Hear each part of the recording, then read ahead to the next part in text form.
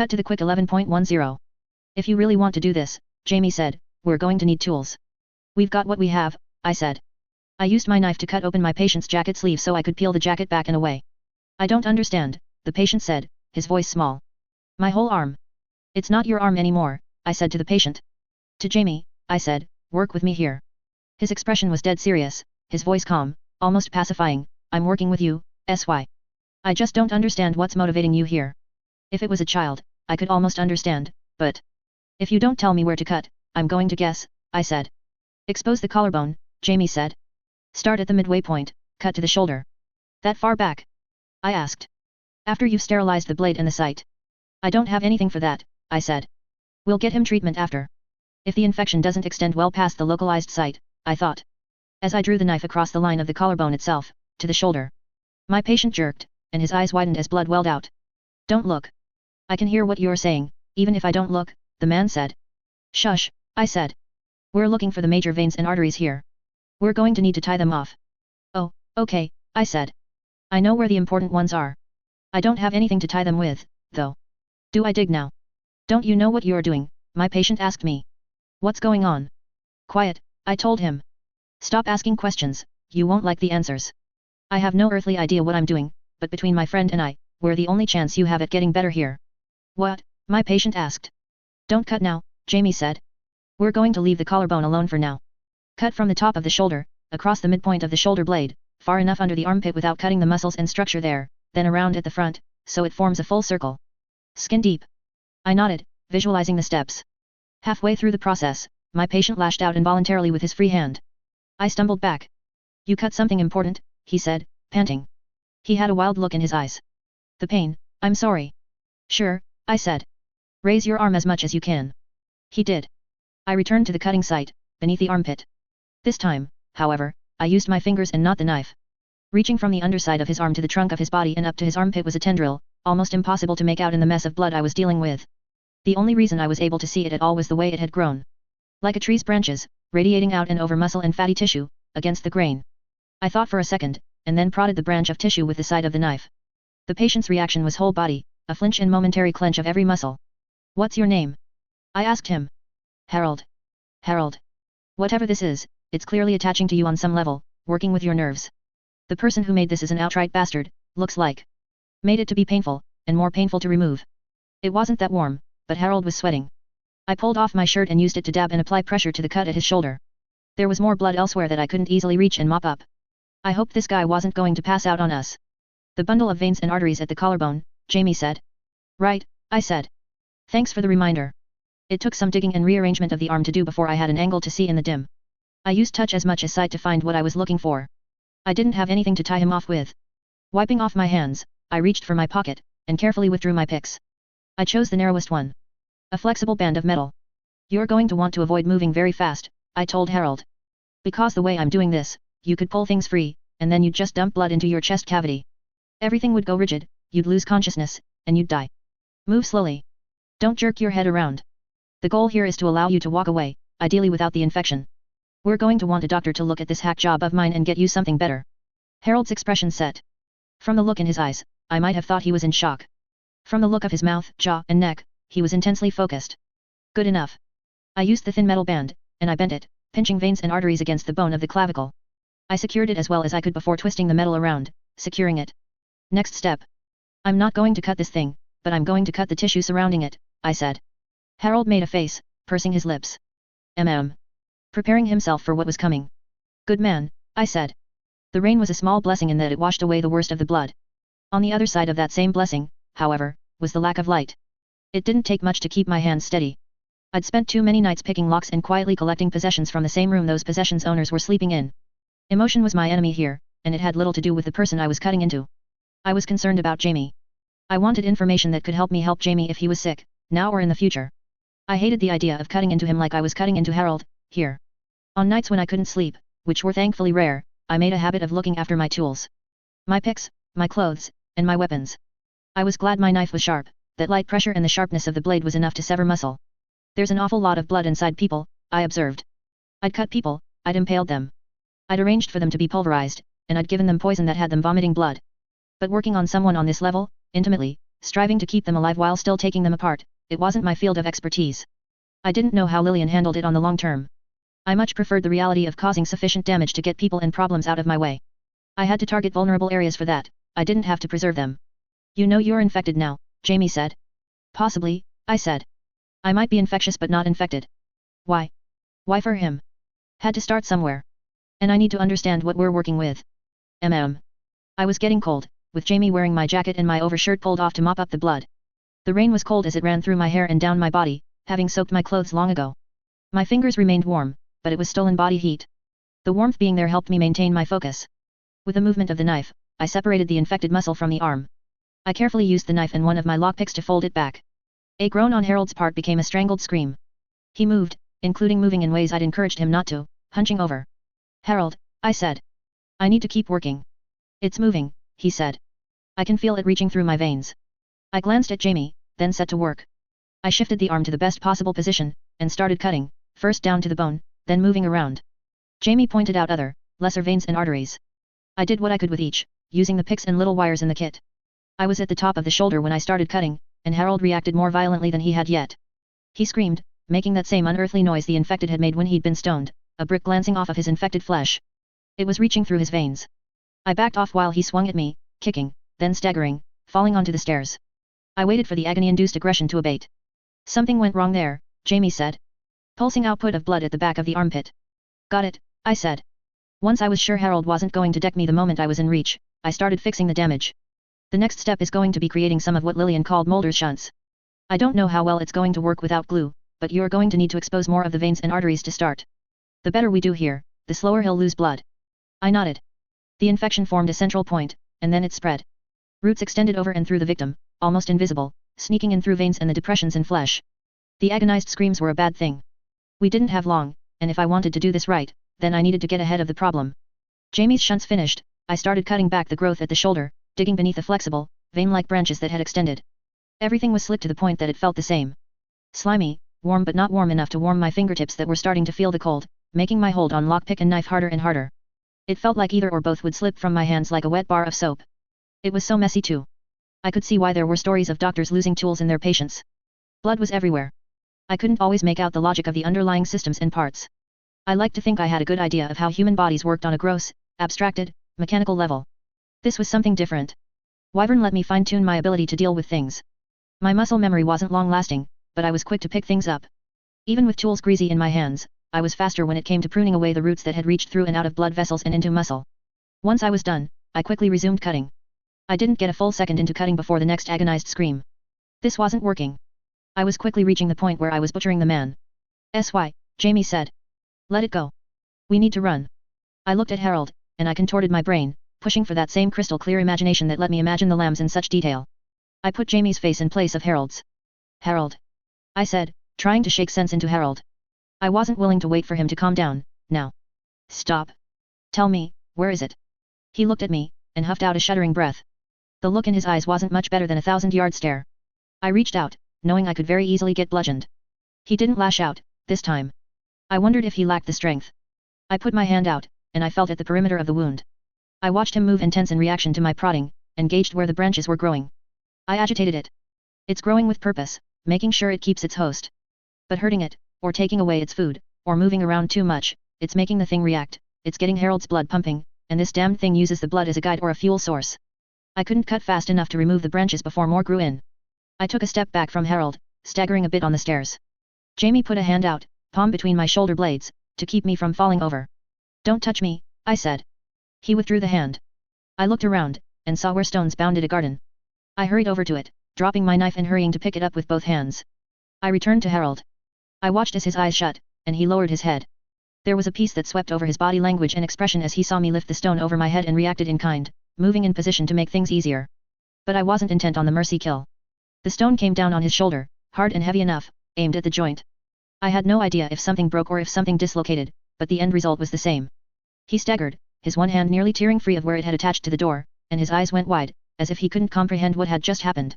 His shoulder bent at an unholy angle. They're here, Jamie said. I looked over my shoulder. Even in the rain and the storm cloud-induced gloom, I could see the pair. Tentacles and the Iron Maiden. I'll do what I can, Jamie said. Don't what? No, never mind. I was going to say don't make me regret this, or I hope this is worth it, but I'm choosing to trust you. I have to trust you right now. Stay alive, Jamie. Yet. You've only got about a minute, SY. Use it well. I turned my attention back to my patient. Harold. I didn't try to cut or detach the branches. I knew they were reaching further, getting a firmer grip, but my focus was on the flesh that was still attached to the shoulder. I cut everything but the branches. When that was done, I swept the knife out. I had a sense of how they grew, now. I took a liberal amount of flesh for the sake of expediency. Jamie had pointed out the key areas to work on to stem the blood flow. There was a lot of blood, but tissue was that way. Harold looked far weaker than he had. I had no idea if he would last 1 hour, 15 minutes, 5 minutes, or 10 seconds before passing out and passing on into oblivion in an ungentle way. I moved the excess skin over the side of the wound, covering it as well as I could, and then covered it with a rearrangement of his shirt and with his jacket. With his shirt and the jacket, I bound the wound there as tightly as I was able. With sleeve and jacket, I tied it in place, above and below his other shoulder. Lean on me, I said. He did, using his good hand. When his arm proved too weak to hold him up, he staggered. He managed to stop himself by bracing his entire forearm across my shoulders and the back of my neck. I glanced back at the severed arm, and saw how the bloody, severed end was bleeding out to the sides. Blood didn't just trickle down, but seemed to be extending to the left and right, and back up the sleeves. I watched for a full second as some of that blood branched out. What a malevolent little piece of work that was. I moved Harold further from the door, then turned my attention to Jamie. I saw Mary instead. The arc of movement, the flinging motion, nearly identical to how Mary moved when she threw her knife. Tentacles flinched a little, but didn't act like he was hurt. Stay, I told Harold. He didn't respond, but he did shift his weight against the fence we were near. I hurried toward Jamie. Neither of the two combatants were fast. Iron Maiden, it seemed, knew how to fight. She moved fast, taking 3 quick steps forward, tipping forward, lifting her axe up overhead while her entire body toppled forward. She landed with 1 hand and 2 feet planted on the road, the axe held aloft, then hurled herself forward, simultaneously lunging and swinging the axe a full 270 degrees around her, using only 1 hand to do it.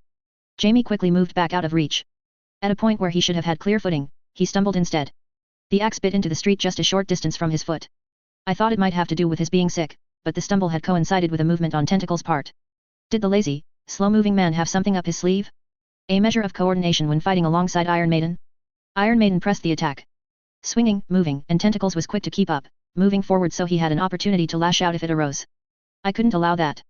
The dark, black emotions had a hold of me now. They dictated my movements as I reached into my satchel with a bloody hand and pulled out a grenade. I gauged the distance, and aimed that grenade so it might land somewhere between the Iron Maiden and her tentacled friend, while being far enough away from Jamie. I let it fly from slick, sticky fingertips. In the gloom, with the downpour making little movements hard to discern, I didn't even see Tentacles or the Iron Maiden make a move. The grenade detonated, but it detonated a solid 20 feet to the left of where I'd thrown it. Jamie could make fun of my aim sometimes, but it wasn't that bad. I could see the whites of his eyes as he glanced over in the direction of the explosion. He scrambled back out of the way of Iron Maiden. Tentacles had seen the grenade, which said a lot about how keen his eyes were, and he'd swatted it away. That said something about how quick and coordinated he was. Did he have senses that went beyond eyesight? Or had they augmented the eyes of the body that hosted that tentacled thing within its chest cavity? I wasn't in a position to make good calls. I had to guess about which it was, knowing that if I was wrong, we'd be in a terrible position. If I was right, well, even then there were no guarantees. But the alternative was abandoning Jamie. No way, no how. Not when he'd been by my side when it counted. I was halfway to them when Tentacles moved. A full second alter, something struck at my feet, knocking them out from under me. I sprawled, and with the road being as waterlogged as it was with the downpour, skidded along a puddle as I landed. I reached for the satchel. Before my hand could make contact, it flew free, landing at the side of the road. Now that I was close enough to see some of his features, I saw that Tentacle's eyes were milky white. But there were other eyes, peering through gaps in the chest cavity. The eyes caught the meager light, reflecting it too much, almost seeming to glow from within the darkness of the experiment's torso. I could count 4, and that was limited to the portion of his body that faced me. There might have been more, looking out to the sides or behind him. Mud, water, and blood dripped off of my hands as I tried to move back and out of the way. Looking at Tentacles, I could see the longer tendrils that had unfurled from beneath his clothing. He reveled in being in the gloom, keeping the tentacles where it was dark, where the falling rain and ambiguous shadow made it hard to tell where they were. You okay? I asked. Not really, Jamie said. The knife he held was pitiful compared to Iron Maiden's axe. His other hand held the satchel with the remaining mines and grenades. He'd given me most of his. I watched both of our opponents as they moved, pacing to maintain a favored distance from us. Neither moved in a fluid, natural way. When she held her axe up in the air, Iron Maiden's hand, wrist, elbow, and shoulder moved in funny ways. Almost as if it should be predictable, but it wasn't wholly. The same might have been true for her legs, but her dress covered them. Neck and head remained largely rigid. Meanwhile, Tentacles looked like 10 or 11 stone worth of mass, light for an adult man, but he had another 15 stone of mass in the tentacles that he'd revealed and extended out around him. That much length and mass had to be intense to lift. I gathered that his very fluid, lazy movements were careful ones. He moved slowly because he was always prepared to move and be able to use the strength of his whole body to lift or swing a tentacle. Which said nothing of the fact that, in the gloom, with the puddles and natural patterns of the cobblestone street obscuring things, other tentacles were sneaking toward me, snaking between and around cobblestones, and through muddy puddles. I wasn't one for a fight. I didn't win. I very frequently got hurt when I tried things. Jamie continued the retreat as Iron Maiden continued her strange, mechanical advance. Like a clockwork person, almost, with the way her arms moved so consistently in the same ways as she swung and moved, but without the same timing or the exclusive patterns. She mixed up how her legs and arms moved. As Jamie retreated, Iron Maiden advanced. It wasn't so much that Jamie was to my right, tentacles in front of me, but increasingly that it was Jamie behind me and off to the side, Iron Maiden to my right, and tentacles in front of me. I backed away, so as to keep both enemies in my field of view. One tentacle reached out for my knee, and I quickly jumped back to avoid it. A second that I hadn't seen caught my other foot. I stumbled, landed on my ass in water, and hurried to get to my feet. Any second now, Iron Maiden would change targets to me. Jamie, I said. I know, SY, he said. And from the tension in his voice, I knew that he knew I was being flanked. I held up my hand, gesturing. Ready. I took my time rolling up my sleeves, then used my skin between index finger and thumb to scrape the worst of the muck and blood off my forearms and hand, before doing the same with the other hand. I made eye contact with tentacles, not the milky white eyes of his actual face, but the eyes of his body. His body language was something alien. I couldn't even see all of him, so I had to work with limited information. I wasn't even sure he had expressions like a normal person. Iron Maiden moved up a step, holding her axe with both hands as she forced Jamie to retreat further. That step was just a little bit shorter than the last. She wasn't chasing Jamie anymore. She was preparing to flank me. The poster had asked for me to be delivered dead or alive. Dead was a possibility. Dead was probably something she did very well. I made my move, scrambling backward, and I saw tentacles move, setting his weight. In the moment he moved, I shifted my weight forward. The toes of my shoes scraped against the puddle-covered road and found traction, and I lunged forward. He would hit me, probably hard, but it wouldn't be the same calculated strike he'd plotted. Even as I shifted my weight and changed my plan of attack, he did the same. I closed the distance between us with a reckless run, one foot going too deep into a puddle, slowing me down. I hurled the clump of mud and blood that I'd collected from my arms. It hit him across the chest and stomach, some of it finding its way into the eyes of that tentacled body. He attacked blind. I anticipated an attack down toward my feet and legs and leaped, but my timing was off. I couldn't even see the attack, and he hadn't attacked low. The whip-like tentacle caught me along the length of my body, heavy but not the sort of thing that would tear me to pieces. I hit the ground hard enough that the air in my lungs was shaken free. For 2 terrifying seconds, I tried to breathe and couldn't. In the third, I put the fear away, gripped the second clump of blood and mud, and hurled it. He drew his tentacles in to form a kind of shield. Some of it still struck home. SY. Jamie cried out. Iron Maiden. She was stalking toward me in that weird gait of hers, lifting the axe in that same strange way. Before she was halfway to me, a second grenade went off. Jamie's throw, capitalizing on her distraction and tentacles blindness. She flew, almost literally, in my general direction, before landing in a heap. I flew, in a metaphorical sense, in the opposite direction, toward the site of the explosion and toward Jamie. Arachne. Tentacles cried out. She had a name, it seemed. He attacked, partially blind, and as disappointing as it was, many of those attacks managed to hit me, knocking me off balance, or catch at parts of me, forcing me to pull away, losing momentum. But Tentacles seemed more interested in his companion than in us. Jamie and I left the pair behind us. We hurried toward Horace, who was slumping over more and more, and between Jamie and my bruised self we managed to bring the fellow along with. Not that we got very far. A short distance down a block and around a corner, and we'd reached the next bridge. The impact of the Academy's rain was clear, now. As the rain came down, something in it was activating with something in the river. Either the rain held seeds, or the river did. A material Jamie and I had seen used 1,000 times before. Virtually every building in the Crown Empire was touched by the stuff, and here it had been put to use in quarantine. Where canals had once separated and subdivided the city, there were now walls of wood, knitting together, weaving into a barrier, with the sole purpose of generating raw height, the horizontal growths rare and quick to break away and fall on either side of the waters. Here and there, the aquatic war beasts reached up and through, swatting at the barriers, bringing down loose horizontally growing branches. They would stay for as long as was necessary to remove any climbers or stall other threats, then likely retreat to somewhere or get choked out by the growths of wood. They were sectioning off the city for quarantine purposes. Our escape routes were getting further and further overhead by the minute. Cut to the quick 11.11. I helped a one-armed Harvey hobble along, while Jamie walked ahead of us. We had a row of houses to our right and a still rising wall to our left. The street we ran down was more for walking than for houses, rendered dark by the lack of trees growing around the houses, the fact that the lamps were off, and the combination of both storm clouds and pouring rain. Jamie tried every doorknob we passed, while I did what I could to bear Harvey's weight. He found an unlocked door, opening it, and held it for Harvey and I. No use trying to break through or get around before the walls are fully done growing, Jamie said. You're sure? It'll be a narrow window, sy. When they've reached maximum height, they'll get thicker and denser. Most architects that use builder's wood will set up partitions to constrain the growth, but those aren't available here. It'll just be raw mass. The thing to look out for is if the growth visibly slows, but you can hear the creaking of wood moving against wood. Good to know, I said. What's my next step? Jamie asked. Find the house medical kit, bucket, I said, as I helped my charge limp through the door. Mop 2. Jamie hurried off to find things and supplies, still moving slower than he should have. Looking at the interior of the house, the occupants had left in a hurry, creating mess wherever they went. I wasn't sure if that would help Jamie find the things he needed or hamper him. I led Harv over to an armchair that had been set near the now dark fireplace. He fell down into the seat, in something that approximated a sitting position, with only enough sense to favor his butchered left side and keep it from colliding with the chair. He was as white as a sheet, with a very red nose and eyelids. Nothing in his face, eye contact, or body language suggested he was present. The shock to his system, blood loss, trauma, or a combination therein had left him disconnected from reality.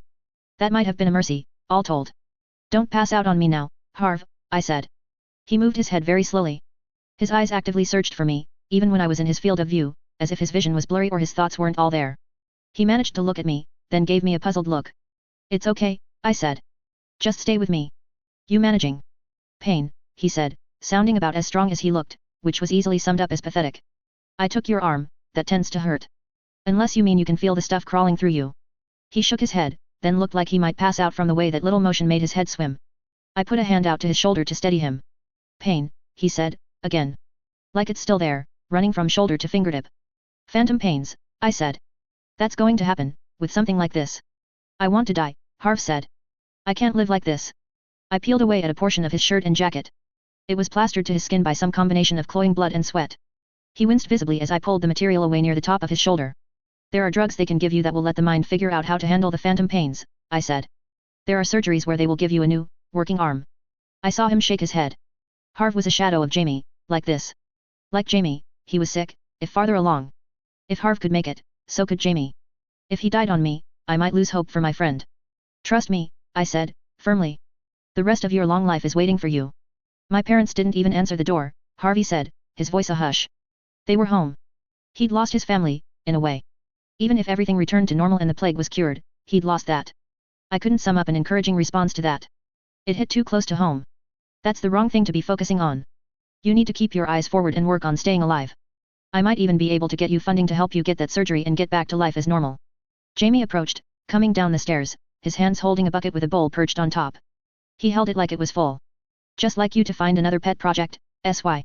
We wrap up our financial obligations to the other four with a decent cash donation to set them up and help get them settled, and you go and you find a new woebegone bystander to help. It's only fair, I said.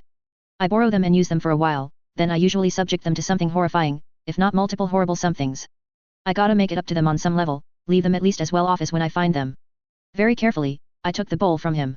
It held water, warm if I judged by the feel of the bowl, and a washcloth. The bucket, in turn, held the same medical supply kit that just about every family of means kept in their house. I plucked that from the bucket. But why did you find him in the first place, sy? You just felt like carving him up? Felt suddenly altruistic? Disinfectant in the water. I like how you've managed to suggest two very different reasons, befitting two very different moralities, and made them each sound as natural as sun in the morning. I tore open a package of disinfectant and dumped it into the bowl. I washed off my hands in it, and felt my hands and arms tingle on contact with the stuff. Strong. Seriously, Jamie said. Don't deflect. Why did you pick him to rescue?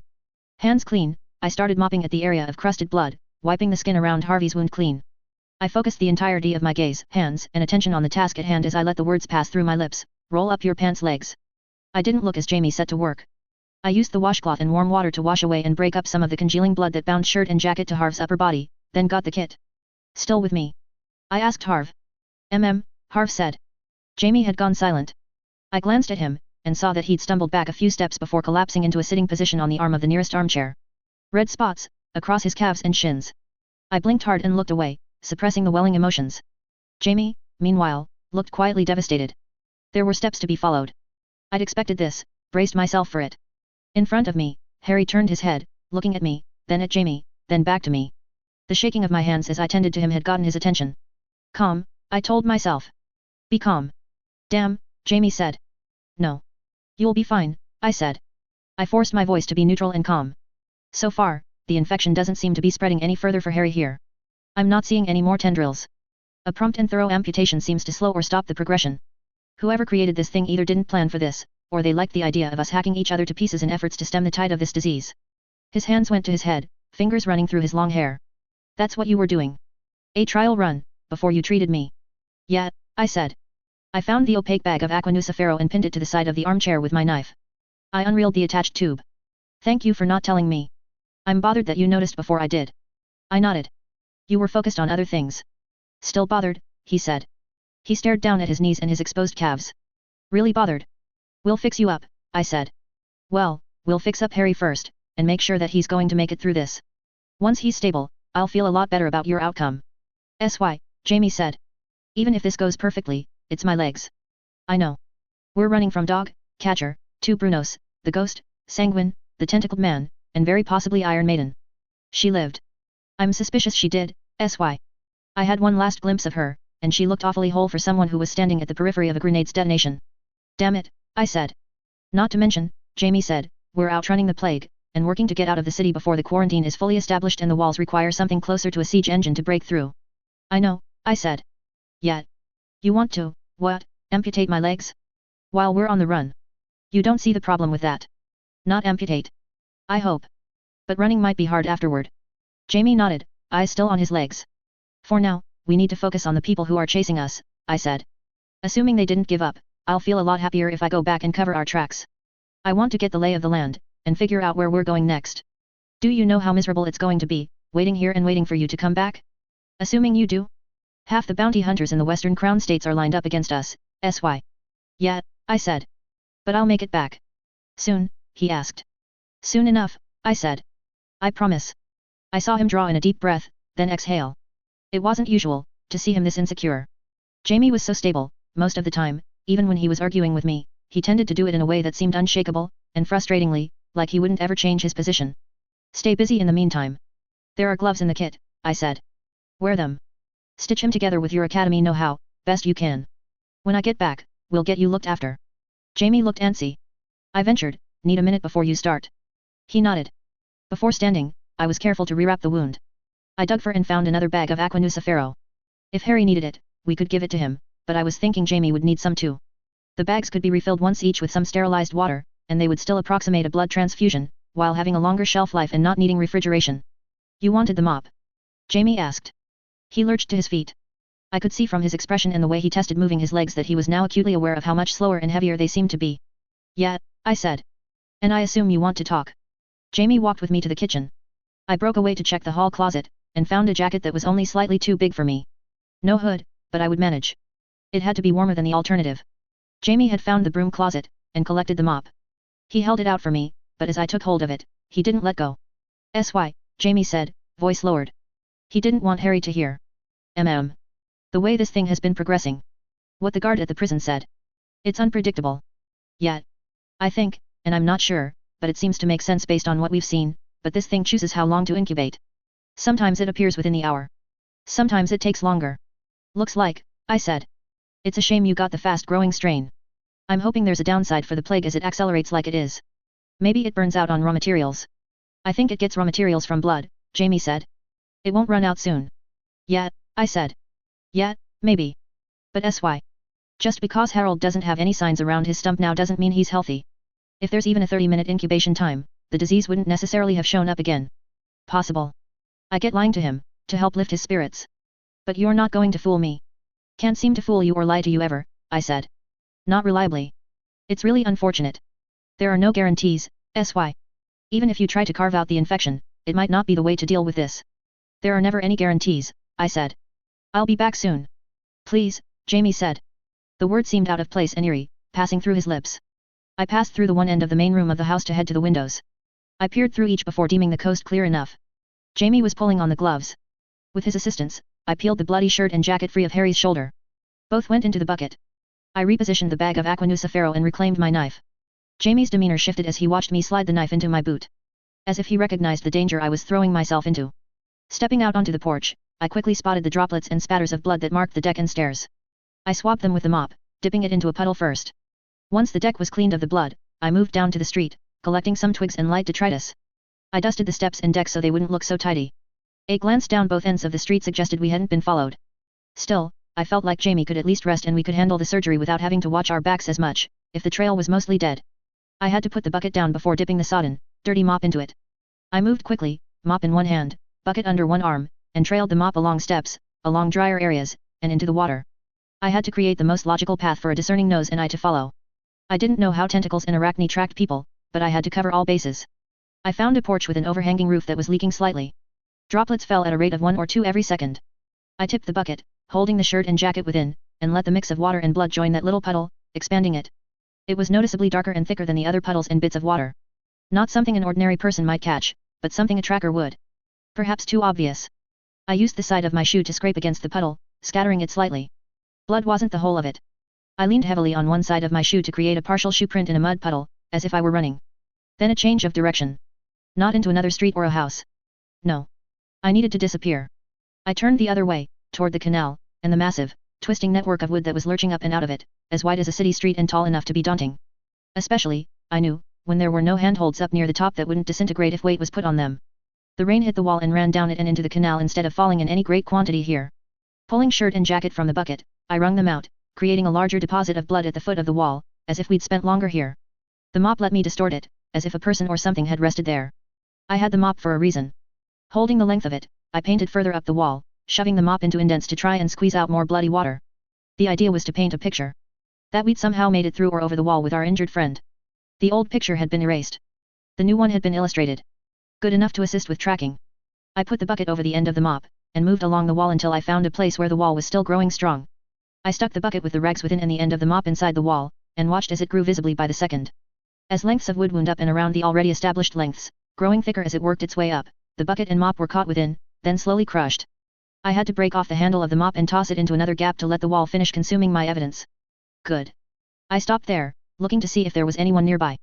I only saw stark houses with quarantine sheets and other barriers over the windows, rain, and the cobblestone street that was more for pedestrians than for the rare cart. I was alone, here. No enemies, no friends. I closed my eyes, and I took a moment to force my hands to stop shaking again. Jamie being sick was getting to me just as much as it was getting to him.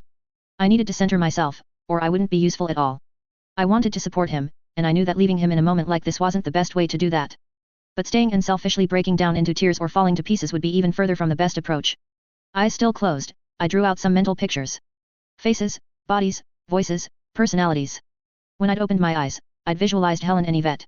Helen enveloped me in a hug, no questions asked, no tomfoolery. I couldn't quite piece together the physical sensations and fool my body into experiencing that. I could summon up the familiarity and the warmth, with the warmer emotional response that seeing her evoked, the little smells and the less warm play of my natural healthy fear of Helen against the fears I was wrestling with. I closed my eyes, focusing on the sensations and feelings, and centered myself. I told myself that I did it for Jamie, to assuage my guilt over having left him behind, sick, scared, and off balance. I'm terrible at being alone, I thought. Like Jamie said, I need a lamb at arm's length. Even false lambs would have to do, if and when I was pushed. What's the first step? Yvette asked. Assess the problem. To survey the area, I would have to find a better vantage point. The wall was a dangerous climb, I knew. The exterior and the upper branches would be brittle, the interior denser, closer to real wood. What had Jamie said? If the growth slows, but you can hear it creaking, Yvette said. That's when we need to get over, under, or through. With two hurt people who aren't moving as fast as they should, I thought. Sanguine was still watching, too. Climbing the wall wouldn't work.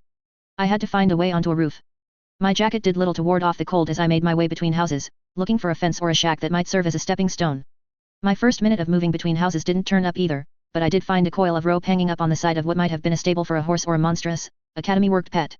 I gathered up the rope and pulled the coil over my head. Another 2 minutes of searching turned up a small, square table that had been set out on a back patio. Wood and glass, with gnarled legs. I tilted it on its side, and found that the underside had struts and braces to keep everything rock steady. It served as a poor ladder to get up to a high window. The window shutter, in turn, was a handhold for me to climb up to the gutter. Helen and Yvette were waiting for me up top. I almost told them to get down so they wouldn't be seen. In the next instant, I chided myself for my silliness. I climbed a bit further up, until I was on the rooftop of a 4-story house. I moved close to the chimney, hunkering down there as my eyes roved over the city, trying to make out details in the downpour. Motion was easier to see than stillness. I could see 5 different clusters of people who were out and about in the rain. 3 of the 5 were awfully close to the group of the sick and the wagons we'd seen at the north end of this particular neighborhood. The two that remained were moving in our general direction and were small enough to be a pair of people, tentacles and arachne. One moved far slower than the other. I would suspect that it was them, but I wouldn't make it a concrete assumption. There were others. One form that I thought was a wagon moved very suddenly up and onto a rooftop. It moved down the other side, out of view. Hey! Helen said, far too chipper. It's Dog and Catcher. And their friends, I said, gauging the blurry blob that would be Catcher and the recruited bounty hunters he was working with. Dog reappeared, moving over a rooftop, then down to immediate proximity with Catcher. He zigzagged, but if I had to gauge by the general direction they were traveling, they had our scent. I knew they'd catch up to us eventually, but I'd hoped it would be 30 minutes from now, not 5 or 10, and that they would be led further astray by the false scent trail. If they happened to make the effort to cross over or pass through the wall and head into the wrong area, it was very possible that they would have trouble crossing back. It was a ruse that could buy us enough time to maybe even find a way out of Tineware. But if they were this close, then it left very little time to work with. I couldn't help but assign something close to intelligence to the Red Plague. The way it had chosen to hobble Jamie, it crippled us in the worst way possible, at the worst time. Jamie was sick, he was hurt. I closed my eyes. Focus. Traps, Yvette said. I nodded. Dog and Catcher like being up high too, Helen said. They go up to rooftops, when the streets are narrow. Dog likes to lie down on rooftops and let the sun shine on him, or, more usually, let the rain run down off him. It's where they're comfortable. They'll look for vantage points just like you're doing. That's where we want to be. Where we want the traps to be, Yvette corrected. I am the trap, Helen said. No, Yvette said, sounding both patient and condescending, you're a figment of Sylvester's overactive and powerful imagination. Stop bickering, I told them. They faded into the background as I focused on the task at hand. I imagined Dog and Catcher moving through the street, following the scent trail, which would be obscured by the rain, and finding the dead end with Jamie and I seeming to have moved through the wall, with the wall growing closed behind us. They would want to double-check that we weren't climbing over, and they would look for clues as to how we did it. Dog would survey the area while the rest discussed.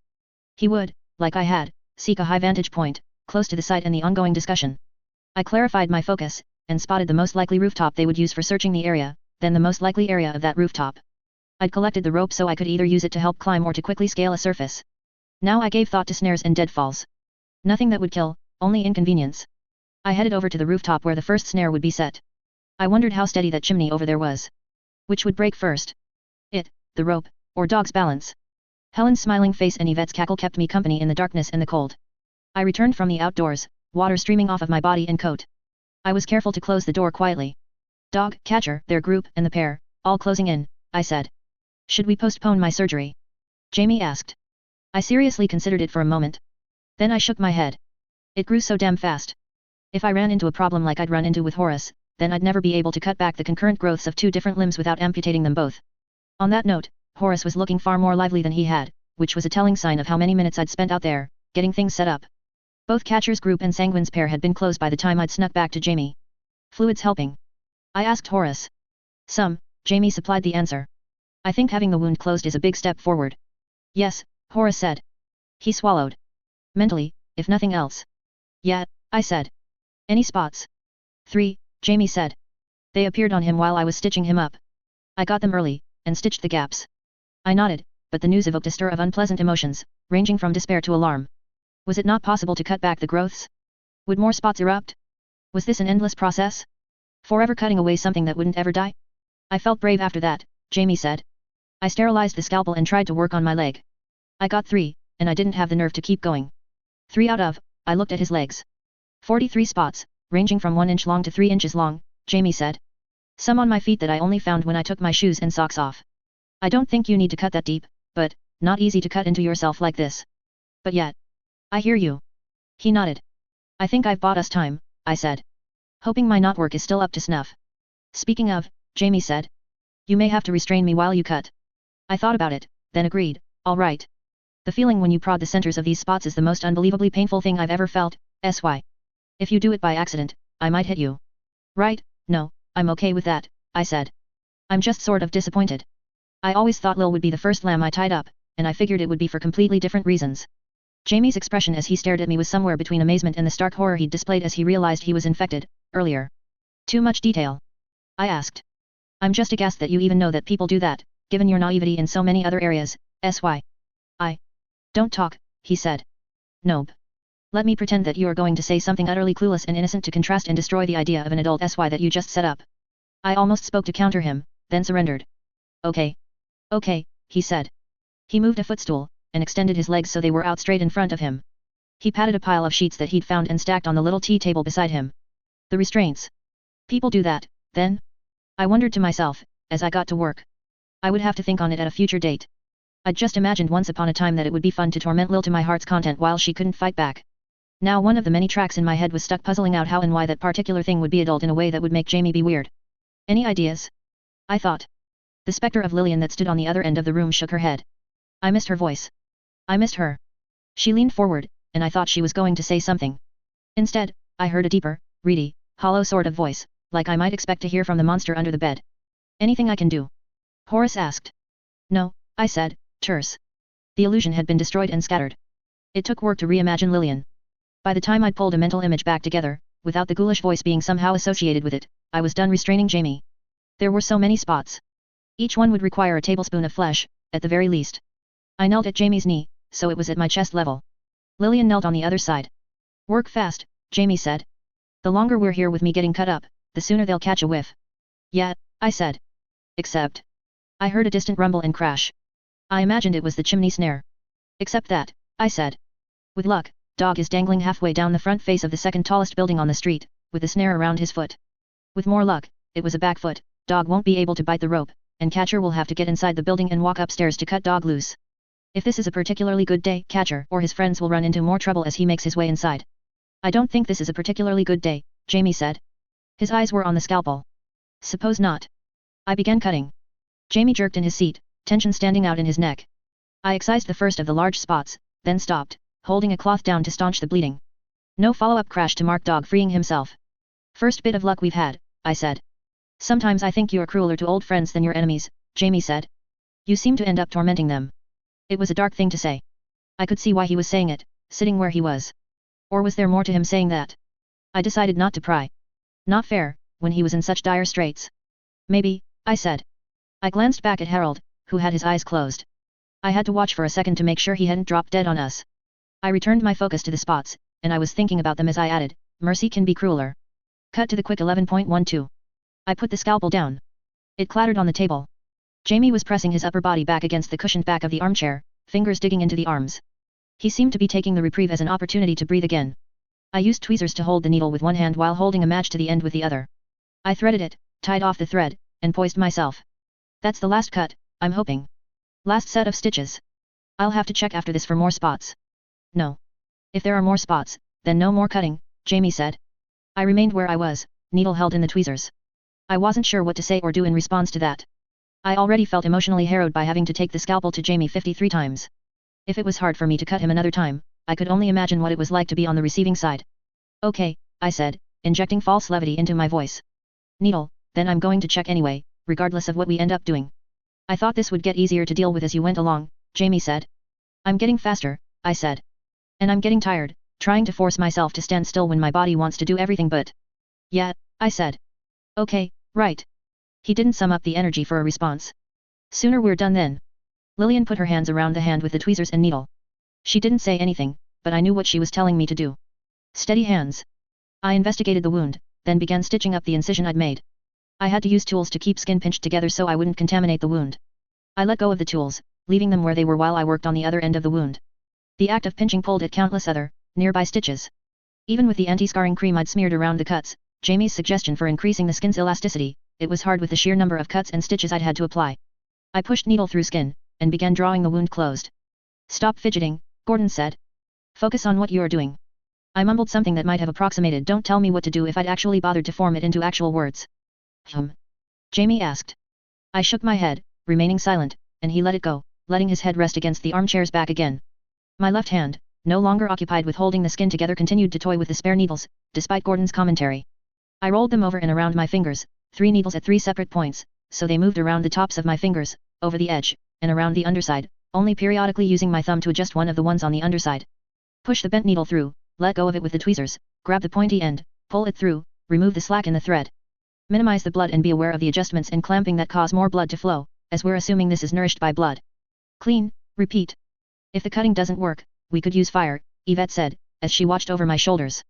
In my peripheral vision, her expression was distorted, much as if I was looking through a fishbowl. Eyes large, hair in a braid over her shoulder, mouth more a slit across her face than a human mouth with lips. I could imagine her leaning on me too hard, invading personal space because she was socially awkward, or because the medical work, no matter how trivial, drew her in. That thought made me think about how the other lambs might have changed to accommodate her. Gordon was the doer, while Yvette was the one who held back, waiting in the background, looking for her opportunity to strike, or analyzing the enemy and the situation for a weakness she could amend with her particular distillation of academy science. He would have taken a more forward, adventurous position, I suspected, if he'd had Yvette instead of me. I wondered if, like Gordon had been warm on the surface, with that bastard buried within, only revealed on rare occasions, Yvette would be the bastard on the surface, with the kernel of warmth deep within. Burn the red spots with cigarettes, she suggested. A cigar. Fire is the go-to answer. A decade ago, it would have worked. Fire scares war beasts, it scared stitched and burned them like their tinder. But things move forward. Cold then, Yvette said. If it's a living thing, it won't like the cold. Acid? Or, what about a voltaic charge? Shock to the system. Hit all of it at once. Maybe. I finished stitching, and tied it off. I flourished, dropping the tweezers, needle, thread, and the washcloth I'd had across my lap on the table. You got a lot faster, Gerald said. You did almost all of that with one hand, didn't you? Were you bored, SY? Jamie asked. His eyes were still shut. I saw you playing with the needles. More like if my mind was fully occupied on the task, it would have been too much, I said. Ahoy. I got the cloth. I was careful to pour out the water from the pitcher I'd started using, instead of simply swishing it within and contaminating that water. I began wiping away trace amounts of blood. There were countless little moments where I wiped, and the crimson stain remained, and I was certain it was another blotch. Then another cloth, another wipe, and it was erased. I rolled up his pants legs further, checked, and found nothing. I examined his feet next, searching for spots. I used the tools to nudge his feet and toes this way and that and see the different angles. Shit, I said, with feeling. I saw Jamie tense up. I ran one hand through my hair, and then reached over for the tweezers. No, Jamie said. I'm done. If there's more to do, we'll use another method, but we've got to leave before dog or catcher get their feet under them and smell the blood. Just one, I said, staring at Jamie's foot. No. Damn it. Is that damn it aimed at me? I asked. Or the situation, or... Jamie's head hung. It looked like he'd been wrung out and left to dry. Beads of sweat dotted his forehead and some of it had fallen down onto his glasses. His hair was clinging together in strands from the sweat, by his temples, around his face, and where it brushed against his shoulders. Yeah, I said. Okay. I used the tweezers. He jumped like I'd stabbed him as they brushed his toes. You've got lint between your toes, Jamie, I said, holding up my trophy. You should really take better care of your hygiene. Wear fresher socks, wash those feet. Sylvester, Jamie said, trailing off, at an apparent loss for words. I grinned, so that the feeling of gall would only leave him more speechless. You're such a dick, Lillian said. But I'm a dick who squeezed a sentence out of you, I retorted to the imaginary Lillian, before banishing the imaginary lambs. I really recommend leaving me tied up, Jamie said. I continued to grin. He sounded haggard. Just run. Put as much distance between yourself and me as possible, because I'm going to find you and I'm going to hold you face down in a puddle. Then I'm going to use what little academy knowledge I have to invent new torments to inflict on you, until you might actually feel sorry for the first time in your life. My mind immediately went looking for a retort or a witty comment, and then stumbled headlong into one of my biggest regrets. My last real conversation with the old Jamie. The smile dropped off my face. I turned to Jamie's bindings and undid them. You'll feel sorry you exist, Jamie said. There's an edge of delirium to your voice. Did the painkillers work? I asked, hoping to change the subject, forcing my attitude to change by upping the ante a touch, teasing Jamie some more. The painkillers didn't do a damn thing. You're surly, too, I said. I'm sore, Jamie said, as I released the bindings around his upper body. And now we get to see if I can actually walk like this. I'd give you a hand, but I think I'm contaminated, I said. You've been contaminated all your damn life, you little wart, Jamie said, as he used the chair arm to stand up. You're really surly, I said. He nodded, testing his balance. He winced as he set his foot down. He huffed out a breath, then at the tail end, it became something like a chuckle. I saw a glimmer of a smile. Seriously, SY? That was too much. I thought about apologizing, but I could see how much closer this had managed to drag him back from wherever he'd been. I made the impulse decision to double down. Boo-hoo, I said. Poor Jamie, getting impromptu surgery from a helpful friend who doesn't know jack dick about this stuff. So very difficult. Jack dick. What about me, Jamie? What about my feelings, how stressed I feel? Hey? My hand is cramping up. I would hit you, Sylvester, but on the off chance that you've got any spores, seeds, virus, or whatever it is on you, I'm going to wait until another time. I'll get you back for all of this. I guarantee it. I don't forget. All right, I said. You won't know when to expect it. I get a lot of those threats. When people start acting on them, it's probably going to be all at once, and I'll be utterly doomed. Doomed is a good word, he said. I swept up the satchel of explosives as I passed it and slung it over a shoulder. I headed over to Gerald. Let me see yours. Gerald helped me peel away the bandages Jamie had applied, allowing me to minimize how much I touched him. No spots. There's food here, there's water. Keep the doors and windows closed, I told him. You're probably better off not following us. All right, he said. He drew in a breath, hesitating, then ventured, thank you. I blinked. I'm better off than I was, he said. I owe that to you. I don't know what I'm going to do, without. He shook his head. Give me your name and address, I said, before he could fall too far into that same despair I'd glimpsed earlier. No, he said, shaking his head. No. I don't need anything more. I want to put this behind me. If you're sure. Gerald nodded. All right, I said. I saw Jamie picking up the other satchel, stepped over to him and snatched it away. I pulled it over my head as well. Greedy, he said. Harold. I did what I could, using the knowledge I have. There's a drainage tube in there. Harold? Right. Whatever. I blocked out the medical speak as I headed to the window, doing what I could to see that the coast was clear. Jamie limped with both legs, a very staggered sort of motion that made me feel like he was going to topple over at the slightest provocation. He moved up beside me, joining me in looking out the window, then turned his attention to the closet by the door. He fiddled around inside until he'd found a sturdy umbrella with a J-shaped handle. He leaned on it experimentally. Dapper, I said. I just had very vivid mental images of smacking you with this, he said. He raised it up and slapped it against one palm. Plural. Don't ask, and I won't feel compelled to demonstrate. So cranky. You are the crankiest patient. Have you always been this way? I don't throw myself headlong into danger in the same way you do, SY, and I haven't had you as a doctor in any capacity, which is a definite factor. Ouch. I pushed the door open enough to look, then made my way out into the rain. The canal had, choked with wood and rain both, overflowed. Where it spilled out into the street, the builder's wood was growing rampant. Tendrils of it spread out, weaving its way through cobblestones. Here and there, it found room to set down roots and raise itself up as a twist of wood. I was very conscious of how I couldn't or shouldn't touch Jamie. Now the wall growths were extending out, with a gentle sloping curve as the road at the canal's edge blurring into the high wall. Bounty hunters were presumably patrolling the area, looking for some trace of us. Now we were slowed down. Paths I would confidently take before, knowing we could duck around a corner or take some cover at one point or another, were now longer stretches of no man's land, where if we hobbled our way to the halfway point and an enemy showed up, there was no guarantee we could hide or escape fast enough. I stared up at the wall. 30 feet high, with a light tumble of thin branches up at the top, brittle enough to break away as others pushed their way up. The long, thin branches formed a loose carpet at the base of the wall, and wood had grown around clusters of them, crushing them as it had expanded. Claustrophobic. The city had sprawled so easily and comfortably before, and now it confined. We'll use explosives to blow through, I said. I looked around. But not here. No. I pointed further down the same wall. I led them that way, and that's also the same general area where I put the traps, so they might still be around there. There's a good chance they would have tried to make it past the wall to the other side to follow us.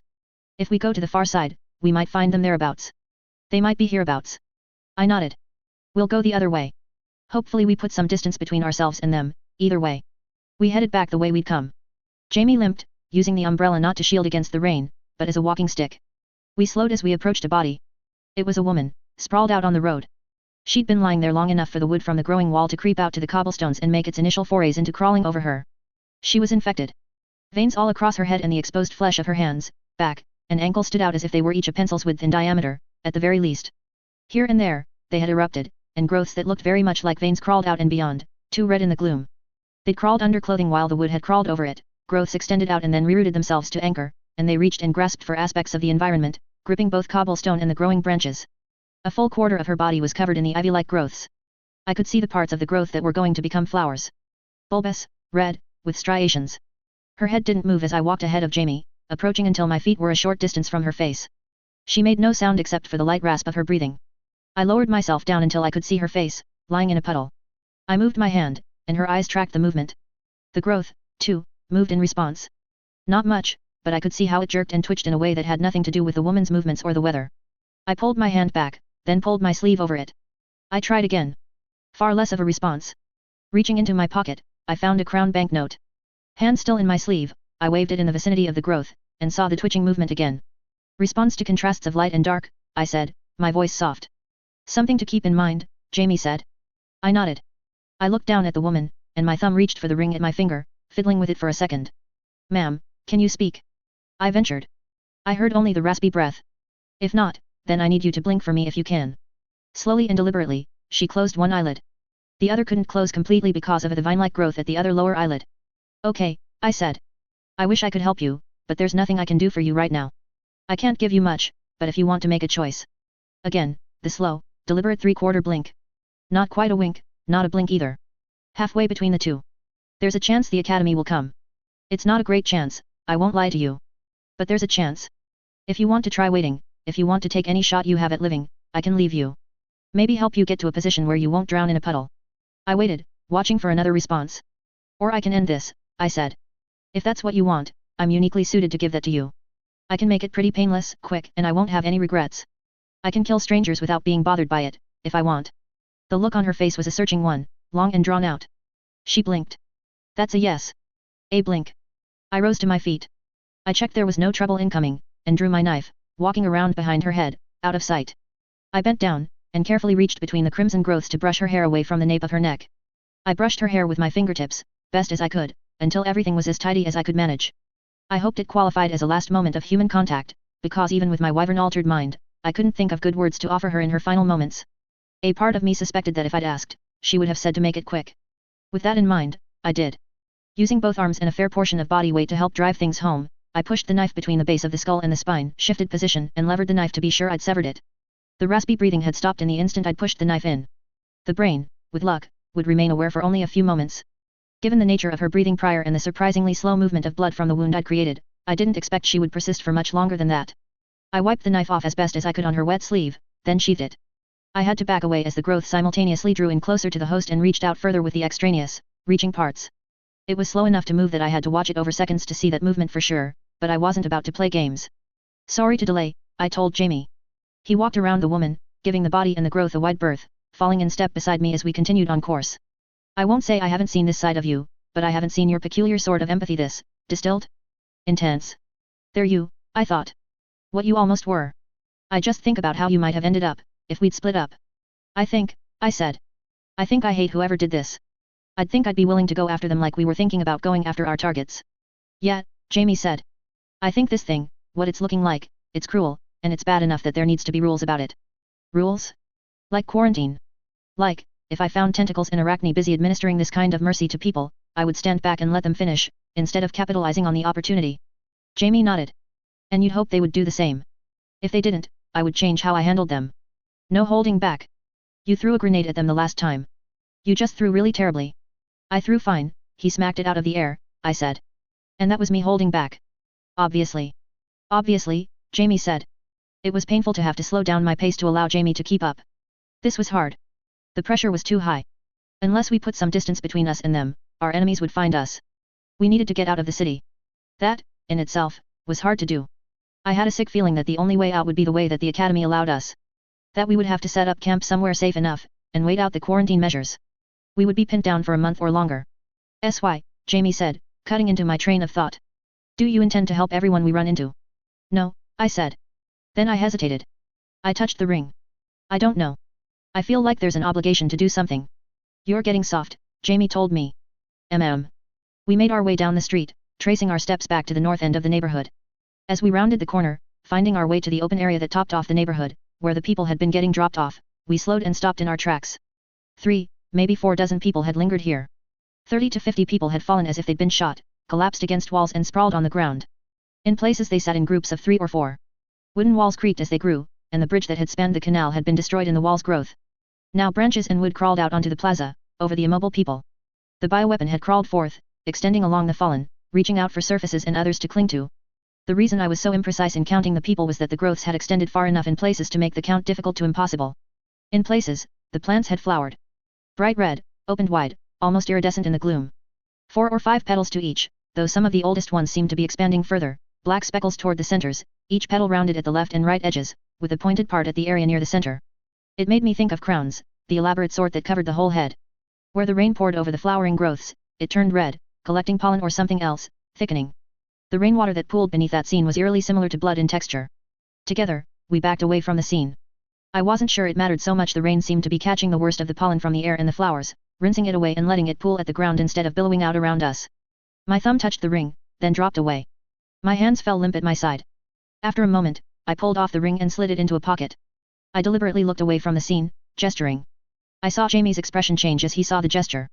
Driven by something unconscious, I'd used the gesture not for go, the standard direction for moving from place to place, but for retreat. retreating not just because this was scary, but because it was a loss. We changed course, moving around to the other side of the plaza, then off to the west. Backtracking. Once we were far enough from the wall that I could be sure we wouldn't be stirring any copious amounts of pollen-infused water into the air, I began setting out the grenades and mines, placing them at the base of the wall. I saved only 2, discarding the satchels and sliding a mine into one pocket and the grenade into the other. I rigged it carefully, arranging a kind of timed switch using the cord of the mine and 2 thin icicles, with the satchels used to pack things in and down. We retreated. The exertion of walking briskly had opened a wound on Jamie's leg, I noted.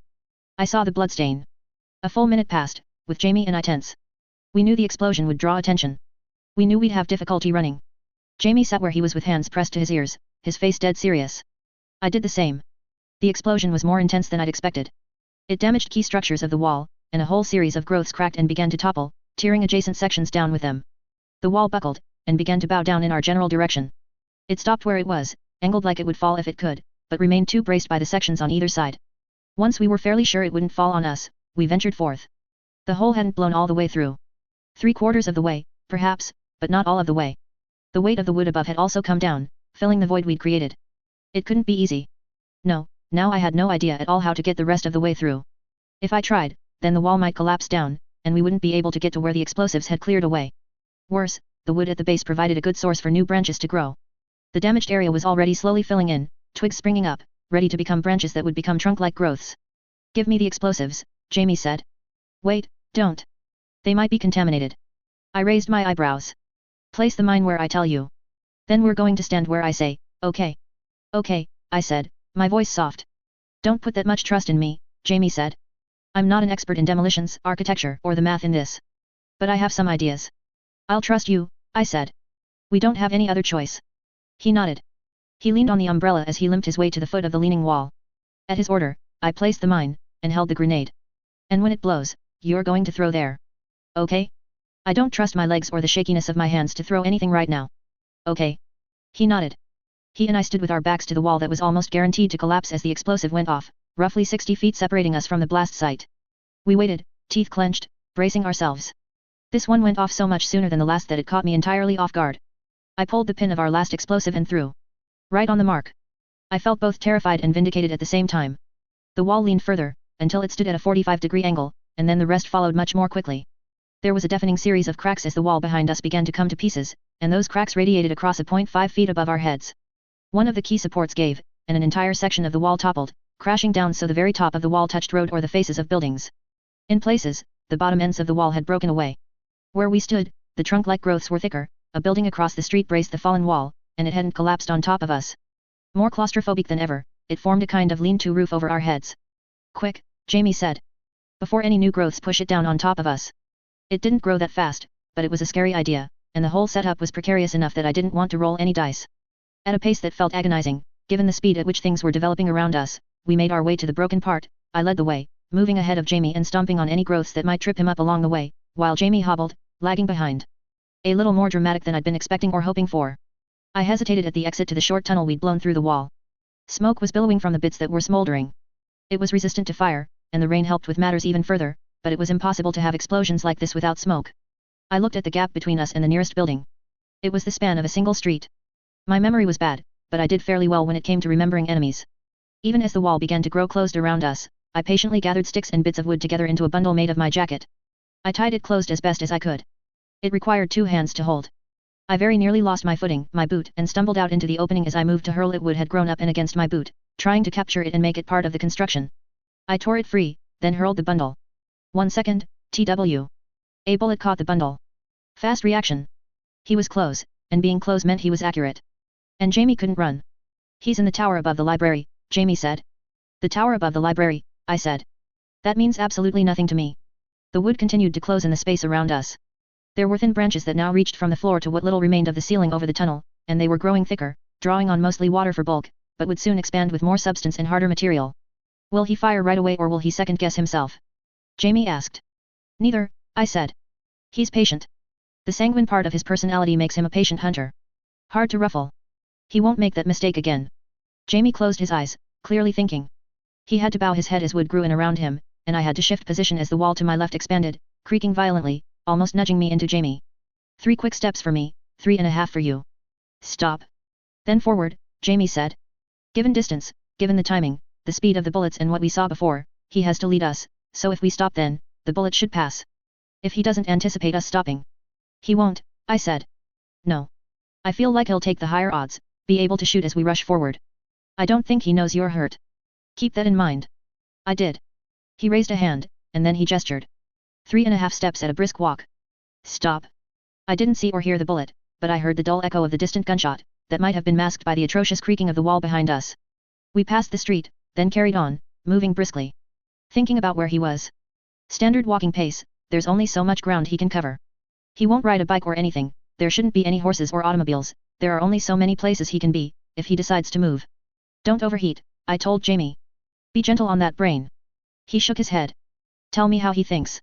We need to outmaneuver him, figure out the path that gives him the fewest clear shots at us. I nodded. I didn't like seeing Jamie dig this deep into his memories and thoughts. It was like me in my deepest wyvern states, but I knew that Jamie could had a hard time surfacing. He could get bogged down in it all. I wasn't sure if having less treatments at the academy would make that easier to do. I can't keep track of all of the places he could be, Jamie said. I don't think he has a lot of imagination, I said. Point, shoot. We made our strategy to cross a bridge, getting to a point where we could get down on hands and knees, protected by the little bridge's sturdy railing. There was no gunshot. Was he repositioning? Did he have other reasons for holding back? There were no further incidents as we made our way back to the area where the boatyards merged into the middle city. Backtracking. Because I'd inadvertently barred our way from going further east, because north would have meant getting past that sea of the people that could no longer be saved, and because it was familiar territory with familiar people I suddenly felt were far more in need of help than I'd originally thought. And, perhaps, because there was no real difference in going east or south or north or west. At the foot of buildings, where there had been nothing growing before, I could see scattered growths. Growing like weeds in crevices, the plague flowers fought with the builder's wood for the broken up ground and collected dirt that might serve as workable soil. The builder's wood grew faster and grew thick, while the plague flowers had reached the maximum limit of their growth and then opened. The flowers were startling in their color when set amid a drenched city that looked like it had been drained of its color like a slaughtered hog was drained of its blood. There were no soldiers to stop us. The rain was the loudest protest we heard as we walked, wary of every shadow and possible point of attack. There were bystanders, but they watched us from behind windows that had been tightly sealed, with frightened, alarmed eyes. Back past Jer's place. Past the eastern end of the boatyard. We were 2 blocks away from the brothel when Dog made his appearance, cutting us off. Like Jamie, he limped, but he limped with one leg, and it was because of machinery that had been damaged by a trap. Catcher and the Bruno with the flame canister appeared soon after. Jamie and I stopped where we were. Jamie was too hobbled to run away. I wasn't about to leave him. My mind raced as I thought about options.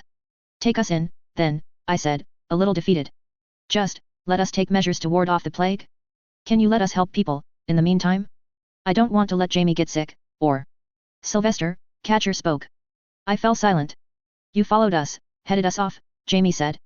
No, Catcher said. We followed them. He used his man Catcher to point. I turned around. Behind us.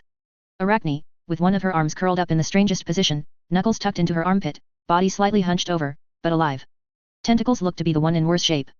One of his tentacles dragged limply behind him as he walked with Arachne's support. One of Catcher's Brunos was with the pair. A turncoat. Maybe an informer from the start, helping Sanguine's group find us by following Dog and Catcher to Tineware. So that was why Sanguine hadn't gone out of his way to open fire. He'd known that the others were tracking us. He might be on his way now. He might be in a position or getting in position to support them with gunfire. Staying well out of reach of my weapons and manipulations. I could sense the hostility between Catcher and Sanguine's group. Were they going to fight over us, their bounty? Between a rock and a hard place, the surroundings decorated with scattered red flowers. Cut to the quick 11.13. Catcher, buddy, I started. Don't talk, he said. I shut my mouth. As the wind blew through the street, I could smell smoke from distant fires. It wasn't from the direction of the wall Jamie and I had slipped through. They were burning other parts of the city. My thoughts flew. In a way, it was a good thing that we were so cornered. It left very few options for me, with only so many people to deal with, only so many permutations as I thought about how this situation might unfold. Approaches, straight offense, defense, escape, mediate, negotiate, or the gamble, the faith-based approach. Offense and defense were out. I was weak and unarmed. Escape wasn't an option with Jamie being hobbled, unless I wanted to abandon him and rescue him later, and it was a bit of a dim chance as it stood.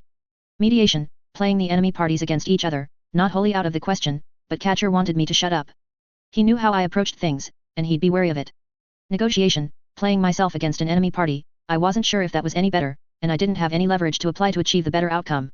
That left taking things on faith. I didn't have the means to really shake things up and force a metaphorical roll of the dice, in the hopes that they would land in a better configuration than they were in right now. That left the who? The what? Dog, Catcher, one Bruno on each side, Arachne, and Tentacles. Sanguine had been a distance away the last time he'd taken a shot. I knew that. The pair with the enhanced senses knew that. The cards I had left to play? Jamie. A spare knife, tidbits of knowledge.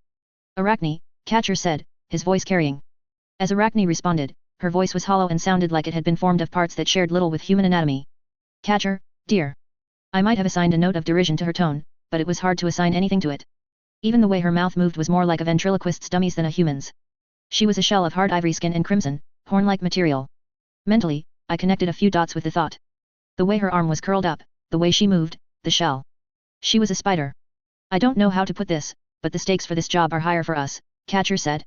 I would like to pay you to stand down and walk away. No, Arachne said. Why not? Catcher asked. Tentacles was the one who answered. His voice was strained in much the same way Jamie's had been. Because we were hired, and our employer wants to see this through. If we finish talking here and the quarry gets handed off to you without a fight, we'll find bullets in our heads not long after that. That too, Arachne said. Not a woman of many words. And because Arachne has a one-track mind, Tentacles added. We know about Arachne's mind, Catcher said. We've crossed paths often enough when hunting the same quarry. I glanced back at Tentacles. His tentacles were limp, draped out on the road within 10 feet of him. Periodically a tentacle moved or shifted. His human arms were set around his lower ribs, and he hunched over. If it weren't for the tentacles propping him up, I suspected he might topple over. Even with that, he found the time to dig out a cigarette and light a match to light it, shielding it from the rain with his hand more than he shielded it from the wind. The Bruno by Catcher's side was keeping a fair distance from him. We didn't injure him. He's sick. I thought of throwing the scraped-off blood and muck at him. I had a dead or alive order on me. The first priority was to ensure the alive part. So long as we were alive, there was room for good things to happen and for things to improve. No, scratch that. So long as we were alive and still outside of Academy clutches, there was room for better things. You're sick, I observed out loud, to Tentacles. Sylvester, Catcher said. Stay quiet and let me talk to them. I ignored him. So did Tentacles. Part of me is, Tentacles said. I'll deal. Will you, though? I asked. I'm built for worse environments than this, he said. You look like you're hurting pretty bad, I observed. Arthur molts, Catcher said. And he can change bodies. I've seen him with a different human exterior. I would guess he hopes to wrap things up, then mold to shed the infected tissue. I feel like the Crown very specifically had hope in mind when they designed this thing, I said. To be specific, they had the aim of extinguishing hope, unless it was hope they provided, maybe. You blame the Crown for this? Arthur asked me. Based on nothing but the shape of the leaves and the way that both sides have been playing this game, yeah, I said. But in terms of concrete knowledge, Jamie and I took a knife to a plague victim, to see how it riddled his insides. I have some firm ideas on how to cure it. You just let that idea slip. The knife. You cut it away, Arthur said. The knife isn't enough, I don't think, I said, bluffing in part. The Crown made it resistant to fire, I think. It might even be why they're burning the city now. Because they know the smoke spreads it, or they want to banish the idea in everyone's head, that if nothing else, it can be burned away. People will evacuate and spread the knowledge that the Academy used fire and the stuff still spread. You're clinging very hard to that notion that the Crown did this, Arthur told me. I'm doing it to curry favor with you. You don't seem Academy affiliated, and that means there's resentment and natural suspicion. Figuring this thing out. It's how I approach problems, I said. I'll remind you too that the wanted posters noted how intelligent these two are, Catcher said. Given a chance, Sylvester will talk you into believing you have a grandmother and that she would be very disappointed if you didn't cater to his every whim. You, Arachne, and Arthur would be better off talking to me and Dog. We can find a middle ground. You're overselling me a little. I know it's for effect, Catch, but it's a little unfair, I said. Gordon told me about Mrs. Earls and the icebox. I grinned at the recollection, then as I glanced at Jamie and saw how severe his expression was, the smile dropped off my face. I glanced back at Arachne and Arthur, and regretted the smile. Yeah, Catcher said, seeing my expression go from a 10 to a 0 in a matter of 2 distinct seconds. I've heard the stories, Sylvester.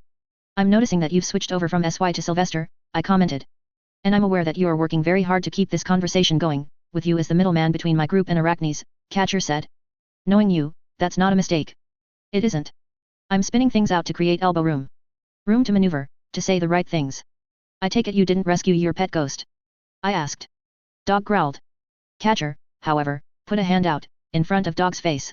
Given Dog's sheer size, it was rather ineffectual, but it did make Dog back down. Stop talking, Catcher said, his gravelly voice firm, or I'll be forced to act, and I think everyone involved would prefer the results of a clean, bloodless negotiation. Our pet ghost is fine, she's just staying somewhere where the infection hasn't spread. I thought about that for roughly 1 second before turning my back to Catcher and his group. I faced Arthur, Arachne, and the Bruno. I only had one shot. I needed to decide the idea to plant. One that would have more weight because it would be the last thing I said before I got my ass kicked. Speak to his anxiety. I can cure you, I said, firmly. It hit me like a slap across the back, throwing me off balance as if I'd been pulled toward Arthur, rather than pushed. Not a tentacle. A movement in the corner of my eye suggested it was Catcher's bola. The cord encircled me, trapping my arms at my sides. I saw Mr. Arthur tentacles tense, his tentacles moving to respond, and I knew that it was a reaction to something else. Catcher approach it. I turned, and before I'd even come to fully face him, I spotted him in the corner of my eye, and shifted my weight, practically spinning as I moved off to one side, evading an attack I wasn't even sure was coming. But he had the advantage here. He was a fighter in every sense of the word, with reflexes faster than mine, and he wasn't so impatient that he'd simply lunge at me without seeing how I was going to respond. Instead, he poised, weapon ready but not yet thrust out. I knew that he was making the split-second decision of whether to capture me or Jamie. Take Jamie, I thought. It was as if he'd heard my thoughts out loud, and as if he was really, deeply irritated with me, because he extended the polearm in my direction rather than Jamie's. I extended a hand to try and stop it, but he deftly twisted it around so that my hand would glance off the head. The claw contraption at the end closed around my neck. I was still off balance as he moved the pole, steering me into what felt like an endless series of stumbling footsteps, trying to avoid losing my footing and colliding face first with the road. Given the contraption around my neck, I had to assume that falling would likely break my neck. He was striding back the other direction, hauling me with. Dog moved around, protective, providing assistance. By the time I had my balance and had regained my sense of the surroundings, Arthur the tentacle man had captured Jamie, and they two had retreated something of a safe distance. My heartbeat picked up at the sight of Jamie with a tentacle around his neck, held with his back to the infected experiment's front. The tentacles were tense, each one holding Jamie secure or at the ready to deal with Catcher or Dog should they attack. Not compromise I wanted, Catcher called out, gruff. 50 feet of empty road and pouring rain separated us from them. I'm sure, Arthur responded. The pay for this one is more than double that one's. You made the wrong choice. Not to mention that this one should know the cure too. I don't, actually, Jamie said. Well, Arthur said, he smiled, showing teeth while keeping his dim cigarette in the corner of his mouth. It was an extra grim look on a face that looked like it had faced down 3 different versions of death and lived to tell the tale. I should be able to manage. Arachne spoke, and it wasn't to Dog, Catcher or me. I caught the thrust of it. He's the one who cracked my arm. I didn't catch everything she said after that, but it might have gone along the lines of take his arms, get his legs too. We need him alive, not in one piece. Jamie said something in response, which got a response from Arachne. Catcher tried to move me, dragging me around by my neck, and I stumbled a bit. For once in your life, would you cooperate? He asked. You're dragging me off to the academy, or, assuming you've been clever all this while, you're dragging me off to Frey, which is almost as bad. I'm over here and Jamie's over there.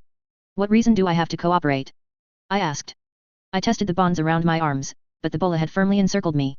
We've got special permission to pass through quarantine, Catcher said. I'm immune to most things, so is Dog. So are you. Minimum process time is a week. I set my teeth. That doesn't solve anything. His already coarse voice was even worse with the undertone of annoyance and anger. I know which of the processing areas have phones. They can call in and verify that the plague shouldn't infect any of us. We could get out of there before the week is up. Most likely, we won't, but we'll get out after a week without symptoms. Do you understand? He's sick. Arthur is. I would be very surprised if he got through there in a week. It will take time, and it's very likely Arachne will leave without her partner. Dog huffed out a few syllables. Her, the Bruno, and their employer. Maybe Arachne's doctor, if he's in the city. We can be waiting there for them when they walk out of one of the other processing centers, Catcher said. Catch them by surprise. Jamie is sick too, I said. Or he was, but he's sick again, touching and being near that bastard. Your option isn't good enough. It's a working plan, Sylvester, Catcher growled. It's not good enough, I said. I will not leave him. How many exit points are there to watch? Can you win? Can you guarantee Jamie's safety in the meantime? When Sanguine is going to be there, eager to get revenge on the lambs for the deaths of his fellows. I would comment on how very good you are at making enemies, Sylvester, but you've done a good job of demonstrating that over the course of the day. Technically, Jamie was the one who picked and won the fight that made Arachne mad, I said. She said something about taking his arms and legs, because they just needed him alive, not intact. Yes. I heard that, Catcher said. He cast a look across the gap to Jamie and the members of Sanguine's group. Jamie said that he became worthless if they damaged the inserts for the Academy technology. Arachne promised to be careful as she cut him. I set my jaw. Do you want me to pick a fight and try to get Jamie from them, Sylvester? I won't do that. Arthur is clearly on edge. It wouldn't take much to make him do something stupid. Arachne. Dog's more human than she is. Dog made a sound at that. Offended. Catcher ignored his partner. She's single-minded in the hunt, and single-minded in keeping what she has. Violent in both courses. There used to be 7 Arachnes, now there is only the one. A flawed project series, prone to destroying themselves and whoever they were hunting or guarding in an effort to kill their enemy. If I attack them, Jamie may well get hurt. He's being hurt right now, damn it. I said. One of my hands gripped the pole that was attached to my collar. Every second he spends there, he's getting exposed. Language, the Bruno in Catcher's group said. Fuck you. I said. That's better, he said. Catcher reached out and firmly seized the pole, a short distance from where I grabbed it. He exerted downward pressure as he leaned forward, as if to make my knees buckle. I resisted. Looming over me, eyes staring at me from beneath his wide-brimmed hat, above his high-collared jacket, he asked, "What would you have me do? Approaches, offense, defense, escape, mediate, negotiate, or the faith-based tactic where I try to mix things up in hopes they look better when they've been sorted out again?" I thought about what I knew about Arachne and the tentacled man. "Let me help Jamie," I said. "He's never done you wrong." "He hasn't done us much right either," Catcher said. "That's not the same boy I spent years talking to and eating with. Not the boy Gordon told me about." "No," I said. "You're right. But when it looked like I was going to be all alone, he came with me. He saved me. He has the memoirs of the Jamie we knew. Not the memories, but the records. Everything that Jamie wanted to pass on." "And how do you think you're going to help him?" Catcher asked. I moved my hand up the rod until I found the mechanism for detaching the claw head. I saw Catcher stiffen. "Don't stop me from pressing this button, and don't try as hard as you could to keep me from running," I said. "If Arachne works the way I expect, if she's that competitive and driven, then she'll chase. You'll chase. There's a window of opportunity. One where you could stop Arachne, if you're confident, or go after Jamie, with only tentacles and maybe the turncoat Bruno to deal with." "Tentacles and the Bruno," Catcher said. Taking note of my names for the people. He looked at Dog, then at his Bruno companion. "You're asking me to give up the bird in the hand for a shot at two in the bush?" "Yes. I'm asking you to preserve Jamie's memories. I'm asking you to not make me face being alone. I'm telling you you should deal with Arachne, because there's a very good chance she'll use that one-track mind and come after me, come after you, only she'll have sniper support. I'm asking you to do this because you have pride as a bounty hunter. You know you can get me again before she gets me, because she isn't a bounty hunter in the same way you are.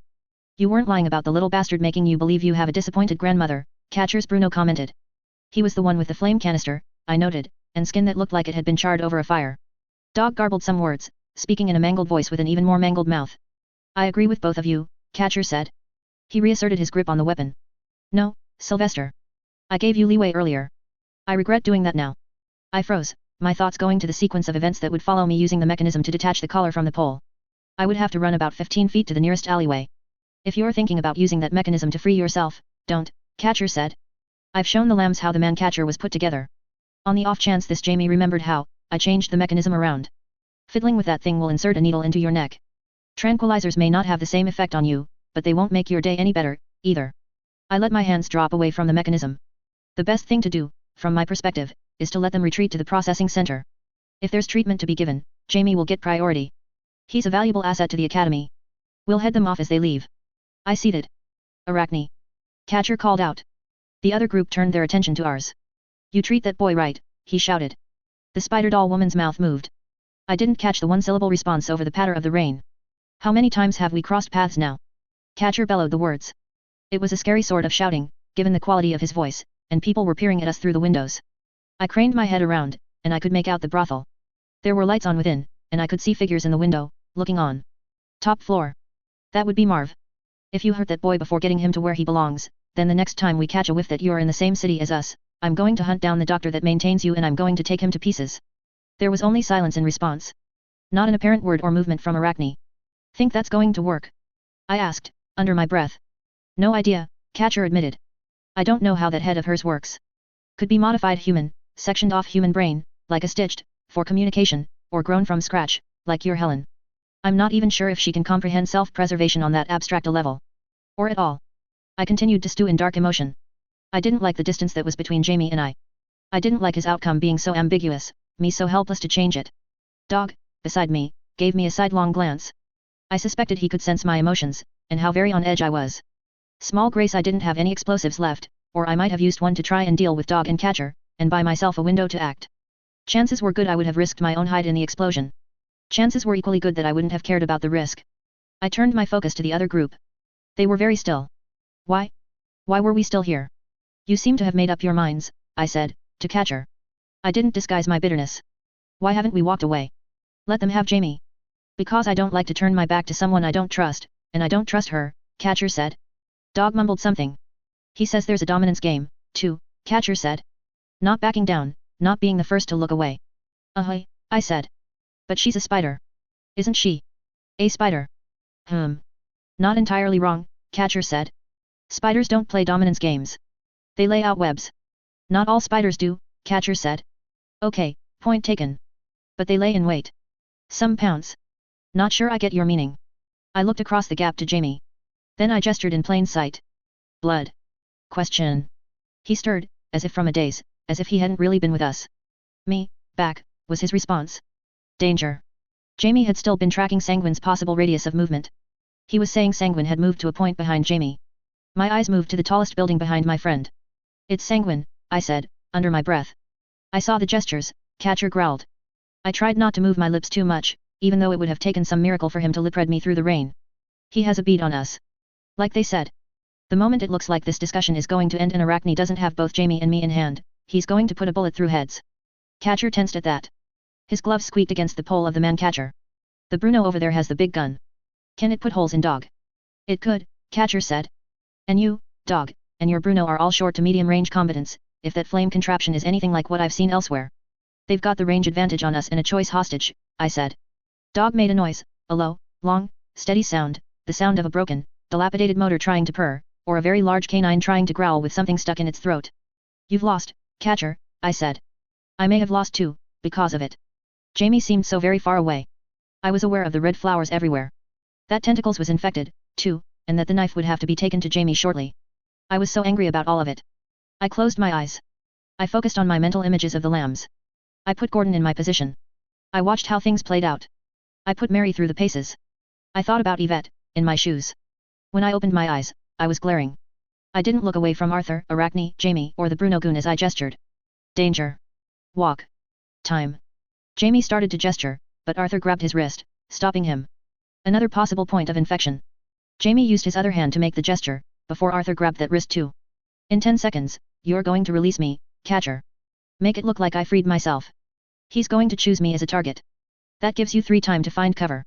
If he doesn't have me as a target, he'll shoot you. Catcher turned his head to look at Dog. In that instant, Jamie's hand, wrist gripped by tentacles, moved. A flicker, not even a full gesture. Lie. Because he wasn't sure, or because he didn't want to risk that Catcher would see and realize that Jamie had been lying. I counted off the remainder of the 10 seconds in my head. 4. 3. 2. 1. I reached for the mechanism that would send tranquilizer into my neck. In that instant, Catcher released the head from the pole. Grabbing the mechanism, holding it in one hand, I bolted. The danger walk time gesture. Earlier, Jamie had counted off the steps, based on distance, that the bullet would have to travel. Sanguine would see the direction I chose to move, lead, and fire. 1 step. 1 moment of movement, then a lurching stop, feet skidding on a puddle. There was a bullet, but it wasn't Sanguine's. The Bruno raised his gun and fired, and the shot was a miss. I found traction underfoot and ran for the alley. Belated, Dog and Catcher started after me.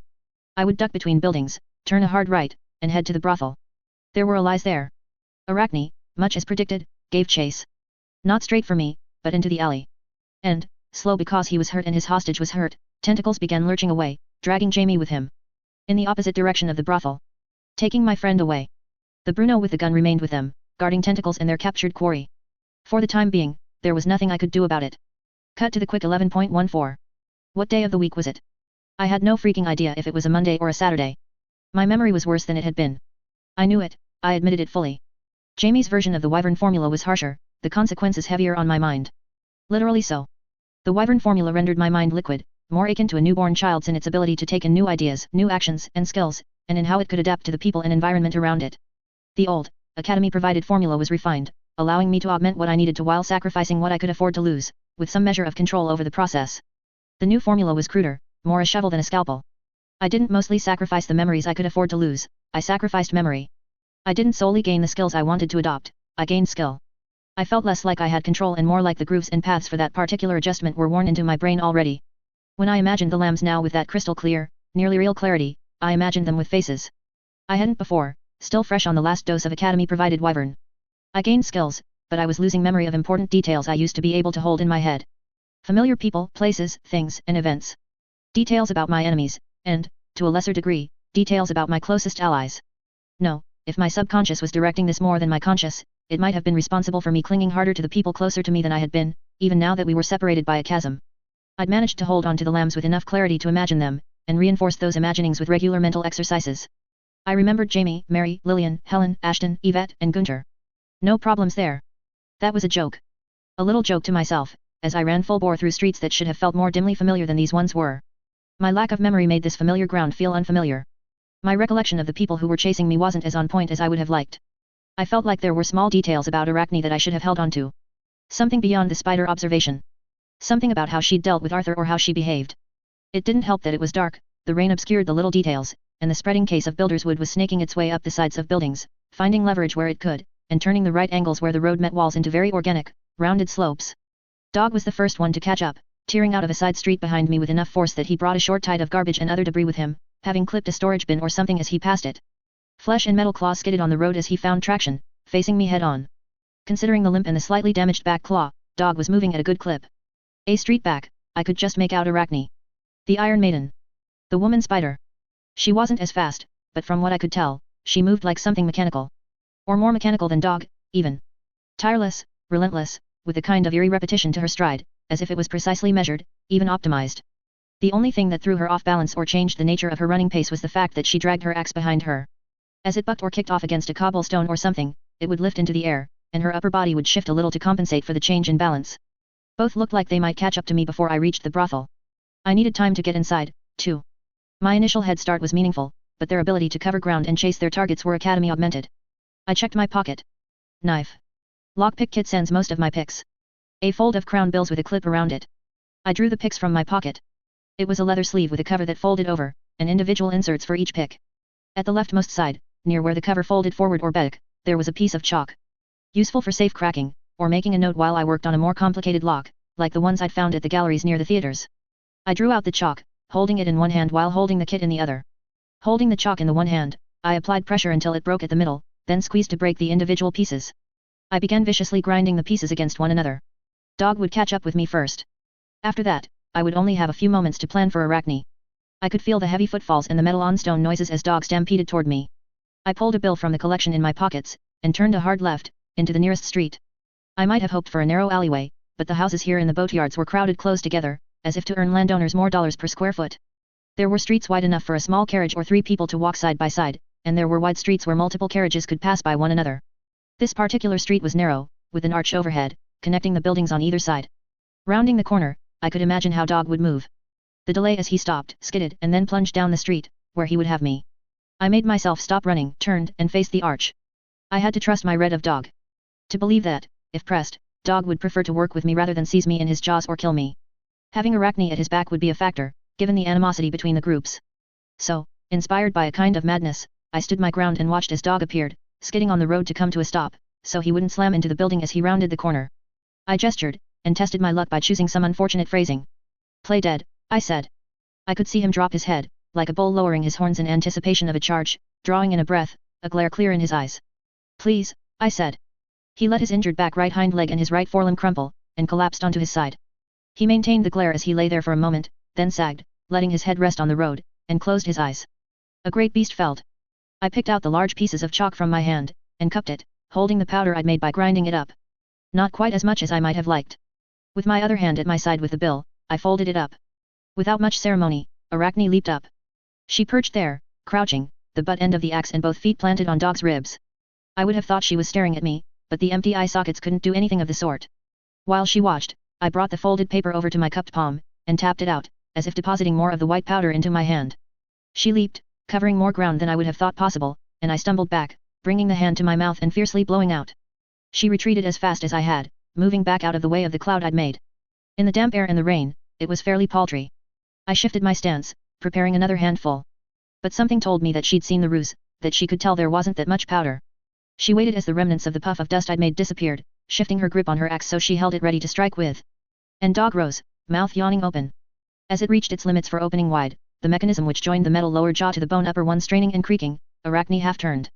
The mouth slammed shut. Had she not moved when she had, it might have severed the upper half of her body from the lower. As it was, only her already damaged left arm and shoulder were caught in the bite, along with her shoulder and 1 or 2 of her ribs. She didn't seem to feel pain. She swung her axe, and Dog raised his head so the axe struck the metal of his jaw instead of his face. It sank in deep, all things considered. The edge of that axe was sufficient to leave an inch-deep notch in worked steel. A second swing in the same general place might have cut clean through Dog's lower face. For her second swing, Arachne cleaved off the thin strings of tissue that dangled between her ruined shoulder and Dog's mouth. I knew what her next move was. She would turn and come for me, one eye over her shoulder for another attack from Dog. But that hesitation on her part was a chance for me to cover more ground. All the more so if a fight broke out between them. Thank you, brother, I said, voice low, knowing that Dog's ears would pick it up. Don't get hurt on my behalf. What day of the week was it? Some of the lads and ladies from the brothel went out on Tuesday and Wednesday nights, the groups differing depending on the night. They were supposed to keep their keys with them, but so very often, one of them would end up staying out late, or they would split up, and it would get complicated to figure out who should have the keys. If it was the first group, then they had to stay up and keep an eye out for the late arrivals. If it was the late arrivals, then the first group didn't have a way of letting themselves in. All of that in mind, they had taken to leaving the keys behind, in a hiding place. The madam of the house would have been apoplectic if she figured it out. I'd found out when I'd run into a group of the ladies returning from a night at the theaters. The same night I'd noticed Shirley's withdrawn nature and resolved to fix it, now that I thought about it. Yes, I could remember my allies. Please let it be here. I don't want to take the time to break in. I dipped my finger into the space where a branch in the original construction hadn't quite grown cover the gap between bricks. I found the key. I let myself in the back door, and locked the door behind me. Madam. Marv. I bellowed. She'd been in the parlor, and in the next instant, appeared at the far end of the hallway that stretched down the middle of the house, from the front door to the back door. Sylvester, she asked. She looked hostile, to a degree I hadn't expected. I'd intruded, entered by way of a door that should have been locked. Gun. I shouted. I saw her hesitate. Get guns. Get Marv. I know you have the guns. They. The axe punched through the door. A foot followed, shattering the area of the door around the handle. I turned to face the door, backing down the hallway, while the madam disappeared. There were girls from upstairs and ones who'd been having tea with the madam who peeked at the scene. Stand back, I said. Arachne was missing the arm, shoulder, and surrounding area at one side of her body, but she didn't bleed, not really. I could see the raw, glistening architecture through her armhole as she turned to pull the axe free of the wreckage of the door. Nothing resembling a human body in there. Sylvester, Shirley said, looking in from the living room. Stay out of this, I said. There's not a lot you can do. But you'd just get hurt. Just hoping a gun does something, I said. If your madam would just hurry up. Arachne turned to me, and she began moving down the hallway, axe resting on her good shoulder. I stood my ground, backing up. As she moved, bringing the axe down, I threw myself back. I landed hard, the top of my head hitting the front door, back striking the floor. The axe came down between my feet, biting into floorboards. She moved forward as she hauled it out. I pulled back and away, but without much room to maneuver, the bottom of the stairs to my left, the parlor with the girls to my right, I was helpless to get out of the way as the upper tip of the axe's blade sliced the skin from belly button to shoulder. She held it aloft, ready to take my head. That same head worked through possibilities, trying to figure out the best path forward. Gordon would push for the attack, but what was her weak point? I wasn't sure her knees would be a good point of attack, given how she was put together. I couldn't reach the gaping wound in time. I heard the gunshot. I saw Arachne react, having to move a leg to catch her balance. I could see the scratch at the side of her face where the bullet had hit her but hadn't even cracked the porcelain part of her mask-like face. She turned to face the madam, who stood at the top of the stairs, next to one of her girls, who had her hands clamped to her ears. I'll attend to you after, Arachne said, in her eerie voice. Calmly, methodically, the madam reloaded her gun, aimed, and fired again. The second bullet didn't have any more effect than the first. She was made, almost head to toe, of the same material that Warbeast armor plating was made of.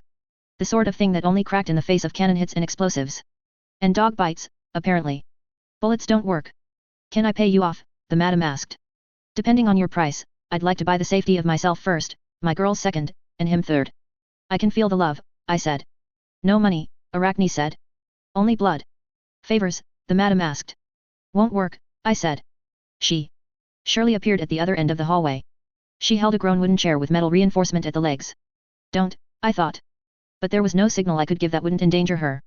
I prepared myself to leap up and throw my arms around Arachne, buying Shirley time to run. I wasn't sure what would happen after that, but...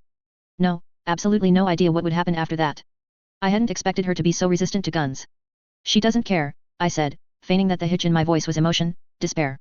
In the next instant, Shirley attacked. She drove the legs of the chair at Arachne like they were some thrusting weapon. I could tell what her aim was, pushing Arachne away from me, toward the corner that separated the entrance from the parlor. But Arachne was pushed a mere step in that direction, before her leg went out and caught her. Shirley changed tactics, pushing in another direction, hoping to catch Arachne off balance again, but the woman's legs were strong. All of Shirley's body weight and muscle didn't match up to the stability that Arachne's calves, ankles, and foot placement offered. Stupid girl, the madam cursed. The epithet was punctuated by the sound of the chair being destroyed by a strike from Arachne's good arm and the shaft of the axe. I was on my feet. I kicked hard at the back of Arachne's knee, and wasn't surprised in the slightest when it didn't cave forward like knees were supposed to do when kicked. I threw my arms around her, grabbing my wrist with one hand, hoping to buy time. Run, sure. I both heard and felt the gunshot. It rattled me enough that I dropped to the floor. I stared up as Arachne turned, slowly, and the madam made her way down the stairs, reloading for a fourth shot. Her descent matched Arachne's slow turn, keeping her in position to aim the gun at the gaping hole in Arachne's side. Shirley's assault had turned Arachne in the right direction, and a fourth bullet made the Iron Maiden topple over, falling to the floor. I huffed out a sigh, my eyes meeting Shirley's. Her expression was almost more afraid, now that the monster was down. I recognized why as the madam lowered the gun and pressed the barrel to my temple. Oh, I said. The first time we met, what did I tell you? You told me lots of things, and I barely remember any of them. I don't have the best memory. The Academy's fault, I said. Don't go out and bring trouble back to my doorstep. Ah. That. I didn't take it as being punishable by death. I'm genuinely debating whether it should be, she said. I hear you, I said. I absolutely get that. I don't have an excuse. I had nowhere else to turn. She said. I heard her pull the hammer back. They have Jamie, I said. There was a pause, and then she raised the gun, pointing it at the ceiling. I can verify. I wasn't sure it was anything bad for the boys when I saw it from my window, but I saw it unfold. The madam looked toward the top of the stairs, at Marv, who'd just spoken. Now, of all times, as half the house was gathered in the immediate vicinity of the front entrance and the foyer, around me and a dead monster, he was smoking a clove cigarette. He also carried a large medical kit. I imagined it being very similar to Lillian's satchel, but far less meant to be lugged around on the regular. The madam simultaneously relaxed and let a look of concern crease her features. That dear boy, she said. I get a gun to my head and serious consideration about pulling the trigger, and Jamie gets that dear boy? I drew her away because otherwise there wouldn't have been a way to get him back. Like this, there's a chance. I didn't know what else to do. But you can get him back, she asked. I don't know. But I have to. Yes you do, she said. I'll make this up to you, I said. Yes you will, she said. My house. Jamie's in my house. I can tell you how to loot it, since there's a good chance we won't be going back there. You'll want to avoid the traps, but if you go where I say. Stop focusing on me, she said. Focus on Jamie. Mute, I nodded. While you do that, I'll fix that scratch, Marv said. If you have a spare moment, you can tell me about this plague. I'm dying of curiosity. I nodded. Minimize contact with me, just to be safe. I think it spreads through the air after it flowers, and by contact before then, and the rain is helping a lot with keeping that down, but I've got gloves. I think it forms spines that stick out. I've seen the grown form, but I wouldn't be surprised if the early stage has microscopic spines that transfer. It feels like it would make sense. Double layer of gloves, then, Marv said, talking around the cigarette. My eyes watered from the smoke. As he approached, setting down the kit and opening it, I looked over at Shirley. Thank you. She smiled at me. Stupid girl, the madam said, as if to balance out my gratitude. Shirley had wanted to come with me, apparently because the prospect of the plague I'd described and the mortal risk of dealing with murderous bounty hunters seemed like a safer prospect than dealing with the hard-nosed madam of the brothel. I carried the madam's rifle, and I had a backpack filled with some basic medical supplies that Marv had supplied. I chose my route carefully. I didn't have Jamie by my side, pointing out the optimal routes to avoid catching a bullet. Catching a bullet, like I was catching a cold. The city was so dark. It had been badly overcast before with black clouds overhead and heavy rain, but I suspected it was approaching nighttime now, and so there wasn't even the dull light of the sun striving to fight its way past the cloud cover. Few neighborhoods in the city had the lights on, and the bioluminescent trees hadn't taken in enough light in the late afternoon, leaving their glow faint enough that it didn't really penetrate the rain. What I could see as I looked out over the city, was the areas where the plague had set root. As my eyes adjusted to the dark, I could see the patches of red here and there. Those particular sorts of growths, near where people might have congregated or been herded. I could see the places, those same sorts of plazas and busy streets where there would have been more traffic, where the cleansing fires had been set. Moving from cover to cover, ducking low, moving fast, the hood of a borrowed jacket pulled down to shield my face from the rain, I made my way in the direction Jamie had gone. I'd made it some distance before I ran into Dog and Catcher. They'd left their Bruno behind. I hesitated before fully revealing myself. No point. I'm surprised you can smell anything in this rain, I said. We didn't smell you, Catcher said. We heard you. There aren't many people out and about, and your bag rattles. I nodded. The fib earlier about the sniper was Jamie's, by the way. I only realized. I stopped as I saw Catcher shaking his head. Not that a head shake really worked when so little of his head was visible. I had to go by the movement of his hat more than the movement of anything else. It wasn't a fib. It's where he was. Island. Jamie's there now too. Same tower you pointed out, Catcher said, in that gravelly voice of his. He tapped the shaft of his man-catcher against the nearest corner, so the head pointed around the corner, indicating the direction of the tower. Not a fib? An educated guess on Jamie's part that had wound up being right? All right, I said. We're going to take you two into custody, Catcher said. But I'll do everything possible to help you help Jamie. Not just because he's the real target for the bounty, but because I understand how important that is. He did. After everything, a half-dozen lies and ruses and a dozen tricks at his expense, to make the chase as difficult as possible, he was still a decent guy. Thank you, I said, meaning it.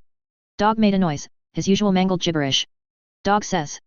I got it, I said, interrupting. I think I actually understood that.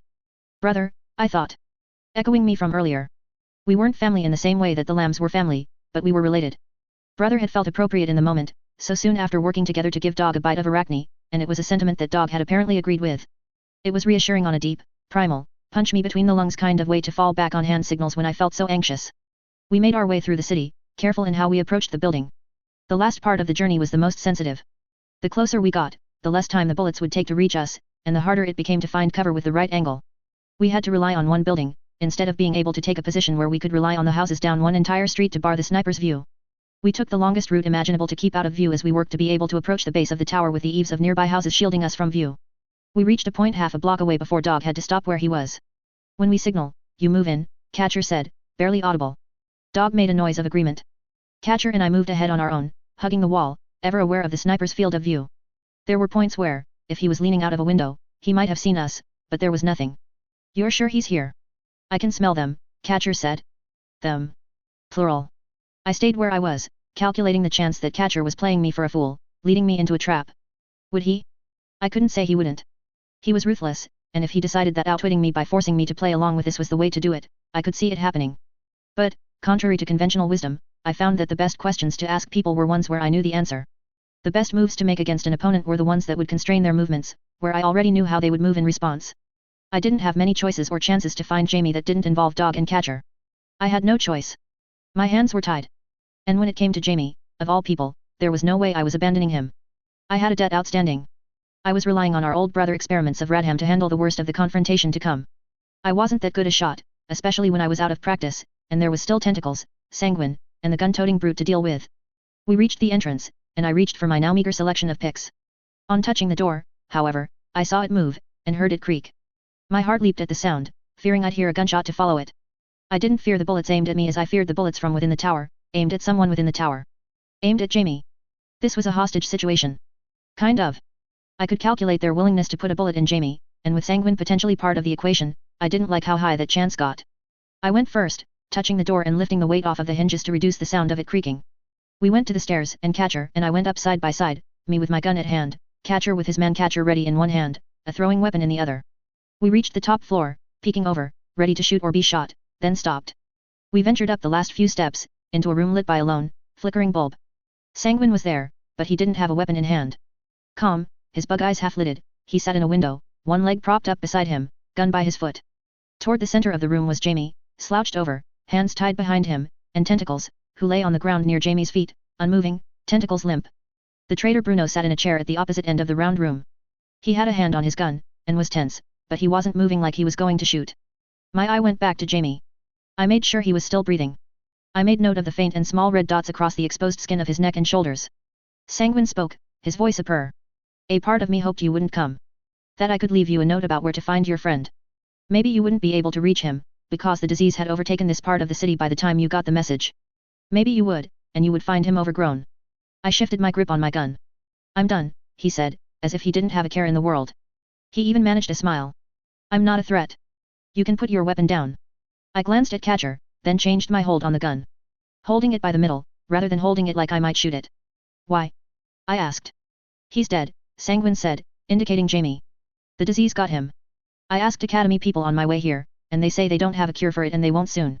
You can cut it out, but that gets harder once it sets root, or once it spreads enough. That, there, your friend? It's spread enough. My heart sank. He hopped down from the window. He crossed the room in long, easy strides, one eye on Jamie, one on me. With one ungloved hand, he pulled back Jamie's shirt. I could see a fresh wound, left open, by Jamie's collarbone. The growth branched out from there, extending across part of his shoulder. And it's already set root. Jamie stirred a little at that. He looked up at me. I couldn't meet his eyes, seeing the look in them. Sanguine spoke, I thought about taking you in, but I weighed the risks, thought about dealing with Dog and Catcher. I thought, too, about how you and your friends killed my teammates. His voice took on a faint, harder, darker edge, but it still maintained the light, jovial nature at its core. As if he was reminiscing to a friend about a very bad day he'd had a decade ago. The best justice, it seems to me, would be to let you see this yourself. The swift decline, the loss to the plague. Let you struggle to save him if you want to cut into him. Let you watch if you want to watch. End his life yourself, if you want to show mercy. I let the rifle fall from my hand, clattering to the floor. Unless you'd rather I shoot you, he asked. I shook my head. Then I'm satisfied with this. Seeing the look on your face, right now. I'm not one to hold grudges, but I feel like they would want me to. They would want something more like this. He walked back across the room, picked up his gun in a bag that he slung over his shoulder, and then walked toward me. To the stairs. I put out a hand to stop him, and he stopped where he was. Reaching into a pocket, I found Melancholy's ring. I held it out for him. Keep it, he said, giving me a pat on the shoulder. He sounded smug, too satisfied. With this done, I'm putting all of that behind me. Catcher and I both stepped out of his way as he made his way down the stairs. I could sick dog on him, Catcher said under his breath. I shook my head. My eyes were on Jamie. I'm sorry, Catcher said. I nodded. If it would make this easier, I could. I shook my head, forcefully, before he could finish the sentence. Yeah, Catcher said. I understand that. I'd want to do the deed myself, too. I walked over to Jamie's side and knelt by him. I took his hand in both of mine. I saw Jamie smile a little as he looked at me. There's no deal without him, Catcher said. I'd take you in, but I'm honestly not sure it's worth the amount of hassle. Wouldn't seem right, either way. Out of respect for Jamie. I nodded, hunching forward. Next time we meet, we'll have another lunch. Have a bit of a drink. With no shenanigans. Yeah, I managed. My voice was hoarse. I closed my eyes. Do you want me to pass on word to the lambs? I can. I shook my head. Too forcefully. All right. He didn't say anything more. I heard his footsteps retreating down the building. Was a good few months, Jamie said, his voice a whisper. People kept asking, kept telling me I started. What? Were you happy? Are you happy? Was okay, he said, voice soft. Wanted to kill you half the time. The other half, I wanted to. I raised my eyebrows. Jamie shook his head. I became very aware that we weren't alone in the room. I glanced across the room at the Bruno who remained behind. The man had red spots. He looked defeated, though it hadn't set in nearly as much as it had with Jamie. If it's okay, I told Jamie, can we talk and say our goodbyes while I help him? You gotta do something about that streak of mercy, Jamie said. Too kind. You're supposed to be a bastard, don't you know? I nodded. The man tensed as I approached. Shirt off, I said. Hurts to move, the man said. Shirt off. What comes next hurts more. But you're still in the early stages. I can cut out the infection. I'll need to dig in my bag for a scalpel, but for now, let's get the lay of the land, see how bad it is. Near the spine, I think, would be the worst and most important spots to get, given how it sets up and latches onto your internal structure. He kept his guard up, tense. A turncoat, once dog and Catcher's ally, then betraying them, he feared betrayal from all corners, even when that fear could cost him precious time. Do you remember our first time meeting? I asked Jamie, looking away from my patient. Which meeting?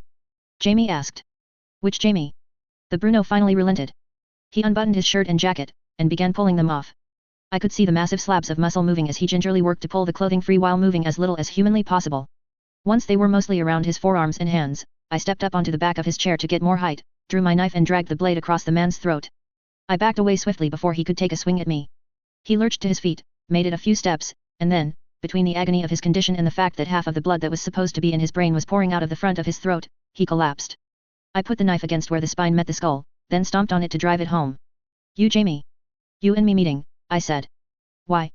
Jamie asked. Why him? Like that. I wanted to be alone, I said. You and me. And because I'm supposed to be a bastard, you said. I shucked off my jacket, began rolling up my sleeves all tidy like, a grim look on my face. Why, he started, now focused on my rolling up of sleeves. I gestured for her silence. Then gestured for the listening ear. Dog and Catcher could still be in earshot. I moved to the window, looking for them. I don't understand, Jamie said. I was silent, looking, watching. I finally spotted them. Making their way toward the south end of the city. Far enough away. I'm going to save you, I said, still watching them, as if I could see some hint that they'd miraculously heard my voice. Sanguine said. Fuck Sanguine, I said. I went for the medical kit. I got my practice in with Hammond or whatever his name was. Give me a chance to learn, I can get good at what I'm doing. I brought out Yvette and Lillian for guidance. Jamie was shaking his head, as if he was ready to protest. I've got ideas on crude fixes. Electricity, cold, acid, and fire, in that order, I said. I found the syringe I'd had Marv give me.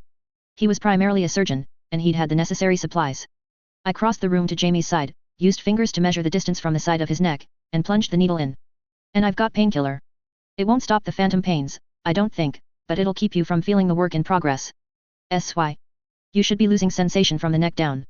Hopefully you'll retain the feeling in your tongue, because I want you conscious and talking me through the trickier bits, I said, as I washed my hands with the stuff Marv had handed me. Got it. Jamie shook his head. With my hands, putting fingers through Jamie's hair, I gripped Jamie by his head, tilting his face up to face mine. Got it. SY, whatever you cut away, you're going to have to cut around the insertion points. The parts where the caterpillar project plugs in. I won't be able to, it'll be a matter of months. A year. There won't be getting a doctor to kludge something together to offload and organize for me, like I've been kludging your wyvern together. Better than a matter of days, I said, firmly, still gripping his head. I gripped it harder, squeezing a little. Let me save you. You're crazy, he said. Yvette cackled in the background. I wanted to get into academy medicine, I said. Expand our skills and options. I got too good a taste of it in Warwick. But I need you at my side to make it work. Okay? I need you at my side for lots of reasons. Okay? Okay. I gave that final question emphasis enough to make it about more than the academy medicine. Okay, Jamie said. My body is going numb now. It actually does help a little with the pain. Feels like my head is disembodied, and my body is very far away. Good, I said. I stood up and began getting the tools together. Perfect. Listen, they're underestimating just how quick I've gotten with that scalpel. And I'm going to get quicker by the time I'm done here. I know, SY. They've counted you as one of the dead. Now I fully intend to make you one of the living again. I promise. Scalpel in hand, I set about following through on that promise. Cut to the quick 11.15. A cup of fresh tea sat in my hands as I sat at the window above my bed. I watched as stitched-in academy soldiers in special outfits made their way through the streets in a systematic fashion. The outfits were black, covering them from head to toe, but for pale masks, akin to the beaked plague doctor masks of the last century. These beaks were far less pronounced, only a stylistic choice to house and protect the filters around the nose and mouth. I thought of them as crows. Black and beaked, they picked their way through the dead, carrying guns that spit out flame and chemical in equal measure. The result, even past sealed glass windows, smelled like a very chemical, very personal, and very insulting letter to Mother Nature, telling her in no uncertain terms that we were done with her. I sipped on my tea, watching as one group of crows knocked heavily on a door. While they waited for a response, I reached down to a saucer I'd perched on the windowsill, picked up a sugar cube and placed it on my tongue. I let my saliva dissolve it. It had been a couple of months since the plague hit, several weeks that we'd been camped out here, specifically, and the good snacks had run out a good week ago. Further down the street, the crows put up a kind of quarantine seal over the front door of the house they'd knocked at. They got under the curtain, making it bulge with the bodies beneath, then found their way inside. That's the third contingent of people who've come through the city to get people out, Jamie observed, from the other end of the room. They might come knocking soon. I nodded, still letting the sugar cube melt on my tongue. Are we leaving this time, or do you want to wait and see? I watched as the crows emerged from the house, with a family of 3 in tow, each member of the family wearing a kind of disposable coverall with a mask on their lower faces. I'd seen that particular family as I roamed the city. A short ways into it, I'd realized they were frightened of me, as if I was some kind of bogeyman. I wondered if I'd been seen walking around with a knife in hand or blood on me at some point. As scared as they had been of me, the family talked openly with the crows, who seemed to be talking back. One crow put a hand on the family patriarch's shoulder. Reassuring. We can leave, I said, after swallowing. Going to suck, leaving our place behind. I've grown attached. Yet. We spent more time here in the last 6 months than you spent at Lambsbridge in the year before we left. The road trips and the little, stupid missions, Jamie said. I craned my head, looking over the room. It was easy to let things slide when there was virtually no chance of anyone stopping by. Papers were strewn everywhere, some weighed down. The entire place was sealed, but there were tiny drafts here and there, and having wood in the stove tended to stir the air around and send some papers floating this way and that. The weights were handy. Thinking about our notes? Jamie asked. Be nice to have, I said. You have me, he said. I glanced at him and rolled my eyes. You want the papers, fine, he said. It's good for organizing my thoughts, I said. I walked over to the music player and set the scroll to turning. Music filled the place. That done, I picked my way through the papers by hand, taking them up in a specific order while being especially careful of where I set my feet so I wouldn't kick any of the paperweights. The papers were organized with a pattern in mind, and the paperweights had a general theme that helped me trace the intent of each note. Knives and some guns for targets, books for information, and so on. I didn't want to stub my toe on a tome that was holding down a corner of 4 different papers, and I definitely didn't want to kick or step on a knife with bare feet. I collected papers in one hand while holding my tea in the other, walking a precarious path across the floor. You'll have to get those through whatever they have in place for getting people out of quarantine, Jamie said. It's worth it, I said. I have things I want to do. I don't want to lose track partway through. I collected the last of the major target orders, carefully kicked and slid a few of the dangerous items I'd used as paperweights under the bed, and then paused, surveying to decide what I'd need to sort out next so that the papers were in some sort of order. While thinking, I took a sip of my tea, then grimaced. Getting cold, and it was bitter with only a quarter of a cup left. I walked over to my bed, and balanced on one foot, bracing my left shin against the bed as I extended my right foot out. I picked up a sugar cube between 2 toes, extended the cup, and dropped the cube in, only wobbling a little once. "You're so gross," Jamie said. I grinned. I had a bath an hour ago. How dirty can my feet be? And so what if they are dirty? Ooh, germs. Wait, germs don't affect me. Ooh, parasites. You're lame too. Parasites don't affect me. Dirt? What did a little bit of dust or dirt ever hurt anyone?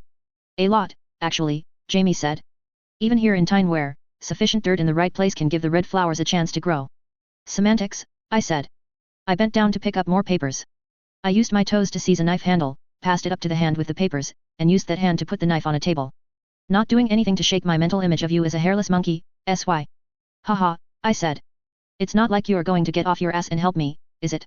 Nope, he said. I can remind you to disable the traps before anyone comes knocking, though. Good point. I said. I put the papers down on a table and made my way to the door. I'd set up a few traps there to be safe. I disarmed the makeshift incendiary traps, and put a lid on the mason jar of chemicals I'd set beneath a dangling string of cloth-wrapped packages. The pounding knock on the door made me jump a solid foot in the air. Jamie laughed like it was the funniest thing in the world. Rolling my eyes again, I swiped a hand at him, and banished him to the recesses of my imagination. The ass end of it, I like to think. I took a second to catch my bearings, listening to the music playing in the otherwise quiet apartment, before I opened the door. Crows loomed at the front of the house. They were flanked on either side by stitched. In any other circumstance, I might have wondered if they were the equivalent of mob enforcers, ready to pound my face in. They had that aura of menace and intimidation. The curtain surrounded the doorway. "We're evacuating the area," the lead crow said. I hadn't even had time to get things cleaned up and sorted out. The place was riddled with things I didn't want them to see, and there were a dozen more things I wanted to grab before I left. I remained silent, thinking. "Are you sick?" the man asked. I shook my head. "Roll up those sleeves," he said. I pulled up my sleeves. He indicated my legs, and I pulled them up, too. I lifted up my shirt until it was at my armpits. "Good enough. We'll give you a more thorough looking over at the gate," he said. I nodded obediently. "Can I get ready?" I asked. My thoughts were turning to ways to stall. I wanted to get things in order before I left. "If you don't take long," he said. "1 bag, no more. And you'll need to wear this." He reached back, and one of his fellow crows handed him a sealed bag, presumably with one of those simple, disposable suits inside it. I took it. I put up a hand to tell them to stay, but they ignored it, inviting themselves in. They closed the door behind them. I felt hostile. Protective of the space. Never mind that it was largely furnished with stolen goods, packed to the gills with incriminating evidence, and had traps specifically set out to catch nosy individuals off guard. No, none of that really mattered, even if these guys seemed intrusive and nosy. No, what mattered was that this was my place. A place Jamie and I had shared. The very first place that was ours. These strangers just letting themselves in and acting like they had a right to be here was like a provocation, one that I instinctually wanted to answer in homicidal ways. I just wasn't sure if I could get away with it. I bit my tongue. "Unusual number of guns and weapons lying around," the lead crow said. "What are the papers?" He was turning his attention to the desk with the stack of papers detailing all the people I was interested in killing and doing terrible things to, people I wanted out of the way, people I wanted to interrogate for details that would help me find and kill more important people, 9 out of 10 of which would look very bad to someone in service to the academy. I didn't say anything to that, not right away. Instead, I pulled off my shirt, then undid the button of my pants. I shucked off my underclothes as well. "Hem," another crow said. "A woman." I looked back at the crows, and saw they were all averting their gaze. I'd successfully gotten the attention of the lead crow, and then made him feel uncomfortable enough to turn his eyes away. "My uncle rented this place. He got a lot of weapons because we had food and he knew a lot of people didn't. He wanted to be ready if they got desperate and came after us," I said. "He got sick, went out, and didn't come back." "I'm sorry," the woman crow said. "Why are you naked?" The question was so disjointed in contrast to the condolences I wanted to laugh out loud. I didn't. "I'm getting changed before I go out. I don't know when I'll have the chance again and I wasn't wearing my good clothes." "It's fine, isn't it? You're all doctors." "We're soldiers, not doctors," the lead crow said. "Soldiers with some training on quarantine procedure." "Oh," I said. I feigned being in more of a hurry to get some underclothes, slacks, a shirt, and a sweater on, with a note of embarrassment. I grabbed a bag and began getting clothes together. I grabbed a few papers from here and there, anticipating the question well before it arrived. "What's the story with the papers everywhere?" the lead crow asked. "Memory game," I lied. "The things I put on top are part of the game." He glanced at the stack of papers I'd put on the desk. "Staying sane," the lead crow observed. "Not in the slightest," I said. "More for my benefit than for theirs. Cabin fever. Not a good joke to make in the wake of a plague, the third crow said. Quiet up until now. A taciturn fellow. Joking about fever. True, I said. I saw the lead crow look again at the papers. I suspected he was going to reach for them and snoop. I added, it looked like you crows were all going down the other side of the street. I thought you wouldn't come knocking here until the next time around. Crows, the lead crow asked. He sounded almost amused. I was amused, in my own little way, that I could drop that tidbit, create a little question, and command the man's attention. Just like my temporary nudity. Successfully nudging their attention away from the papers each time. It's what I called you. I saw you come before, a week or so ago, and I shouted, and you didn't come knocking on our door, I said. Creating another question. Leading them by the nose. That, and I was curious why they'd come knocking here. I'd thought I had time, and was very annoyed to be wrong in that. Your neighbors across the way said there were lights on in here at night. Ah. The family. Sometimes the most obvious answer was the right one. I gathered my things, and walked over to the desk, picking up the stack of papers. I slid them in between clothes and the side of the bag. My uncle said I should keep his work notes, so I can find family members after we leave, I said. I felt like I'd pushed things too far. Something about their body language and silence. I didn't need a jacket, as we were nearing the end of spring. I walked away from them, nervous, and approached Jamie's bed. I kicked it, hard. Jamie was already lying on his side, head on his pillow, looking out at the room and my side of things. We're leaving, I said. I know, I heard, Jamie said. He worked at sitting up, testing one shoulder that I knew was tricky after the surgery. He wore a shirt, but I could see the multitude of faint scars and the shiny burn scar with some branching paths running off of it where I'd jolted him with a live current. The scar at his collarbone was a particularly bad one. You have someone there, the lead crow asked. Is he sick? No, I said. He's okay. What's he doing in bed in the middle of the day, the crow asked. Recuperating. Sleeping more, because it's the closest thing he can get to treatment now, for consolidating memories. I left Jamie alone as he got himself out of bed. I'd chosen to wake him up later as part of my stalling tactics, and now capitalized on it. While Jamie got himself ready and fielded a few questions and some light investigation, I managed to slip a few weapons into the bag, while collecting a few more of the important papers. Scars. I heard a crow ask. I was sick.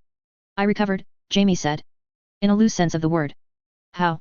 Knife, voltaic current through the worst areas. Stopped my heart, apparently. Who handled all of that? A doctor. He worked in a brothel, Jamie said. He was apparently one of the only ones to figure out a way to deal with it. Wasn't easy or pretty, I observed. We almost lost you a few times. Jamie looked at me and smiled. All right. We'll keep an eye out for him, the crow said. It sounded ominous enough that I wondered if I should steer them away from Marv. But the fact was that Marv had eagerly taken on the job of treating who he could, using what I'd told him. I'd handled some of the cases like Jamie's had been, that seemed impossible to save, but Marv had plugged away on it. Keeping his hands and his head busy, as I understood it. He's not in trouble? I asked, to double-check. No. He's not the only one to figure something out. But they said to keep an eye out for anyone who figured out ways to stave it off or remove it, they want to share knowledge. You said he was a doctor. Student doctor, I think, I said. That got a nod. Hopefully they would pay for that knowledge, and Marv would get a leg up. Money, or status, easier access to better classes. Jamie finished pulling on pants and a shirt, ran his hands through his hair, and then cleaned his glasses. He bent down to get clothes out and I bent down to help him. Sleep well? I asked. You talk to your ghosts incessantly, he said. Sorry, I said. I take it that's a no. It was fine. I was mostly thinking. Not that that was easy either. You worry me sometimes, SY. If it makes you feel any better, I was talking to you, I said. He gave me a funny look. You're sleeping more, I don't sleep much, I got lonely, I said. I shrugged. So I talked to you. The funny look remained, intensified briefly, and then broke, with Jamie turning his focus wholly to stowing away his clothes with more intensity than before, as if he was annoyed. Don't knot that shirt, he said. It's a good shirt, I said, shoving it into his bag. He sighed, pulling it out. I was about to fight him over it, but he neatly folded the shirt and put it away. Once we had him packed, he stood. They'd gotten another of the coverall suits out, and we pulled the things on, tying them down in places we were supposed to tie them down, and putting the masks on. I was still fixing the little things the crows were telling me I'd done up wrong when Jamie, dressed and okayed by the woman crow, got the scrolls from the music machine and carefully stowed them away in his bag. I supposed I'd have to get another scroll phone when we arrived at our next semi-permanent destination. Ready? The female crow asked. Jamie and I checked with each other, then nodded. The crows headed out. I really don't want to get sick again, Jamie said, hesitating at the door. I know, I said. I put my hand on his shoulder. Not to worry. Jamie almost flinched as we stepped outside into the sunlight. It was warm, but something about tineware now seemed hostile and dead, less a glittering beetle shell and more a husk. The parts were mostly there, but the color had dulled, little things were missing and broken, and it lacked animation. It had been bleached by sun, lack of care, and by the dust and fine splinters that had been shed by the creaking walls that sectioned the city off into districts. Windows were no longer glimpses into stores, restaurants, and homes, but glass panes with sheets hanging behind them. Trash collected here and there, in corners and by the sides of the roads. Cracks and peeling paint that would have been dutifully mended before had been left to get worse. The city smelled like tentacled waterborne war beasts had been left to rot and were taking 2 months to do it, with the chemical undertone from the sprayers they were using to blast the plant into oblivion whenever they spotted a red flower. We were outdoors, but it didn't smell like fresh air, even past those other odors. I looked at the crows. You said they wanted to get ahead of the problem? It's not under control. It's spreading. Every time it seems to slow down with one city, it picks up in 3 more. Most of the west coast has felt the bite. Big cities, too. Las Reinas is going the wag of lug. Have they found out who did it? He gave me a curious look. You think someone did it? Feels mean enough, my uncle said, I said. That got me a throat noise that sounded vaguely like the agreeing sort. The rebel groups are apparently to blame, but with the way it's going out of control, people are saying the group that's responsible doesn't want to admit it. Jamie glanced at me. It was disappointing that there wasn't anything more concrete. A lot of my dialogue with Jamie over the past few months had been musing about where Frey, Mauer, and the nobles individually stood, trying to figure out what their next moves would look like if they were the source of this red plague and what their moves would look like if they weren't. Figuring out where the lambs would find themselves was a not insignificant part of that thought process. Did the plague touch Radham? Jamie asked. Little ways off, that. Do you have family there? Jamie nodded, once. They handled it well there, the crow said. They handled it well here, believe it or not. They handled it well here? I half turned, still walking with the group, and took in the scene. Half of the city was burned. Maybe a fifth of the city was overgrown, now, tinted red with an overgrowth of the red flowers, but those areas were contained by walls that seemed to be holding steady. For reasons I couldn't discern, possibly a lack of bodies, the remainder of the city was dotted with red flowers here and there, but the infection hadn't quite managed to get a foothold. Part of the city still stood, I supposed. The rain had made a difference. The quarantine measures had helped keep things constrained. It hadn't been great to be in the city during, but I'd hate to see the cities they handled it poorly, I said. Mostly the cities where the academy doesn't have as much of a hold, the lead crow said. I glanced at Jamie again. I knew he could read my mind on this one, after all of the discussions. One point toward this being the academy's work, then. It was a long walk to the gate, where we joined 200 other survivors. Jamie and I joined the tail end of the group, and remained silent for several minutes, watching the crowd and the crows that stood on the fringes. The crows gave the signal, and counted off people. 25 men, 20 women, and 5 children going with the women. 50 in all. Each was led single file into separate tents. You're tense, Jamie observed. Aren't you? For different reasons, I think, he said. He rolled his shoulder, wincing a little. What are you thinking? That maybe the academy wants to clean up this mess. Gather up the people, infected or not, and eliminate the problem. You're not sure, though. You said maybe.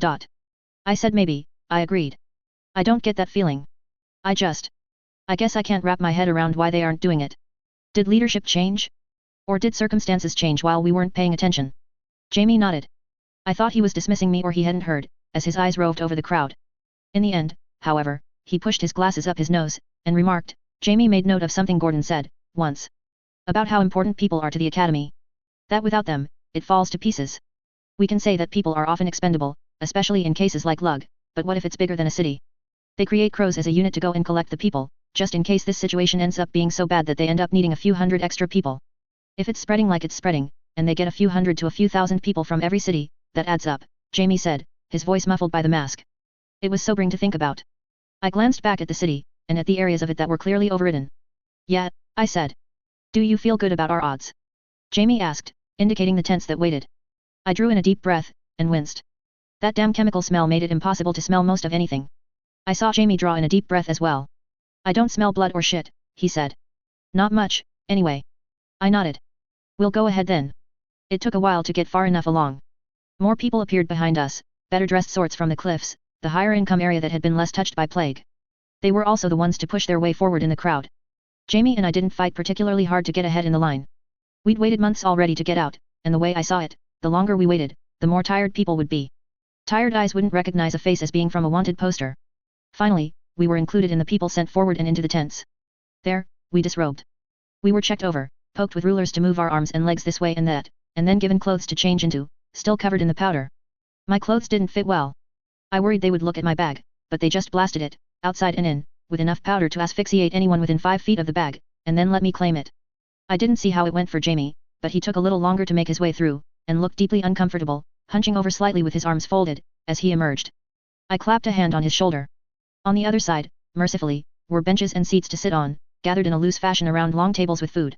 The faint babble of talking I'd heard while in the tent became a low roar. The gesture of offering food and rest, nice as it was, spooked me as much as anything. That the academy was working to curry favor. Them offering a small kindness, to me, was as if the bastard professors that were in charge had talked among themselves and had openly admitted that things were unstable enough that they couldn't afford a riot or a problem on the ground level. We made our way through the maze of tables and benches and found Chance, Drake, Candida, and Lainey, sitting with a few of the girls from the brothel. Shirley was among those girls. On seeing me, Shirley hopped to her feet and threw her arms around me in a hug. The suddenness of it made some of the collected powder puff out around us, from beneath our clothes. Her hair had grown out a touch in the last 3 months. I cannot believe they let you walk out of there, Lainey said, sounding very much like a girl who had gone to school with the elite and taken classes in snobbery. Don't sound so disappointed, I said. With a bit of an edge to my voice, I added, really. I'm not disappointed, she said. I'm not very enthused either. Haha, I said, without humor. I'm glad you're all right, Candida said.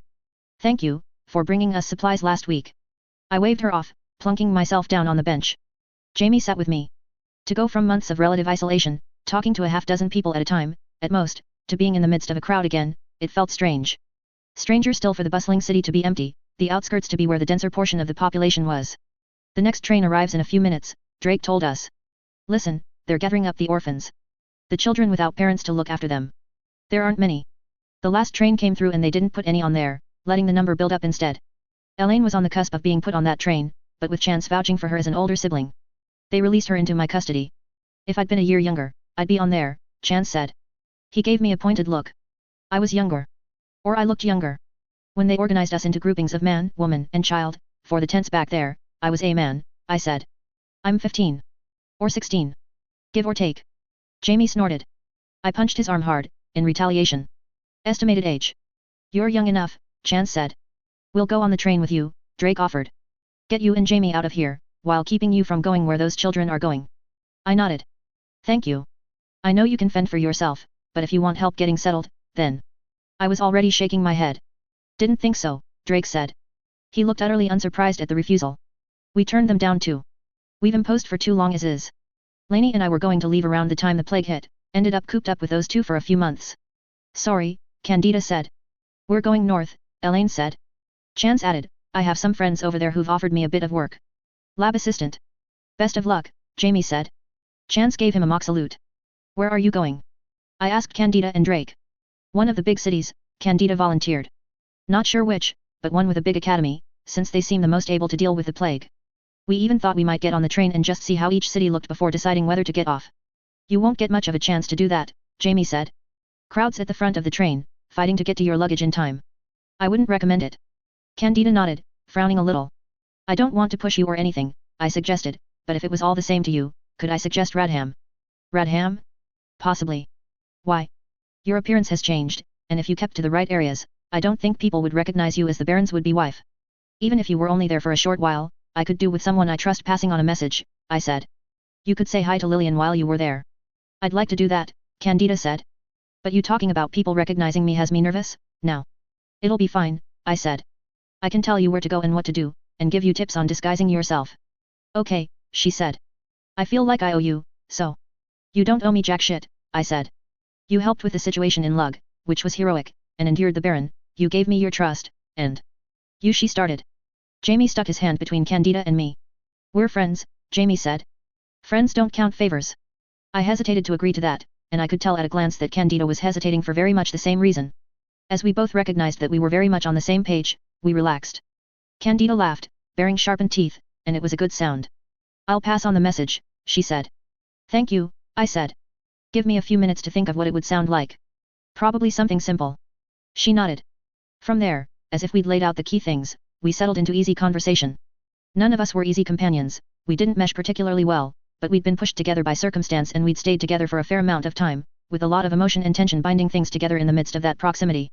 Detaching took some work, talking things through in a kind of prolonged goodbye. The madam of the house stayed behind, a captain with her ship. She wants to make sure everyone makes their way out without trouble, and then she wants to get things sorted out. Say goodbye to the house. From what I hear, they won't be letting us go back, Shirley said. Tineware is being evacuated, and nobody will be allowed back in. They'll bury it. Are you going with her when she leaves? Jamie asked. Shirley shook her head. I think there are other girls who will help her get established somewhere else, but that's not me. I love her, don't get me wrong. She's a dear, and she's one of 2 people who've ever really cared about me in any way. I want to say goodbye to her, but I don't want to stay with her much longer, I don't think, or I might find myself staying at her side until I'm old. She took a deep breath, then clenched her fists in front of her, as if miming some display of strength. Stretch those wings. Take a leap of faith, I said. She smiled at me. Not a big leap. I was wondering if I could come with you for a time. I raised my eyebrows at that.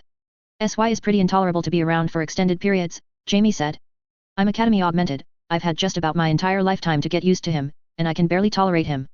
I'm tougher than I look, Shirley said. But I want to learn things so I can face the world, and I like what Sylvester has to teach. I glanced at Jamie. Plan C. He sighed. Plan C? Shirley asked. Building something, I said.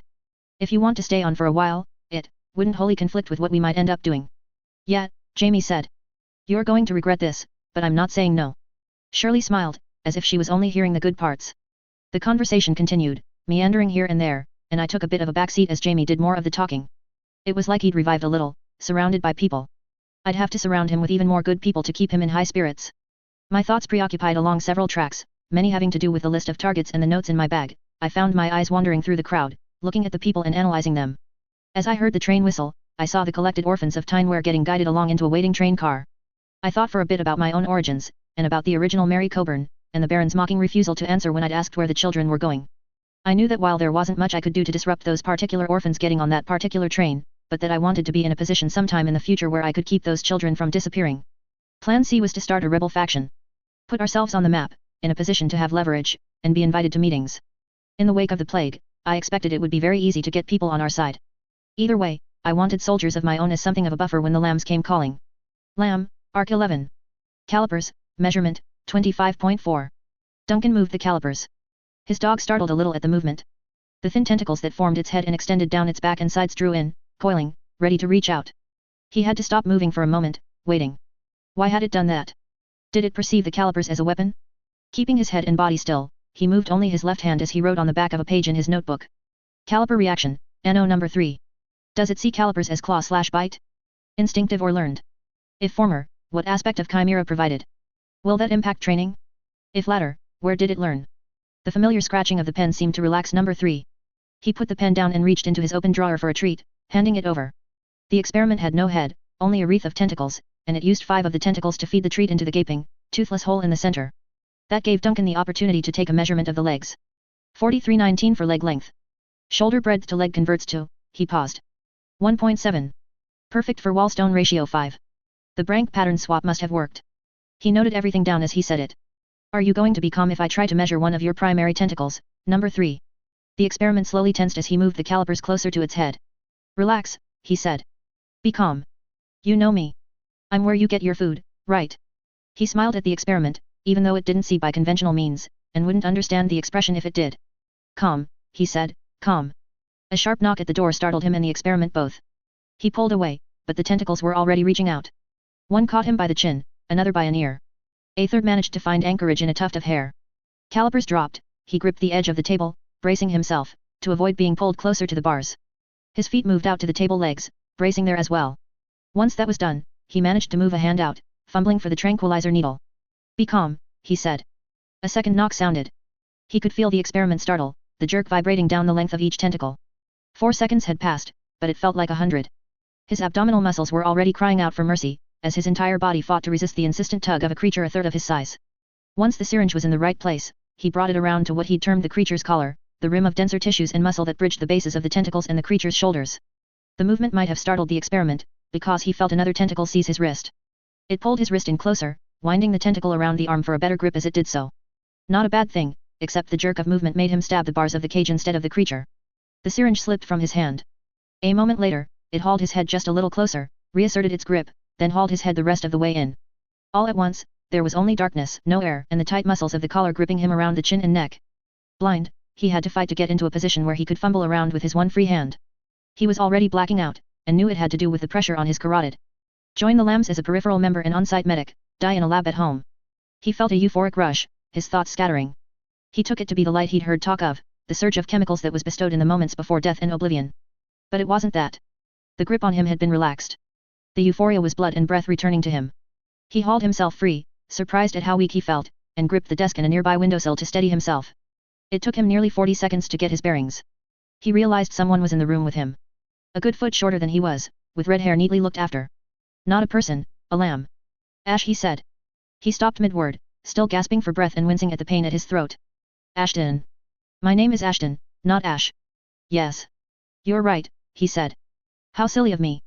You knocked, I take it. Yes. I was told to always knock. It's polite. Not always, Duncan said. Not if you're on a mission, am I right? Yes. I suppose that makes sense. Duncan managed a smile. Ashton mimicked the smile with one of his own, and this one actually looked genuine. Good smile, Duncan praised the experiment. Training it wasn't so different from training the likes of Chimera number 3. He did hope the end result wouldn't be so dangerous for him. Chimera number 3, he noted, had relaxed considerably, as if it had been tranquilized after all. Duncan didn't protest as Ashton reached into the cage and gently pushed at the chimera. At the push, it sat, then lay down, before lying down, letting its tentacles go limp. Duncan swallowed hard, then, at seeing someone walk past the open door to his little lab, he walked over and closed the door. No need for that, Ashton said. He smiled again. I'm being careful. Only pushing it out in this direction. You're getting better, Duncan observed. His voice was hoarse. How very obnoxious. Ashton nodded. Good job. I like that your smiles are different from one another. Helen has been working with you, hasn't she? Yes. Good. That's really good, Duncan said. He slumped against the wall, then raised his hand, looking at the back of it. A small smile crept across his face. Your control is very good, but it's not perfect, he said. He showed Ashton the back of his hand. He watched a very practiced look of puzzlement pass over Ashton's features as the experiment examined the faint stripe of blue that had appeared. Duncan crossed the room, to his chimera number 3, and put his hand near the cage. The blue took roughly 4 seconds to intensify, but it did intensify, until it looked like a stripe of paint. Ashton stared, silent. The young experiment raised a fist, moving it closer, then opened it very suddenly, fingers splayed. It took about 2 seconds for the red stripe to appear, next to the blue. There was something of a pattern as it solidified into a paint-like stripe of color, coloring the points the spores had hit first or in higher concentrations. Chimera number 3 reacted, the tentacles coiling as it began to work to stand again. Away from the experiment, if you want to keep testing, Duncan said. He moved away from the cage, and Ashton followed. He tapped his hand, this is a little pet project. I altered some bacteria that the Academy uses for detecting invisible gases, and primed them to respond to your spores. You remember when I asked for the samples? Ashton nodded. He did the motion with his hand again. Nothing. Another motion, again, with no response after a few seconds. The red and blue were fading, Duncan was pleased to note. A fifth gesture, a movement of Ashton's hands, and the blue and yellow stripes illuminated. Which was that? Duncan asked. Ashton was quiet, staring. Ashton, pay attention, Duncan ordered. Once he had the experiment's attention he asked again. Which spore did you just use? Agitation. That shouldn't have lit up the blue. Something to correct. But it's neat, isn't it? Again, Ashton was quiet. Duncan moved his hand. Ashton's head turned to track the motion of the hand, like a dog might do with a good bone that still had some meat on it. Duncan moved his hand left, right, down, then up, until the little experiment could no longer see the patch of color. The little experiment stood on his tiptoes, straining to see, until he lost his balance and stumbled. He drew a handkerchief from his lab coat pocket and scrubbed the back of his hand until the colors were mudded and nearly gone. A few rainbow traces remained. Ashton stared at the hand, looking around a little as if he was wondering where the color had gone. Then he met Duncan's eyes. I want some, please, Duncan. Can I have some? It's very unusual for you to want anything material, Ashton.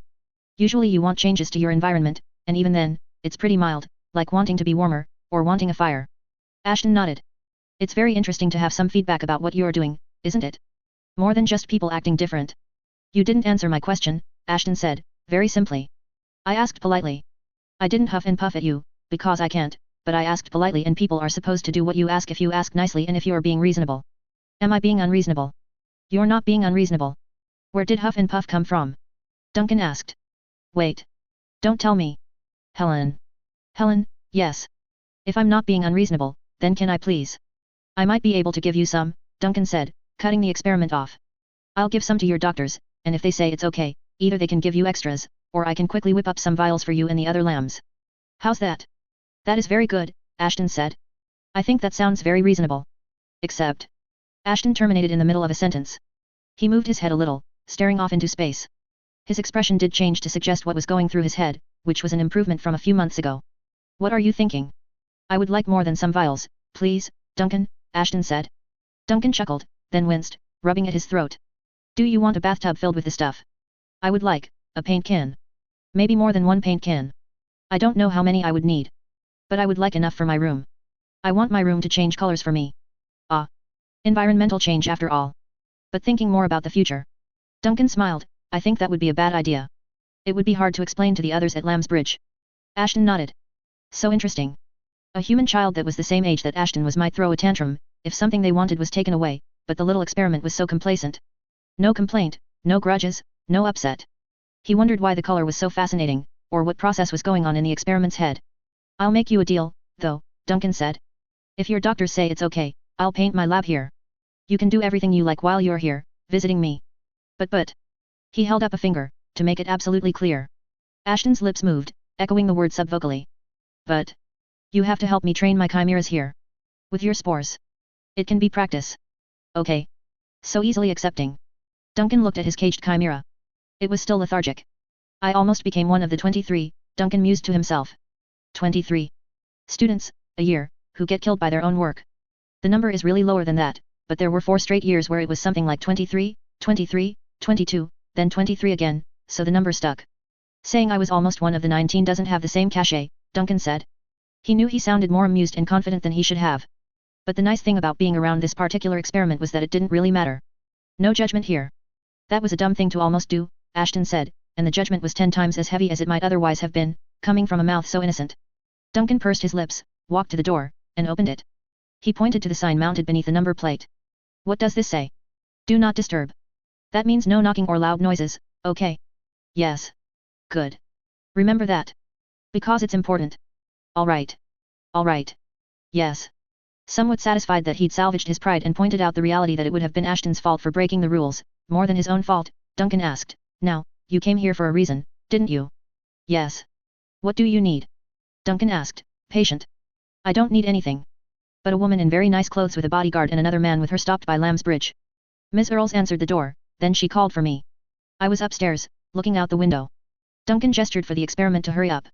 He watched as Ashton stopped, pausing, as if he needed a moment to process and think about what he was supposed to be hurrying up to. To his credit, he was a lot faster in making the leap than he had been when Duncan first joined the team. The woman wanted to talk to a lamb. To Lillian, but Lillian wasn't there and neither were Mary or Helen. I talked to her and she gave me this, and this. Ashton held an envelope and a slip of paper. Duncan took both, looked at the slip, saw an address pointing to somewhere in the sticks, then unfolded the paper from the envelope.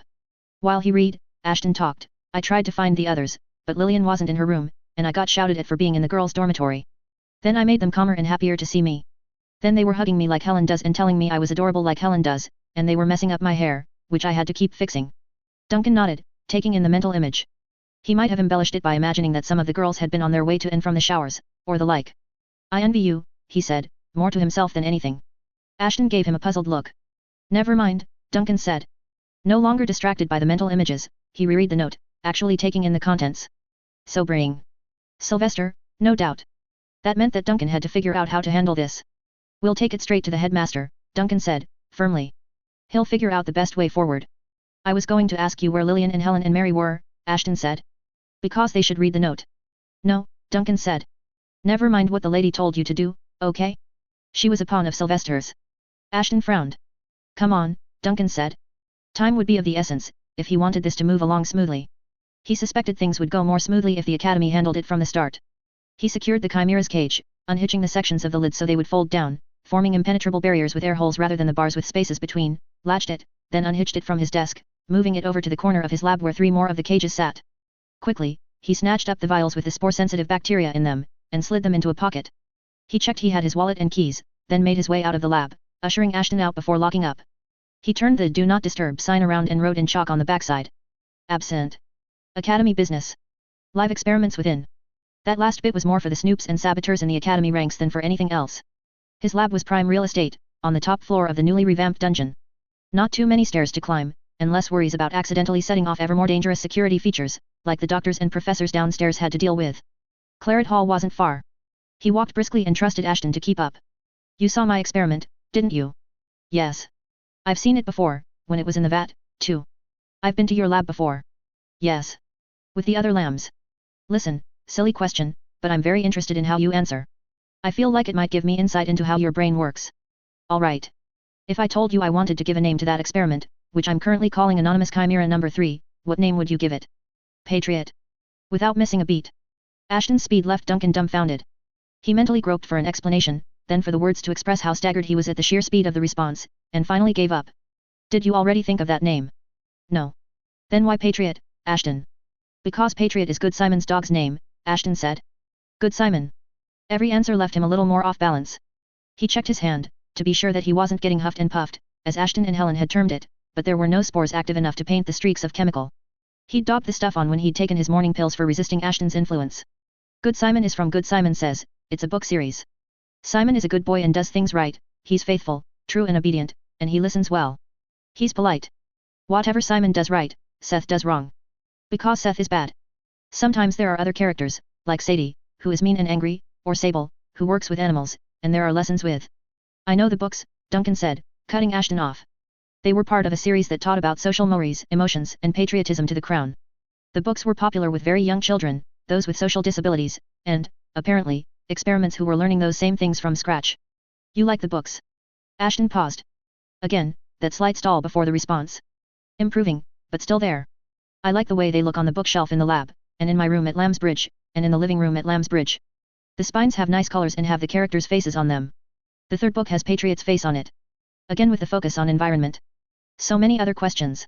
Duncan was momentarily paralyzed by them.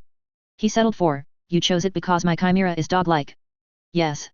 Because it's part dog. How did you know that there was dog in no, never mind. I will, Ashton said, quiet. Duncan gave up, rather than subject himself to more confusion. He silently tallied up an unwitting victory for Ashton. He did allow himself one observation, however. He glanced at the head of neatly parted red hair that moved up and down as Ashton walked quickly at his side. Good Simon parts his hair, doesn't he? Ashton nodded. Good grooming is a very important thing. They were silent as he opened the door to Claret Hall, and silent for the first stretch within. Duncan recognized a face, and waved at a doctor, beckoning. One of Ashton's.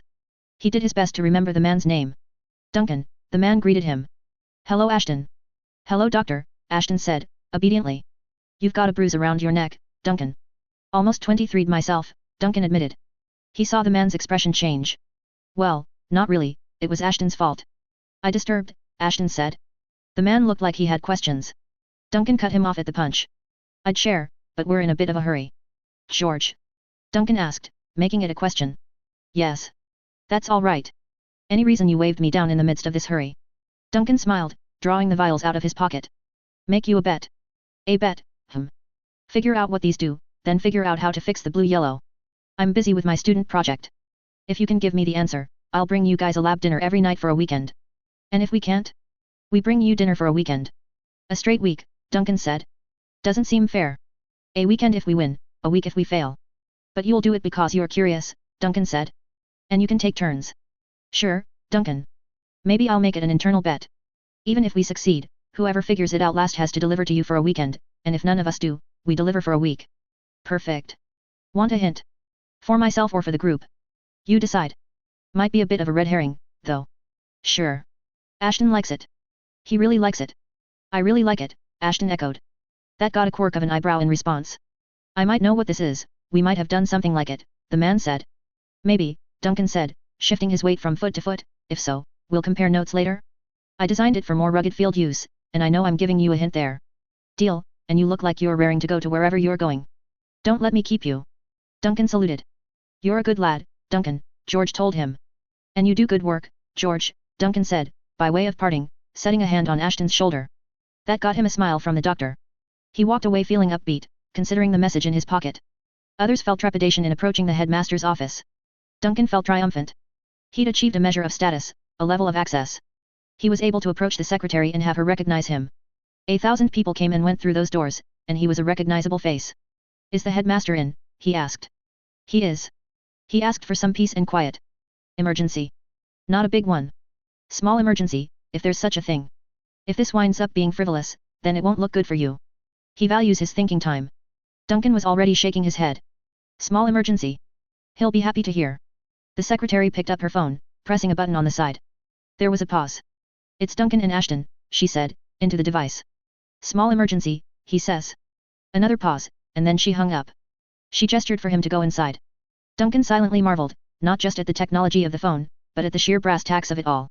He could understand investing in phone technology to talk to people in other cities faster than mail, birds, or telegraph could, but to do it for someone in the next room? The room had been refurbished, but improvements were still ongoing. 9 out of 10 pieces of furniture in the room had been replaced with ones that had a personal touch. A tree now stood in the corner by the window, its leaves crimson, reaching over the desk. At the other end of the room were tables and desks enough to seat 30 people. Nobody sat there now. Headmaster Hale, Duncan greeted the man at the desk. The man was older, his hair cut short and well-styled. He wore his black lab coat with medals on it like someone who had been born to professorhood. It was hard to picture the stern figure as a mere doctor or student. Duncan.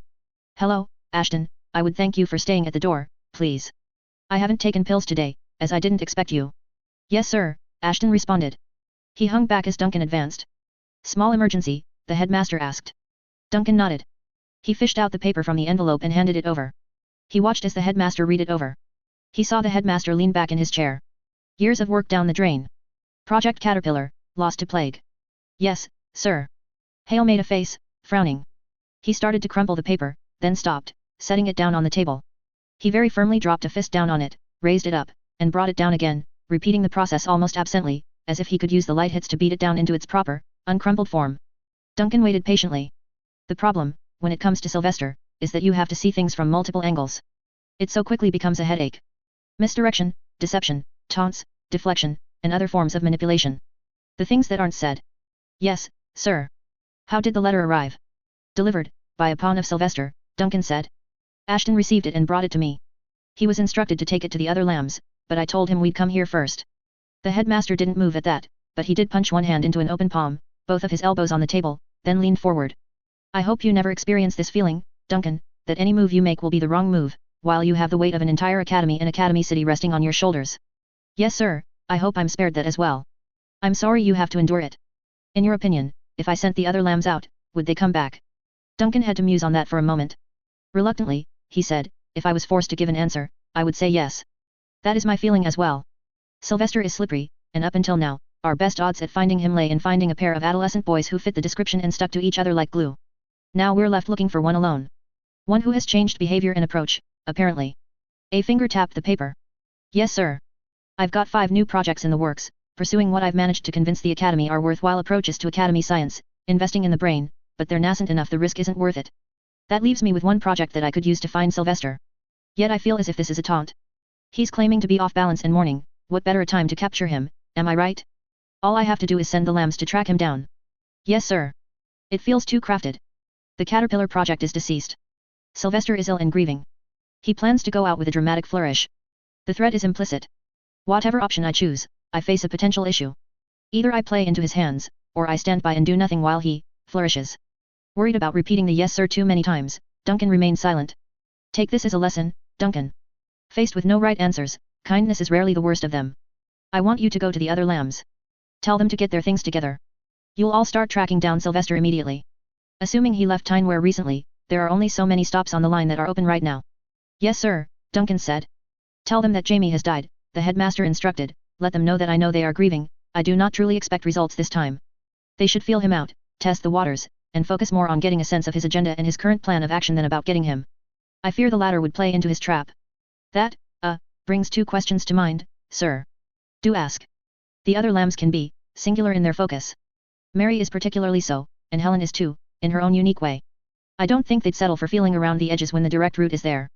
You're not wrong. Steer them in the right direction where you can. Knowing Sylvester, he wants the lambs. I'm willing to make the gamble that I may lose 1, 2, or 3/5 of you, in exchange for clues about what he's up to, and I'd rather avoid pushing them too hard, out of fear of pushing them away. Reconnaissance. No push. Stress this. Duncan nodded. The second thing, the headmaster asked. That. Almost forgot. What Sylvester says, he's a liar. He could be misleading us. He could, the headmaster admitted. But my gut feeling is he wouldn't. He wouldn't. I might be falling victim to him being one move ahead, but to convince his friends that their friend and teammate is dead, when he isn't. That would take a particular sort of selfing cruelty, wouldn't it? Based on what I saw and knew of Sylvester. It is hard to imagine, the headmaster contradicted Duncan before he could get the full sentence out. We won't rule anything out, but for now, you can tell them. Duncan nodded. A lot of pressure, the headmaster said. Duncan nodded again. How is your student project going? It's going quite well. I'm weeks ahead of my class. Viable life, I can set the ratios myself. I'm already making notes on the brain stage. Not having to rent out or wait my turn for lab space helps. Good to hear. I won't ask about the mark on your neck. Duncan smiled sheepishly. Thank you sir. Keep that in mind as you go talk to the lambs. Helen is with her professor, and I know that Lillian is in Lab 2A, likely with Mary in her company.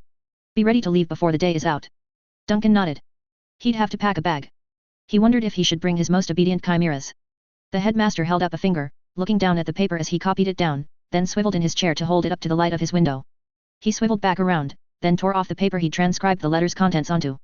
Secret messages, sir. None that I've seen so far, but I do have to wonder. I'll give you the copy rather than the original, to be safe, the headmaster said. Thank you for coming to me. Thank you for the opportunities you've given me, sir, Duncan said. With a short nod of acknowledgement, he turned and made his way out of the room. He opened the door, holding it for Ashton, and noted a faint hue on the back of his hand as he did. He closed the door behind him. Thank you, he told the secretary, in a low voice, as he passed her. You're very welcome, she said. Just doing my job. The added very was so important to Duncan, as was the short conversation and talk of the contest with Ashton's supervisor. He buzzed with the thrill of the little victories and successes, that he'd left both people smiling, and that he'd achieved everything he wanted to achieve in the process. Thriving in the academy was a question of politics as much as it was science. He'd been good at the science side of things from the time he was little. Being able to tell himself he was laying the groundwork for the political side of things thrilled him. He exited Claret Hall, Ashton at his side, and they made their way back to the dungeon. Ashton, he said. Can you do me a favor? Yes. Do you know where Professor Ibot's lab is? And can you find your way to Lab 2A? I do, and I can. Can you get Helen and bring her to Lillian's lab? I had a bad experience with her professor, and I'd rather steer clear until he forgets my face. That's fine. I like Helen, and I like getting to walk with her and talk with her. Maybe the very first like that wasn't rooted in something environmental that Ashton had mentioned since arriving in his lab. I like the hugs, too, Ashton said. She hugs me a lot, and my head or my face gets squeezed against her chest, and it's soft. I envy you so damn much, Duncan murmured, under his breath. Helen's good points were why he'd gotten on Ibot's bad side. He'd been invited to the irritable professor's lab, with the idea that Duncan would learn the particulars of Helen's anatomy in case she needed field care. That had involved Helen partially disrobing so she could be opened up. Given that Helen was an experiment that looked like a 16-year-old girl, and given that she was attractive enough to shame 99 out of 100 of even the augmented girls in the Western Crown states, Duncan had reacted like any other adolescent male might. He wasn't entirely sure, but Helen might have noticed and made the agony of the situation more agonizing by giving him sly looks, small smiles, and choosing certain postures. Bad luck, that Ibot had noticed that Duncan was as stiff as a cold stitched while midway through the process of opening up the experiment's ribcage. The man had taken Duncan to be a peculiar sort of pervert, when it had simply been a particularly stubborn stiffness from earlier. The small man's words still rang in his ears, and his face burned at the memory of the situation. A man he'd admired and hoped to impress had condemned him and threatened to alter parts of him beyond recognition. Best to steer clear of that particular lab for the time being. That was one instance that hadn't been good politics. You envy me, Ashton said, as if processing the idea, searching for a conclusion or way to parse it. Duncan asked, pulled out of reminiscing and back to reality. Then he remembered. Yet. After a few moments' thought, he added, and don't mention that envy to anyone. Ashton nodded. He clapped a hand on Ashton's shoulder. They made their way down to the labs and split up. He approached Lillian's lab, 2A, a floor below his own lab, which was actually a considerable distance, and he stopped at the door. Why did he feel trepidation? In virtually every other situation, he felt so capable, like he was ahead of the pack. But here. No do not disturb sign. No notices or warnings. He knocked. He heard the reply, almost impossible to make out through the thick door. Come in. It was an expansive lab. More expansive than his own. Clay models of bodies, arms, legs, and bodies were set up along one side, some with bone skeletons modeled in white to contrast the flesh-tone clay. There were vats of flesh and tables with disembodied parts strewn out. Various drafts of Lillian's exosuit, all taking up 3/4 of the lab. Lillian wore only a camisole and a doctor's apron, her lab coat around her waist with the arms tied. A hairband kept the hair out of her eyes as she worked. In the other 1/4 of the lab, Mary had arranged something. Pillars and targets, all suspended at various points. As Duncan watched, Mary threw a knife. It moved in mid-air, turning a relatively sharp left, before slicing along the length of a target that sat with its edge facing Mary. It clattered along the ground. Mary's expression didn't change as she flicked her hand and arm. The knife reversed course, moving around a pillar, then, with another movement, skidding across the floor to her, where she stopped it with one foot. She used her hands to carefully catch the length of razor wire that was bound to the knife, centered herself, and then threw again. He caught the follow-up motion this time. Throwing and manipulating the wire so it would catch at the pillar and force a change of direction for the knife. The knife sank into the very edge of the target. Mary froze, watching, waiting, until the knife came loose of its own accord. With grim determination on her face, she reeled it in again. She was teaching herself to throw knives around corners. Or the wire could slit one throat while the knife flew into another person's face. Come to spy on my work? Lillian asked. The tone was light, not accusatory. If I was going to spy on someone or sabotage someone, which I wouldn't, I wouldn't pick you. You're liable to find your way to the top of the class, sabotage or not. Of course, Lillian said. How's your project coming? Almost got 23'd, he said. You didn't, she said. Ashton's fault. Your fault, Lillian said, eyes on her work. Her hands made wet, squelching sounds. There are always more precautions you can take. He opened his mouth to protest, then closed it. The knife slashed the target but didn't sink in. Mary reeled it in. She's been at that for hours, Lillian observed. It's fun, learning something new, Mary said. To your peculiar mind, Lillian said. I haven't seen a smile cross your face since you started. I'll smile when I can land 5 out of 5. I'll do it before the end of the day. I believe you, Lillian said. She even sounded sincere. She returned her attention to Duncan. We've been talking about going shopping. In the interest of team building, would you like to come along? Duncan's response was cut short. Ashton ran into the room like the mounted legions of hell were after him, scrambling so fast that even his walking shoes slid on the floor. He made a beeline for Mary's maze of pillars and targets. Helen followed him into the room. She moved more like a jungle cat, with confidence and easy, graceful movements. The sight of her filled Duncan with very complicated feelings ranging from terror to awe and, again, that stirring of adolescent feelings that anyone would feel when faced with something that looked like a perfect girl, and that only made him feel more terror. Ever since the incident with Ibot, he'd felt like he was her prey. He'd shown a moment of weakness, and now there was no escape. He was already reciting Wollstone's ratios in his head, so as to avoid another moment of bad politics, as he'd come to term it, when Helen tackled Ashton to the ground. She squirmed around on top of him, pinning him by weight rather than by grip, and smothered his neck and face with kisses. He couldn't help but imagine himself in Ashton's situation, and that didn't do anything to improve his situation. Not just reciting Wollstone's ratios then. He started the chemical conversions and listing conversion methods in his head. A glance at his hand showed a red, yellow, and faint blue bar. Assuming the blue was a false positive, then at least Ashton was enjoying himself. All an act, he told himself, some charade the two familiar, not dissimilar experiments had concocted between them. We have a job, Duncan announced. Helen, mercifully, stopped messing around. He had their attention. Sylvester, Lillian said, as if it was already known. How did you know? He asked. Timing feels right. It's felt right for a while now, but when my mom came into my room 3 years ago and sat on the corner of my bed, I knew right away it was my grandmother. That she'd died. I know this like I knew that. Yeah, Duncan said. He drew in a breath, then said, listen, the headmaster said this is low pressure. We're going into this as a reconnaissance job, to figure out what Sylvester is doing. We can fail. If we do this right, the headmaster will okay a more serious job, and relax restrictions on the lambs.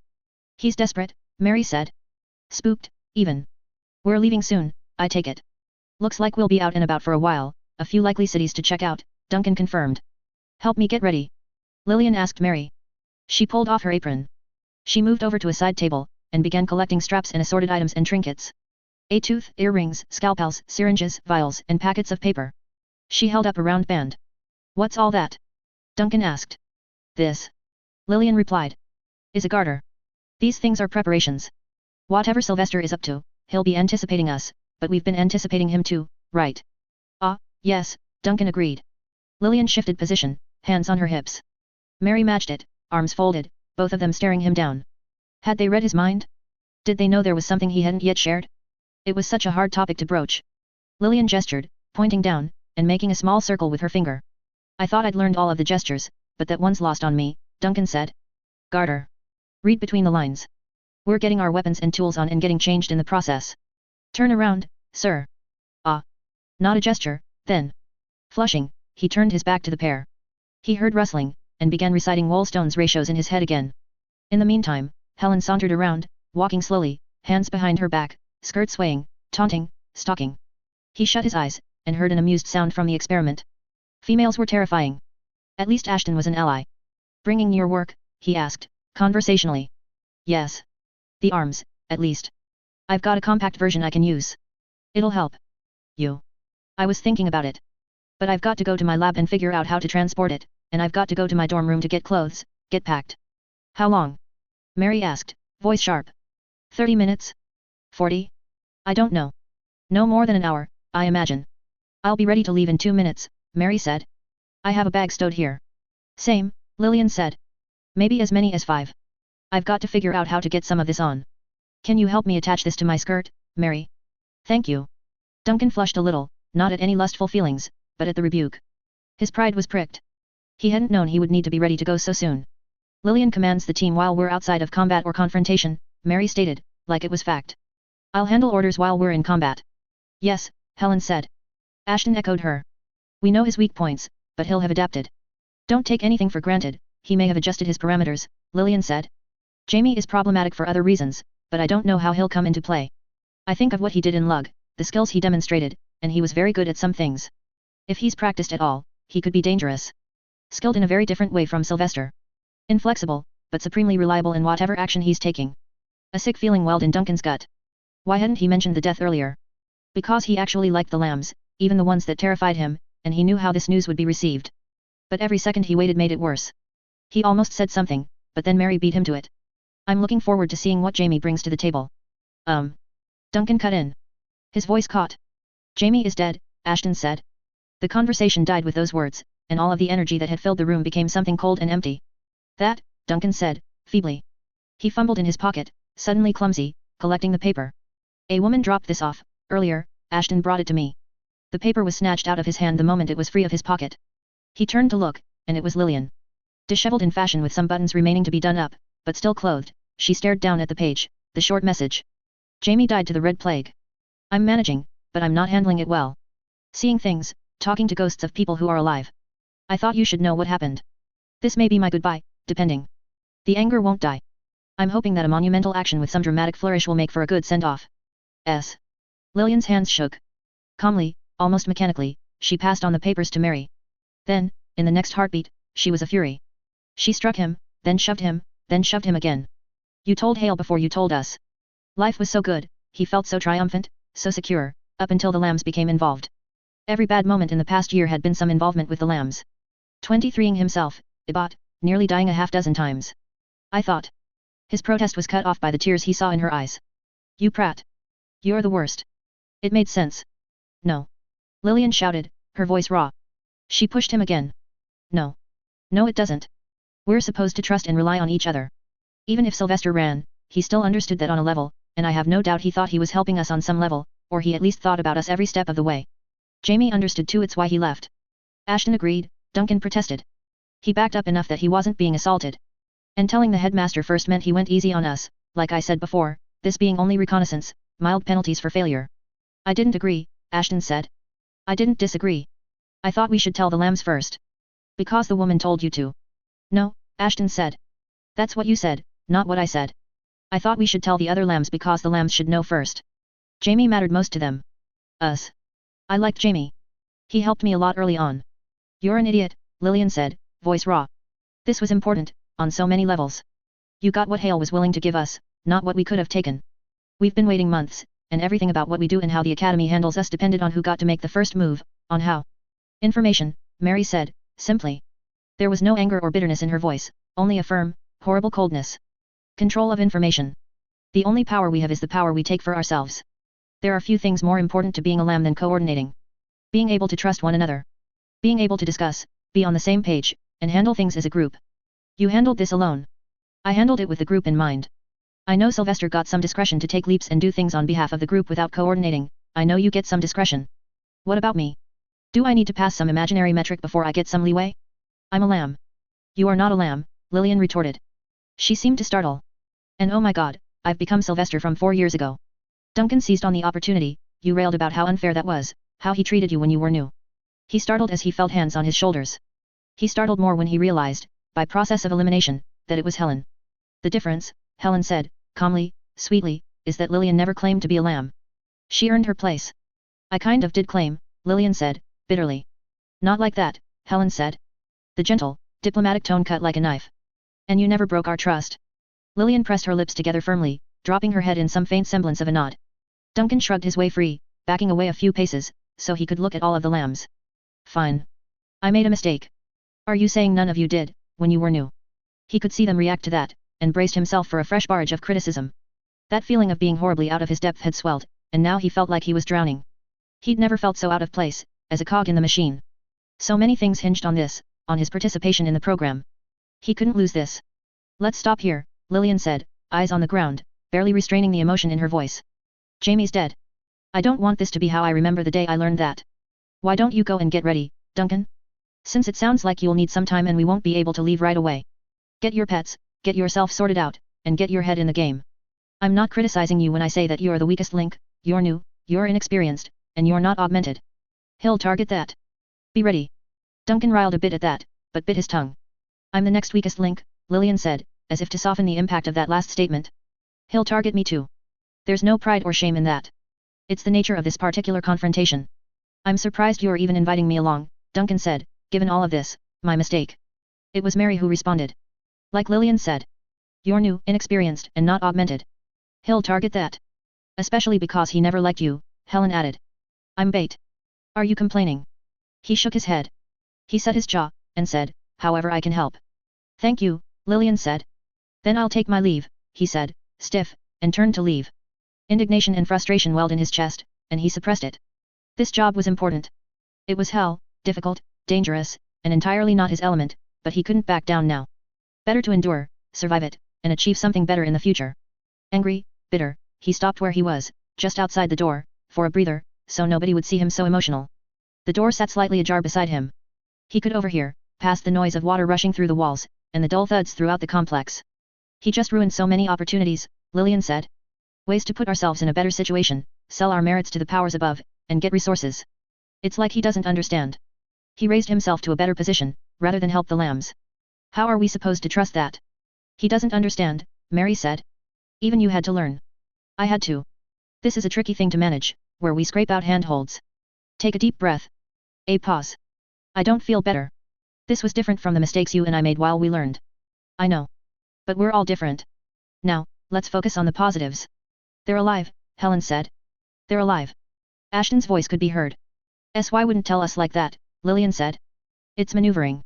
Giving us the information to spread or leak as we need to. They sounded so certain. Was this what they were talking about? Coordination? Mary said, it offers the added benefit of getting the bounty hunters off his trail, which he doesn't want and we don't want. If Hale wants the loose end tied up, he has to use in-house resources. We're sent to chase him. Probably rollicking good fun for him. The little bastard, Lillian added. Probably, Mary said. There was more talk, about logistics, about getting things together, and what would work best for dealing with Sylvester. Duncan barely heard any of it. His pride stung. He felt bitter. The paper in his pocket with the address on it. He still had it. He could take it to the headmaster. Another tidbit of information, one that might lead back to Sylvester. A sick feeling stirred in his gut at the feeling. Instead, he turned around. He opened the door. He could see the reaction as they saw him.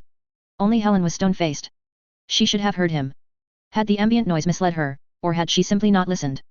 Nobody asked the question, did you overhear? Did you eavesdrop? He reached into his pocket, and withdrew the slip of paper with the address. He handed it to Helen, who was closest. Oh. The address of the woman who brought the letter, Ashton said. Duncan could see eyes light up at that. A morsel of information, but it was important. It won't lead back to Sylvester, Duncan said. He wouldn't leave a trail like that. Everything he does at this stage, he does for a reason, Mary said. Including sending the letter to us, not to the academy. Just so it's clear why we were upset. This matters. Thank you, Lillian said. She still looked angry. To think she'd once been a friend of his. This is a big step forward. I gave it to you because Ashton might have told you about it at some point. The only reason I didn't give it to the headmaster is because I was too preoccupied, and forgot. Thank you, he said. He couldn't meet anyone's eyes. I'll go get ready. Dyed in the wool 12.1. 3 bounty hunters flanked me. All 3 had crocodile skin, 2 of them were women, twins, while the third was a man, proportioned like a Bruno. Each member of the trio had long, greasy hair that looked like it hadn't been cut or washed in the last few years, and each had scant clothing, which was probably a blessing, given how they tended to operate. I was still dripping wet with mud up to my knees, while they had more or less dried off in the walk here. The older brother who went by Scale. Given the crocodile theme, I might have expected them to have wider mouths, riddled with sharp teeth, but Scale's mouth was smaller than mine, the lipless top and bottom of his mouth pressing together into a firm, grim line. His hair was tied back into a long ponytail, while the girls simply let their hair drape over their faces, in part. One of them had swords at her side, bent ones meant for hacking at vegetation, while the other had pouches clipped to her belt. Scale held the chain of my cuffs in one fist, and the rough scaled hand was large enough to simply encompass the chain, one side of his hand rasping against my left wrist as we walked, the other side scraping against my right wrist. He held me so my arms were stretched out directly behind me and up a bit, my shoulders threatening to get wrenched out of my sockets. My feet barely felt like they touched the ground, which was more illusion than fact, and mud squelched in my shoes with every step. In this manner, my nose bleeding to the point that droplets formed at my chin and dropped down to stairs, doorstep, and then floor, I was led into the building that served as West Corinth's Crown Courthouse and Police Station. Crown officers and service members turned their heads for the trio, but the ones that stared because of me. I saw some glances go from my face to the wanted poster on the wall. Jamie's face was still beside mine, there. Still his artwork. Old Jamie's artwork. I struggled a bit, and Scales shook me, hard. I winced at the pain in my shoulders. He grabbed me by the neck, and still holding the chains with the other hand, he hauled me up and draped me across the first available desk. The officer there stared. Get your superior, Scales ordered. The officer looked down at me, up at Scales, then waved another man down. Or, alternatively, I said. Scales lifted me up off the desk, then slammed me down into it. No shenanigans. My tolerance is 0, Scales said. I pursed my lips, and let my head drop, forehead resting against the cooler surface of the desk. Bounty. I heard a new man say. You're Archibald, if I remember right. Scales asked. I prefer Captain Anders. And you are? Scale. My sisters, Magda, Agnes. We've already passed on word to higher authorities that we have him. I would like a prison cell. I know you have some in the building. I see. I won't object. We do have space in a cell. He would share it with 2 others. No. You'll shuffle the prisoners around until there's an empty cell. I'm not taking my hands off him until they have their hands on him. I'll be in the cell with him until Radham Academy sends its agents here with a box to put the little blighter in. I don't know where you hail from, Mr. Scale, but in this office, we expect manners. I felt and heard the heavy bag hit the same desk I was being held down against. That is how the Marais Cavalier say please and thank you, one of the crocodile women said. Not a bribe. A donation to your department. As thank you for the space, the time, and the hassle. There is always the hassle, with this one. We spent 2 days tracking and chasing him before he ran out of steam. I am guaranteeing there will be more of the hassle. Given any other choice, I would say no, because of that same fear. But he's an enemy of the crown, and there aren't any alternatives if you're looking for a cell to put him in. Myself in him, Scale said, sharp with the correction. This is not negotiable. Yourself in him. If you'll wait here, I'm going to make a phone call, and then I'll see about those accommodations, the police captain said. Thank you, Scale said. I spoke up, he's double-checking what you said about you having contacted the academy. Scale tightened his grip on my neck, lifted my head, and then slammed it down on the desktop. My head exploded with pain, and I felt a sharp pain at my lips, with a sharper pain at my nose that suggested it might have broken. He left my face there, pressed against the desk. My gasp of surprise and following utterance of pain felt belated, but it might have been that the impact had distorted my sense of time for a moment. The sharp exhalation as I made a pain sound sprayed out the blood from a cut lip and an exacerbated nosebleed, painting the desk. Do your level best to pretend you're dead. Don't move, don't talk, don't gesture, or look around, Scale said. When you irritate me, I will do that again, or something like it, and everything about you irritates me at this point, the sound of your voice included. My eye moved over to look at the police captain, and the people around the room who were watching. Scales didn't seem to care about the stares his violence had earned him. He didn't slacken his grip at all, either. 2 minutes passed before the captain returned. Phone call checks out. Radham Academy confirms they sent a contingent of officers and an experiment at your request. They were happy to get confirmation from me as well, about him being in custody. Assuming it's him, and not another child mocked up to look like him. The people I talked to on the phone raised the possibility. It's him, Scale said, with a tired voice. The group they're sending, I asked. Scale lifted my head up. The lambs? I asked, in the second I had before he slammed my face into the table. That was my cheekbone more than my nose or mouth. He was good at distributing the damage. Don't answer him, Scale said. I sighed, and the exhalation sent a faint spatter of blood across the desk. A hand swiped at the blood on the table, wiping it away with a damp handkerchief. That same handkerchief moved toward my face. Scale let go of my neck to seize the woman's wrist. What do you think you're doing? Scale asked. Stopping the bleeding, the woman said. Let him bleed. Knowing him, he put something in his blood that will influence you or give him an opening. All business, the captain asked. We tracked him for the first month of summer and chased him for the last 2 days. I was ready to be done with this one within an hour of beginning the chase. I see. Why don't you come with me, and we'll see about that cell. Lead the way. The moment he hauled me to my feet, I sagged, nearly dislocating my arms. Stand properly, he said. Or I'm putting a foot up between your legs with enough force you'll be half a meter off the ground. With that threat, I straightened my legs, and walked more normally. Thought so, Scale said. Down a hallway, up some stairs, and then through a second-floor tunnel that joined the 2 buildings. I could see the bustling city through windows at eye level. West Corinth. The city formed something of a figure 8 around 2 lakes. It was a city that was hard to fall in love with or find anything to like about. The local law enforcement was chief among it. My hands had been painfully bound since we'd arrived, making money was proving difficult, and money was perhaps number 3 on the list of things we most desperately needed. We moved downstairs and into the adjunct prison.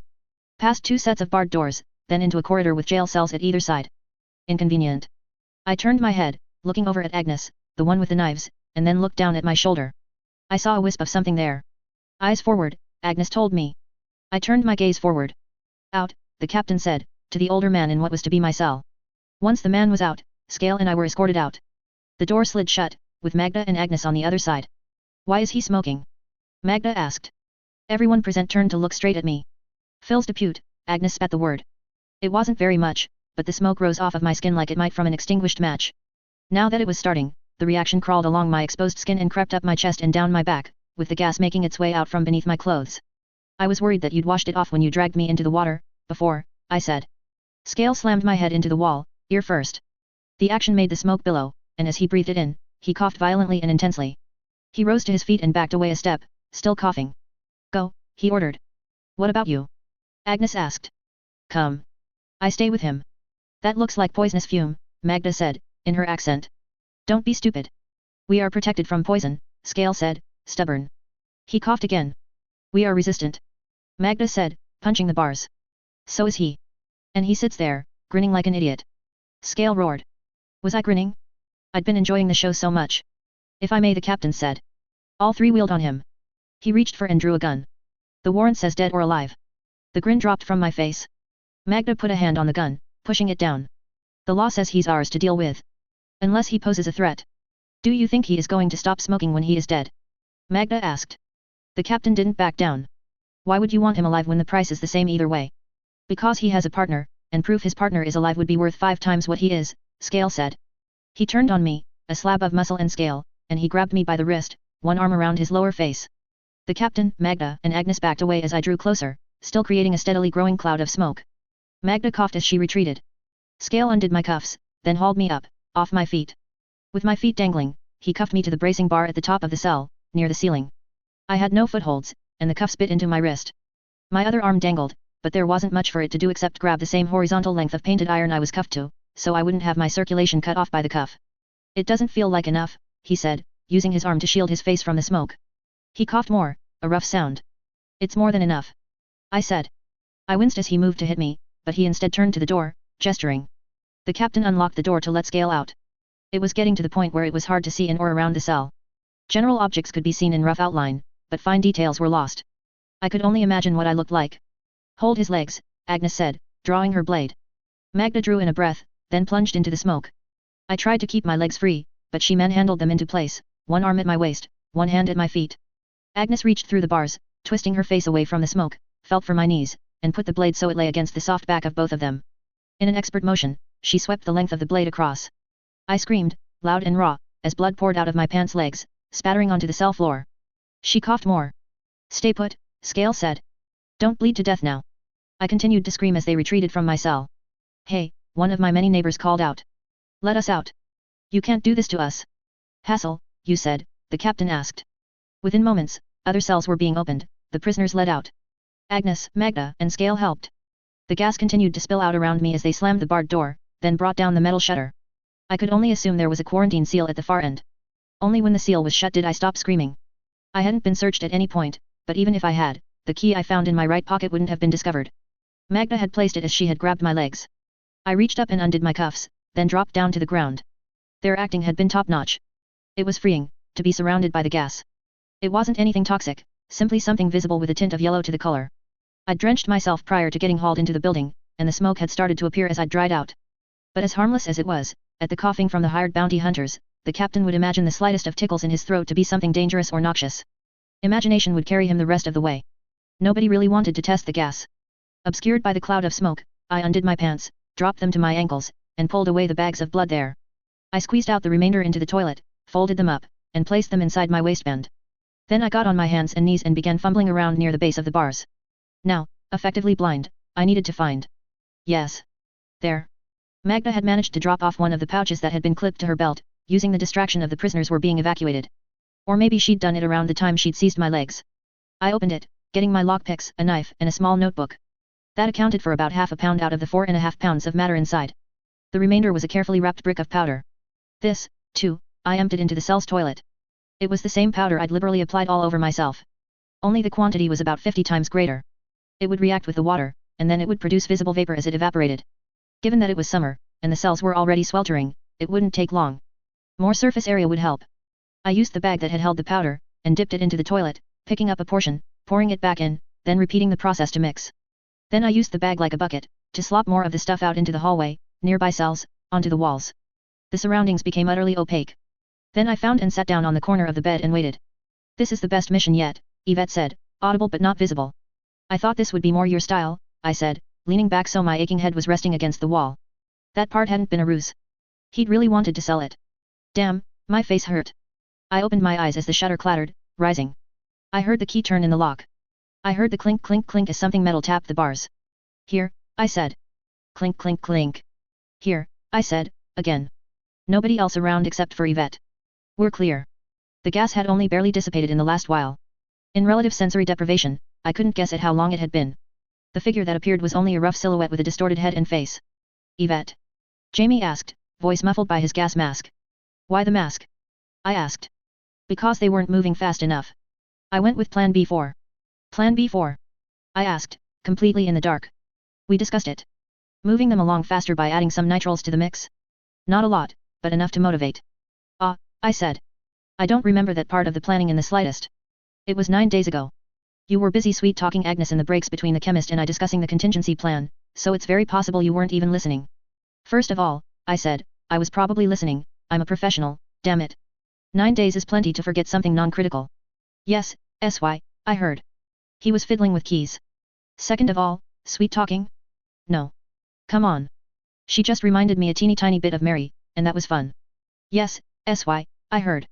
Automatic, rote, routine, as if he was barely listening, which wasn't likely, or he was trying to nettle me by not giving me proper feedback. The cell door unlocked. Jamie hauled it open, and I joined him, reaching out, finding his shoulder, and setting my hand on it. He slapped something against my chest. Wear it. For my peace of mind. Gas mask. I sighed and pulled the thing on. It obscured my vision a little, and constrained my breathing more than the gas had been. Jamie led the way. I'll take you to Block F first, he said. Then go to records. Got it, I said, taking a moment to figure out how to pitch my voice to be heard past the mask, that was, the bloated man, the runner, and the businessman. I don't know whether to be happy you actually remembered that much, or deeply disappointed you don't remember their names. Cut me some slack, I said.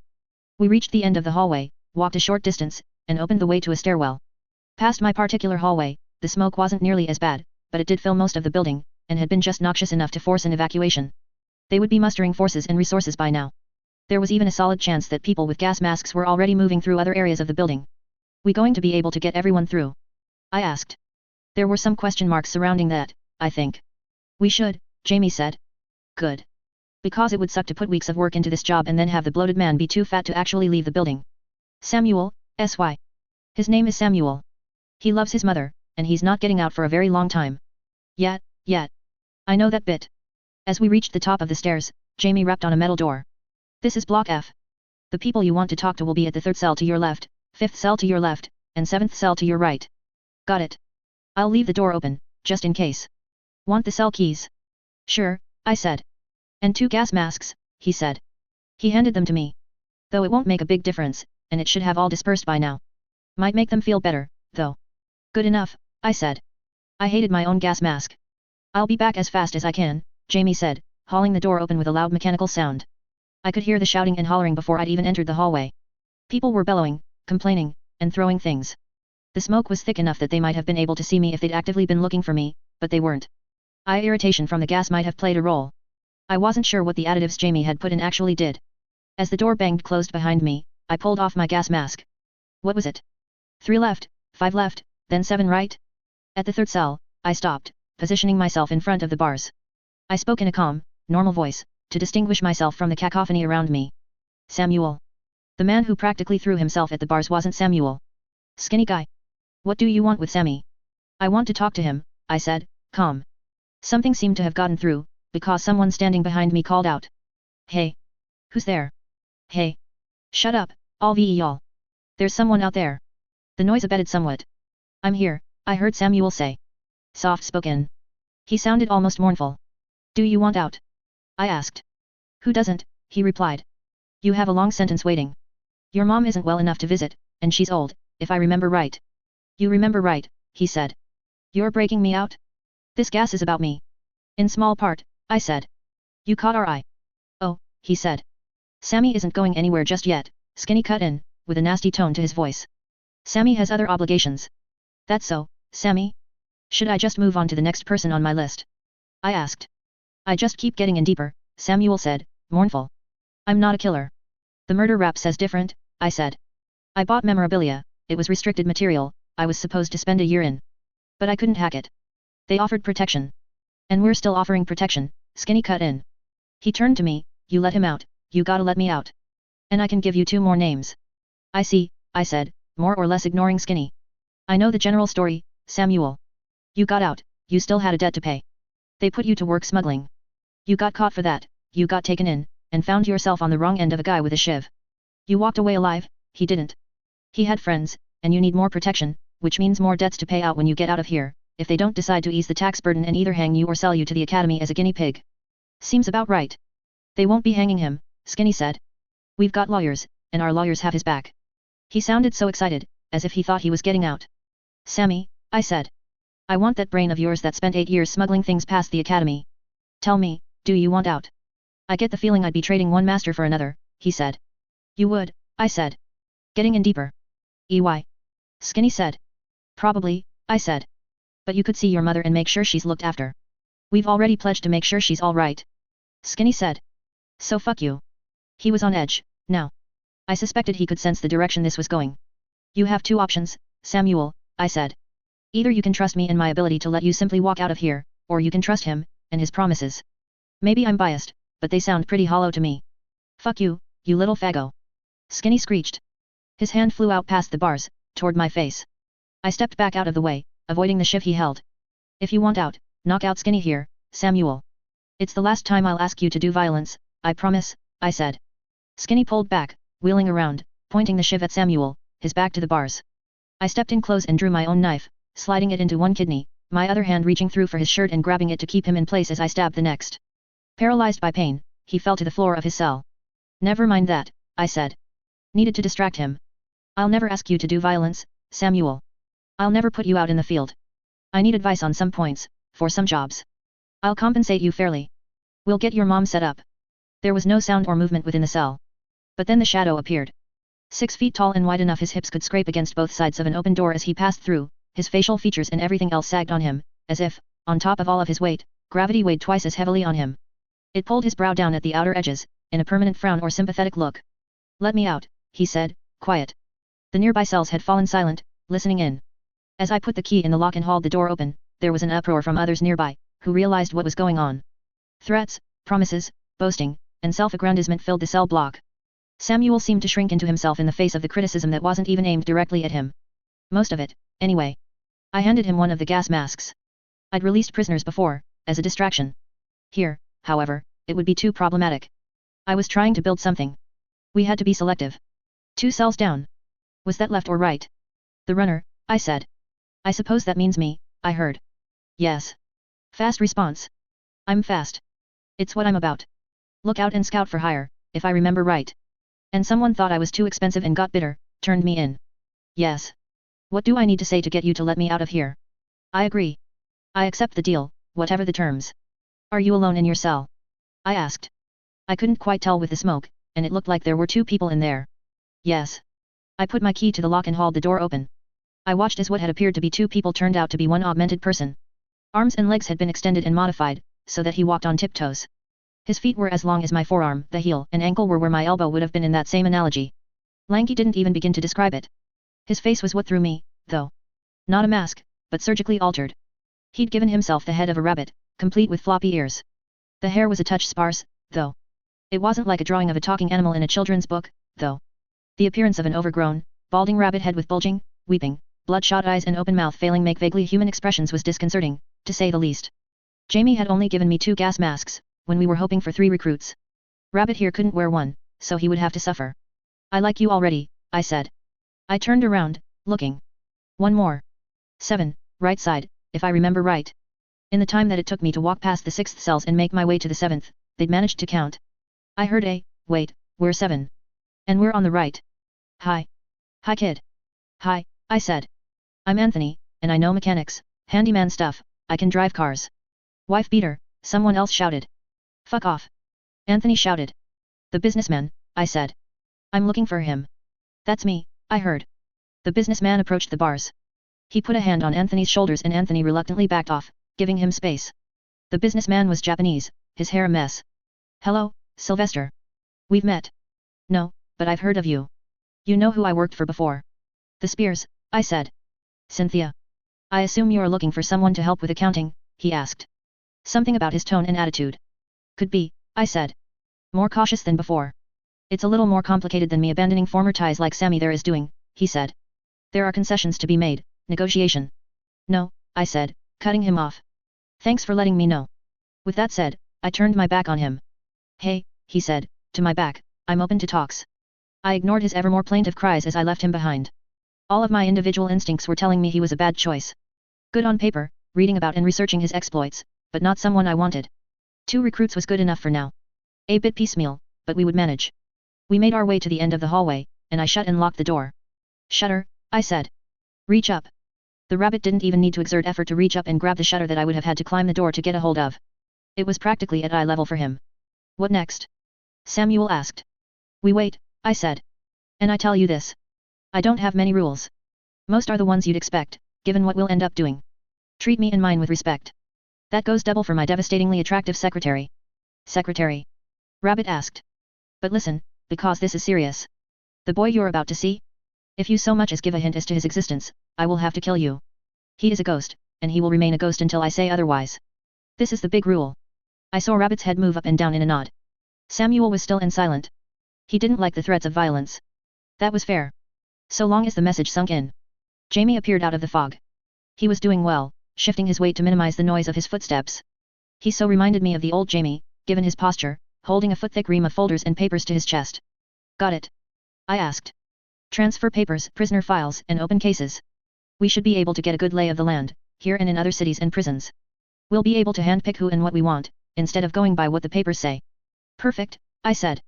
Nice to meet you too, Jamie said. The accountant didn't work out. No, I said, simply. Okay. This way. To the basement. Basement? Rabbit asked. We had people dig a hole in, I said. From a nearby cellar. They only breached the floor today, and most of the mist is coming from there. It would take a miracle for them to find the hole without the gas. With it? Like I said, we're just walking right out. Maybe a bit of crawling. Ah, Rabbit said. I'm claustrophobic. And they've got the place surrounded, with war beasts and everything under the sun ready to move at a moment's notice. If you want to go overground, feel free, I said. I saw his ear and one eye twitch as he contemplated the options. Stay? Make a run for it? Get buried alive? You don't want to go overground, I said. Come on. This way. Endure. Died in the wool 12.2. Our carriage slowed as it pulled into the makeshift stable. I began to put away the first aid kit and mirror. Pierre was already hunching forward, his shoulders threatening to graze the roof, his neck more horizontal than vertical. His elbows had no place to go, so his arms dangled between bent knees, hands touching the floor. I was learning to read his body language, and even if common sense hadn't told me, I'd know he was uncomfortable by the way his ears twitched. Already in an uncomfortable position, he leaned down even further to peer through the window at our destination. Under construction? He asked. There was a human mouth behind his mask of rabbit flesh, either black by ethnicity or tattooed that way. I hadn't looked closely enough to say one way or another, but it made his mouth hard to see behind the mask. Work in progress, all of it, Jamie said. His eyes were on the files. He barely seemed to glance over each one before moving on to the next. Occasionally he'd held up one of interest while I swabbed at my nose or ear. Now he was gathering the files together again. We'll be a minute before we stop. There's a garage and stable under construction, but we have to make our way past the piles of material and the work crews to the back. Work in progress. Are we core components in this work? Pierre asked. You are not, I said. You're pieces of a puzzle we're still putting together. They'll wonder if you're core components in the plan, and if that misleads them, then that's a good thing. That got a nod from Samuel. He almost seemed relieved to not be a core component. There were other people of general interest in other cell blocks, but they were isolated, one person of interest to each cell block, and it wasn't worth the trouble or the time to go, especially when we weren't sure. Block F had 3 of you. We did our research on you, asked around, and got some particulars before visiting. The only person who would have particulars on me would be the people I was working with, Samuel said. The more my mother. Yep. We had tea with your mother, I said. We went over a second time and brought cake, asked a few more questions. After that visit we arranged a grocery delivery service and a house cleaner. At our expense, not hers, don't worry. Samuel seemed more concerned at hearing that, not less. Was there a need, he asked. Were you so sure you'd bring us on board? We had no idea, Jamie said. But Sylvester had a good gut feeling, and apparently his instinct when we're starting out and carefully apportioning out every dollar we earn is to spend money on unfamiliar old women. There was a bit of a need. Your prior employers sent her money, but going out was hard for her, she fell behind on things. You make it sound like me spending money on something like that is a problem. It's an investment, I said. The grocery service and the cleaner were referred by the local church. A small and powerless church, but it has ties to the local community. That tie is important. It's still coming out of your personal luxury allowance, SY. Yet? Coming out of my luxury allowance? When's the work team coming to help unwedge my boot from your rear end? Hey. Jamie gave me a very unimpressed look. He glanced at the pair sitting across from us. I grinned, to make it clear I was joking. It made sense, gave me a chance to talk to the minister. We need some ins with the locals more than anything, and this opened the door. I'm not disagreeing, Jamie said. But the reality is you're terrible with money when money is limited. You're used to having a near-endless supply. This is a good lesson. Weigh the benefits. Yes, you got to talk to the minister and now he likes you, I assume. But we effectively have a steady drain on our finances for the indefinite future. Is that worth it? Not that indefinite, I thought. When it's a drain we will more than make up for later. You know I can go and just get a few thousand if we're short. It's harder here, but not impossible. I know. But if I'm deducting from your fun money, then maybe, somewhere along the line, you'll stop, think to yourself that oh, hey, look at that, if I give this random person money and help them out to accomplish some tertiary goal, it's going to be an inconvenience and risk to us. We've stopped, Samuel pointed out, diplomatically. I know we've stopped, I said, sighing. But we just had an adrenaline-fueled job where we broke out some prisoners and looted heaps of confidential records from a major crown facility, and apparently when Jamie's riding the emotional high of a wild success, the first thing he wants to do is ride my ass. SY, that Jamie started. He put a hand to his face, then changed his mind about what he was going to say. No. No. The reason I'm making an issue of this is that I now feel like we're finally free of the distractions of the job, so we can focus again on all of the little details that have been piling up in the meantime. Ahoy. But let's not bicker in front of the new hires. We're done, we succeeded, and we're back. Let's get them settled. Let's, I said, agreeing with a smile. I reached over and opened the door, gesturing for Samuel to step out. The carriage had parked in the rear yard of the property. Walls surrounding the area protected us from prying eyes that might see and report Pierre, not that there were many. We were situated on the edge of the city. A prior building had stood here, but the roof had been removed and replaced, with room for a third floor. The sides were also being extended out with 4 rooms each. 2 cranes had been erected to help move material up to the third floor and rooftop, and scaffolding and ladders had been erected so the builders could set the panels in place for the builders' wood to grow between. A lot of watching eyes, Pierre commented, with a bulging eye on the building crews. I feel exposed. You'll feel less exposed when you're inside, I said. Later, we'll have you running errands for us. Running sounds good, he said. The double doors that led onto the brick patio just outside was unlocked, and I pushed them open with a bit of dramatic flourish. The first floor had high ceilings. The main room was open space, 20 paces across and 30 paces from front to back. The back door was behind us, a recessed fireplace to the right, some scattered armchairs and piled up building material in the middle, and the front door ahead of us. Off to the left, one of the workers was putting a false wall in place over the door that led to the cellar. How's it coming? Nathan, Jamie murmured, without missing a beat. Nathan. I finished. This is not what I normally do, the man said. He turned and gave me a look, as if he was angry and I was at fault. I had to take some of it down, pull it apart, fix it. It would be easier if you did not want things so seamless. It will be convincing to anyone not looking for it, without being perfect. The people that hidden door is meant to fool are very good at seeing seams, and they'll be looking for it, I said. Keep at it. He gave me a curt nod in response, paused, then said, and the walls on wheels. When you can get around to them, I said. I'll put together the rest of that particular setup once you've got the walls in place. He scowled, looking more frustrated than before. He gave Pierre a wary look before turning his attention back to his work. The more I see, the more questions I have, Samuel said. I'm afraid to ask. This may become a battleground, Jamie explained. Sylvester wants to put things in place so we have options if it does. Unlike our disagreement over spending money on your mother, this is one case where I have no problem just nodding my head and signing off on it, however whimsical he's being. Whimsical? I asked. You have a funny way of pronouncing practical. Jamie rolled his eyes at me. A battleground, Samuel said. One where you shouldn't be at risk, but you'll have options and protection either way, I said. Come on upstairs. The stairs led from the central room of the ground floor to the second floor. Shirley was upstairs. A desk had been placed near the top of the stairs, but hadn't yet been moved to a room. She was leaning over it, writing something down. Sylvester, she said. She smiled, hi Jamie. You brought, friends. Her face fell for a moment as Pierre finished climbing the stairs. 8 feet tall, not counting the ears, and the same body weight as a typical man 2 feet shorter, his face was moderately horrifying to look at, more like a dead rabbit than a live one, and his clothes were disheveled and ill-fitting. Shirley managed to compose herself and put her face back in place a moment later. Hello, Shirley, I said. Meet Samuel and Pierre. She smiled and did a little curtsy. Any unease she'd displayed before was invisible now. Good poker face. That's a new dress, Jamie observed. It's very nice. Thank you, Jamie. It's nice of you to notice. Did you buy it with your last payment? Because I seem to recall that you were waiting. No, you didn't buy it with your own funds.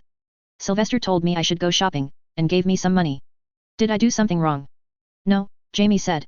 He gave me a pointed look. No you didn't. That's not fair, I said. I didn't say anything, Jamie retorted. You gave me a look. You're going to say that's coming out of my spending money. I handed you money and told you it was your spending money, Jamie said. You then took that same money out of your pocket and handed it to Shirley. What money do you think it is, if not your spending money? Organizational funds, I said. Because Shirley is the face of our organization. The person who isn't wanted, who can show her face in the city without possibly raising hell. The person who can interact with anyone who stops by the house. She needs to look good. Another incremental advantage, Sylvester. Exactly. I'm crossing my fingers it's going to dawn on you that you can't spend large or even medium sums of money to accumulate those small advantages. Maybe you'll learn to spend small amounts on small advantages. Keep crossing those fingers, then, I said. Because I'm forgetful, and especially when it comes to this stuff, I'm not about to learn my lesson. He opened his mouth, finger raised, as if he was going to retort, then slumped a little, defeated. I grinned. I have some change, Shirley said. I didn't spend it all. I got a pretty good deal. I could take the dress back. No, Jamie and I told her, simultaneously. All right, she said. Her hands smoothed down the fabric of her dress. All right. Then, speaking of people stopping by the house, the first of the potential hires have turned up. She's looking at the rooms in the Red Wing. I glanced down the hallway. The building effectively broke down into the central building, the Blue Wing, and the Red Wing. Down the hallway were a series of doors. The exterior wall at the end of the hallway was thin, the window looking out onto nothing but wooden panels and boards. When the builders were closer to being done, they would tear open the end of the hallway, opening the way to the extension, and then connect it to the hallway. The archway of the hallway to the right had a line of red surrounding it, as thick as a wide painter's brush was wide. The other hallway had a matching line of blue around it. There were plans to extend the color just a little bit further, to differentiate the two areas. She's early, Jamie commented. She is. Very eager. First impression? Jamie asked. She's lovely. Nice. I worry she's too nice. I frowned a little. When you say that, I wonder. Shirley looked offended. I'm not too nice. I can stand up for myself. Some. You're getting better, I said. And given time and more lessons with me, you'll be a force to be reckoned with. But I'm worried about this woman who is apparently soft enough to give you doubts. We'll talk to her, Jamie said. I nodded. Samuel, Pierre. For now, get yourselves settled. This central area is where staff will live, for the time being. 3 rooms on that side, 3 on this side. You're on this side. I crossed over to the doorways nearest the stairs, then opened 2. The rooms were large, with beds, desks, bookshelves, standing closets, and space for more furniture if it was wanted. Supplies ranging from paper and pens to candles and decks of cards and small bottles of alcohol were laid out on top of the desks. In addition to the sheets on the crisply made beds were folded sheets, blankets, and towels. I know it's a bit much like your cells were, I said. And being cooped up is the last thing you want when you're free, but if you'd stay in your rooms for the time being. Like my cell? Pierre asked. This is swank compared to my cell. I'm okay with this. Just give me room to stretch my legs later, and I'll be the most loyal person you've got. Noted, I said. Listen, I know those ears are probably pretty good. You may feel compelled to listen in, or even to leave your door ajar. And I shouldn't? Pierre asked. I'm well versed in paying attention to only what I'm ordered to. No, I said. No, that's the opposite of what I want you to do. Feel free to listen in. Pick up what you can. I know me and Jamie go at it like an old married couple sometimes, maybe you have doubts, and you guys may have more as things get underway and there are a lot of question marks in the air. Figure things out when and where you can. When we have work for you, we'll spell it out, and the less spelling out you need when that happens, the happier we'll all be. Listen in. Eavesdrop, Pierre said. Yes, I said. Unless we're making it abjectly difficult for you to eavesdrop, in which case don't. Uh-huh, he replied. He bobbed his monstrous head in something of a nod. That's vague. You'll figure it out, I said. I moved closer to their rooms. Pierre turned to go into his room. Samuel was slower. I had to put a hand on his arm to steer him in the right direction. He looked back, at Jamie and Shirley. At Shirley. My hand still on his arm, I wiggled my index and middle fingers against his arm in a set pattern. If I'd been holding my hand against a hard surface, it would have made for a short drumming sound. As is, it got his attention better than a squeeze or another touch might have. He looked down at me. I shook my head slowly as I led him to his room. He looked almost mournful as he walked into the room. I shut the door behind him, leaving it ajar. She was, I supposed, the first woman he'd seen since he'd gone to jail, and she was a nice-looking woman. A little slice of hell, perhaps, to be reminded that she was off-limits. She's taking a while to look at the rooms, I observed. I told her I would take a moment to finish writing things down from our initial meeting, Shirley said. She picked up papers from the desk and handed them to Jamie. She found something to do. Jamie asked. I suppose she did, Shirley said. Did you tell her anything about us? I asked. Shirley shook her head. I wasn't sure what to say. Perfect. Do you want to make yourself scarce, Jamie? I doubt a random woman like this is going to recognize you by your wanted poster. Wouldn't be a problem if we'd come upstairs and saw her, but since there's an opportunity to keep you out of sight. Not a problem, Jamie said. Better safe than sorry. He walked up the stairs. Call her, I told Shirley. And with that said, I took hold of Shirley's hand, turned my back to her, and placed her hand on my shoulder. Cordelia. Shirley called out. Our prospective hire didn't take long to appear. She was blonde, nicely made up, with a blouse that had a frill on the front, an ankle-length dress, and boots with heels. She beamed as she saw Shirley. Rosy-cheeked and warm, to look at her. Sorry. I was distracted, Cordelia said. And hello. She extended a hand for me to shake, smiling. I didn't take it. Instead, I stared her down, my facial expression something close to what I wore when I was about to kill or hurt someone and I wanted them to know it.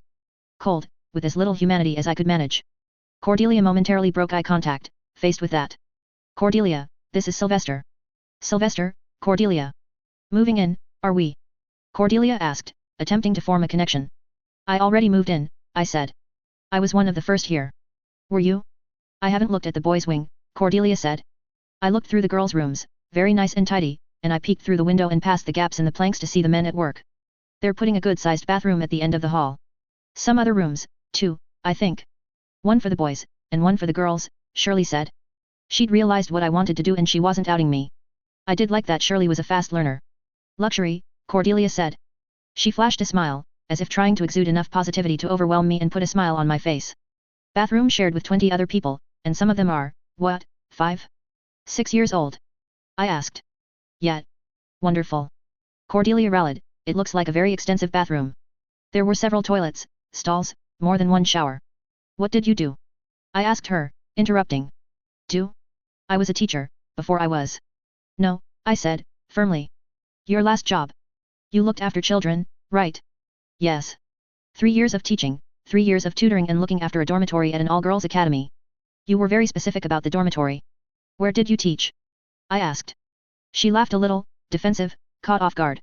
Are you giving me my interview, here? Shirley reached over to the desk with the papers and picked it up. It was covered in tidy handwriting, each section with underlined headings. Her finger traced down to the employment part. 3 years of teaching. You didn't say where, Cordelia. I started at a school in Yernsby, Lord Matthews. And then? I asked. Then Rook Hill. Then Croftway Institute. Fancy names, Shirley said. They are, Cordelia said, beaming. Was that it? I asked. Was what it? The extent of your teaching. You're being evasive. Your hands are picking at the bottom of your blouse. Her hands moved away from the frilly part of her blouse. I worked at 5 schools in total, she said. Over 3 years, I pointed out. That's more than bad luck.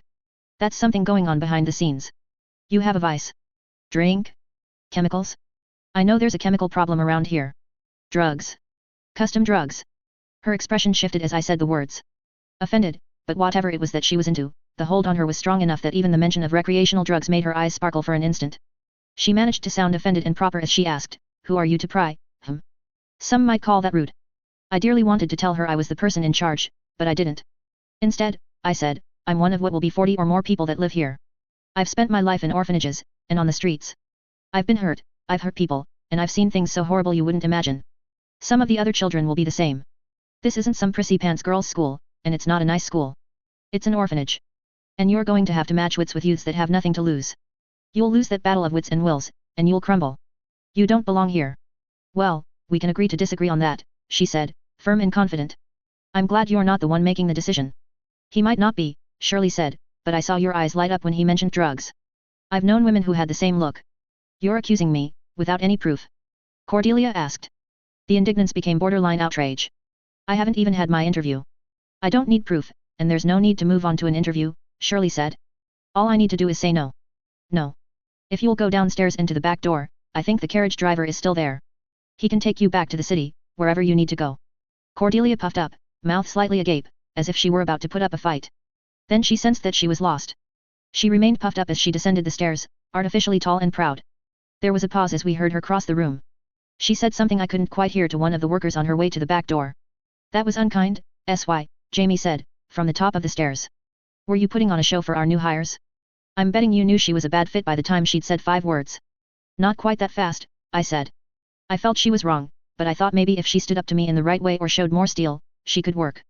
If she was sober, she could have worked out. The doors beside me opened. Samuel stood in the doorway.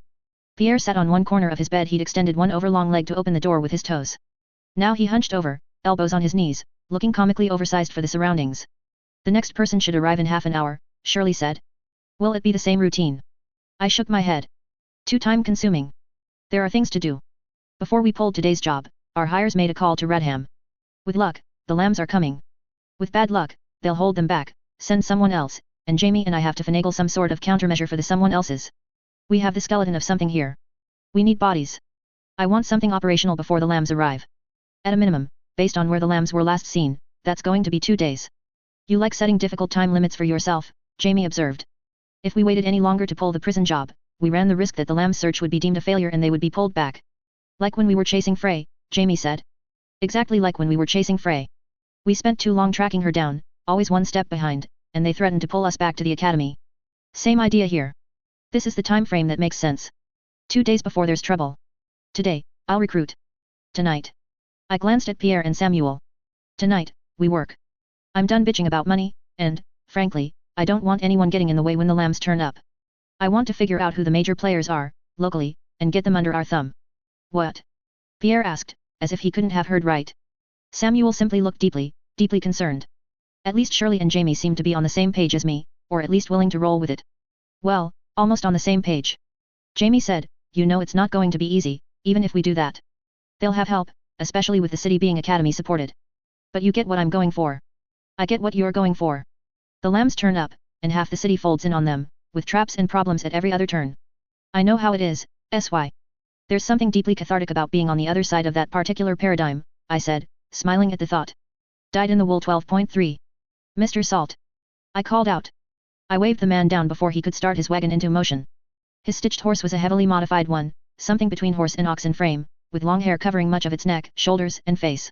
Given the man's personality, I suspected he was secretly pleased at having that sheer muscle and presence that made other wagons and carriages get out of his way. He put the reins down and leaned back, daubing some sweat from his forehead as he watched me approach. He was one of a horde of people who were making their way out of the market and heading home for the day. The market was set up 3 times a week, with rotating locations. This market location, at the east end of town, was the quietest of the 3. Furthest from the railroad, nearest the small academy. Here, the students retired after a long week of study, stocked up for the next week, and sometimes drank. Goods included handmade notebooks, oil cakes, butchered meat, tree-grown meat, vegetables, and clothing. It said a lot that a fair portion of the clothing conformed to the local academy standards. From the way that Mr. Salt had sold off his vegetables and filled the space he'd made with bags of things, it looked like the vendors used the quieter night to stock up as well. Simon, Salt greeted me. He was a man who'd been aged considerably by dint of the sun, not by time. He wore a suit on business days, but the edges were worn, not crisp, and he'd undone some buttons at the throat. I'm still looking forward to having the owner of your orphanage over for tea, you know. He's a busy man, sir, I said. He might be in town next week. Salt frowned, but he seemed to accept that. I like to know my neighbors, and I'm curious to see what those builders are up to. It's a big project. Yes, sir. How are you getting by? Warm, sir. Odd jobs here and there. But it sounds like children might be coming over to the orphanage. Probably a rough and tumble sort, but I mentioned the prospect of them heading on over to your farm to work. And? Seems like it might be workable. Depends on who the children are, of course. But that wasn't what I wanted to talk to you about. My ears are open, boy. This might sound cryptic and arcane, but, we're looking at getting a messenger bird, one of the academy worked ones, smarter than the average bird. Normally the things only fly home, but these recognize several homes. It would let us be in touch when it comes to emergencies. We were hoping to make your place one of its homes. Soon, too. In case of fire. There's that. But one of the children coming into our care is sick, she needs medicine, and she's going to be here soon. We don't have a working icebox yet, and the medicine is kept at the corner pharmacist's.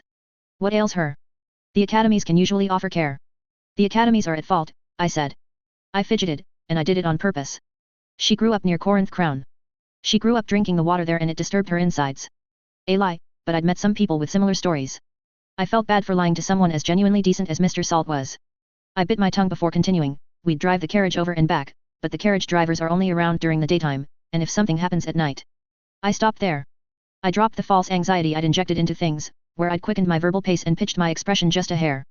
I acted as if I was composing myself, then said, more calmly, if we could impose on you to be available, should the girl fall ill with no carriage present and available, we would pay you a small sum per week.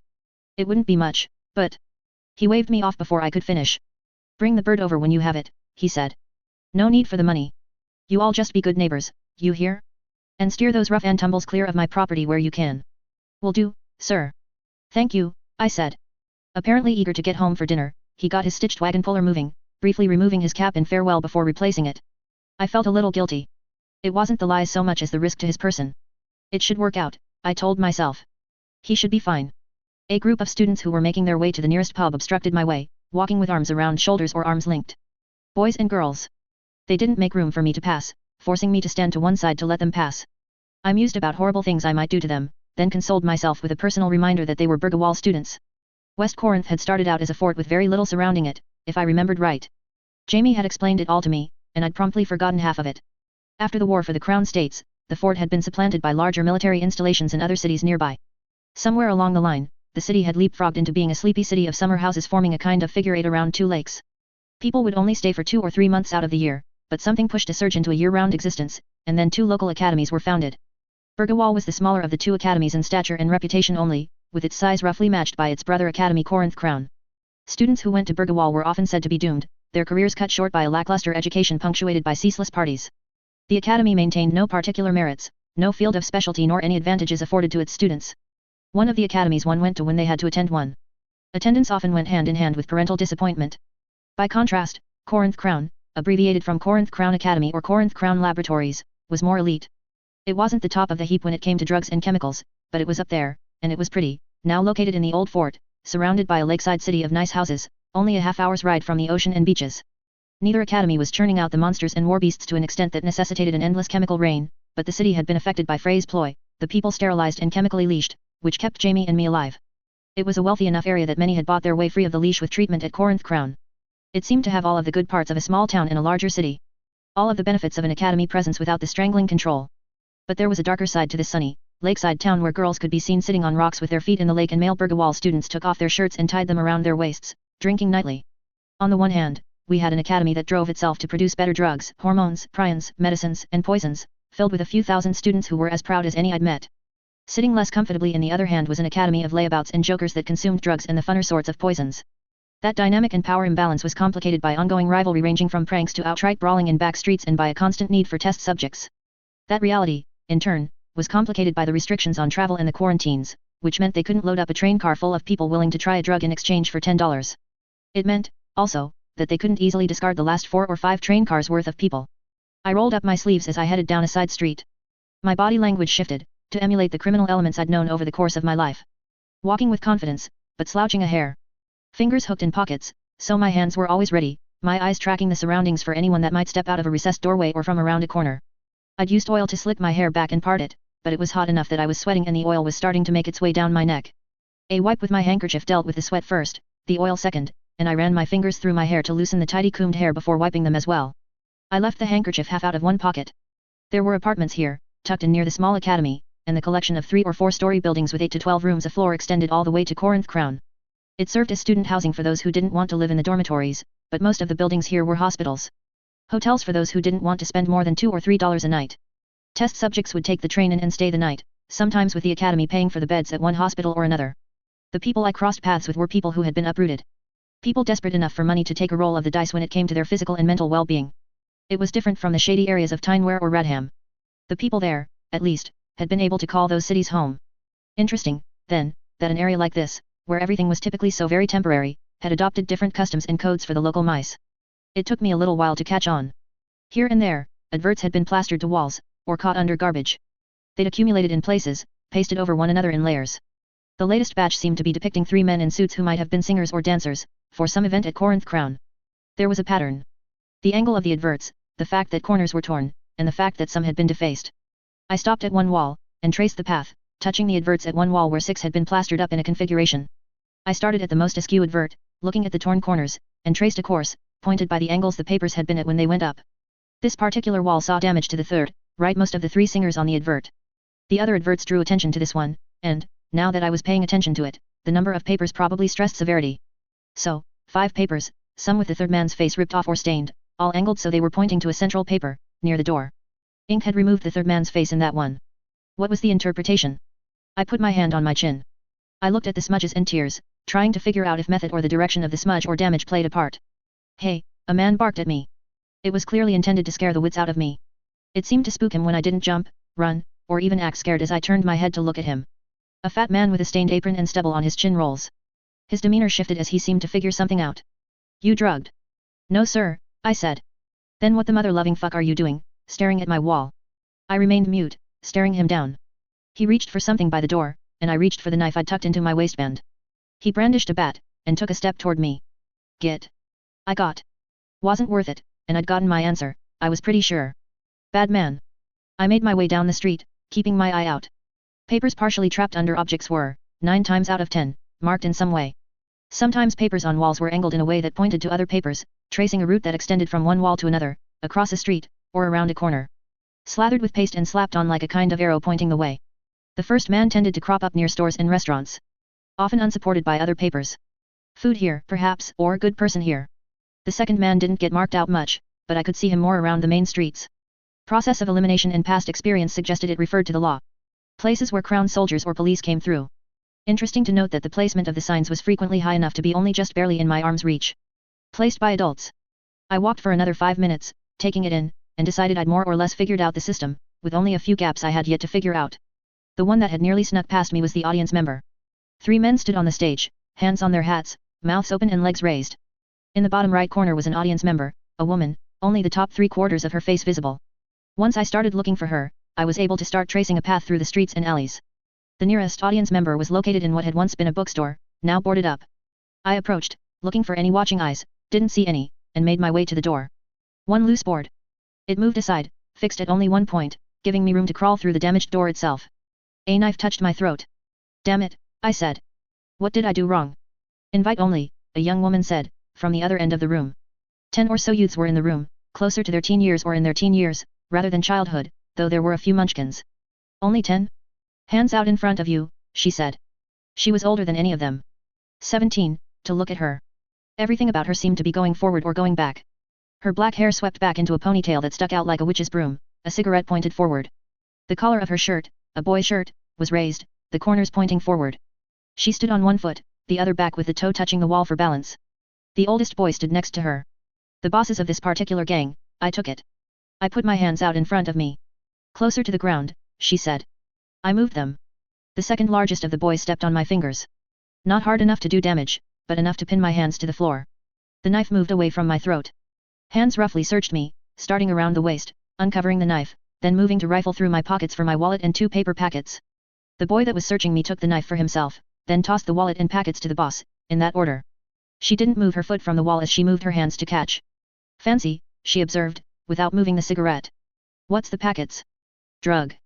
Poison, I said. Haven't heard that one none, she said. Good way to keep people from taking your shit, She tossed the packet to a younger girl. Toss it. Her eyes were on me, looking for a reaction. She gave nothing away as I failed to give her a reaction. Stand, she said. The foot moved from my fingers. I stood. When I was upright, the knife point moved to the side of my stomach. Who told you where to find us? I figured it out. Studied the posters. No you didn't, she said. Torn corner means look this direction. First man is food or good people, not sure which. Second man is law. Third man is a threat. Tier at left edge of paper means Corinth crown, right edge means Berga wall, which seems to coincide with a lot of threat markings. Not popular around here. The audience member is the mouse marker. Mouse, she asked. Ah. I'm from further north. Markings are drawn or carved. We use the mouse to represent youths. Triangle for her face? Circles for ears. I don't believe you, she said. No you didn't. I don't believe you. Everything I said was being stonewalled. I was put in mind of Rick. I'd talked with one of the lambs about him, about something similar to this, where Rick had shut me down by being relentless and unflinching in his pressure. I idly wondered what had come of Rick, before focusing on the subject at hand and squaring my shoulders. I couldn't argue with her without this devolving into a childish back and forth. I would lose out, while she at least had a position here, and she would hardly lose it for treating me childishly. She sucked in a breath, then puffed out a mouthful of smoke.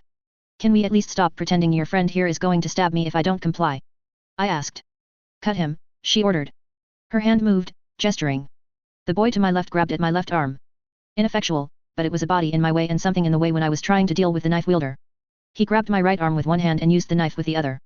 It dragged against my shirt for a short while before it managed to part cloth, and soon after it parted skin, from a distance below my armpit to the bottom of my ribs. Again, she said. The second cut was almost in parallel. Shorter, quicker, and deeper. I managed to pull away from the knife wielder. As I moved, half of the room seemed to tense, either retreating or advancing as if they had a plan in mind. Stop that! I said, annoyed. I was wearing a nice middle-of-the-road shirt, too, one that I could dress up or play down easily. I was going to miss it. 2 long cuts and an awful lot of blood marred it now. The Mouse Queen raised her hand. Her gestures weren't like the lamb's gestures were. It was more like a noble's wave. As if she expected that she could wave at an enemy and people would deal with it, and there wasn't a question of people refusing. You're going to kill him, the boy next to the Mouse Queen said. He was shirtless, his dark hair longer, but his pants were nice. Not loose, but tailored. He was barefoot, but his feet were more or less clean, suggesting he was barefoot by choice, not as a way of life. He had money. Were these mice funded? No. There had to be something bizarre at play. We've buried people before, the Mouse Queen said, without a trace of emotion. Just how dangerous were these mice? Love, we've buried people for reasons, the boy said. To protect, or punish. But I don't think he's done anything to warrant execution by exsanguination. Ex what? A young teenager asked. The Mouse Queen waved absently at him, and he abandoned the question, returning his focus to me. He had a weapon at his belt, but he was standing in a way that kept me from seeing it. Could even be a gun, but I was imagining it was a blade. You're bleeding on my floor, the Mouse Queen said.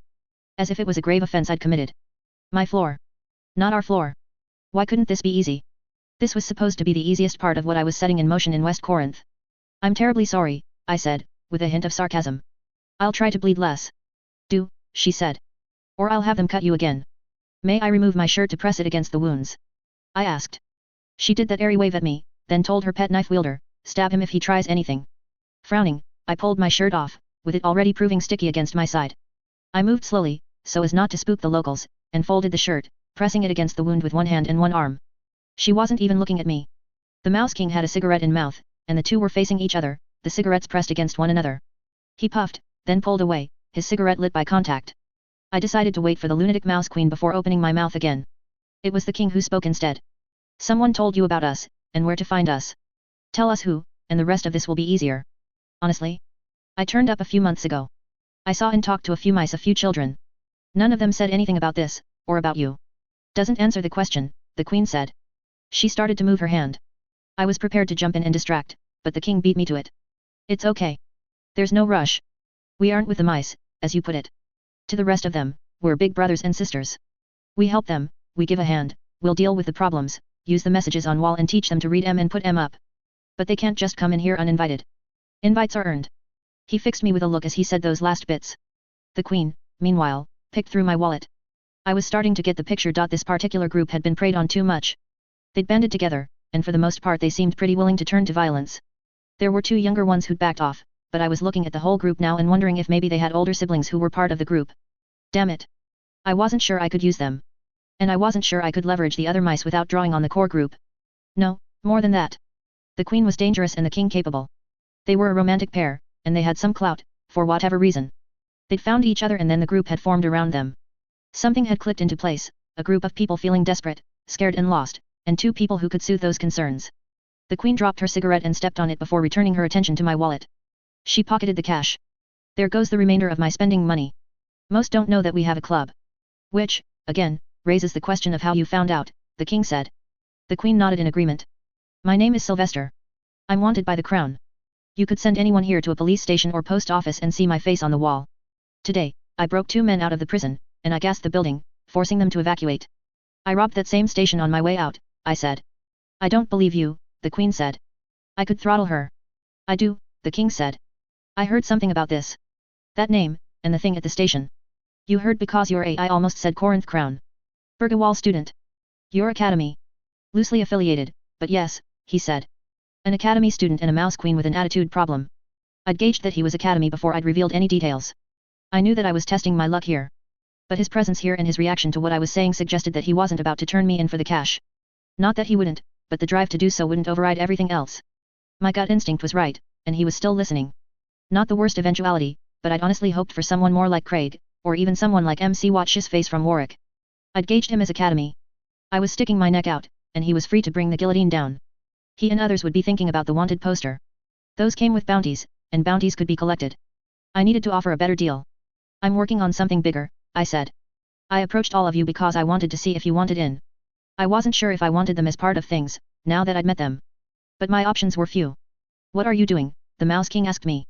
Well, to start with, I need to deal with whoever directs the criminal groups in the city. There have to be some faces and names to watch out for. I saw a change in the Mouse King's expression at that. There were.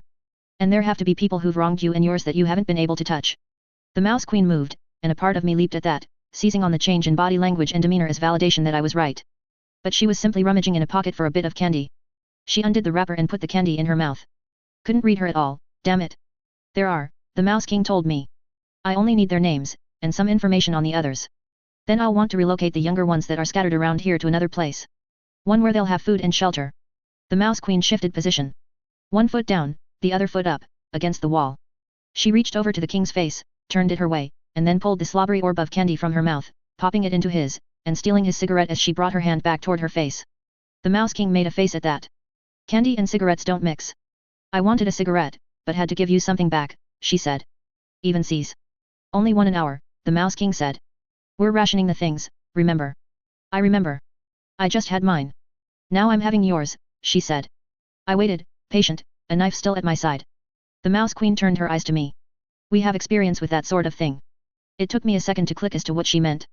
She was referring to me talking about giving the mice a place to stay. How many other groups had come through here, collecting unwanted and unattached children for experiments or to ship off to places unknown? I can imagine you do, I said. She nodded slowly, drawing in a lungful of smoke. She looked at the Mouse King, then gestured airily at him. He had to tuck the candy into his cheek before he could talk unimpeded. I think we can give some consideration to the first part. Dealing with enemies? We can name names, so long as it doesn't come back at us. But you're not taking anyone anywhere, or we'll have problems. A starting point, that. Except I still had an orphanage without children. My center stage with no actors and agents to support it. Dyed in the wool 12.4. The pair gestured, indicating the back door of the place. I winced as I started moving, shirt still held to my side, and then followed them out. There was a porch overlooking a spacious backyard, filled with young trees. I could identify the types as fruit trees and some academy-treated trees that would produce other things. Moving towards something sustainable for their small tribe, if I had to guess. I cursed under my breath, seeing the investment they'd already made. Jamie and I had been busy plotting the major moves, and I'd made assumptions about the local mice. We stopped at the railing of the porch. The king leaned forward over it, while the queen leaned back against it, beside him. Noreen, the Rat King indicated the queen. He touched his chest. Maurice. Sylvester Lambsbridge, I said. Would be nice to talk to them one-on-one, and if I separated them, I might get some inklings into the group's power structure. I gave it a shot, saying, I'm still bleeding. Do you have anything for it? My heart sank as Maurice drew a small kit from a back pocket. I haven't done stitches since my second year. We're supposed to do some at year-end, for our refresher. Always nice to get some practice in with the basics. I agree with you on that, I said. I could use some. I'll do my own, if that's all right. Maurice raised an eyebrow. You're sure? I nodded, and took the kit as he handed it over. I opened it up, threaded a needle, soaked it in the thread, and then pulled part of the shirt away from the slices at my ribs. I began stitching myself up. Cigarette? Maurice asked me. I considered for a moment, then decided it was necessary if I was going to get any traction with the group. I nodded. He had to walk around Noreen to give it to me. My hands were occupied, so he placed it in my mouth, then struck a match to light it. I put the cigarette on my tongue so I could move it aside and puff to blow out the match he'd given me. The experience of smoking was unpleasant, I found. It reminded me of things like fighting the Baron in high-tension moments like being at the prison as it filled with faintly noxious gas. It made me anxious. Lords, you're better at that than I am, and you're not even keeping an eye on your work, Maurice observed. Noreen leaned forward to look, but gave no indicators of approval or disapproval.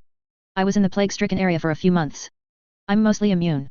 Got a few spots, cut them out, that was that. Gave care to others. Was that a glimmer of respect I saw in Maurice's eye? Good. He was someone I could work with. Noreen being quiet was even better. Being a fugitive, breaking into the prison, flirting with the plague, and now attempting something with West Corinth as a whole? Sounds like you lead a busy life, Maurice said. A dangerous one, at that. As far back as I can remember, I've been challenged and tested. But for a year and a half at the start and a few months here and there haven't been many breaks from the danger, either, I said. If I don't make trouble of my own, then it tends to find me. I'd rather have the initiative, and I'm taking the initiative here. Facing down the local criminal element? Maurice asked. I nodded. I need to know who they are and where they are. And you'll take the names of our enemies, taking revenge on our behalf, Noreen said. That was part of the plan, I said. But it might not be as straightforward as all that. You should be happy with my results. We'll see, she said. Cold, detached, with a threat maybe implied? It really really bothered me that I couldn't get a solid read on her.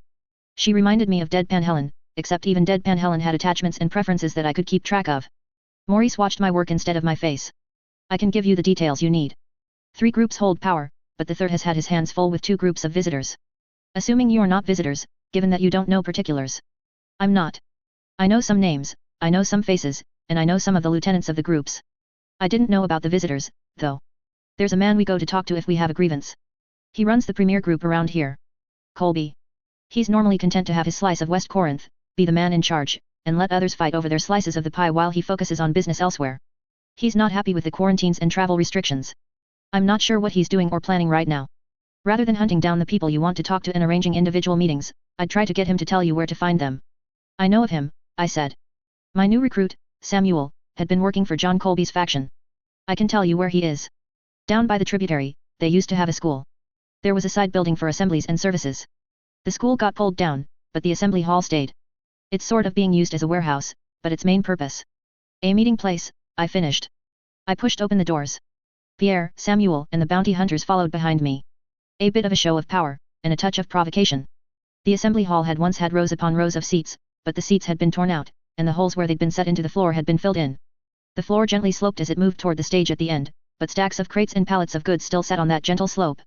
It felt precarious, like a landslide waiting for a push to start it on its way, or so many dominoes poised on their edges instead of on their ends.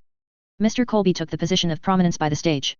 Unassuming from a distance, his blonde hair slicked back, face clean-shaven but for a pale mustache on his upper lip, and a suit coat placed over his shoulders but without his arms through the sleeves. Those arms were in front of him, hands clasped around the head of a cane. As I drew nearer, I could see that the softer flesh of his throat, his nose, and his ears was faintly translucent, riddled with what looked like varicose veins. He was a substance abuser, I knew. His bloodshot eyes tracked Samuel, and with a slight turn of my head, I could see Samuel shrink a little under the look. Be strong, I thought. Mr. Colby was a man with a firm grip on this city. He'd held what he could for a long time, and extended his reach to nearby cities with organizations there. He was about the logistics of things, supply and demand, availability, supporting structures. But his grip had slipped recently.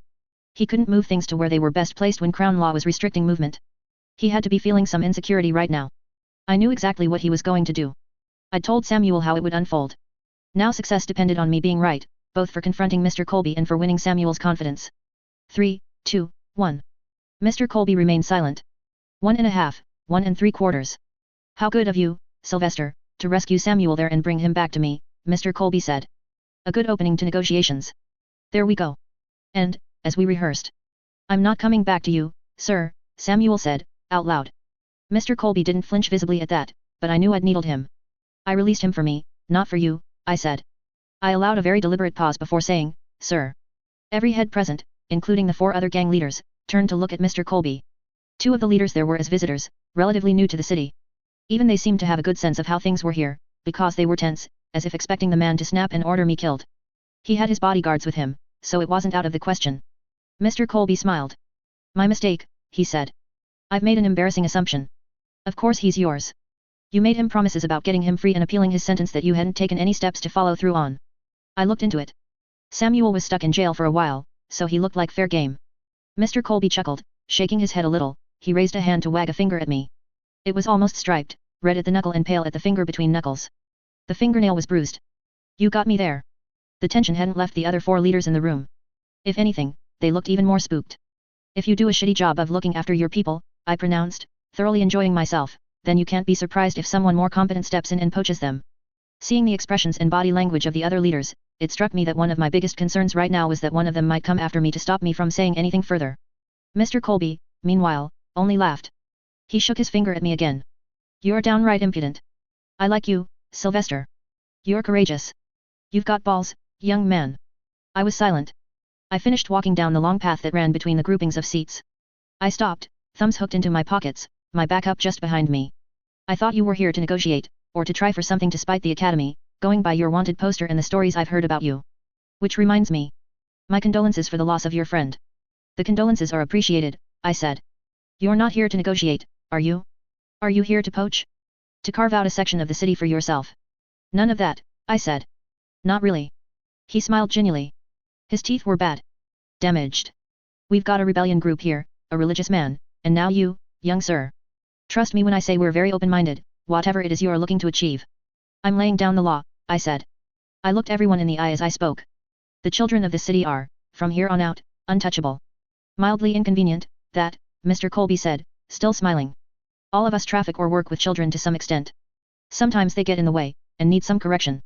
But if you want to talk it out, I'm sure we can come to an understanding. That might not be good enough. Not that you're not being awfully accommodating, all things considered, I said. Like I said, I've seen the wanted poster, and I reached out to some people, asking about you. I even have a file in my possession, detailing things about you that even you might not know. I raised my eyebrows. I'm fairly certain I've seen it. What was it the poster said? The man asked me. The smile never left his lips, even as he talked, giving the illusion this was all some kind of joke he was in on, devastatingly intelligent. I dare say you're smarter and more capable than I am. I respect that. And I respect you for respecting that, I said. But you're not willing to work toward an understanding. Mr. Colby asked. That's disappointing. Like I said, there's no negotiation here, I told him. I'm telling you how things are, now that I'm here. No trafficking in children, no selling them to the academies. If one insults you, you let the insult pass. And to drive the point home, I've got a list of grievances. Past incidents and their culprits. Amends will be made and will be made promptly, or steps will be taken. The folded paper I'd drawn out of my pocket as I spoke flapped as I gestured. Well, Mr. Colby said. He spread his hands, one hand holding the cane, before he brought it down to the floor again. We'll have to hear those grievances, won't we? You have the most, I said. 7 grievances. 3 cases of willfully hurting a child in the recent past. 1 of separating a sister from her brother, sending her to parts unknown. 2 of introducing children to drugs. 1 incident of killing a child. He nodded, as if all of this was matter of fact. No argument given. $1,000 owed for the murder of the one child and the sale of the other. $500 owed for each of the other offenses. $4,000 and $500,000 total, to be paid by this time tomorrow. Business is slow these days. I don't think that's a price I can pay, he said, his eyes crinkling with the smile that went with the words. I don't expect you to pay it. I expect you to fail to pay it, and then I'll have to destroy you as an example to the others. He chuckled, shaking his head, and wagged his finger at me. Impudent. They call John Colby the Devil of Corinth, Maurice told me, as I continued to puff experimentally on my first cigarette. I knew enough about the Devil of Corinth. I'd already done my research. Still, it was a good opportunity to get some more information and double-check my details. The Devil of Corinth. People don't like to use words like that, especially in academy cities. He deserves it. He favors a drug that doesn't see much circulation these days. Capricorn's Kiss, Mirror Mirror, Bloody Mary, Neptune. It played off a fight or flight. People took it for the rush of adrenaline, for confidence, for strength when they needed it. But there are long-term effects. It destroys every part of the body, for one thing. The biggest concern, however, is how it polarizes the person's humanity, makes them a binary person, and both sides suffer. Polarizes how? I asked. I was genuinely interested. Details had been hard to come by, and Maurice was a student. Sometimes mania and depression. Sometimes passivity and aggression. Dominance and submission. Sadism and masochism. Caring and dispassionate killing. One aspect of the personality magnified under the influence of the drug, its opposite magnified in the times between doses. A man can be a sniveling baby who does nothing but cry for days at a time, then he becomes a bloodthirsty warlord after a dosage. I nodded, thinking about how that worked. And the Devil of Corinth. Gracious, soft, weak. But from what they say, every smile that John Colby gives you today is a tragedy the devil brings you tomorrow. He's unpredictable. Sometimes comes after people 2 weeks after some perceived insult they don't even remember making. Sometimes that night. Sometimes he takes that capsule he keeps tucked between his gums and his cheek and bites into it, and then it's seconds or minutes. That would be ideal, I thought, visualizing the scenario. Bottles the feelings up, then takes his drug and delivers the punishment. Many times more punishment than is warranted, the Mouse King told me. Murder, mutilation, death. Noted, I said. The Academy doesn't deal with him. The less said about that, the better, Maurice said. They clean up after his messes, Noreen said. Maurice shot her an annoyed look. I said the less said, the better. Is he in their pocket, or are they in his? I asked. No clue. I don't like thinking about it too much, Maurice said. He fidgeted, then reached out and plucked the nearly done cigarette from Noreen's lips. Give over. I'm antsy now. The devil killed one of ours, Noreen said, in a very conversational tone, with no emotion to her words. Disappeared another. Think about it for a minute, I said. Then give me as full a list as you can manage. If that's all right. She hesitated, and I wondered if I'd slighted her somehow or if she was going to turn on me as suddenly as she had earlier. She nodded, instead. Meanwhile, Maurice, tell me about the other gang leaders, I said. He made a face, hunching over further, his stub of a cigarette between his fingers. The next one to watch out for is the Apostle. Jesus fist fucking Christ, the Apostle said. No. The criminals of West Corinth were very irreverent, it seemed. I'd never heard so many religious epithets in a short amount of time. $2,000, I repeated. The man was big, muscular, and well-armed. He postured, making use of his height to loom over me. I didn't move. 2 children harmed. 36 hours to pay. I'll note you gave me 24 hours, Mr. Colby said. I know. Either you pay and you lead the others by example, which you won't, or you won't pay, and I'll make you an example, I said. Mr. Colby smiled. I'll keep that in mind. The apostle leaned over, staring me down. Or I could grab your tongue and tear it out by the root. Scale, standing behind me, took a step forward, arms folded. He was of a stature to match the apostle, but where Scale was covered in, well, scales, the apostle was marked with tattoos, none of which were religious, oddly enough. The apostle straightened up some, facing Scale head-on. There was some energy between the two. It looked as though a fight was about to happen. I wasn't sure if that was good or bad, but I was already thinking about what to do when it happened. No fighting, Mr. Colby said. Not here. He stood straight, but there was no energy to the words, no threat behind them. It was disconcerting that the apostle listened, backing down. Thank you, Mr. Colby said. Christ's tits, the apostle said. You give the devil less time, but you give me a higher fee when I didn't kill or sell anyone. Are you expecting me to refuse to pay too? You might not have killed any of the children, but you hurt them badly enough, I said. And no, I expect you to pay. Do you, now? You'll have 12 hours from the time I deal with him to make up your mind, I said. Or I could pound your face in now, the apostle said, his temper flaring once again. Mr. Colby drew in a deep breath, then huffed it out. If there was a confrontation, I would feel obliged to step in. The apostle made a fist, clenching it, as if working up the courage or considering the options, then relaxed it. He relented. You realize you are just playing into the fetus fucker's hands, don't you? The apostle asked. He's saying all of this because he knows he can get away with it. I'm not concerned with that sort of thing, Mr. Colby said. I believe that things will work out. I could tell that the apostle was doing everything in his power to hold back from coming after me. He was close enough to the edge that I had to hold back myself, to keep from smirking at him and testing his limits. Next in line, the witch. The third of the local leaders smiled. The woman was dressed in a very conservative costume, years out of date. A hood covered her hair. No contest. Where the apostle is the local weapons dealer and heavy hitter, Maurice told me. The witch is the second most powerful drug dealer around, after the devil. Or she was. They all have titles, I noted. The practice started around the time of the war for the Crown States. There are other cities nearby like that. It might be an academy city now, but it was on the fence during the war. The major players sold their services and support, sometimes with whole sections of the city backing them. I can sort of see how it unfolds, then. Names are hard to keep track of, titles are easier, especially when you're talking about a half dozen to a dozen figures and what they individually bring to the table. Never really thought about it, Maurice admitted. Maybe. I don't know. But they started using the names back then. After the war ended, a quarter of them came home, set up shop, and maintained some of the power and clout they had. That's changed over the years, but the tradition remained. The name the witch has been around for a while. 5 or 6 generations. She collects the students that fail out, I assume. Yep. Puts them to work producing for her. She's not a bad doctor in her own right, I hear. Not a fantastic one either, not at professor level, but respectable. And she's the one that, I said, snapping my fingers as I tried to remember. She's getting crushed by the new arrivals. Yes, Maurice said. I saw Noreen shift position. She brought her hands together, using her left hand to crack a joint on her right. Is there more? I asked. More? Maurice asked. Noreen is more agitated as you talk about the witch than I've seen her during this entire conversation. It's the one time I've been able to get something of a read on her. Maurice glanced at Noreen. It's nothing. If you say so, I said. I'm willing to move on to the next person if you are. The 2 visiting gangs. The first. The witch dies, Noreen said, ignoring what I'd said.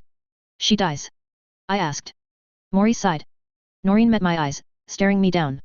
Or we cut you more. No, I said. I'm just wondering what she did to deserve it. Noreen didn't volunteer an answer.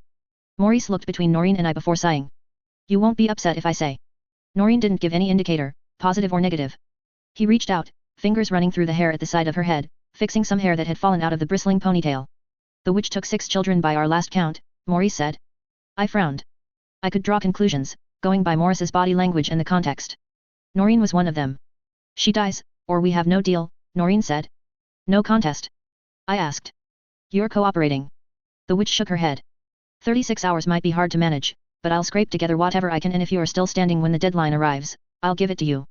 I'll have the remainder when I can get it. 3,000, I said. And you'll need to have all of it. She winced. So much. 6 children, taken and used for testing. That we're aware of. They were itinerant. I raised my eyebrows. Itinerant. It means they roam. Their parents were often poor, moving from city to city where they could be given drugs or have procedures tested on them in exchange for money. The roaming groups have a way of leaving the itinerants behind. We offered them shelter, gave them food. Sent those we could on their way to places we knew they would find longer-term accommodations. You tested drugs on them. For weeks or months, sometimes. Compared to dying on the street, I think it's merciful, the witch said. Some of the victims disagree about that mercy, I said. It's already been decided. 3,000. I could see the cogs moving behind her eyes, the thoughts going a mile a minute. She wasn't dumb, and she was in a bad position, with two groups looking to eliminate her on one side, me demanding grotesque sums on the other. It was a shame I had to play hardball. This would have gone a lot better if I had one of the leaders being cooperative. She gave me a tight smile, by way of answer to my statement, and I was left to wonder just how much she'd learned from the devil during her tenure in West Corinth. I had to leave it at that. I turned my attention to the other two gangs. The final two gangs, then. No issue with the one. They deal from within Burgawal, Maurice said. Clever guys, but the only reason they're worth talking about is they've banded together with the other group. Rebels, I guessed. Ex-rebels. After the sterilization drug with the leashing chemicals hit the city, they up and joined the rebellion side. They were gone for a year, only just came back. The rebellion split into two factions a ways in. Brands or spears? They called themselves the Baron. But they worked for the woman. Cynthia. Spears. Her. Aggressive, militant, young men and women. A few came back injured, some with missing limbs, but they've gotten themselves patched up since. I got it, I said. I sighed. This couldn't be easy. No grudges against the Burgawal delinquents. But the Baron have 4 marks against them, when it comes to preying on the local youth. 2,000. Fuck yourself, the Baron leader said. It was a woman. Something about the features on her right side didn't match the features on the left. All right, I said. I looked at Mr. Colby. I've said my piece. You have. Thank you for coming, Sylvester, the man said, smiling at me. I'm not one for strong words, but I must say this is a silly thing to do. We'll see, I said. One could question your habit of holding back today so you can lash out tomorrow. You don't think you'll be paying, then? You said it yourself, Sylvester, Mr. Colby said. You don't expect me to pay any more than I do. You don't want to negotiate. Confrontation seems inevitable. It does, I said. Thank you for coming, he said, for the second time. My cue to leave. The groups would talk this out and work against me, devising a plan and strategy. I turned, and I walked up the gentle incline to the doors to the auditorium hall. The 3 bounty hunters, Pierre the rabbit and Samuel followed me out the door. None of them spoke until the exterior doors of the auditorium had shut behind us. I reached into a pocket, and I withdrew an envelope with bills inside. I handed them over to Scale. Thank you, sir, Scale said. He began counting the money. I glanced at Magda and Agnes. You don't have any interest in looking after children, do you? There's an opening at the orphanage, and from my experiences with the local kids, we need someone with a firm hand. Magda scoffed. Agnes just frowned at me. Yeah, I said. It wouldn't really work. You're insane, Samuel commented. You're badly underestimating the devil of West Corinth. Probably, I said. I'm holding out hope he's relying on a share of undeserved reputation and bluster to scare off his worst enemies. He's really not, Samuel said. Count is good, Scale said, cutting into the conversation. He extended a hand to shake. I shook it as he added, goes a long way to covering the dry patch. Hopefully the plague gets dealt with and you'll be able to get back to your regular bounties, I said. There's a position with me if you ever want it. Make it through the next 2 days, and I might begin to consider it, Scale said. A chance. I nodded. The 3 walked one direction in the relatively unpopulated street. Samuel, Pierre, and I walked another. After a block, we met up with Jamie. How did it go? About as well as can be expected, I said. Gut feelings were right. Nobody's biting just yet. We'll make our move. The mice are evacuated, and we've spread word as best as we could. Youths hung out with other youths, and sometimes social classes and boundaries crossed. Whether the weather was hot or cold, children from all the neighborhoods gathered at the lakes to cool off. They knew which doors to knock on, and word would hopefully get out. I had no expectation that the devil would stay his hand from hurting children. Just the opposite. Knowing he was easily riled, and giving him few indicators on how to come after me, I'd planted that seed. He was the one I'd focused on as I'd been scheming what to do here, the man I'd researched. My discussion with Maurice and Noreen had only confirmed much of what I'd already known. Now I had to put it in action. He would look for children, and he wouldn't find any. There was a chance he would flounder, but I wasn't staking much on that. He would lash out. Pierre, I said. It's your turn to do something. Get across town. 10 minutes from the time you see fire, you set fire to the mayor's house. Jamie handed Pierre the slip of paper with the address. Pierre already had the bag with the incendiaries. The mayor. Got it. After that, the head of Corinth Crown Academy. Then the head of Burgawal. Jamie handed over papers with addresses. I continued, we'll flush them out. Watch their movements, but don't report back right away. The next step is to go to the 4th address. And burn it too. None of the fires should hurt the residents, but this one least of all. Then you come to us at the 5th location and let us know what the mayor and headmasters are doing. The faster you move, the better. I can outrun a horse, Pierre said. Not boasting, just stating fact. I know. But move as fast as you can. Timing is essential. The eerily tall rabbit-headed man gave me a mock salute, walking backward as he did so. Then he turned, teetering slightly as he did so, and broke into a run, dashing off into the evening. How do you feel? Jamie asked. Troubled, I said. Even if taken in the best possible light, they'll be disgruntled. Yeah, Jamie said. But it's the best way to approach things. With luck, we won't even be here for them to be disgruntled at. With luck, he said, in a very grim way. The 4th address, after the mayor's house and the headmaster's houses, was the headquarters of the Mouse King and the Mouse Queen. As long as they had that place, they wouldn't leave, and there would be mice left out in the cold with nowhere to go. We'll arrange to have some trees planted in the backyard before we go, I said. Sure, Jamie said, without even asking why. But that's a topic for later. I'm telling you now so you'll remember, because I might not. Fair, Jamie said. He put a hand on my shoulder. But let's focus on this war we've picked with the devil, now, okay. Dyed in the wool 12.5. I watched Jamie watch the fires burn. The spreading patches of red and orange fire consumed buildings here and there across West Corinth. His glasses reflected the flames, hiding his eyes. His expression was unchanging. Samuel, meanwhile, looked deeply concerned. Logic told me I should deal with Samuel and smooth things over. It was the ideal move in this scenario. But I found that it was too often the case. Things came up, there were others to manage. When we were busy with our projects and missions, there was always something else to do. Talking to Jamie rarely ever came first. When it did, or when we got into a rhythm where we were joking together throughout, we rarely ever discussed the important things.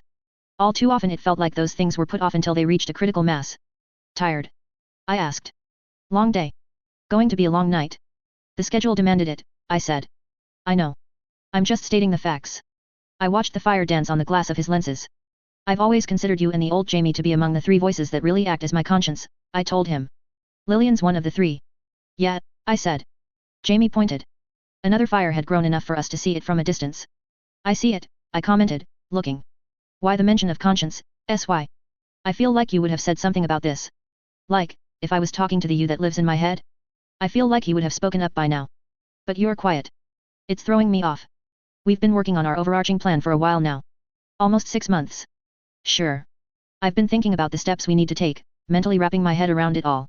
This isn't all that different from what I was mentally preparing myself for. I know why we're doing it. I'm reasonably confident we have a workable plan in motion. There are unpredictable elements in play, don't get me wrong, but... Reasonably confident, I said. Reasonably. There's another part to it too, SY. Is there? Do tell. You're a bad influence on me. I laughed. Jamie smiled. He pointed. I nodded. A dot of fire, now spreading. The rabbit had just wrapped up. That would be the Mouse Queen's headquarters. He's fast, Jamie said. That he is. What are you thinking, about the routes fire services will take? You were thinking about Cornish and Lack Lady. Remind me. Jamie pointed at an intersection. Which would put us between 2 routes, we would have to listen carefully and move fast, or, if you have a gut feeling. Gut feeling is for main road, closest to us, I said. Better lit. Works for me, Jamie said, smiling. Now? Wait for services to roll by, deal with them, cut off another group if we can, then rendezvous with Rabbit. We can give him direction, and then we make our counterplay against the devil. You're enjoying yourself, I said, already heading toward the ladder we'd put up beside the building. I suppose I am. You like being the watchmaker, keeping everything in time, with a sense of where everything is. I am a bad influence. You think that's you influencing me? Don't let your head get too big, there, SY. Your timing isn't that good. Neither is your sense of where things are. You fake your way through half of it. Balderdash, crockery, and lies. I exclaimed. I was first down the ladder. Jamie made his way down the ladder.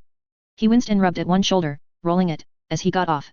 He adopted an insincere tone as he pronounced, I don't lie. I know for a fact that you fib about past events because you know I don't remember them, just to mess with me. I know for a damn fact. Jamie did his best to hide the smirk that flashed over his face. I gave him a push, making him lightly bounce off of the wall. He grinned more. Maybe, he said. A blatant and offensive understatement given his expression. You but. We're supposed to be able to trust each other. I only do it when you're being annoying or giving me a hard time, he said. That's all the time. I exclaimed. When you're especially annoying, then, he said, smiling wider. Samuel finished descending the ladder. Bring the ladder, I said. It's not ours, Samuel said. Theft of a shitty ladder is the smallest of 24 things we're going to be doing tonight, I said. I tipped the ladder over and grabbed one end, putting my arm through the slats. Samuel took up the other end. People were leaving their houses and moving out into the street to look out over the city, at the plumes of smoke that were rising to the night sky. It was a starless night, and summer seemed to have touched the sky, tinting it lighter than it might normally be at this time of night. We got some curious looks as we hurried across the street, around a corner, and toward the main street that cut west to east across the lower third of West Corinth. We reached the road. Here, too, people were gathering. We remained in the shadows as a pair of wagons passed with some crown officers within. I dropped my end of the ladder, indicated for Samuel to do the same, gestured, and the two of us moved out into the street, leaving Samuel behind. I gestured again, outlining general instructions that might have raised eyebrows if the loose crowd around us heard. Jamie and I took hold of a stack of empty crates on the far side of the street, set in the space between buildings that didn't quite qualify as an alley. They were the kind that might have held milk bottles, bread, eggs, or newspapers for the morning deliveries, made up of wood slats as thin as 3 pieces of paper pressed together. We dragged the stack out into the road, then managed the next. Leaving the opposition less room to maneuver. Jamie asked. He'd seen the gestures, and I was assuming he was asking for Samuel's benefit. Yes. Next part, while you're busy wrapping your head around it all, is to use the ladder and to secure our escape route. I drew some lockpicks from my pocket, indicating the door nearest us. I don't know what you have planned with the ladder, so I guess I'm doing the lockpicking, which I assume is exactly what you hoped for. Selfish cad, taking all the fun parts. Cad. Cad, he retorted. I threw the lockpicks so they hit the wall next to his head. He was too slow to catch them before they fell. I bet you can't say 3 nice things about me, instead of calling me names, you egg. Egg? What the hell kind of an insult is egg? I'll explain egg if you win the bet, I said. I had no idea what kind of insult egg was, having just made it up on the spot, but I figured I could improvise. Speaking of, I gauged the situation, then decided the ladder route would be dangerous, even if we executed it right. I put down my end of the ladder, and moved to the rear end. I took off my belt, then loosely attached the bottom rung of the ladder to a stout branch that grew into the door frame. I'm confused, Samuel said, watching me work. I'm confused on a lot of levels. It's fine, I said. Just stand back. You dress well, Jamie said, offhandedly. Credit where credit's due, you have an eye for clothing, whether you're pretending to be a slum kid or dressing up for a date with Lillian. Why thank you. I said, mocking surprise. Don't pretend like you forgot the bet in the last 10 seconds. Or I won't play along. Fine. Take the fun out of everything. Your hair is unsalvageable though, Jamie added. And you're still shorter than most our age. And you have a way of being scruffy, even if you can pull it off. I didn't ask for qualifiers to go with the compliments, sir. Or for backhanded compliments to go with the legitimate compliments. Try that again and you lose the bet. Can't have that, can we? He asked. Doors open, by the way. How about, you make life exciting? Even the boring parts. Do I? I'm trying to imagine how I'd make taking a bath exciting, and I'm failing. SY, that Jamie started. He brought his hand to his face. Wait, was that innuendo? Did I do it again? How would that be innuendo? What's so special about bathing? What am I missing out on? I meant how you make the parts we share fun. Even the accounting part, unfortunately, and doing chores. Unfortunately. That's qualifiers, those are qualifiers. You can't even do it. Can too. Does it count if I say that your charming innocence in many matters is nice and oftentimes refreshing? That's a downright insult, you egg. It says a lot about you that you think that, Jamie said. Innocence goes hand in hand with ignorance there. And I'm not ignorant. Okay, hold on, no arguments. I'll try another. Good. You don't smell too bad, he asked, grinning. As I opened my mouth to protest, he grinned. I'm joking. You'd better be joking. And you lose the bet. I warned you. Fine. You wouldn't have had time to explain anyway. I hear the bells. He had good ears. I had to stop and listen before I heard them. Hooves, and warning bells to let people know to clear the road and get out of the way of those hooves. I motioned for the two of them to stand back. If this worked, it was going to be glorious. Oh, I see what you're up to, Jamie said. Don't hurt yourself. No trust. No trust at all. See what it leads to when you don't miss the wagon. Jamie warned. I brought the ladder forward, swinging it out of the alley. The wagon veered around the crates, which weren't solid enough to do any harm, though a collision risked wood flying at the wagon driver. Moving around the stacks of crates meant moving closer to me. I timed the swing to put the end of the ladder into the wheel spokes. As the turning spokes brought the thicker portions of the ladder into the underside of the wagon, they were blocked, then broken by momentum. The ladder shattered, secured at the belt at one end, pushed against the corner of the building by the wagon. Rungs joined the broken spokes, flying into the air and whizzing past me in a spray of wood and splinters. The fire services wagon, loaded to bear with water and the machinery to pump it, was rather heavy. It made horrific noises as the wheel-less back corner dragged against the road, the broken axle clattering in its now damaged housing. I turned around, collecting my belt with a quick motion, and followed Jamie and Samuel through the door. I closed it just before the first lanterns and lights were pointed down the alley and street we'd occupied, illuminating the dark shop we'd just broken into. I gently locked the door, then joined Jamie and Samuel in making our way through the store. How did you know it would be empty? Samuel asked. The owners are standing out front, I said. How did you know they were the owners? Because they were out front. I asked. Fire means loss. It's nature taking away what you have. If you saw someone get hit between the legs, you'd involuntarily react, and maybe even adopt a posture to protect what you've got between your legs. Same idea with fires. You know. Samuel was quiet. I was concerned at that silence. It was a withdrawal, a removal from the situation. Looking across the house and out the windows at the street, I could see the people, in clusters and groups. Families and belonging. I had to remind myself that even if Jamie and I were entirely in our environment in the midst of this, Samuel wasn't. This way, Jamie said.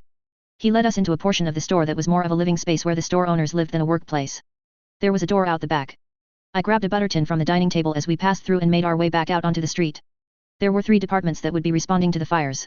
Chances were good that the academies had something as well, though it wouldn't be the kind of setup that would deploy or work quickly.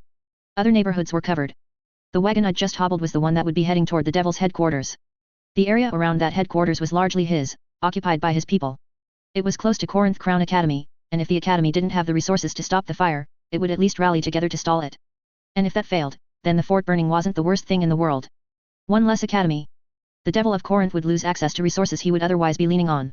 Which would shortcut the entire process of what we were trying to accomplish here. Perhaps too much. Dieter, I told Jamie. Dieter. Dieter, I said, pointing. Timing is too important. If we're late. We'll be fine, I said. Trust me on this. We took another route.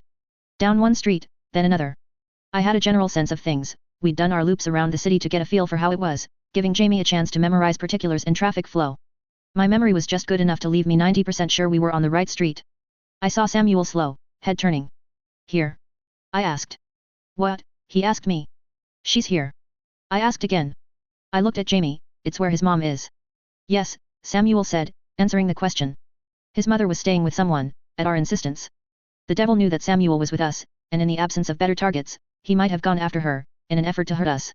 With that in mind, we'd left her with a neutral third party who could look after her.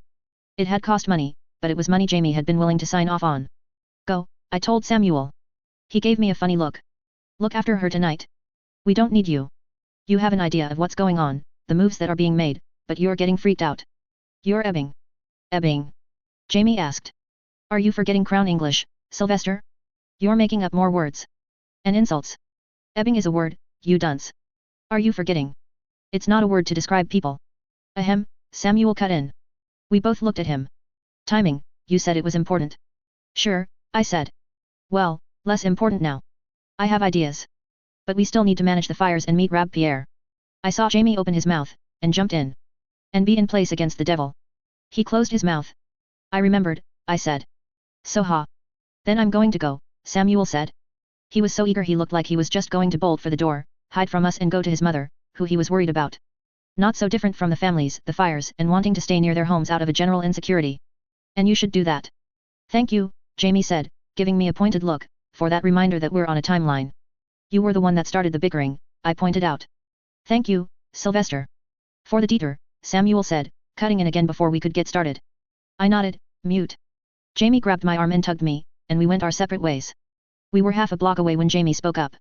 You said you wanted him with us, Jamie said. To build up his confidence in our approach. We weren't. He got the idea. If he's going to follow that idea to its destination, then he needs to do it himself. Anything more tonight might have pushed him away. You said, earlier, that you worried if we didn't bring him with, he might not come back. That's still possible. But if he stayed with us, he would have left. Does that thank you he just gave you mean anything? Jamie asked. I don't know, I said. He's sort of a piece in the plan. If we start losing those pieces now, that's going to slow us down, and we're already a step behind. We're okay, I said. I looked around, trying to get my bearings. And do you remember? Jamie made a noise. What we discussed about the water station. I remember, Jamie said. I also remember that we were concerned it would be occupied. I think we're okay, I said. Getting the feeling that they aren't going to be around there. Can I ask about the butter dish? Jamie asked. I looked at the dish with the lid that I was clasping in one hand. You're so queer, he said. Did you ever notice that whenever we're doing something adrenaline pounding, you get remarkably abusive toward me? No, he said. No. I asked. You forgot? All of the other times, the heaps of comments and put-downs, the little jokes at my expense, the height jokes? I saw the pattern and you forgot. I didn't forget anything. There's no pattern. Take my word for it. He was keeping his gaze too straight ahead, his posture too rigid. Lying through his teeth. I waited, letting that sit. Jamie did mess with me, but he always course-corrected if he wasn't sure I understood he was messing with me. Unless it was the innuendo thing. He always left me to wonder on those things. Jamie broke the silence. Every time I made those comments, you were smiling. We were joking. I don't want you twisting it around in your head in a bad way. So you admit it. You get on my case whenever you're having fun. There's probably a pathology behind that. Jamie sighed. It's okay. We all have our quirks. You more than most, Jamie said. Hey. Hey. You're doing it. That thing I was just talking about. And this is the station. Empty. Your gut was right. Again. You're changing the subject, I said. I looked around, then checked the door. Finding it locked, I searched my pockets for my picks. I ended up doing a pat-down of my front pockets, back pockets, shirt pocket. Jamie handed over the picks. Your gut is remarkable. Does that count for one of the 3 compliments? That game ended a while ago, and you're still changing the subject, I said. I started working on the door. They could transplant that gut of yours to someone else, see if they can get the gut feelings. Lil said there was a link between the stomach and the mind, but I don't think it goes that far, Mr. Changing the subject. That's the 4th time you've brought her up tonight, Jamie remarked. Is it? Yes. Feeling lonely, SY? Never completely lonely, not with you around, I said, as I worked the lock. You're my best friend, and I don't know if I can even articulate what it means that I can say that, when. I stopped, not sure how to articulate it. When I feel like I'm betraying the old Jamie by saying so. I get it, SY. But I miss her. I miss that she was good and she made me feel like a force for good just because I was supporting her or because I was close to her. I miss how sweet she could be, when it was just me and her. That she clutched me so tight, all the time, whenever she could. I miss Helen chewing on me or licking me or trying to manipulate me for my desserts. I opened the lock. Jamie went straight to the network of metal pipes and intestine-like lengths of flesh that were at one end of the closet-shaped space. Here and there were large wheels fixed to the pipes, set beneath pressure gauges. The room was unlit and hard to see in the gloom. He glanced over his shoulder to show that he was still listening, moving through the dark room as if it were lit. I miss Mary and the way she and I could work together like she was amazing at what she did and she made me amazing by proxy, and how, when she really wanted to win at something really trivial, she would hold back and wrinkle up her nose unconsciously. I don't miss Ashton, but I wake up some days and I wonder how he's doing and what he's becoming, and it eats at me that I'm not there for that when I really want to be. I remember sleeping on the floor of the lab of Ashton the First, and it was a really early, really important memory for me, and I feel like I should be paying Ashton the Second back for that, for some reason. I'm sorry, Jamie said. He started to turn a wheel.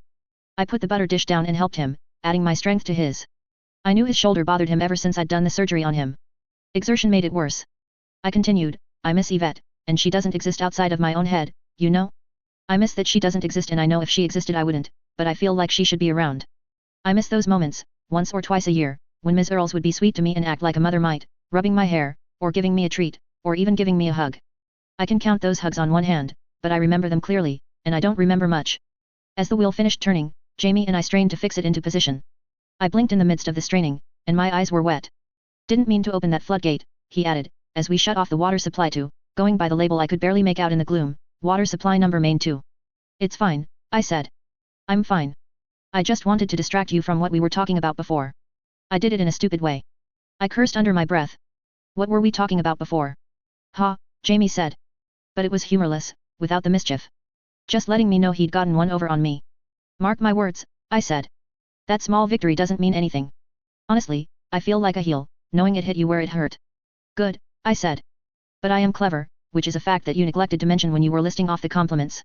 I think about things. I scooped up the butter dish. I threw away the top and I liberally applied the butter to the wheel. That you do, Jamie remarked. Mark my words, I started. You already said that. Mark them. I exclaimed, a third time, for emphasis. I will be the man on top, in the end. I swear you're doing that on purpose at this point, Jamie said. We gathered ourselves together, and quickly left the building. I closed the door, put a pick into the lock, wedged it as much as I could, then stood back, my foot in the air, knee against my chest. I kicked the end of the pick, snapping it off in the lock.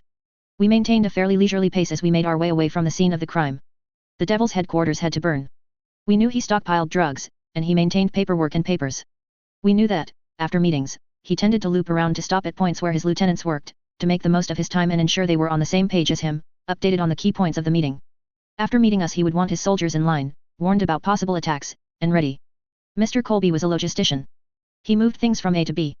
The devil was a monster, and he removed any obstacle that kept his better, kinder half from moving things from A to B. But the devil didn't strike me as a warlord. Nothing we'd been able to turn up suggested he had any experience in outright war. With that in mind, Jamie gauged the time Colby would take to get from the meeting back home. We'd tracked him following one meeting to verify and adjust our estimates. His people might well be able to save some of the stock, but they wouldn't save all of it, and our hope was that they wouldn't know what to prioritize, and Colby would be absent and unavailable to give that direction. The buildings nearest the headquarters were warehouses and apartments, 19/20ths of which were reserved for Colby's wider enterprise. The fire would spread to them. Shutting off the water to the line that the fire service needed would help ensure that. Our destination was a restaurant, not that far from the fire or Corinth Crown Academy. It was a big place, sprawling, occupying 3 floors, with extended patios and balconies. As we'd guessed, it was heavily populated with people who'd wanted a vantage point to see the flame. We'd chosen a point that wasn't such a vantage point, where the overhanging balcony and the surrounding railings and decoration provided some cover. The rabbit wasn't there. Jamie and I walked over to the railing, me putting my elbows and forearms across it and placing my chin on the back of my hands. I watched the orange glow of the fire. I miss them too, Jamie said. Not in the same way, I don't think. I don't think I loved them, exactly, but they were a big piece of me. I get this frustrated feeling at this feeling I have, like I have a hole that won't close or heal. Loss, I said. Yet. But you're good enough company, he said. Aw shucks. You're not so bad yourself. Even if you're dishonest. You're a bad influence on me, he said. A motion behind us made us turn. The rabbit. Pierre. I kept almost forgetting his name. I forced myself to commit to it, because I knew I'd forget if I gave myself the chance. All went well? I asked. A little bit more dramatic than my usual fare, Pierre said. The light of the fire tinted his bloodshot, watery rabbit eyes. I think I like starting fires. There's something about it. We all need our hobbies, I said. You were late though. I didn't expect that. Any trouble? I was on time, Pierre said. You were late. I knew what our next phase was, so I did a circuit, ran around, checked on the places I knew we'd be checking on. You were right. They were there. Of course I was right, I said. He means me, Jamie said, quiet. I shrugged. They were where you said they'd be. The mayor, his family, the devil's men. I noted the distinction. Not the mayor and his family. It was the mayor, faint pause, then his family. Perfect, I said. Said family includes the young uns. Said family includes the young uns, the 8-foot-tall rabbit with the burning eyes told me. Dyed in the wool 12.6. There we go, Jamie said. The magic word. How do they do that? I wondered aloud, a non sequitur. Do what? Those kids, I said, indicating the kids that were half a block away. They had just encountered the devil's thugs. The nanny stood between the lead thug and the children. She barely looked any older than the eldest child. 18, perhaps? Look at them. Yes, they've been running around, and they're a touch disheveled, but they're so prim and proper, dressed like they're ready to go out to dinner, with their shirts ironed and everything matching. Do they just have late bedtimes, or is that how they dress for bed? I think you're putting too much thought into this, sy. Hair neatly parted for the boys, tidy curls for the girls. The eldest boy is wearing a tie, Jamie. A tie. Our house is on fire. It's the middle of summer, sweltering, and the city's going to be even hotter, by the looks of those 5 other fires we can see out the window. Get on out of bed, sons and daughter, get your shirt on, button it up, put on your tie, we can't have you looking slovenly. Sit down at the dressers while the nanny does your hair. Don't mind the smoke or the tongues of flame licking at your feet in the meanwhile. It is a bit strange, Pierre said. I mean, I'd expect this from Helen, but this is a well-to-do family in a not-too-important city. Dear nanny, given the immediate circumstances, perhaps we shouldn't use the flammable oils to slick down Junior's hair. Is it really that important? Jamie asked, in that way he sometimes had, where he sounded very tired of me. Yes. Why? Because I want to know. Jamie sighed. One of the thugs grabbed the nanny.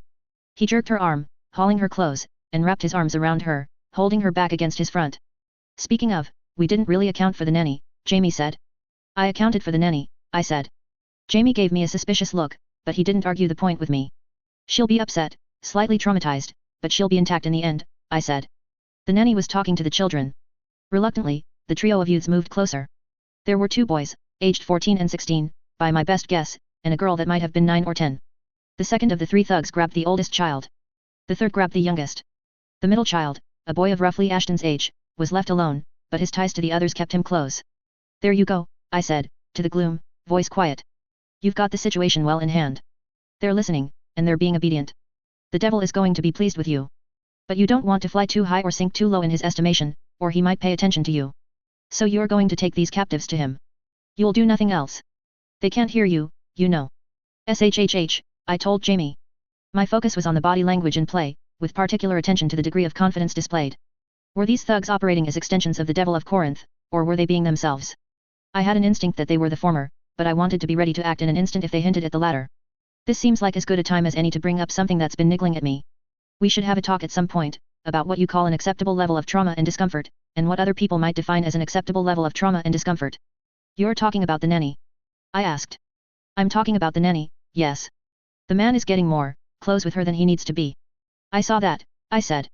There wasn't anything that I could point to that was especially vulgar, but the man towed the line. There was more physical contact in holding her close than was necessary, and the way he leaned in to speak into her ear, presumably at a lower, more intimate volume. I could see her body language, now that Jamie had drawn special attention to the situation. The way she turned her face away. It was hard to see in the gloom, even with the help of nearby streetlights, but I saw disgust on her expression. Pierre, I said. This is all very interesting, listening to you two, Pierre commented. Go, I told him, ignoring the commentary. Show yourself, not too close to here. Distract them and put them on their guard. If you're sure, Pierre said. He didn't quite straighten, but he did stand, and made his way off the side of the roof furthest from the thugs. I watched the scene unfolding. The lead thug was too into this. The more he talked, the more the nanny shrank down into herself. If there was a ladder, a hierarchy of power, then she'd dropped below the oldest boy. Shut up, just shut up, Jamie said, in a low voice, the words a delayed recitation that matched the movements of the boy's lips. You leave her alone, you let her go. You want us, you have us, my dad will pay any ransom you ask for, but you let her go. They're not going to let her go, I said. I judged the thug's body language. Especially now that you asked. Earlier, we talked about conscience, Jamie said. Mine is less comfortable with this. Maybe, in the future, you could, I don't know, assign more weight to this kind of trauma. More weight? I asked. The middle child backed away from the shouting and the threats, only for attention to get turned his way. He was being warned not to move. He had, I suspected, done the perfect thing for the moment, if inadvertently. He'd drawn attention to himself, and I wanted attention drawn away from the eldest child and the nanny. Just, give it consideration. We're used to variations on this theme. You more so than me. Their conception of the worst day of their lives is this. That has a gravity. I looked at the quartet of innocents. What she's facing. Don't trivialize that. Respect it. Why single out the nanny? The children are being exposed to it too, aren't they? You're not wholly wrong, but I was referring. He dropped the sentence as something caught the eye of the three thugs. Two of them drew guns, loosening their grips on their captives. One of them fired, and the children and nanny cried out at the volume of the shot and what it represented. The middle child's retreat, and now Pierre had moved the focus of the thugs 2 steps away from their hostages.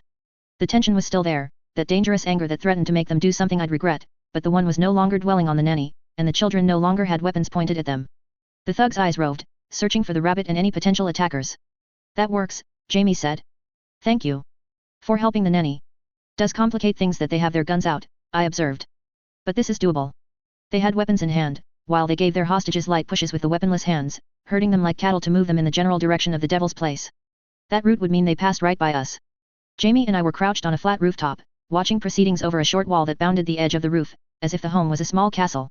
As the group approached us, the rabbit emerged from cover, standing so that the corner of the building blocked the group from seeing him. He glanced up at us, his ears twitching. I pointed, and he ran, passing behind them to duck into a side street. A very liberal interpretation of the direction I'd indicated. Kind of impudent, now that I'm paying attention. We would have to be careful. Still, the group was now moving down the street, right beneath us. I ducked low as I walked along the short wall that bounded the roof, scooping up a coil of rope. The knotting was already in place, with weights at the corners. Not quite a net, not quite a lasso, but somewhere in between. I like to think of it as a cat's cradle. Jamie, right behind me, had the other. After gesturing to get the timing down pat, I threw it over, the action synchronized with Jamie. The rope attached to the top corner of the cat's cradle ran through my open hand. As I'd overshot a bit, I gripped the rope at the last moment, so it would land across the gunman's hand, head, and shoulders. He was the one who'd picked on the nanny, too. I flicked the rope with a whipping motion that used my entire arm, to help cinch tight the loops that included his arm and neck, then hauled back, hurling my weight back, then turning, using the motion of my body to pull against the rope with both arms and with one shoulder. Jamie wasn't going to quite the same effort. He'd hauled back, yes, but his shoulder wasn't strong, so he simply cinched the loops shut with an upward and backwards motion, then immediately set about tying it to a branch that was worked into the roof-bounding wall. Once he had tied it down, he worked on my particular set of ropes, attaching it to the roof. I did my best to maintain workable tension while he did his job. On the ground level, there were confused shouts, demands, and noises from the children. Then a lone gunshot, piercing and very unexpected. The shouts, demands, and noises were muted in the wake of it. A miscalculation? Had Jamie placed his cradle badly, or failed to haul back enough? Had the third been so quick to pull out his gun, take aim at the children and shoot them? I couldn't imagine that. Against all better judgment, I headed straight to the edge of the roof, looking down and over. I assessed the situation, then threw myself backward before the second gunshot came. The shooter was the one I'd caught. His gun arm was outstretched above his head, caught, and his ability to shoot was limited to firing skyward. I waited, listening to the third one talking, trying to manage hostages that were no doubt breaking away from the group. Those orders became cusses as the one I'd bound began firing off the rest of the bullets. Then, after a tense pause, he began shouting and cussing. Frustration. Good enough. I turned to Jamie and saluted. "SY," he said. That was a possible course of action. I've been wanting to do this since I came up with the idea, I told him. That said, I went over the edge of the roof. I grabbed the rope on my way down, my heel finding a foothold in the loose netting. My body weight, while not all that considerable, did tighten the ropes for the person directly below me. Shifting position, I slid down the steep incline, both hands and one foot grazing the various handholds and footholds, so I could catch myself if I started moving too fast or if I needed to stop. Jamie's captive was getting himself loose, I saw. I stopped my downward descent from the roof of the two-story building, catching myself, then leaped, grabbing the ropework that had the one wrist of Jamie's captive bound.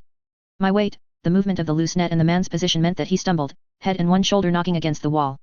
That would tighten the ropes around his arm. He would be able to get it free in just a moment, but I wasn't giving him that moment. I half fell, half slid down the ropework, the rest of the way down, catching myself just as my foot collided with the hand that was still sticking up and through. I grabbed hold of the net and swung down and around, bringing my feet into his hollering face. It wasn't that graceful or neat a hit. I mostly caught his one eye and ear. His hand, I saw, still stuck up, but with fingers pointed in new and interesting directions. Good enough. I hadn't knocked him out, but he was reeling and hurting, and he'd dropped his gun. Letting go of the net so I could fall the 6 or so feet to the ground, I looked at the third man. He had a gun, I saw. That was unfortunate. It was aimed at me too, but he was holding off on firing, what with me being so close to his buddy. Would he get clever? Turn on the hostages? Use them against me? I was in the midst of preparing the mind games and lines of dialogue that would put him off balance when I decided on something simpler. "Rabbit," I said, clearly and loudly. I saw a look of alarm and confusion on the man's face. He turned, a moment too late. The rabbit appeared out of shadows, moving as fast as a galloping horse, clubbing him across the lower face in passing. I scooped up the gun from the ground. There wasn't much need. The 3 thugs were hurt, hurting worse, and caught. "I have a name, you know," the rabbit said. "Yes. You're quite right. Spur of the moment thing. I don't understand why you call me Rabbit," he said. "You don't?" I asked. I saw his ears twitch. Is that an extension of the previous thought, you know my name, so why do you call me that thing? Or are you genuinely curious why someone would describe you as rabbit-like?" Another ear twitch. "Thank you," the nanny said. That was unexpected. She looked utterly bewildered and a little bit in shock. She hugged the 2 boys close to her with one arm, while holding the hand of the 10-year-old girl, giving a greater weight to trauma. This was very possibly the worst instance of violence they'd ever experienced. The mangled hand, the kick at someone's face. Lords, even Pierre was a terrible sight to behold. He was a hack job of academy science, straight out of a nightmare, and he wore it with pride. And, potentially blissful lack of awareness. On a level, I knew all that, and it played into my actions, but so often I tended to bludgeon through and demand others keep up with me. But if Jamie was willing to keep up and put conscience at 3rd or 4th place in our list of priorities for the sake of tonight's plan, then I could bump it up when it didn't cost me anything except maybe a bit of time. "I'm sorry if I scared you I said. I might have even meant what I was saying." The nanny nodded. "Who are you?" "Criminals," I said. "Scoundrels, bastards, fugitives. I'm Sylvester, and this is Pierre." She nodded, but she didn't look happy or secure. The leader of the trio of thugs pulled at the ropework that had caught his wrist. I pointed the gun at him, and he went still. "We were after them," I said. "Truth. Had the ropes ready, but they took a different route. They grabbed you, which complicated things. Made this more of a rescue than a..." I trailed off, looking for the words. "Interception," Pierre offered. "Thank you, sir," I said. I used the gun to give him a bit of a salute. "What's going on?" "The fire at the house, thugs in the street, now this." There was a faint note of hysteria to her voice. "Did those men say who they were working for?" "The devil," the eldest spoke up. He sounded bewildered at the idea. "The devil," I said. The magic word. Jamie had used lip reading to confirm that the thugs had used it while talking to and threatening the mayor's nanny and children. Also known as Mr. Colby. "They said that too," the boy said. "I know," I thought. "He's a very bad man who wanted to burn the city and rule over the ashes. He targeted the academy, the police chief's house, the mayor's house, various gang headquarters, I think. I don't know who you are, but..." "We're," the elder boy said. The nanny put a hand over his mouth. I quirked an eyebrow. "Doesn't matter. But you were probably on his list. People he wanted to hurt. We took it on ourselves to ignite the stockpile of fuel and incendiaries he was going to use to burn more of the city. That stockpile happened to be located in his headquarters, which is a very tidy sort of quid pro quo, and now we're going after his lieutenants." "I'm no lieutenant," the lead thug protested. I pointed the gun at him, and he shrank down as he faced the darkness of its barrel. I don't understand, the elder boy said, speaking around the hand that now loosely covered his mouth. He wasn't processing. I could see it. Shock, alarm. I was seeing that what Jamie said was true. Violence was like breathing to me. I still wasn't any good in a fight, but I could handle ambush and assassination. I'd seen wounds of a horrific sort that these people probably couldn't dream up with some colored pencils, a gun to their head, and a sudden fit of inspiration. He was just a bit older than me, and he'd lived such a sheltered life. How long had it been since he'd last seen blood? Disconcerting to think about, now that Jamie had set my mind on that particular track. A war, I said, very simply. A small one, over the city's underworld. You got caught in the middle. That was something they could understand. I didn't know we had an underworld, the nanny said. Everywhere has an underworld, I said. I looked around. Whoever you are, I don't have any use for you. You should go wherever you were going. Don't waste any time, avoid the main road and the crowds. Avoid men like them if you can help it. Will you come with us? No, I said. We've got things to do. I'm sorry. The nanny shook her head. She didn't quite seem ready to break away and leave. Pierre, would you kindly collect the other guns? I asked. Can do, the rabbit said. I waited while he attended to the task. He came back, guns in hand, pointing them at our captive lieutenants. All three were matching revolvers, which was convenient. I took one and moved bullets between guns. Here, I said. I approached the nanny. She shied back a bit as I started toward her. Then she did it again as I lifted the gun, even though I'd reversed it so I held the barrel. I reached for her hand and pressed the handle into it. Finger off the trigger unless you're planning to shoot. Just in case you run into more trouble. I don't think I could, she told me. If it's for them, not just for you. I asked. You might want to. She stared down at the gun, then looked at the girl, her youngest charge. I saw a small nod on the nanny's part, intended more for herself than for me. Be safe, I said. That was the send-off. She found the courage to hurry on. Goodbye, Rabbit, the young girl said. Thank you. Goodbye, mister, thank you too. My name is Pierre. Pierre pronounced, indignant. You're dead, the lead thug said. His hand was still outstretched above his head, with more rope around his neck. The second thug was similarly trapped, but only around the one hand.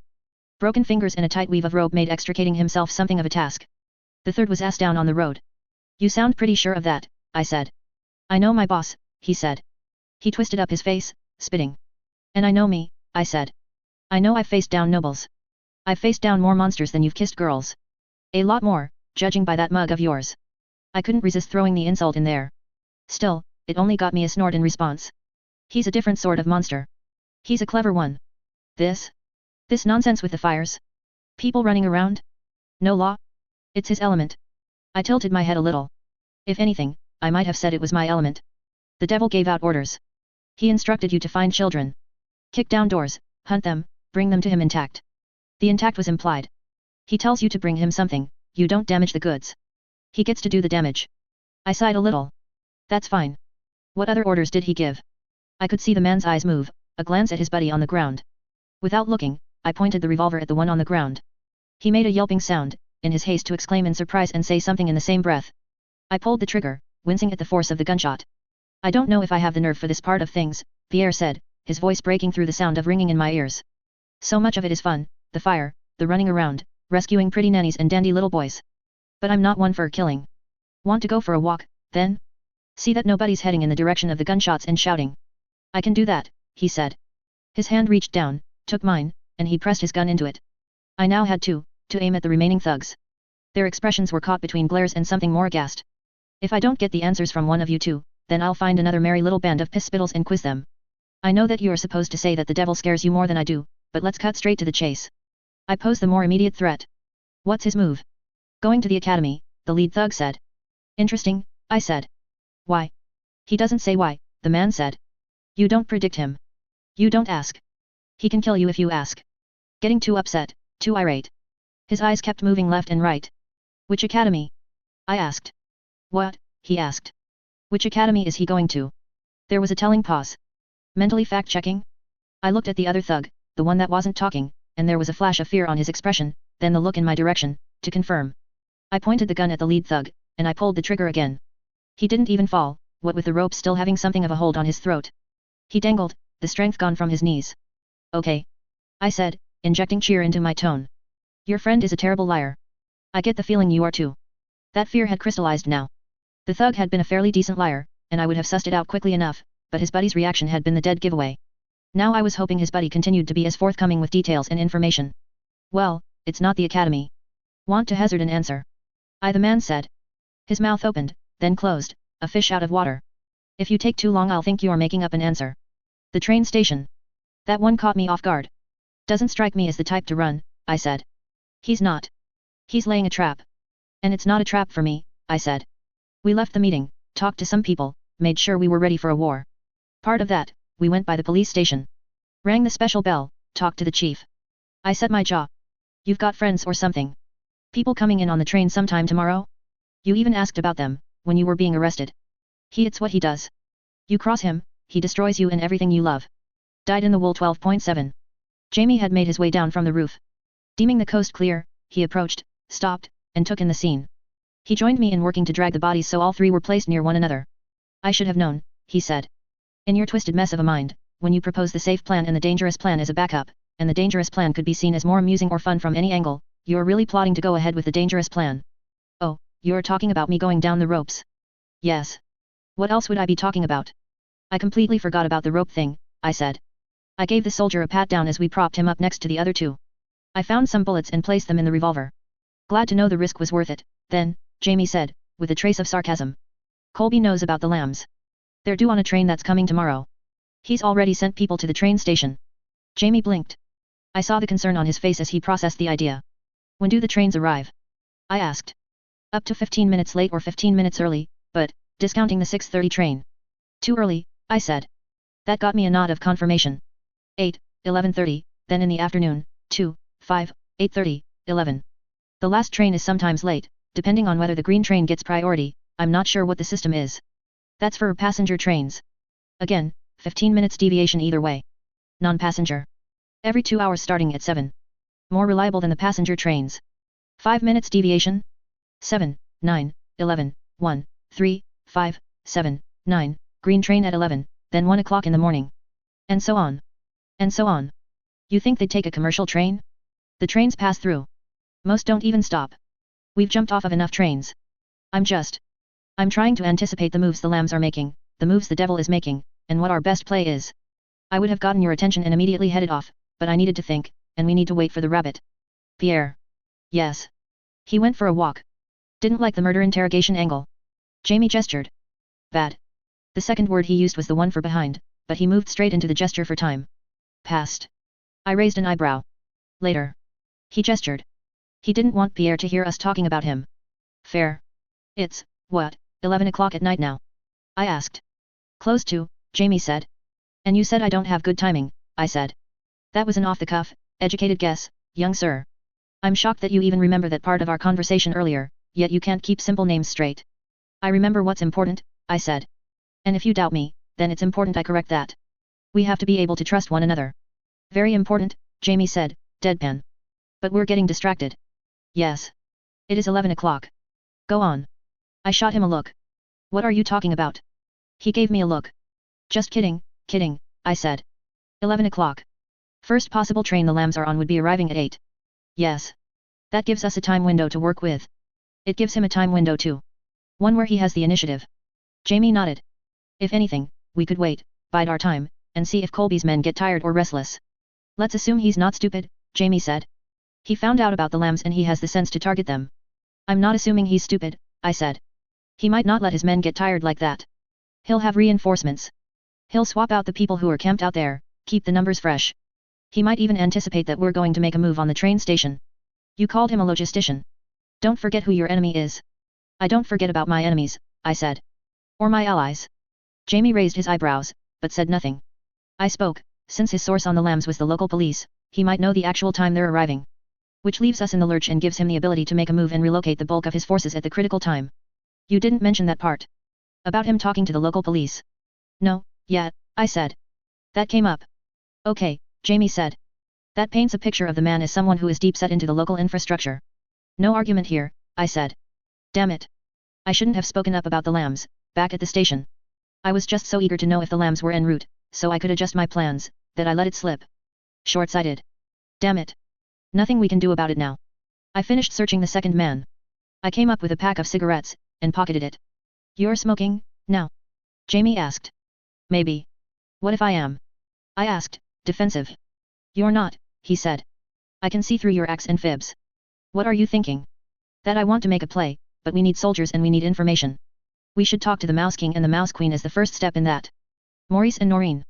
Yeah, them. You sure do remember your allies and enemies, Sylvester. They're neither. They're factors. Factors. Things to be considered. Neither good nor bad. Like the weather. Like this lazy city. Like the fire. Two stubborn teenagers who are just clever enough and just capable enough to get in my way, but not clever enough to listen to me. This Noreen, she reminds me of Rick. Oh good. You should get along with her then. Want to listen in? I asked. Maybe you can get a better sense of her than I can. Queer as that sounds. Queer. You're good at reading people, you know. I'm good at reading people in general. But she turns things upside down. Maybe you can get a clearer impression than I can. I'm not against it. I nodded. I looked around for the rabbit, then brought my hand to my mouth, whistling. The rabbit stepped out of shadows, half a block away. I used my arm to indicate a direction, and started walking. He moved in parallel, rather than toward us. We were a full 2 streets over before he reunited with us. He made no mention of his departure from the interrogation. I could respect that. He had his limit, he knew where it was drawn, and he made no excuses for it. I opened my mouth to say something, then stopped and turned to Jamie. Is there room in the budget for paying this guy more? This guy? You mean Pierre? Thank you for getting my name right, Pierre commented. I've been called a rabbit too many times tonight. Yet. Pierre. We have no budget. We have very little money to spare at the current time, SY. Again, if you want more, you have to earn more. It's that simple. I sighed. Why? I just want to make sure we keep him around. I like him, I said. I looked up at Pierre, I respect his work.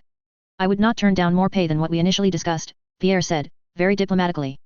We'll see, Jamie said. I nodded. The streets weren't all lit. Perhaps 1 in 3 streets had street lamps, artificial and flickering. 1 in 3 used to have street lamps, but the fires and a possible pull on resources elsewhere had left them without power. They sometimes flickered to life for just a moment before dying, suggesting there was a connection somewhere along the line. The last third were dark. Fires seem more or less at the stage we thought they'd be, Jamie said, craning his head. I was worried about a bit of wind or something blowing them into residential areas, but we seem pretty secure. Good, I said. You said the wines shouldn't be a problem. I said the odds were in our favor. Reading and memorizing 15 years of the Farmer's Almanac does not guarantee my predictions. Did this time? He sighed. I don't understand you two at all, Pierre said. Predicting the weather? Thinking like you're doing? Knowing which places to burn when people won't be there.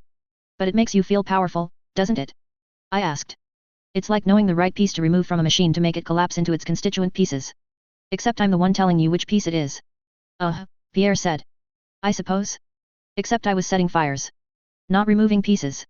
Exactly, I said. Pay me, keep me out of any trouble, let me stay free and let me run, and we'll get along famously, Pierre said.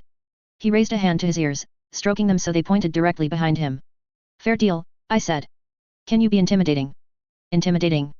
Oh, the Mouse King and Queen were mad. Jamie and I had plotted out the likely spot for the Mouse King and Queen to regroup. The yard was a place that the local youth fought over. It was a King of the Hill scenario, a dominance game where the gang of youths who had the most power would hold the yard, get first say in who got to hang there and use it. Younger academy students from Corinth Crown, students from Burgawal, and the local indigent youth formed the 6 primary factions. It was 6 and not 3 because the individual groups broke down into indistinct lesser factions. The visiting children from the hospitals formed a final faction, allying with different groups that curried favor, with the poorer factions being the most common ally of choice. Impossible to corral, hard to pin down, and as hard to herd as an equivalent number of cats. Each group numbered 4 or 5 at most, so it wasn't even worth the trouble to track them down. Not while they were all scattered. Noreen's group, separate from all of the others, was larger, but didn't really make tries for the yard, to the best of my knowledge. With their house having burned, fear of further attacks on the immediate horizon, and an awful lot of questions, they had headed for the yard, the best-known meeting ground. The space was set up so any number of sports could be played there, and there were 2 clubhouses that sufficed as temporary shelters in the here and now. I was highly suspicious that they'd had some hopes of recruiting other children who headed here in a time of crisis, as a natural meeting point. Maybe they'd even hoped to form a greater faction. But I was one step ahead. As we'd spread word, we'd directed the local youth well clear of the Mouse Queen and the yard. You're too dangerous, I thought, as I stared down Noreen. The rabbit stood behind me, an eerie figure for the gathered children of Noreen's camp, who were already feeling uncertain about how things stood. You started this, she said. The devil started it. And burnt down his own buildings. Maurice asked. That was me, I said, lying. He had the incendiaries stockpiled. I just, prematurely set them off. Did you now? Maurice had a dark look in his eyes, but it didn't translate to his voice. He sounded remarkably calm and detached. Then again, by my best estimation, he was detached. What he was doing here was a dalliance, a lark. There might have been real emotional ties to Noreen on some level, but he was in a position where he could always walk away, go back to the academy, and do his thing there. That man was there when the fire started at our place, Noreen said. I felt a chill at the accusation, but I didn't let it show in my expression. I couldn't read her, still. I could, I was realizing, read the people around her. The glances between them, looking for confirmation, the tells that pointed to surprise, the uncertainty, so long as she was this deeply tied into her people, who were on the edge of their seats, waiting for her next order, they were extensions of her. He absolutely was not, I said. He was with me all night. Well, more or less. He kept an eye out for trouble, tracking the movements of the devil's people. He wasn't anywhere near here. I just had to hope that Pierre didn't have any tells that she could read. If she even thought along those lines. You said you'd upset things. You said nothing about that affecting us, Noreen said. Her people were well trained. At the sharper tone, not quite angry, because she didn't seem to have emotions like that, they were shifting position, getting ready to act. Noreen was the big mystery. The person I couldn't fathom and who I couldn't seem to budge.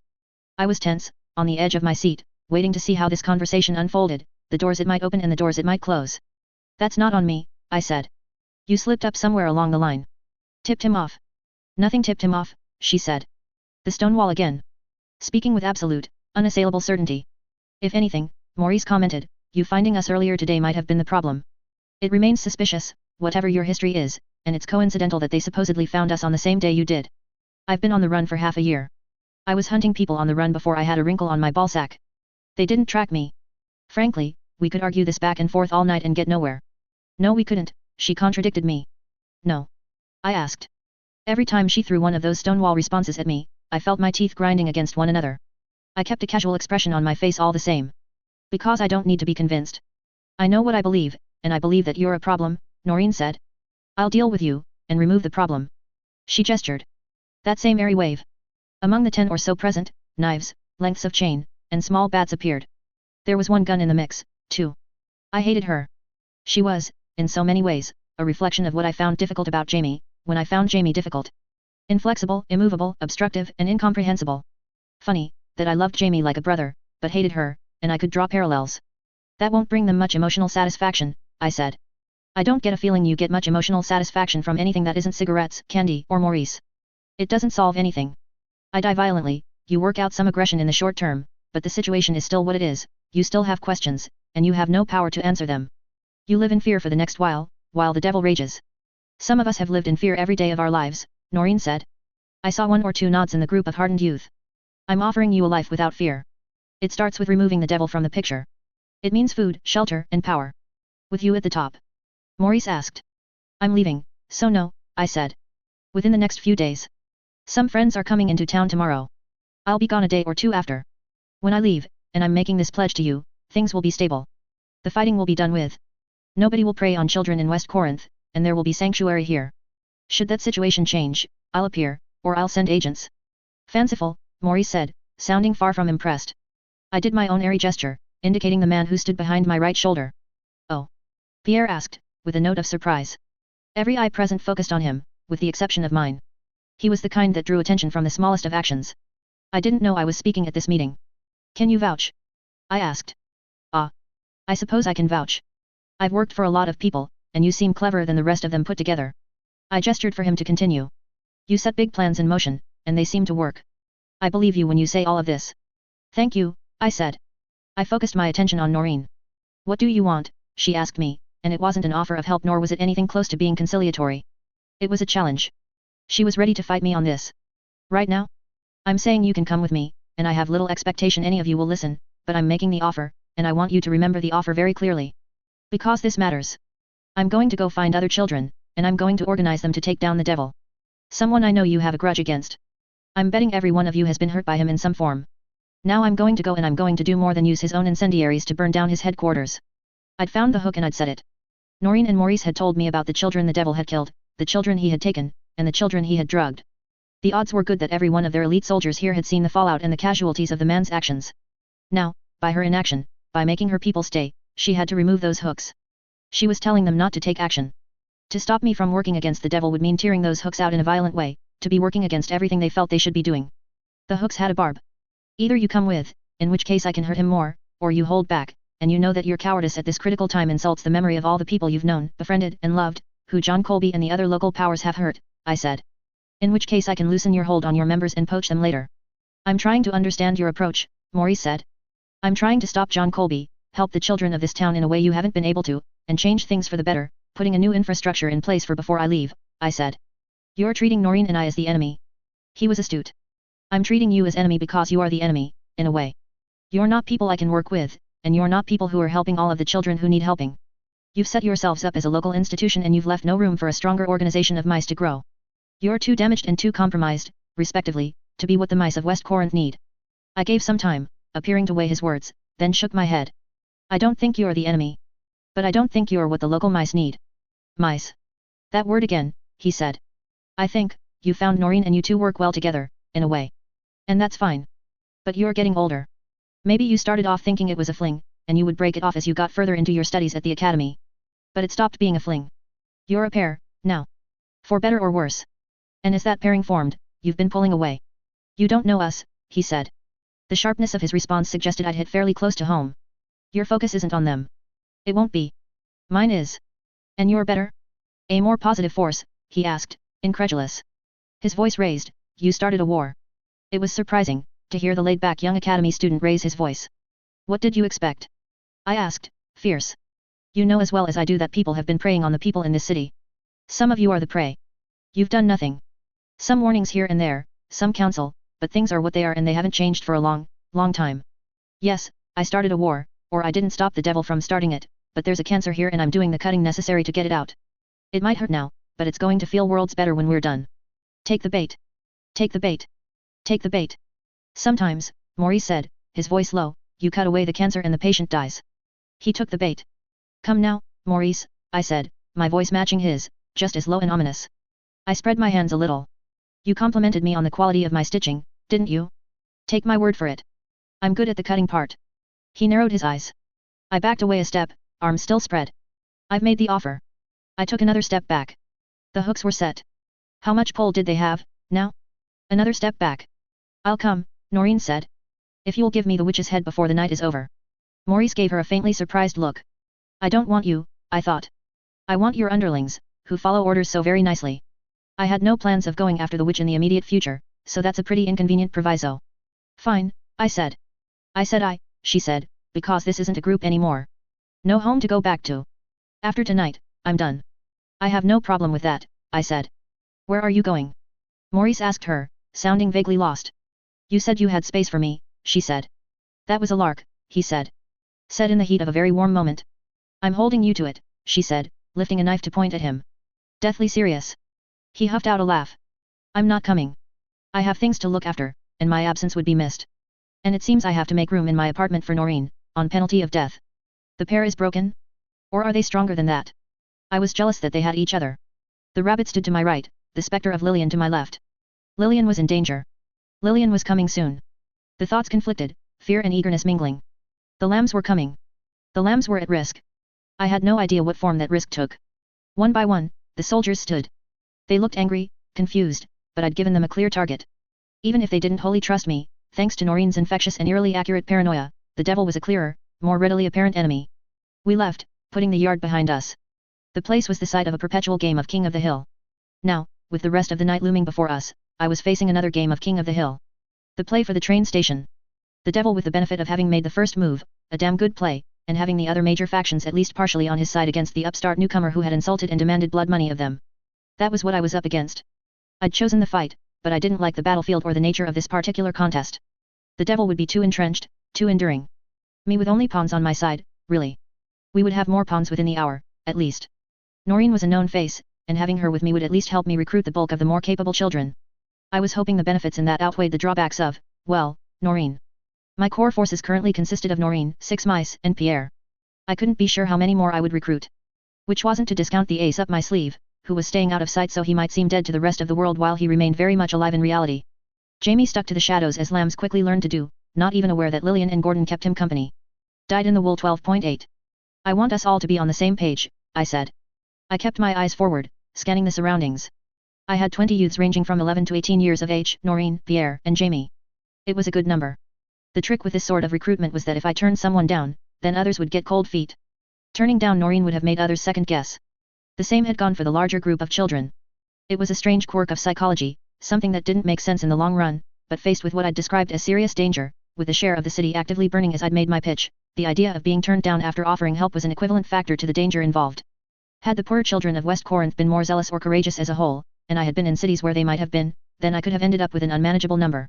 It would have been all too easy for me to be stuck delegating to Noreen, just to maintain some control, and losing control in the long term. 20 was good. 25 might have been better, but 30 too much. While we're all getting on the same page, let's start with page 1. I'm doing the work here. You're my eyes and ears. Everything I'm going to do is going to be done for a reason. I arranged the release of this man and one other man from prison, out from under the custody of 40 or 50 Crown officers and another 100 or so staff members of the building. He did, Pierre said, without prompting. Each and every one of you has your own reasons for being here tonight, I said. Most of you despise the devil of Corinth, John Colby.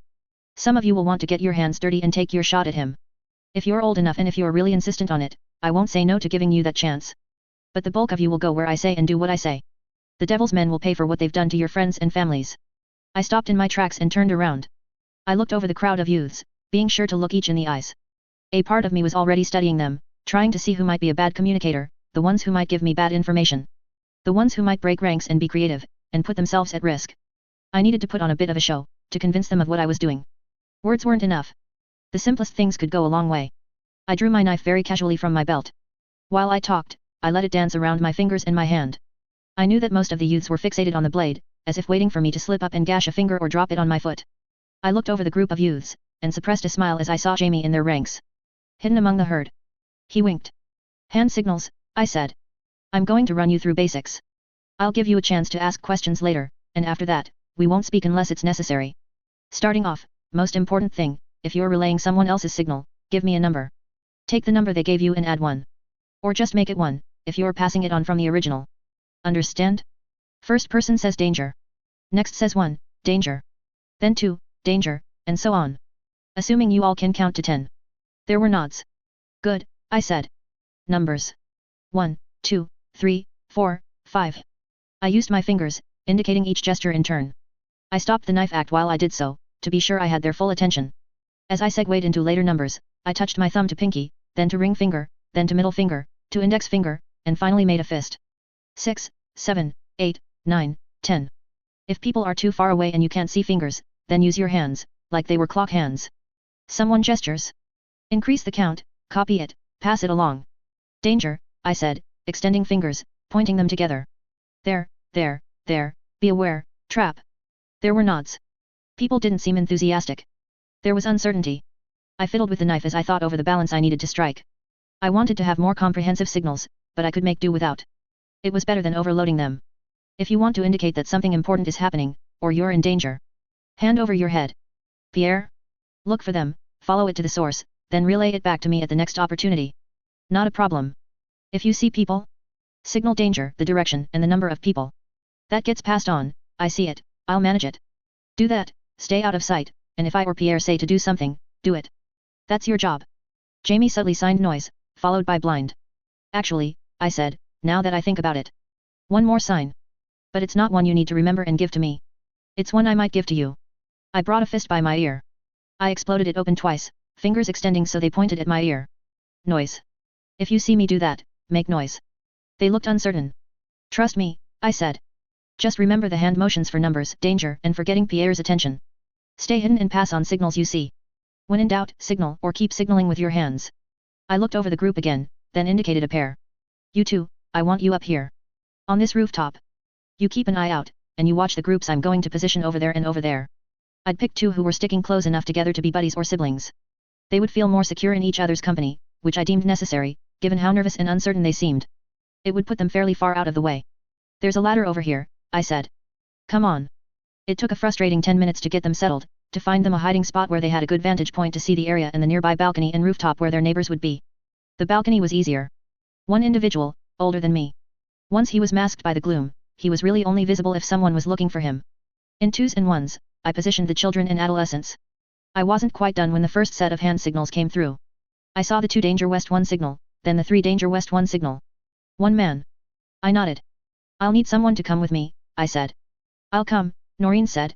No. Stay with the rest. Keep them together, keep them safe. I'll take you. I indicated Jamie. He didn't smile or wink. He even managed to look a little spooked at the prospect of accompanying me. Of all the youths present, I was pretty sure that only Noreen might have seen the ruse. She was sharp, and she was watching the two of us as we walked off. We were a good distance away before Jamie commented, "You seem to be loving this." "I have no idea what you mean," I said, under my breath, lying. "It's the lamb signal network, like we'd do on a job. But instead of quality, you're aiming for quantity. More familiar ground, that's all. You've got it set up so you have your own lesser lambs feeding you the information you need, and you get to be in the spotlight all the time. Presumably. I have no idea where you want me in this plan of yours." "Sharing the spotlight, of course," I said, quiet. I saw the signals appear again.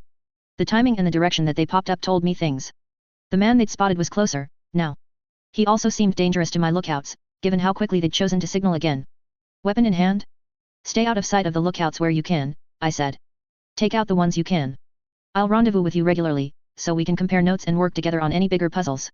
Lots of houses with lawns around here, garages, one-horse stables, carriages, and a surprising number of automobiles." I assumed we were close to one of the big manufacturing cities. It was a city built around the imposing fort that had become the main building of Corinth Crown Academy, a city initially meant to be a vacation destination. The whimsy of the vacation side mingled with the fort element of things, creating a distinct style. Many buildings had a flashy castle aesthetic, with crenellations around rooftops and very square or rectangular buildings that favored arches. Other parts of the city were stylish, but the style almost always had something utilitarian to it, if it wasn't done up in a way that was clearly built to weather bad circumstances. Only the heavy use of builder's wood broke up the stony, sturdy look that predominated, with branches winding this way and that up building faces, many of the branches reinforced or shaved back in a way that made them annoyingly difficult to climb.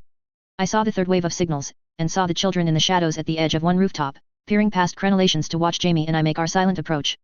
"Wait," I signaled to Jamie. I still held the knife from earlier. I shifted my grip on it as I approached the corner, watching the face at the edge of the rooftop. I watched as his eyes widened. I heard footsteps. I gestured. The motion toward my ear, fist exploding into extended fingers, twice. Hey. Loser." The man stepped into view, head turning toward the sound, away from me. I noted the gun that he had out. His weapon of choice and his style of dress matched the devil's men, shirt sleeves were rolled up to expose an uneven tan, he wore simple slacks with suspenders and sturdy boots, and had a cap with a brim tucked into the back of his waistband. I drove the knife into the back of his knee, piercing. The angle I drove it in and the position of the blade meant the sharp edge slid against tendon. Something was severed and snapped. The man tipped to the ground, screaming a moment later than it felt like he should, given the nature of the injury. I saw him catch himself, hands going to the ground to keep his face from smacking into the road. His screaming continued, taking on a different kind of pitch as one hand went back toward his waist. I beat him to it, drawing his knife and slashing it toward the reaching hand. He flinched, lost his balance, and collapsed down onto his belly, the scream terminating as his remaining air whiffed out of him. I slashed my knife against the back of his other knee, paused, to see what he'd do next, and on seeing him try to use his arms to prop himself up, kicked his elbow hard. I'd hoped it would fold the wrong way, and it didn't, but it did seem to hurt him an awful lot. One good cut at the elbow and another at the wrist of his other arm effectively incapacitated him. He alternately screamed and whimpered as I searched him. I found a wallet and emptied it, took a set of keys, and then stepped back. "Not going to finish him?" Jamie asked, from the shadows. "The lookouts need to know I'm for real. If the enemy wants to help him, they'll have to devote hands and time to the job.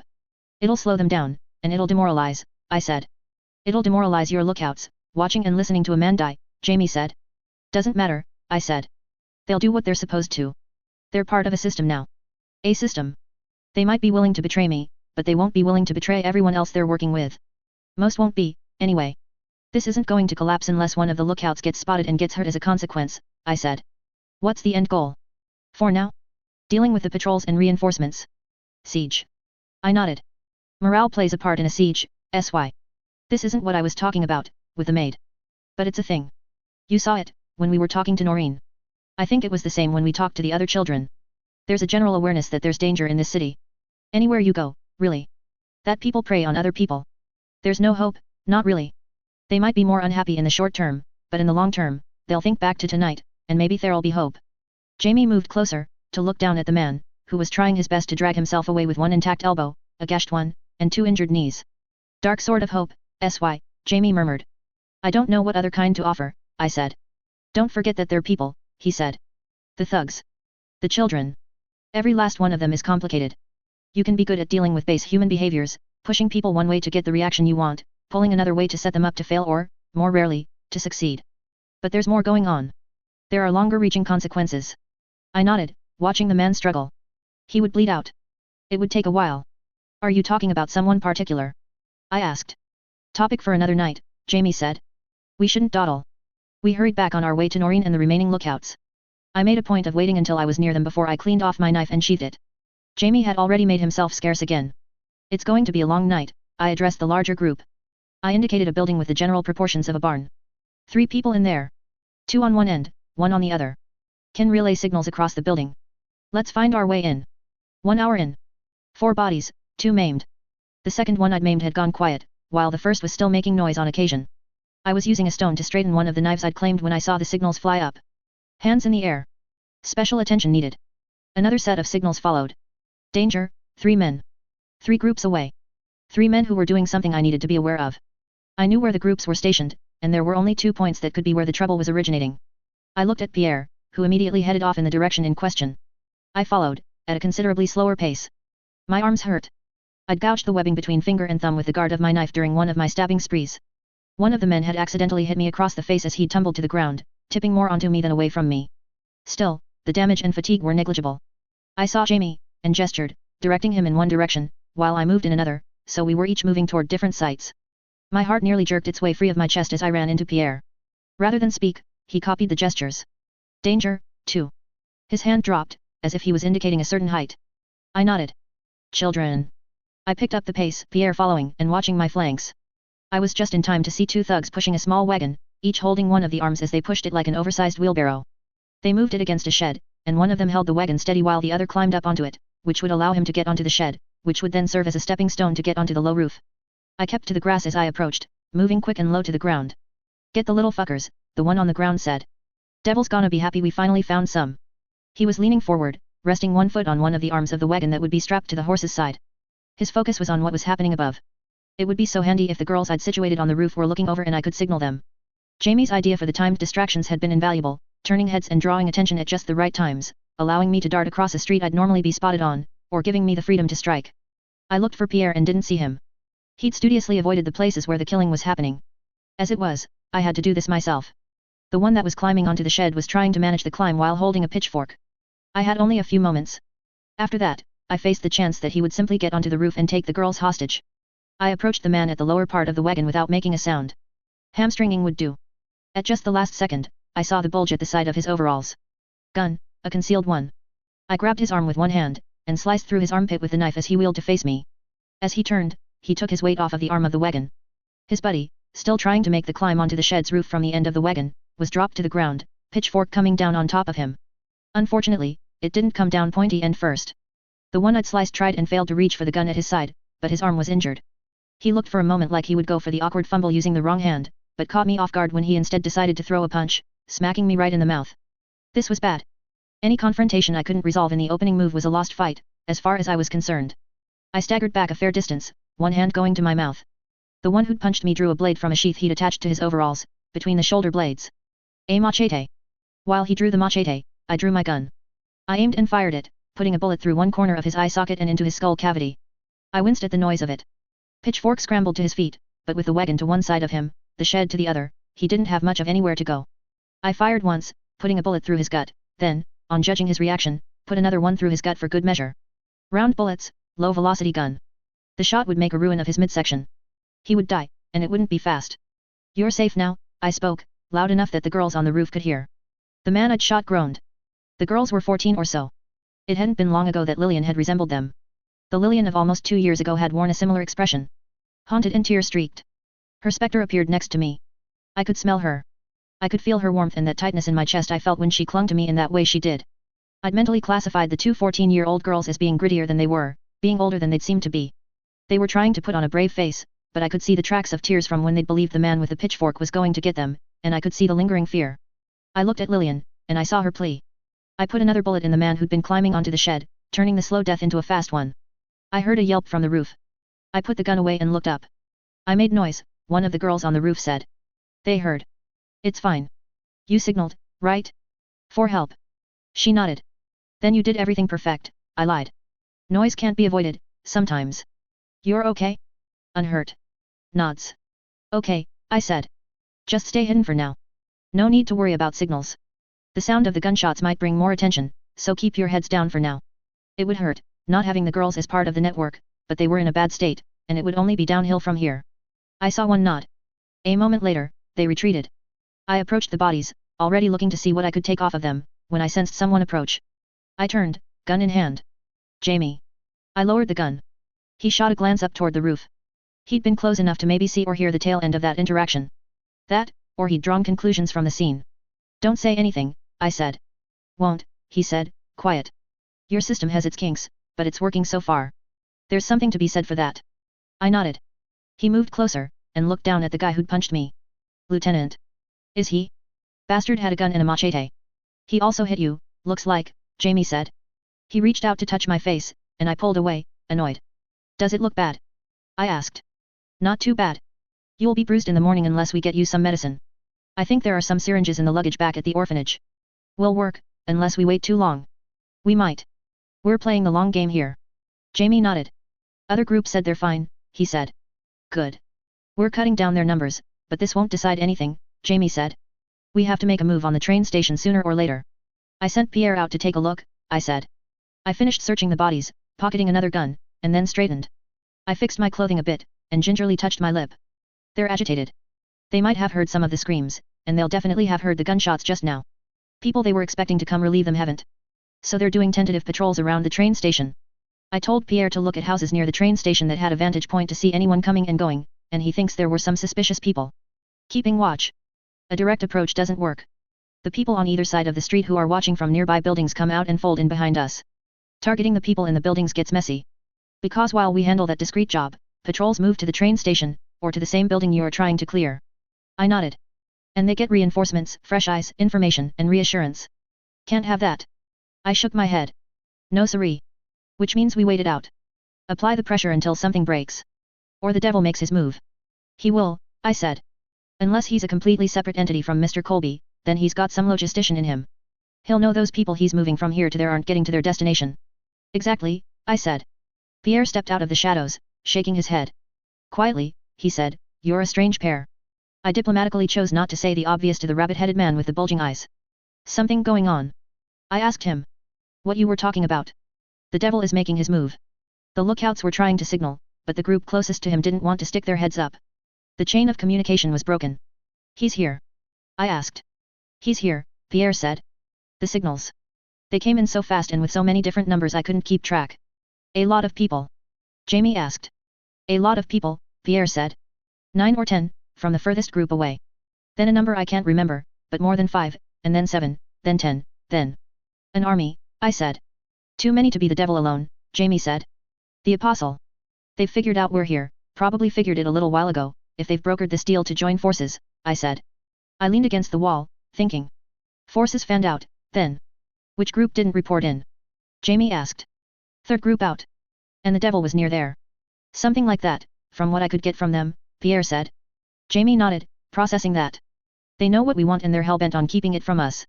They're going to get to the train station, I said. If they don't find us on the way, they'll reinforce the group that's already there. Most likely, Jamie said. Unless you've got a weapon of war. I shook my head. The strategy could still hold, Jamie said. Siege them.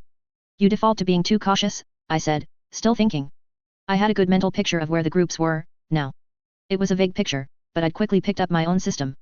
When I saw that 3 pop up to suggest the message had come from 3 groups away, I had an almost instinctive sense of where the people in question were. Now I was doing that with the devil, and I was having to admit to myself that it wasn't worth the risk to keep the system in place. Not during this stage of things. Pierre. Remind me to give you that raise. Will do. And, without putting yourself in danger, do your best to get to the children. Communicate to them. No more signals. Just hide. I can do that. Somewhere, a third of the way across the country, the Lambs had already boarded a train, and were on their way here.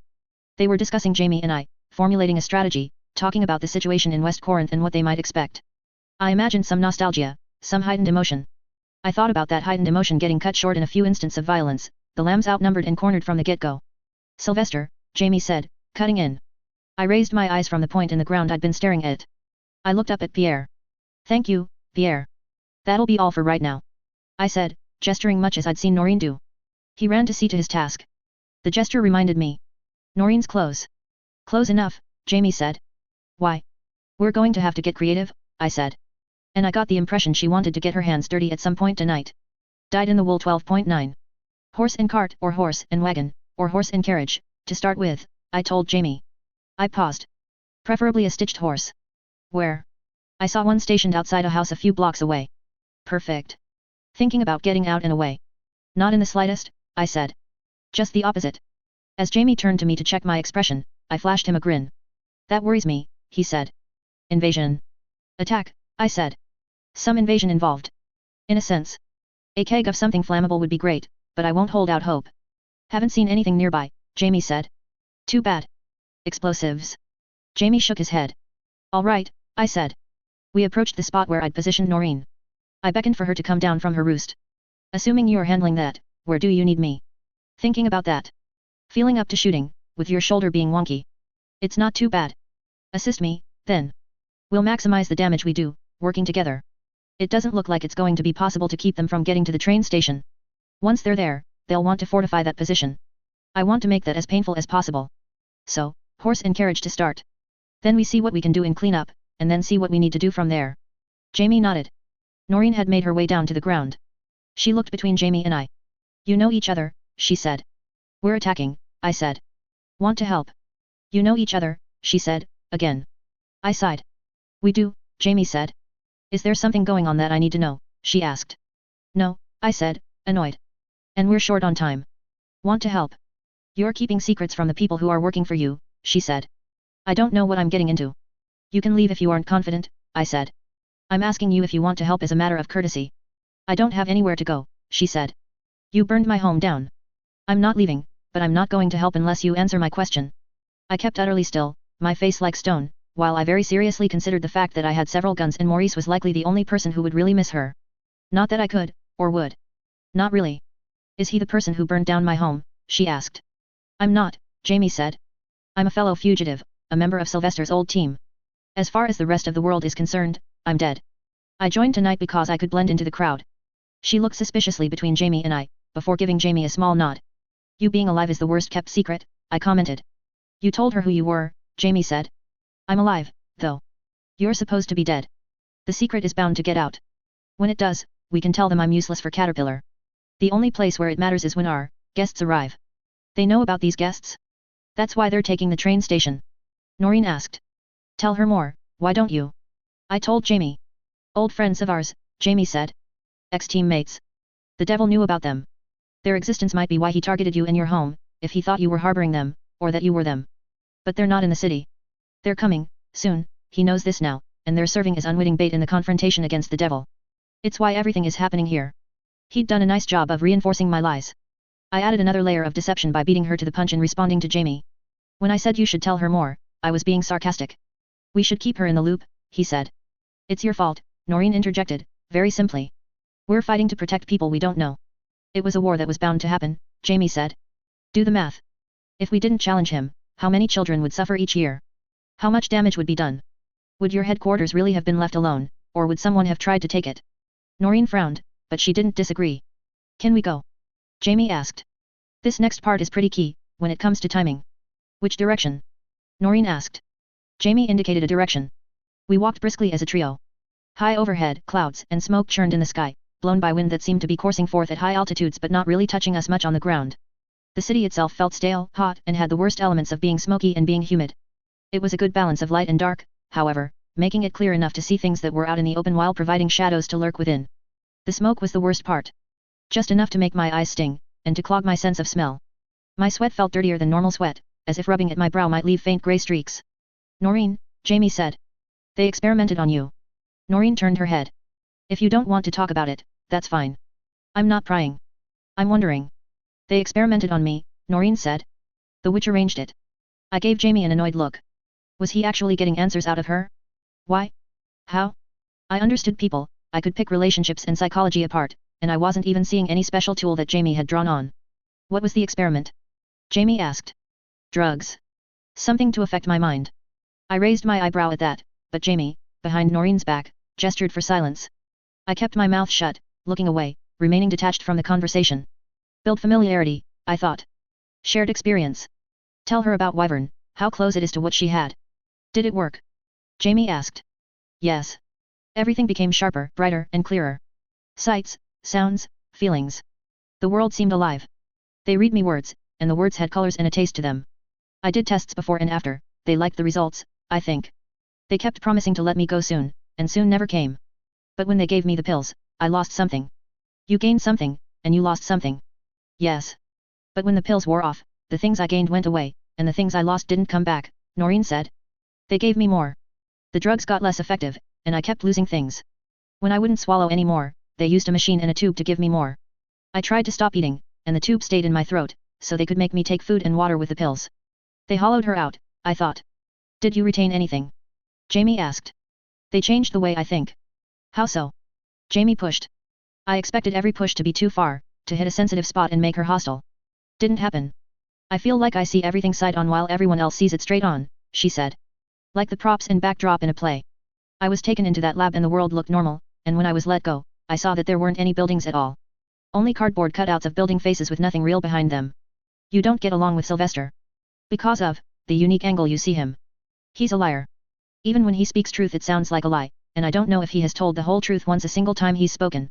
That's downright I started. Jamie gestured. He's a deceptive person by nature, Jamie said. That's what they made him into. I wanted to grab him by the collar and shake him. That's optimal ground to build rapport. Draw connections between her and me. Draw connections between her and yourself. You've both been mistreated. You were permanently changed. Common ground. He went on, what if the reason he looks strange to you is that he's askew to start with? That's not how it works, she said. In my head or how I see people. Why not? Educate me. Because I'm not wrong about things, she said. Ah, the stone wall. That perfect conviction. You're right about him. You're just following it to its logical conclusion, and that's not right, Jamie said. I sighed. Noreen was quiet. He's destructive and devious. He's vicious. I feel the need to point out that he's killed an awful lot of your enemies tonight. He's devastatingly intelligent. Thank you, for that, I commented. And he'd have no compunctions about using that intelligence to attack you, if he thought it was for the greater good. And he has a warped and often convoluted sense of what that greater good is. Noreen nodded. But there's nobody I trust more, Jamie said. You just said he was a liar. He is. And I trust him. He's dangerous, and I feel safest when he's at my side. He's warped, and his existence gives our lives a real kind of structure, in a way that was eerily lacking while we were under the Academy's thumb. He's terrible in any fight that lasts more than 2 seconds, which is a sad and remarkable step up from how bad he used to be. Hey. And he's the last person I'd want to go up against, if I set all emotions aside and had to pick someone to fight in a serious way. He's the darkest-minded bastard I know and he makes me laugh. I've never been more isolated than I've been since I left everything behind and joined him, with whole months going by where he was the only person I talked to, and I've never felt less lonely. I shifted uncomfortably, turning my eyes to other things in the surroundings. Jamie might have seen the change in my body language, because he changed course very abruptly. I could go on. I won't, because we're about to get to the horse and wagon he wants to use. Sylvester is a twist of a person, Noreen, like the twist in a book. You can't expect the typical conclusions based on those facts you get at first. I don't like him, she said. I'm right here. I don't like him a lot of the time either, Jamie said, in a way that sounded like he wasn't paying attention to what he was saying anymore. He seemed to come to it at the last moment. And we're here. Garage. The garage was by a house, with a stitched horse within, hooked up to voltaic wiring. The door had an upper and lower half, with the top half left open, so the horse could stare out and beyond. The lower door was closed and padlocked. I immediately went to the padlock. Jamie was right behind me, with Noreen trailing behind. You don't like me, but... I asked. What? Jamie asked. Don't pretend you forgot. You don't forget anything, remember? You just went on a whole thing about how you can't stand me, but you wouldn't stand for anything else. You think I smell like butt but you wish your morning tea smelled like I do. Haha, Jamie said, without a trace of humor in his voice. Almost the opposite. Leave it, Sylvester. The padlock was easy. I popped it open. I'm just saying. Don't say. Leave it. I opened the door, and did a walk around the carriage, seeing how well it fit my purposes. The owners had left the horse with a cart still hitched up to it. There was a bench in a back section with room for stuff to be stored, with 4 short walls to keep the cargo in bounds, and a door at the rear end, hinges down at the base, so the door swung down. Nice and easy for groceries and errands. It's going to bug me if I don't get the answer. You still complain about books you never got to finish. Leaving me with only one piece of the puzzle? That's brutal. Remember the 10,000 times I've told you I'd get back at you for tormenting me? Jamie asked. No, I said. Not sure if you don't remember or if you're already begging for mercy, but this is part of the retribution, SY. I'm not telling. The more you push, the less likely I am to answer. Don't push. Or you might actually realize you don't like me after all. I asked. I disconnected the wires that were hooked up to the stitched animal. Let's go with that, he said. I'll torment you 5 times over for this. These scales don't balance, I said. I'll win. I'll cheat and be as unfair as all get out if I have to, but I'll win. I know, Jamie said. I resigned myself to that fact long ago. I found the reins, and experimentally led the stitched horse out of the garage. It was obedient. The brain of a horse barely compared to that of a human, and this was a brain that had been carved up to make room for voltaic wiring and to carve away the bad behavior and tics that tended to crop up when turning lower intelligence animals into stitched. There were often things like horses stomping their hooves in one spot for so long that they destroyed their legs, or dogs getting caught up in a rhythm of barking at their own barking, until they did irreversible damage to themselves. The go-to solution was to identify the part of the brain responsible and carve into it until the tic stopped. I turned around and hopped off the back of the cart. I hurried back into the garage. I identified some suitable containers. Help me with these. Noreen and Jamie helped me load up the cart with the packages and containers. The choice one was a large cube of manure wrapped in paper. There were metal cans as well. In my quick perusal, I found some oil, meant for greasing the cart's wheels. It was a small container. Far too little to do what I wanted. But it was a thing of beauty that brought everything together. This would do. I found some dry rope and loaded it into the cart. Let's go, I said. You drive. I prepare. Straight to them. Try to keep to grass instead of the road, where you can. Jamie nodded. He took the reins. Noreen hopped up into the rear section, sitting on the corner right behind Jamie. The cart moved. The horse was in better shape than most stitched horses I'd come across, but I imagined that was the norm in a city like this. That, or I wasn't keeping up with the trends. We'd spent 6 months in Tyne where there hadn't been many horses or carriages, and I'd been distracted for almost a year leading up to that. Noreen was quiet, looking out at the city. I couldn't figure her out, but Jamie apparently had. That annoyed me. Still, if it meant she was going to be cooperative, I could accept it. You know how to use guns? I asked Noreen. No, she said. Pull that back, aim it at the other guy, pull the trigger. 6 shots, then reload, I said. Here's the gun. Here are the bullets. Put those in your pocket. She took the spare gun and bullets. Still didn't understand or trust her. I wasn't wholly certain she wouldn't put a bullet in me right now, for reasons I'd never understand. But Jamie seemed to understand it, and he didn't protest, so I was willing to accept that. I took the rope, and I began forming a large knot. I wedged the knot into one of the metal containers, then shoved it inside. I cut the rope off about a handspan from the top of the can. A fuse? Noreen asked. Yes. But it's not a bomb, she said. That's a container for applying chemicals to plants. It's not important if it's a bomb or not, I said. What's important is that they think it's a bomb. Hold that. She held the container. I applied the oil to the fuse. Keep it in the cart, I said, as I set up the next container. I'll do the rest. I did the next container in about 2/3 of the time I'd taken with the first, and did the third container in less time than that. I flew through the process, distracting myself with the task at hand. We're close, Jamie said. We lost a lot of time. They're not far from the train station. If they ran for it, they could be there in 5 minutes. I nodded. I could see the vague shapes of the people in the gloom, roughly 3 blocks out. They'd formed a line, fanning out to cover more of the city, with weapons at the ready. We were at one end of that line. Jamie had an idea of what I wanted to do now. Jamie pulled the cart to a stop. He looked back at what I was doing. That fertilizer is going to burn, Noreen said. We know, Jamie said. It's going to do more than that, I said. The fertilizer was the last thing I had to handle. I used the long spout of the oil can to push the knot into the center of the bundle. In the process, I put a fair amount of the oil in the center of the cube. I turned the thing on its side and stomped on it, compressing the loose, smelly material down into a more compact package. We should go, Jamie said, still keeping one eye on what I was doing. Go, I said. About their guns, Jamie said. They have guns. We have cart, I said. I cut off another length of rope, then handed it to Jamie. Extend the reins. Jamie looped the rope through the reins, moved off of the bench and back onto the lower part of the cart, using the 3 borders as cover. He held the rope, then flicked it. The horse started walking. Walking was not good.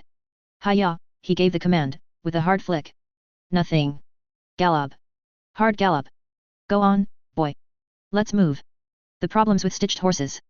They weren't so able to figure things out. Hurry on. That did it. The horse picked up speed in a way that seemed off-kilter with what a normal horse might do, as if it had to ease into it and remind itself what it was doing, instead of being an animal that instinctively wanted to run. But it was galloping now. Hooves trampled and wheels rolled over grass, then made a moment of noise as they passed over a footpath leading up to someone's door, returning to silence as we steered toward the grass again. A tree meant we had to move onto the road for a moment. Heads down, I said. Jamie, make like you're not going to come close to hitting them. Runaway carriage. Jamie steered us away from the group. This was the rightmost flank of the line that was moving through streets. The buildings here and there meant that they would be split up into a series of groups in a rough line rather than be a straight row of thugs and soldiers. Gun ready, I said, for Noreen's benefit. Jamie, run us right at M1 SEC, Jamie said. I lit a match, and held it to the oil-soaked wick of a container. It ignited. Jamie. Jamie spoke, getting the timing right, and hold on. He steered us in a sharper turn. One wheel momentarily lifted off the ground as the stitched beast changed course, and our collected containers and items slid off to one side. I used one leg to keep them in place, while Noreen's crouched form kept them from sliding down the slight incline and all tumbling out behind us. Which was all well and good, because the horse hit something, and everything jerked violently, the front end of the cart hit solid objects, and then the wheels passed over the large bodies of at least one man. It was a group of 5, and we'd run over 2 and clipped a third. I tossed the kin with the lit wick out behind us. Fire! I called out to Noreen. Some of the men we hadn't hit had guns. Given the choice between aiming and shooting at us, running for dear life, and trying to deal with the apparent makeshift bomb, most chose the latter 2 options. I could see one man running and drawing his gun, one eye on us, and aimed for him. I clipped him, but didn't put him down or change his mind about shooting at us. Before I could aim and shoot again, another bullet caught him. Jamie, not Noreen. In the moment of panic that came with being trampled without warning, shot it, and left with a seeming bomb, the men didn't seem to know what to do, all in all. Jamie took the reins again while Noreen and I emptied our guns at the group. I managed to hit the one who was doing the most work with the bomb, trying to put out the burning fuse, and the man closest to him simply took over the task, gripping the bomb and hurling it off to the side. I aimed carefully and put a bullet in him too. Coming up on the next group. Jamie called out. 6. Noreen wasn't a good shot, and she wasn't fast at reloading. But when I reached out and touched the latch at the side of her gun, opening it up so she could slot the individual bullets in, I could see that her hands were steady. The group we were charging for opened fire, hitting the cart several times and even catching the horse once, spraying the 3 of us in the back of the cart with thick, congealed blood. All the while, Noreen's hands were steady. Jamie, operating blind with his head beneath cover, changed direction at the last minute. I felt the collisions as we hit people who had moved preemptively out of the way and thought they were safe. I tossed out the next can. Jamie's arm reached out past me. His forearm rested on my shoulder, his hand extending past the front of my face, finger pointed. He gestured. 4. I aimed my gun. As the heads and faces came into view, just barely visible as I looked over the rim of the wagon, I aimed and shot. A sudden jump of the wagon spoiled the last of the 4 shots. Noreen, emptying the cylinder, managed to graze the one I'd missed. I popped my gun open, reloaded a lone bullet, and aimed, exhaling slowly as I lined up the sights and squeezed the trigger. I missed again, but the thug seemed to decide it was better to favor discretion rather than valor, and made a run for cover. What a disappointment. It would have been a nice moment. I could imagine Gordon clucking his tongue at me. Jamie peeked, then stood up, one hand on the wooden rim of the wagon. I followed his cue, standing up and looking back at the group we'd laid low to see that none were standing or even paying attention to the fake bomb, let alone shooting at us. I reloaded. Horse is okay? I asked. Horse is okay. We should have a contingency plan for if it takes a bad shot. Plan had. We toss all the explosives and run for it. I'll rephrase. We should have a good contingency plan, SY. It's not going to be easy to take down. It should have a metal plate in its head, like most stitched animals do. Bullet has to travel awful deep and awful accurate to hit the right spot in the torso to put down a stitched, and the mooks have guns for shooting down people, not stitched. That's not all wrong, Jamie said. Rounding a corner, then next group. I ducked down an instant before he did. He'd waited just long enough to see, and to get a mental picture. Largest group yet, Jamie said, one hand holding the rope against the top of the wagon. Devil, I think, an apostle. I heard the gunshots. A large caliber sound, sounding like something that came from a rifle. I could feel it hit the side of the wagon in a way that made the other bullets pale in comparison. I ignited the fuse for the block of fertilizer. It would be so easy to get the timing wrong, or to let the burning fuse touch the wrong part of the block, where I'd soaked the thing with oil, and start off the chain reaction. I dropped onto my back, facing the sky, held the block, and brought my legs up. While I wasn't gripping anything, I slid toward the tail end of the wagon. The bumps as we collided with those who'd been too slow to dodge out of the way jarred me further, moving me in unpredictable fits and starts. But those impacts were a good cue. I heaved it out and kicked it out in the same motion. Jamie veered into a wild turn as I threw.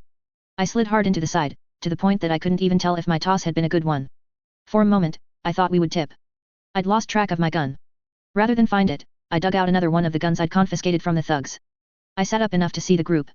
15 or so in all, scattering. I saw the devil, already making his tactical retreat, ducking behind cover. Not even recognizable in comparison to Colby. He was shirtless, and his muscles stood out, with veins standing out from beneath his skin as if he had an infestation of parasites crawling through them. His teeth were exposed in a snarl that seemed more permanent than a response to the current situation. I saw the apostle, moving for cover at the other side of the street from the devil, looking to escape the bomb. The gun he held looked like an exorcist rifle. I aimed and fired, and he seemed to see what I was doing, because he threw himself to the ground. He wasn't lying down for a full second before the fertilizer caught the flame. As explosions went, it wasn't quite as good as I'd hoped for. The Academy provided fertilizers were loaded with chemicals that tended to burn easily, and this wasn't an exception, but it might well have gotten wet at some point or suffered for time spent in the garage with the stitched horse and cart. The rolling flame did extend from one end of the street to the other, spreading over the people we'd bowled into with the cart and the 8 other individuals who hadn't been fast enough in clearing out. The apostle, who'd just thrown himself to the ground, was lifted into the air in what seemed like a comical way, heels overhead. We left all of them behind. There were 2 more containers for the 3 remaining groups. Distractions to shift their priorities away from shooting us and toward self-preservation. If there were more groups than the 3, they'd already moved further ahead than we were, and would be near the train station. We wheeled around, and we stopped, catching our breath. Jamie got off the cart and looked at the horse. He looked at me and shook his head. No. I asked. Won't hold up much longer, Jamie said. We'll send it on its way, then, I said. We got off the cart. I blinded the horse, pulling my shirt off and wrapping it around the horse's face, and then we goaded it into another gallop, moving back the way we'd come. Slim chances we'd hit anything. But it might draw fire, and it might run over someone. If it made noise or distracted, which was far more likely, then that was good enough. Clean up, I said. Then, for Noreen's benefit, I said, if they're dragging their friends to safety, we pick them off. She nodded. Assuming you don't have a lot of killing under your belt, just do what I say, all right. Another nod. Whatever magic Jamie had worked, she was playing ball now. I still kept a leery eye on her. I'd have to ask Jamie for the details. It was the smaller, edge groups that proved the most difficult to tackle. They were most wary, most aware that there weren't many friends nearby. They kept gun in hand and watched the shadows, expecting the attack from the flanks. As eager as Noreen was, Jamie and I handled most of them, using coordination, knives, and careful timing. It made for glacial progress, and I knew that the devil had already made it to the train station. As we drew closer to the big group, however, there was a gap in the defenses. People too trusting of others to watch their backs. They were people who'd just recently been led, and their leader was now on a makeshift stretcher, being carried by 4 members of the group, a 5th leading the way and providing direction, the 6th at the rear flank. The 6th took a knife without making a sound. Then, at my instruction, counting down with hand signals, Noreen, Jamie, and I opened fire on the remaining group. Only the one in the lead managed to escape without getting shot. He ran in the direction of the train station. I really hope to get the devil, I said. Seeing the man, I feel like we would have stopped dead if we'd collided with him. I know that's hyperbole, but... He would have caught the reins, or climbed on, Noreen said. I glanced back at her. That's your sideways instinct. That got me a nod. Yet I still remained confused. Why did I not understand her any more than I had before Jamie had dug into her background and psychology? Annoying. I stooped down over the apostle. He was burned and acting like he was still reeling from the explosion. I used one hand to turn his head, making the man wince, and saw that his ears were a mess. He wouldn't hear me if I tried to interrogate him. I could connect the dots, figure his middle ear was damaged, and conclude that he likely had vertigo like he'd never experienced before. An endless, dizzying fall that consumed all his senses. I began collecting the weapons. I was happy to see grenades. I kept them mostly for myself. We exchanged the cheaper revolvers and pistols for better quality guns, and then moved on our way. The buildings that looked out on the approaches to the train station were occupied, according to Pierre. We'd cleared away some of the pawns and we'd left them shaken. With luck, they would be off balance, there might even be bickering, if there were multiple factions there. If we could plant that seed of dissent, then the demon's reputation and methods could easily do the work for us. We made our way toward the next isolated group, likely the last we would catch. The next would make it to the train station before we made it to them. We stayed to the shadow, watching them. They were keeping an eye out for us. They'd heard the gunfire. Hopefully, they would make a mistake, or leave us a gap. I felt a faint hope when I saw the local forces making their approach. Men in uniform supported by Academy. The squad consisted of 3 men in uniform, 2 stitched, and a scientist to oversee the stitched and the small warbeast, which was the size of a mastiff. There would be other groups just like this one, I knew. From the looks over their shoulders, checking, I suspected the thugs knew the same thing. They seemed nervous at the approach. But there was no animosity. The law was here to help, and they were here to help the enemy. He has too firm a hold on this city, I thought. He's absolutely secure in his power, like this. The reinforcements are going to be endless. I've completely lost track of time, I said. I hadn't intended to say it aloud. It's close to 1 in the morning, Jamie said. We have 7 hours. The police and the soldiers moved on, watching over their shoulders for us as they headed in the direction of the train station. I watched them in silence until they were out of our line of sight, in a position where we would have had to expose ourselves and risk being seen to keep observing. You're concerned about the time? Jamie asked. More than a little, I said. I chewed my lip. The siege wouldn't work. We couldn't lock them down and cut off both supplies and reinforcements. The uniformed squads were a lot harder to take on. The devil's face lingered in my mind's eye. What had Maurice said? The devil was a creature of chaos. Like me. He reveled in it, in being unpredictable. Like me. But he was also a sadist. He was a savage. He was strong. I couldn't believe he would simply sit still. He would act, and after seeing him put us in bad positions with 2 of his last 3 moves, I was betting the act would smart. He would do it from a position of power. Something we sorely lacked. Might need an hour or 5 to puzzle out an answer to this one, I said. Died in the wool 12.10. The fires we'd started to open the night died down over the ensuing hour, which had an odd effect. I wasn't sure if it had anything to do with the way heat rose or the air currents that the open fires created, but now that the fires were dying, the smoke was worse than it had been all night. I sat at our roost, a high rooftop overlooking the area, and I watched as men came and went. There were more squads of officers, stitched, doctors and war beasts now patrolling the area. The smoke was likely a mercy of sorts, because the war beasts hadn't managed to scent our trail. With fire on people's minds, there were water pumps and hoses being carted around to strategic positions as well. I'd told Jamie to inform me every time an hour passed, and he'd informed me of the first small movement of the shorthand just a minute ago. It hadn't felt like I'd spent an hour ruminating, but I was willing to take him at his word. 3.5 hours to sunrise. Already, the coalition of the local underworld and the protectors of the city were taking up different positions. By dawn, it would look like the site was secured by law enforcement. The devil would be absent or hidden. It felt like time for the man to make his move. I wanted to have a good idea on what to do to make a counter-move. Jamie spoke up. I couldn't see him that well in the gloom, but his voice was clear. I don't want to interrupt your train of thought, but I've been thinking things through, considering all the individual details on people, places, things, that we know about West Corinth and the surrounding cities, and I've hit a wall. If you have any starting points for other things to discuss, I'd appreciate it. No train of thought. I'm going in circles. Talk to me about the circles. Points to attack, mainly. Is there an aspect of his character I can utilize? Morality or a lack thereof? Patience or a lack thereof? Can I bait him or use the fact that he's about to do something against him? Can I change the facts as he sees them and paint a different picture? Is it possible you're narrowing your focus too much? The devil is interesting, so you focus on him. All of those things are attacking his being. His identity. Maybe. But I've considered other ways. Still focusing on him, but bigger picture, things like hitting him on the reputation front. We tried that. We did. I thought the way we'd done the fires and framed everything would put him at odds with the law. Apparently not. Jamie moved closer to me. He sat with his back to the side of the chimney I was peering past as I watched the soldiers. If it helps, the officers down there are only part of West Corinth's law enforcement. Dirty cops, I'd say. Or good cops led by a dirty superior. Yet. I wasn't surprised, and I'd considered the possibility as I'd mentally wrestled with the situation. You were saying? Other methods of attack. Reputation. We already hit him on the confidence front. The wagon thing had to smart. Losing the apostle has to have weakened his grasp on some of the thugs he's with. If there was another way, just some way to make them hurt, it could turn that crack into a divide. That ties into the respect of his men, and the flip side of that same coin is whether we can weaponize his respect or lack of respect for his men. Taking hostages, or fostering dissent, yes. Yes, Jamie said. Having you listen is helpful. Do chime in if you think of anything. I just said something about making him and his men hurt. Is there a good way to attack? To cost them resources and weaken their ability to hold the city? To hurt the organization? Their families? Can we figure out where he lives, and get both information and burn that down too? Noreen would prefer to attack, I think, Jamie said. I'm not sure there's a good way to do it. We'd have to get close. I'd send another runaway wagon their way with a proper bomb, but I'm fairly certain it would get gunned down. Fair. And that's where I get stuck in an endless loop. I've been thinking about the other gang leaders, those present and those absent. Same. And about the local powers. If we could crack this by getting at the mayor, using the leverage of having helped his family. Or if there are other powers. Media. Workers. The end goal is to keep the lambs from arriving and getting killed. There's a possibility that they won't, Jamie said. That they might fend for themselves? Or even be using a different means of approach. Jamie gave me a nod. Yet.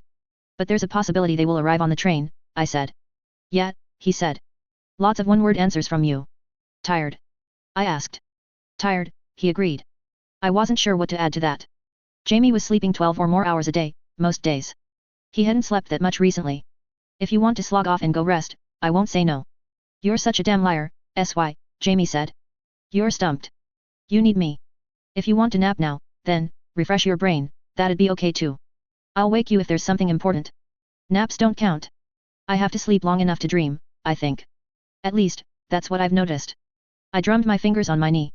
Speaking of. What you said reminded me of something I read in relation to vat-grown humanoids and intelligence, Jamie said. Structuring, prioritization. Yet. I'm thinking about it. Give me a second. While Jamie thought, I craned my head around, looking at the sheer number on the ground. My predecessor wrote that Helen mentioned the VAT baby intelligence guidelines to you, which might have even been the foundation of that whole list of approaches you just came up with. You did something similar with the first-hand signs. Helen told you about the stuff I ended up reading, and there is a whole category you're missing. You're focusing on what drives him, right? Sure. Identity, psychology, the things that attach him to others, or others to him. But at his core, whether he's Colby or the devil, he's still a living thing. He's driven by other needs. Basic ones. I did actually think about that. Food, water, air, sleep, we can't starve them out or dehydrate them. Smoking them out is possible, but I'm not sure about the method of deployment. Too reckless, too hard to contain to the right area, all with no guarantee it'll work. That leaves his drugs. If he's an addict, he'll have his supply handled. Jamie made a noise. Then he nodded. All right. We'll keep thinking. I leaned back. I was holding out hope that they would make a mistake, that they would send some key people out, and we could target those people. That wasn't happening. Basic needs. Drugs, sleep, food, water. There were others. Bathroom needs. They had to go somewhere to use the bathroom. Was there a way to figure out where they'd go? Hot night like tonight, they'd be drinking to stay hydrated, which went back to basic needs. I thought for a moment. We have an option, I said. You're going to help me nitpick it. But we're doing it while on the move. The faster we can set this in motion, the more effective it's going to be. Got it, Jamie said. He twisted in a bit of a funny way to avoid using his bad shoulder to get to his feet. Where did we leave Noreen again? Just across the street. You're more spry than I am. You want to go while I get down to the ground. All right. First stop is the witch, and I have a feeling she'll want to come along. Noreen bristled. She wasn't exactly angry or impatient. Those weren't words that applied to her psychology. But there was danger. I felt like I might get shot or stabbed if I got in her way or slowed her down, now that we were so close to what she wanted so badly. Close enough to see them, even.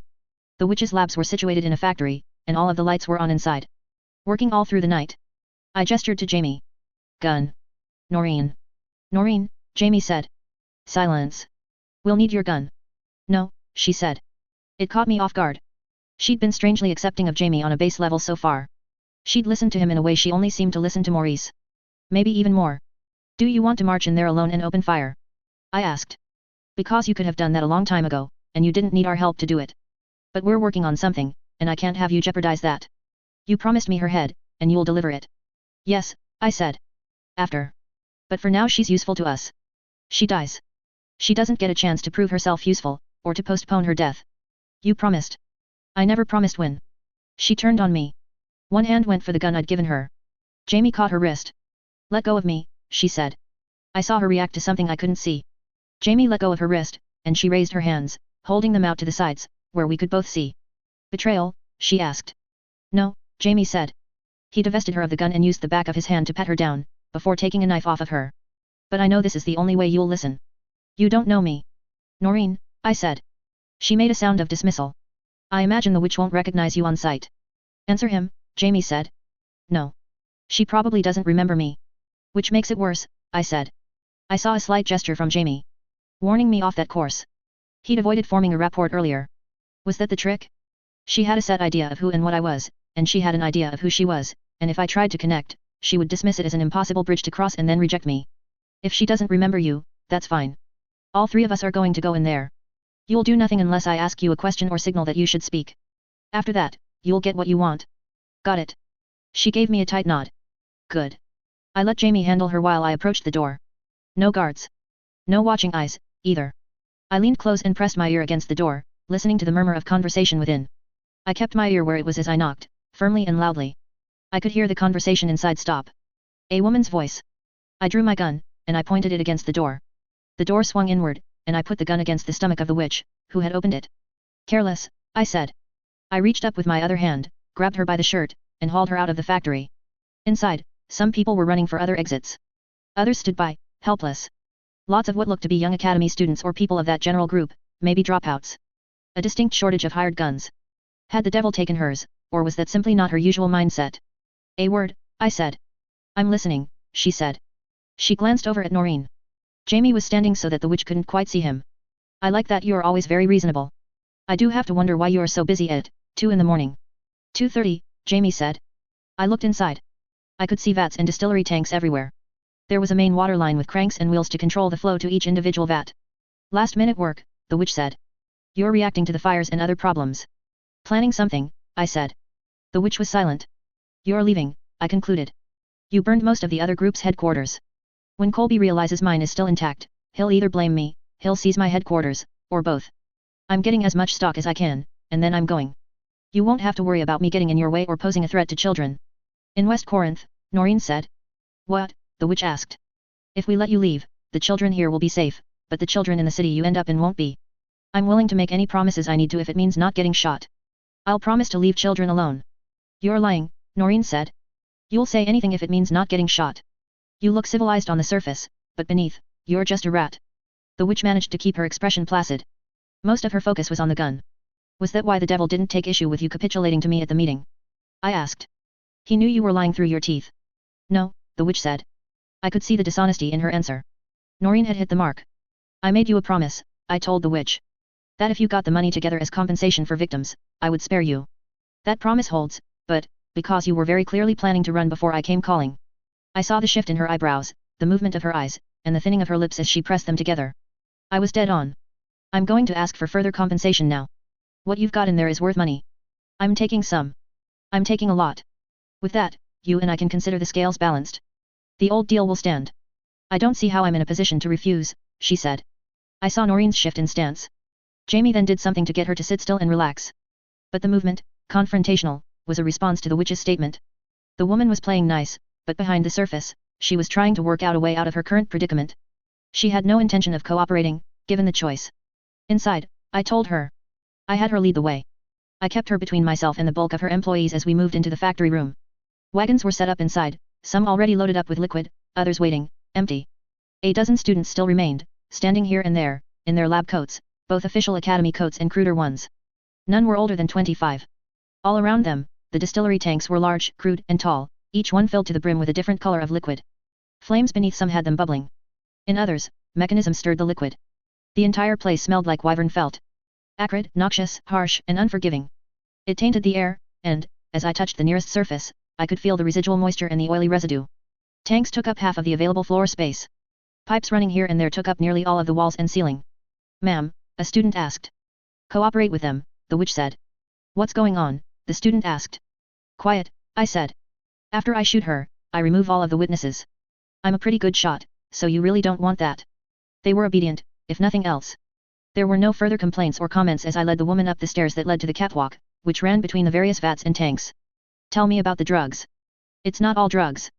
Some of it is manufactured chemical that I ship out to other groups and academies, cheap. Tell me what you've got, then. Because what you do have, you've got an awful lot of. That red fluid is still being strained.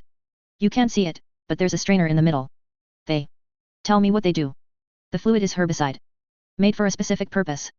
The Ravage. But it's too strong. Ravage. The Red Plague. She nodded. Next. That liquid that looks like urine. It's a drug. As a medicine, it helps prevent injury.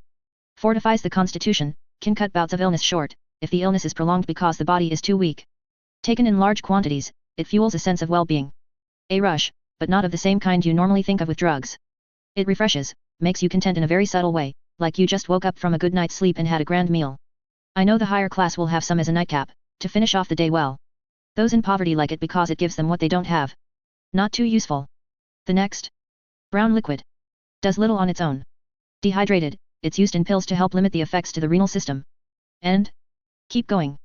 You should get the point by now. The more information you provide, the better your chances.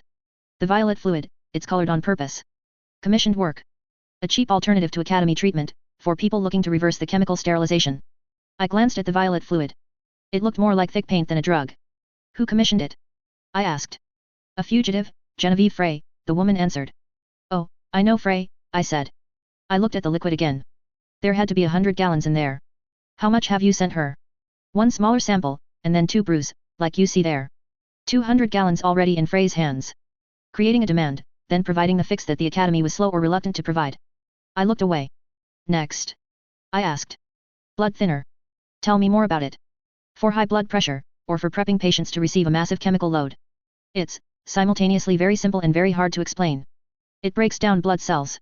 Turns patients orange, leaves them exhausted. A full 3/4 of the drug is minimizing damage to organs and brain. I nodded. The liquid had a strong rose tint to it. And the last. For war beasts and vat creations. It's used to bind to calcium and promote bone growth or some armor plating development. How very mild, I said. Thank you, for your answers. Take what you need, she said. I'll help you in any other ways you require. I nodded. Then tell me about the children. The children. I glanced back in the direction of Jamie and Noreen. Both were staying at the door, Jamie on the outside, Noreen just inside, watching. The boys and girls you took and experimented on. I understand you care deeply about children, she said. I did it more when I was just getting started. While their parents were getting pay for subjecting themselves to medication, they would remain behind in the hospitals. Sometimes the parents didn't come back. I offered food, shelter, clothing, in exchange for letting the children do what their parents had done. I was careful with the projects I picked, not always successful, but I tried. As I got my footing, I paired it off. It became a once-a-year thing. I listened, watching her. She turned to face me, and she clasped her hands together, moving them up and down as she spoke. So earnest. Since moving on from those days, I've given a share of my earnings over to the care of the little ones, and have sponsored one to go to an academy and get his start. I regret what I did, and I know I can't make up for it, but I'm trying. I studied her, watching, then closed my eyes. After so many hours of dealing with Jamie and Noreen, it was so reassuring to be able to approach a situation and simply read someone else through and through. I opened my eyes. You're lying through your lord's fuck teeth. I saw the momentary alarm on her face. Noreen. I called out. In my peripheral vision, Jamie let Noreen go. She crossed the room at a brisk, surprisingly quick walking pace, and took the stairs 2 at a time. Noreen was entirely blank to my ability to read her as she reached the end of the wooden catwalk. May I suggest, Noreen, that the witch here be given a bath? That only got a nod. No clever remark, no smile, no frown. The witch twisted around to run. She stopped as I jabbed the gun into her side, hard enough that she nearly tipped into the rose-colored blood thinner. You said you'd spare me, the witch said. I seized her wrist, and moved around her, so she was between me and Noreen. I said the scales were balanced between you and I. Not that you'd live for sure. You little bastard, the witch said. Is that the first time you've shown your real face to me? The witch, rotten down to your core, stained through and through. To give you the quick rundown, Noreen. Calcium formula. Fertility medicine. Blood thinner. Kidney medicine, kind of. A constitution-building drug. Herbicide. My hand still on the witch's wrist, I felt the fractional movement of her hand and wrist as I mentioned the herbicide. I felt her pulse, after I'd finished listing it. Not during, but at the end. As if she hadn't even thought I'd bring up the herbicide. She didn't like it too much when I suggested a bath in the herbicide, I said. I know, Noreen said. You know? No, the witch cried out. Deciding that the risk of being shot was worse, twisted, shoving at me. Except I was already ready, gun pointed down. I controlled my fall, making sure to land on the catwalk, adjusted my aim, and pulled the trigger, demolishing her right calf. I'd been aiming for her knee, but all the same. She fell, and made some efforts to crawl toward the violet fluid. Noreen grabbed her, and I provided some assistance. We half pushed, half rolled the struggling woman into the herbicide that was still being strained.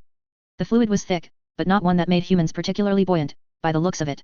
The witch struggled within it in a way that suggested it took more work than normal swimming did.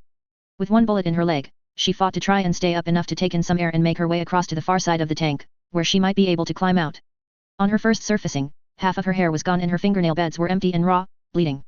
On the second, as she turned her head to try and see where we were, I could see the damage to her eyes. There were blisters on the surface of the orb, and some blisters forming on her skin. A harsh chemical, that. You can stay, I told Noreen. We're done for now. I'll be reaching out to the children of the city at a later point, if all goes well, so we may cross paths again. I'll be glad if we don't, she said. She walked around the rim of the vat, and stepped on the hands that were grasping the edge, as the witch tried to haul herself out. Realizing her struggle was futile, blind, and being consumed by her own work, the witch swam back from Noreen, trying to make her way to another edge. Noreen walked around to intercept. I glanced back at Jamie, then looked around the room to see those who'd stayed rather than run away. All the rest of you. If you don't want to meet the same fate, run. Get out of here. I called out. The witch's underlings ran.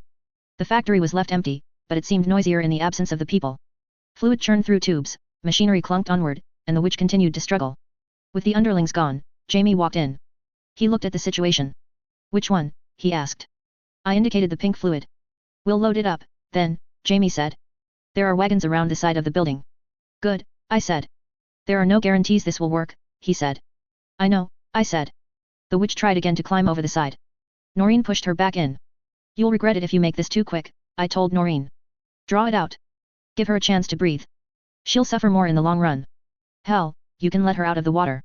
She looks pretty done. I don't care about that, Noreen said. I wanted her to die in a bad way. Drawing it out doesn't matter. I was about to say something to clarify just how little sense that made, when Jamie jumped in with, let it go, sy. Time's important now, right? And we shouldn't rule out that one of the fleeing witch apprentices isn't going to go and tell tales of what happened to their boss. Trouble could be incoming. Right, I said. I wasn't so worried about the witch's underlings telling on us. The only people who really mattered were occupying the train station. We got a wagon and opened the doors to move it into the building. The witch was equipped with a means of moving large volumes of fluid. The actual act of moving the fluid from the vat to the wagon was slow and painstaking. Before we were done, Noreen left.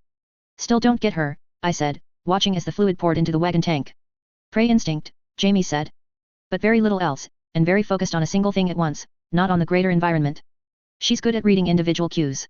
We could use someone like her. Please, no, I said. I don't have the tolerance. I have tolerance to you, Jamie said. I rolled my eyes. She's very structured. Very easy to understand, Jamie said. Once you grasp that there's no nuance. No compromise. Like she said, the color drained out of her world. It's black and white. This or nothing. Once you grasp that, it's not so bad. The problem with people like that is that they don't grow. They don't change, I said. I couldn't stay long term with someone if I didn't think they were capable of changing. Capable of changing, or capable of being changed by you? Jamie asked. I gave him a look. That sounded almost accusatory. Not at all, Not at all. I wouldn't change you for the world.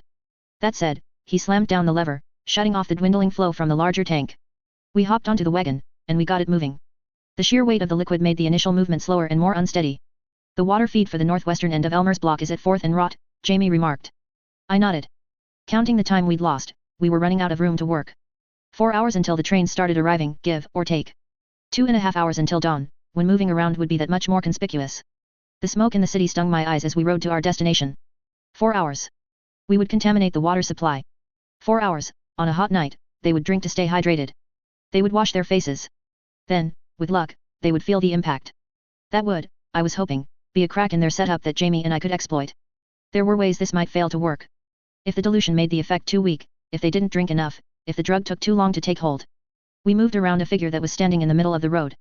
I turned my head, glancing back, curious. Devil's made his move, I said. Jamie turned to look. The man we'd moved around had been keeping his head down, slouched over. Now his head was raised. He was running. Everything about his expression and the way he moved said intensity. The fact that he was running faster than a human should run, and only falling slightly behind as he trailed roughly 10 meters behind us. That not only said intensity, but it spoke to combat drugs. The kind that enhanced performance by letting a man push past usual limits and destroy his body in the course of that pushing. The devil had drugged people and sent them after us. Or planted them. Or something. But he'd made his move. Were they the failures? Perhaps the apostles' men, no longer with a man to follow. I turned, aiming my gun. No, Jamie said. No. He was right. Noise would draw attention. I held back. We rounded a corner, and it wasn't a fast process. We were burdened by a large, heavy tank, and the 2 stitched horses who were pulling us forward were only barely managing. It bought the running man an opportunity to catch up. He threw himself at the wheel and limbs or head got caught up in it. For a moment, I wondered if we faced karmic justice. If our wagon would go the same way the wagon we'd destroyed with the ladder had gone. But it was sturdy work, meant to carry heavy loads. The man was left behind, crumpled in an unceremonious heap. And, as we rounded the corner, we saw 3 more. They watched us leave, I said, as it dawned on me. They planted someone, they saw us, and they put these guys in place for when we came back. We need to take the long way around. The long way around is a long way around, SY. The city is built around 2 lakes. We'd lose an hour, maybe 2. An hour. Maybe 2. Then we'd have 2 or 3 hours to let the drug get to them, for them to drink, for the drug to take effect. And we'd have to hope it was severe enough to give us the upper hand over the devil. If it was me and me alone at stake, I might have accepted the risks and tried for it to beat an adversary of this particular sort. But it wasn't. It was the lambs. Forward then, I said, between grit teeth. Dyed in the wool 12.11. Jamie's efforts to steer the wagon away from the drug-addled men in the middle of the road weren't enough. They were like stitched given programming. Once they noticed us, they started moving toward us, slowly at first, then picking up speed. They hurled themselves at the wagon with no regard to personal safety. Combat drugs were something else. I knew something about the things, having grown up around the academies. They weren't that hard to develop, but in terms of developing them well, it was a different story. Only a narrow set of them saw use in the Crown's armed forces. On the other hand, those forces were massive, and the drugs that were used a great deal, skyrocketing the doctor who devised them into untold heights of fame and power. The rejected drugs ended up getting discarded, unless they were given to war beasts, either in anticipation of a fight or as something injected into a special gland. Discarded drugs sometimes saw use as something for gang leaders to use, to spice up underground fighting rings, or as something recreational, for those who wanted to cut loose. I knew that men that lacked confidence with women and women that lacked confidence with men sometimes took low doses to give themselves courage and to rouse feelings that might otherwise be dead. I was guessing that the devil had a source for his drugs. Probably collected all of the rejected stuff from Corinth Crown, then figured out how to distribute it. This was the sort that cost too much for what it gave. The sort that maybe was included in a soldier's kit, in case of a losing battle with no escape, so they could toss it back and go out valiantly. I turned in my seat, shifted my grip on my knife, and stabbed. I'd been aiming for the neck, but with the motion of the wagon and my target combined, I hit the shoulder instead. The knife had an impact on its own, with all the force I could bring to bear.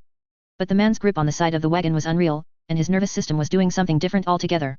He moved back and away from the blade, letting it come free of his shoulder, but his grip remained firm. He didn't seem to feel the pain, and that had nothing to do with shock.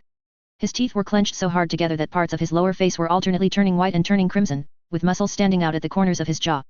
His breath was drawn hard and exhaled just as forcefully, with spittle and particulate forming a thin, drooly froth in the spaces between teeth.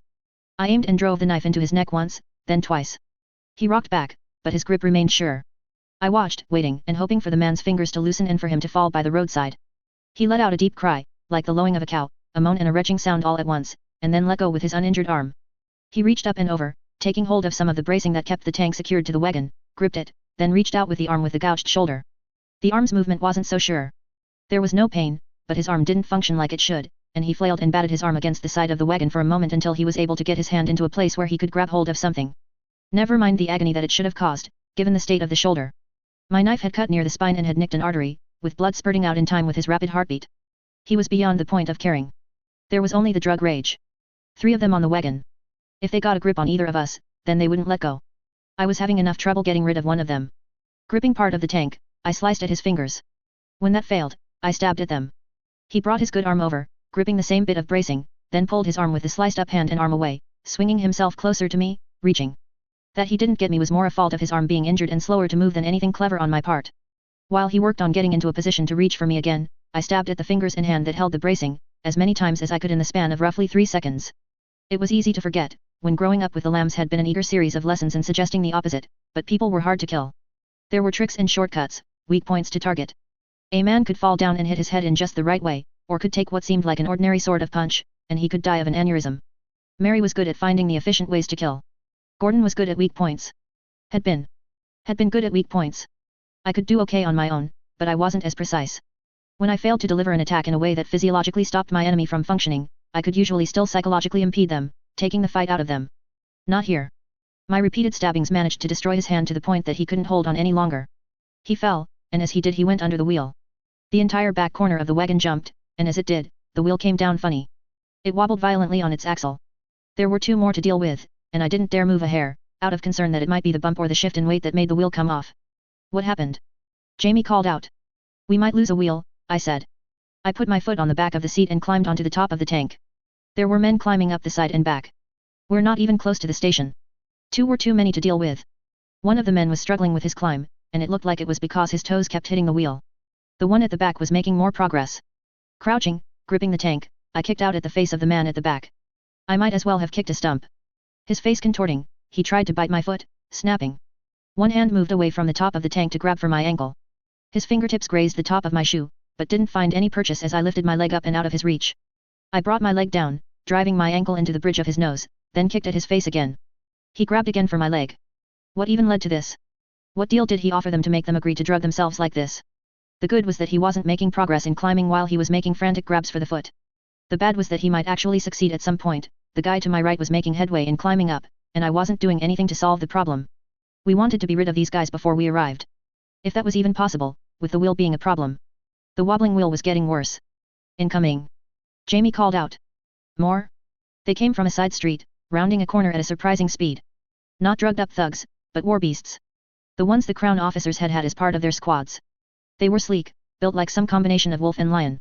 The frame was wolf-like, built to run forward more than it was built to be agile, and the fur was long, pointed back, but there was a degree of size that pointed more toward lion, along with shaggy manes, and their claws were large and more hooked in a way a wolf's weren't. They used the claws for traction as they ran.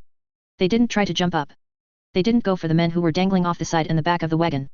They kept pace, and they made broken yowling, growling sounds in a way that sounded like dogs on the losing end of a fight. Sound carried. If they were giving away our location, then there was no point to trying to keep the noise down. I drew my gun, looking back at Jamie to get confirmation.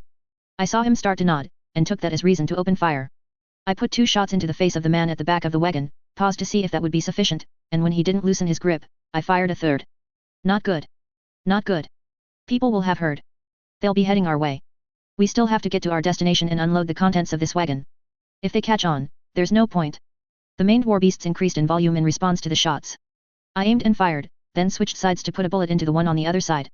The bullet ricocheted off the ground, instead. I had to use the last of my 6 bullets to stop the damned thing. Leaving the man at the side. He reached up and over, grabbing for me instead of for a grip on the wagon. I wasn't in a position to get out of the way, given my precarious position on the top of a bouncing, swerving container with a bad wheel. He took hold of my arm, and began trying to drag me off. No sense for self-preservation. Only a desire to destroy me.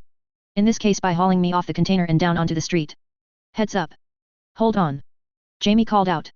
He was half standing, hands on the reins, looking back and forth between me and his destination. I saw the light post. Shit on a candlestick. These guys weren't operating like normal people did. I wasn't sure he would slacken his grip if a cannonball took his head and torso clean off. Their nerves and their reflexes had been altered. But I couldn't think of any better options to handle this guy. Which meant I was hoping that my grip was better than his. I let go of the gun and grabbed onto the frame of the container. I wedged my heels in as best as I could, belly facing the sky, fully preparing myself to be torn away. I felt a hand grip my collar. For an instant, I thought it was the man who had my arm. It was Jamie. The light post came and went, scraping against the top edge of the container wagon, catching the man in the armpit, and hauling him away. He didn't loosen his grip, but my arm was narrow, my skin beaded with sweat. His hand slid down to my wrist. I moved a solid foot in the direction of the bottom end of the wagon, before a combination of my shirt around my chin, Jamie's grip, and my ankles being wedged between the bracing and the tank itself stopped me. The man's iron grip dragged against the edges of my hand to the point that it scraped away skin. With our adversary left behind and me at no further risk, Jamie let go of my collar. I let my head relax, back of my head resting against the wagon. The wheel was jittering, making violent noise with every rotation. I was less worried now that it was going to come loose and more worried that it would shatter itself to pieces as it veered this way and that. How close are we? I asked. I'd feel a lot better if we were closer, he said. How close? 5 minutes. I nodded. Don't make any right turns. Might put too much strain on the wheel. Suggestion accepted, Jamie said. He paused. 7 minutes. But I have an idea, we'll be closer to the terminal, and we won't have to make any right turns to get there. Right, I said. I took a moment to catch my breath, sitting on top of the container with my feet by Jamie's right shoulder. Right. You okay? I'll be better when the night's over. How about you? Sleepy. Ha. Jamie laughed, one note. Good, I said. Good. I took a second to draw the second of the 3 guns I'd stashed on my person. I'd had to let go of the first while struggling to stay atop the wagon.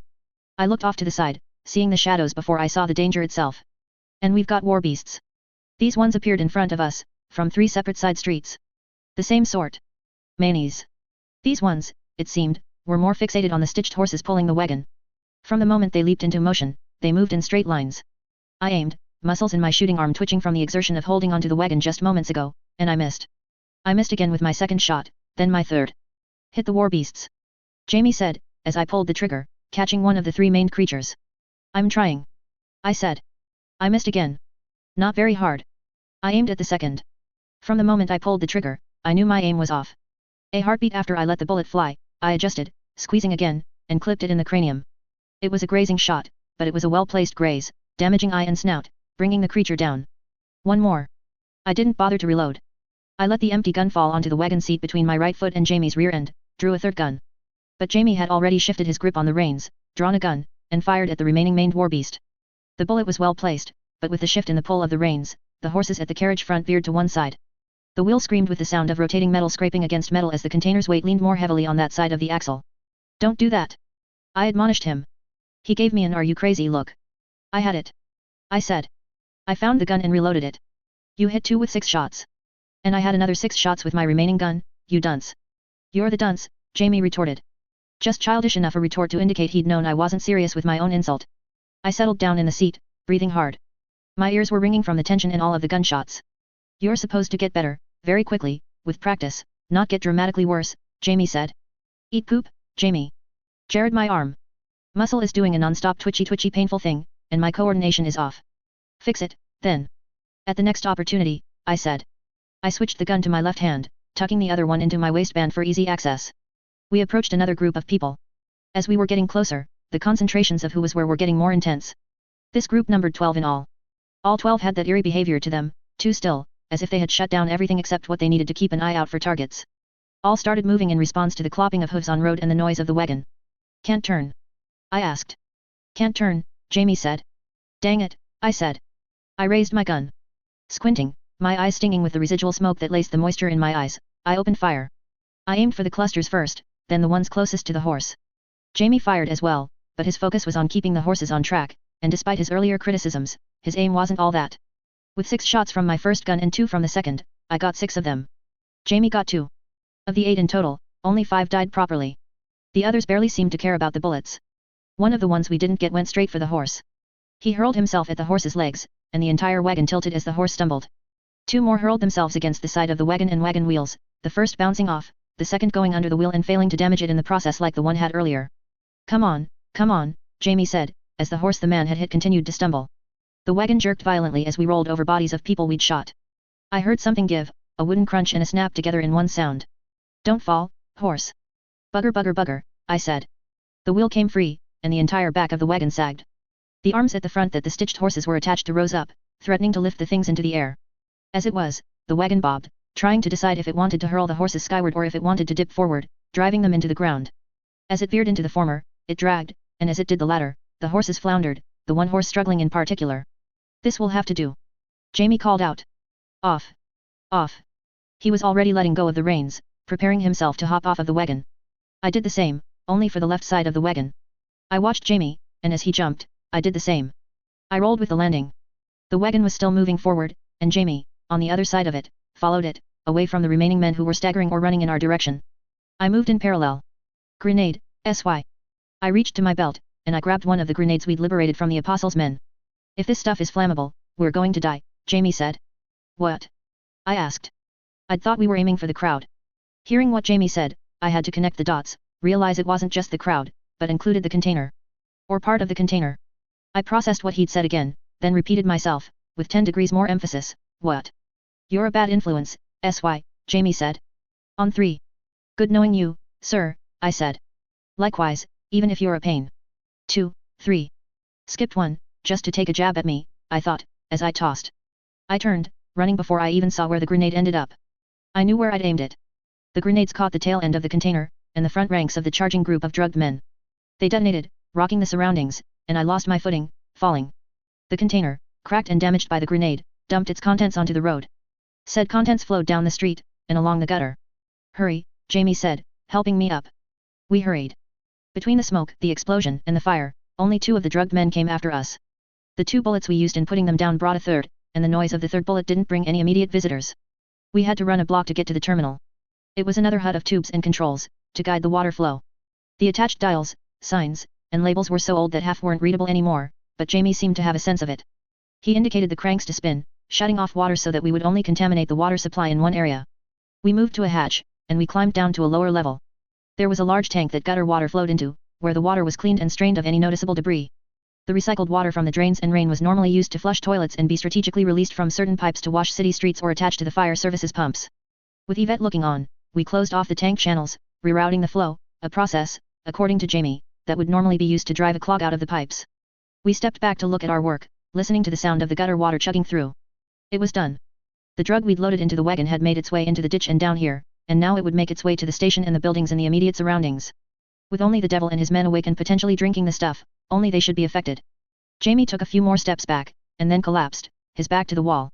I nodded, looked up at the hatch, and went to climb up, making sure that the door to the outside was firmly closed and latched, before retreating down to the dim space below, only partially closing the hatch behind me. As good a hiding place as any, sitting in the dark here. I settled down next to Jamie, looking up at the hatch. If there was any light up on the surface, it would be visible around the edges of the hatch. We've only got a few hours before we need to move. Don't go and fall asleep, okay? I asked. No sooner was I done speaking than I felt Jamie's head move. It came to rest against my shoulder. Leaving it all to me, huh? Jackass, I said. Dunce. Nincompoop. Pencilwit, I said. I had to think for a few more seconds to dig for more inspiration. Eraser liquor. Nipple snout. Bat fart. Turtle wiener. Barf, belcher. Wormy arst snot suckler. Digging for more inspiration, I looked up at the hatch. The light of dawn that was shining through now was stronger. If I had to go by gut.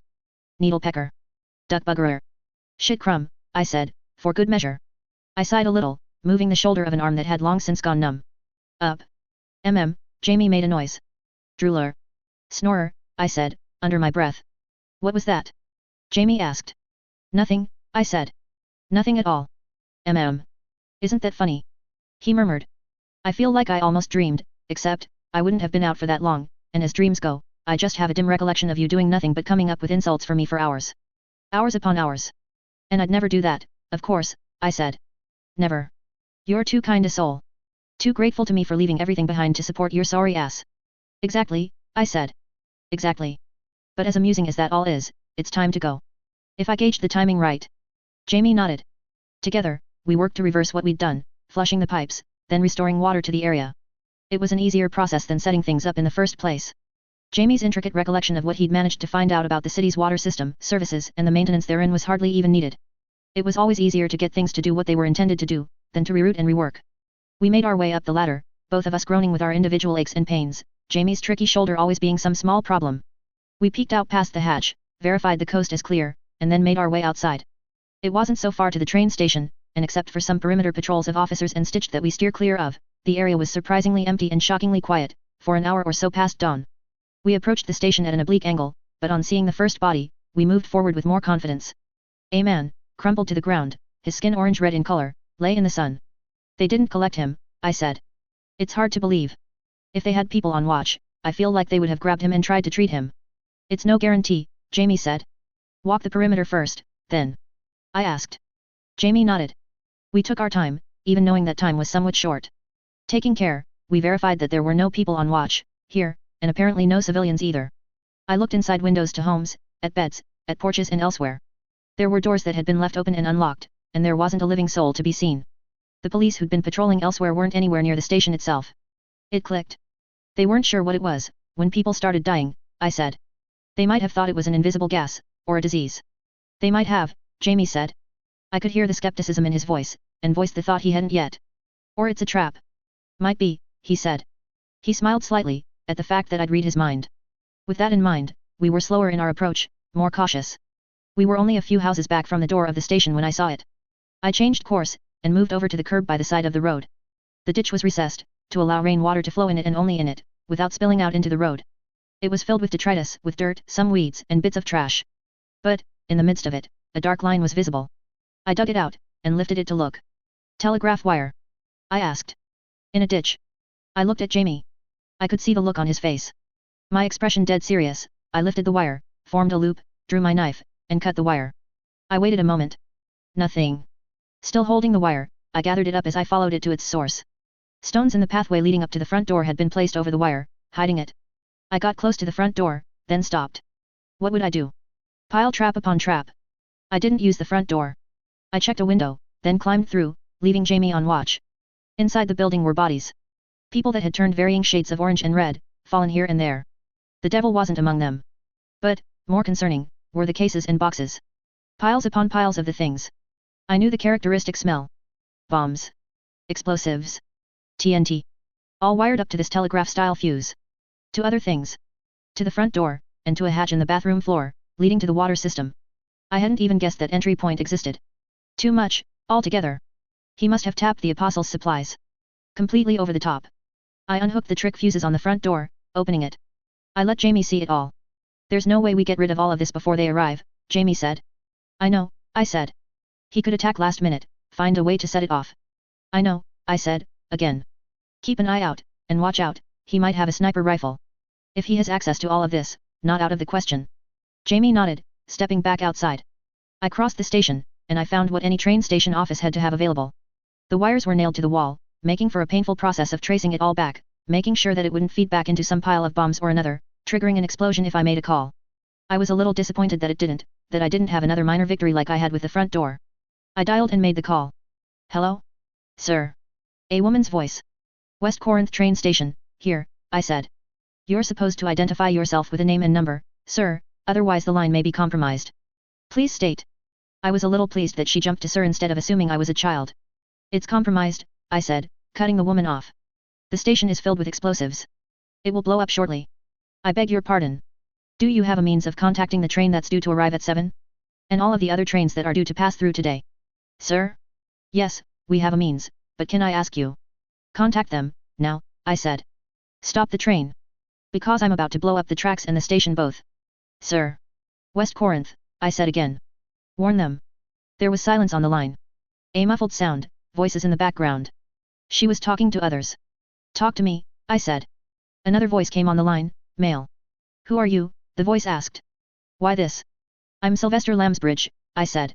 Ask around, the name means something. It does, he said, in a way that suggested he now believed me, and that it was sinking in. He knew my name already. Staff at train stations and post offices had likely been warned about me. You'll stop the train? I asked. I don't see how we have any other choice, the voice replied. That done, I hung up. I checked a smaller crate of TNT, judging the quality of it, and deemed it relatively new. Older TNT could be volatile. As I left the building, I deposited the TNT on the ground, in a line. Jamie greeted me as I moved outside, still laying out the line. The lambs are going to have to find another way into town, I said. That's disappointing. A touch, Jamie said. He gave me a hand with the crate, speeding up the process.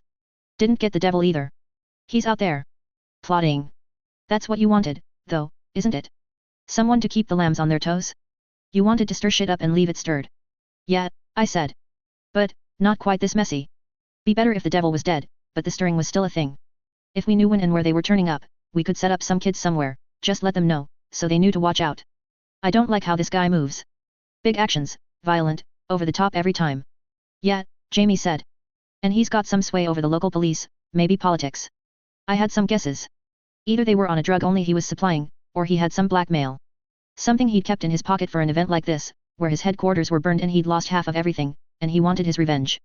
We worked for another few minutes before I laid down the last of the dynamite. I drew a match. Jamie pointed further down the street. Wind's blowing that stick away. It'll be fine, I said. If you're sure. I lit the wick. Jamie and I legged it. One explosion prompted another, which led all the way back to the station. Once the big stockpile went, everything went.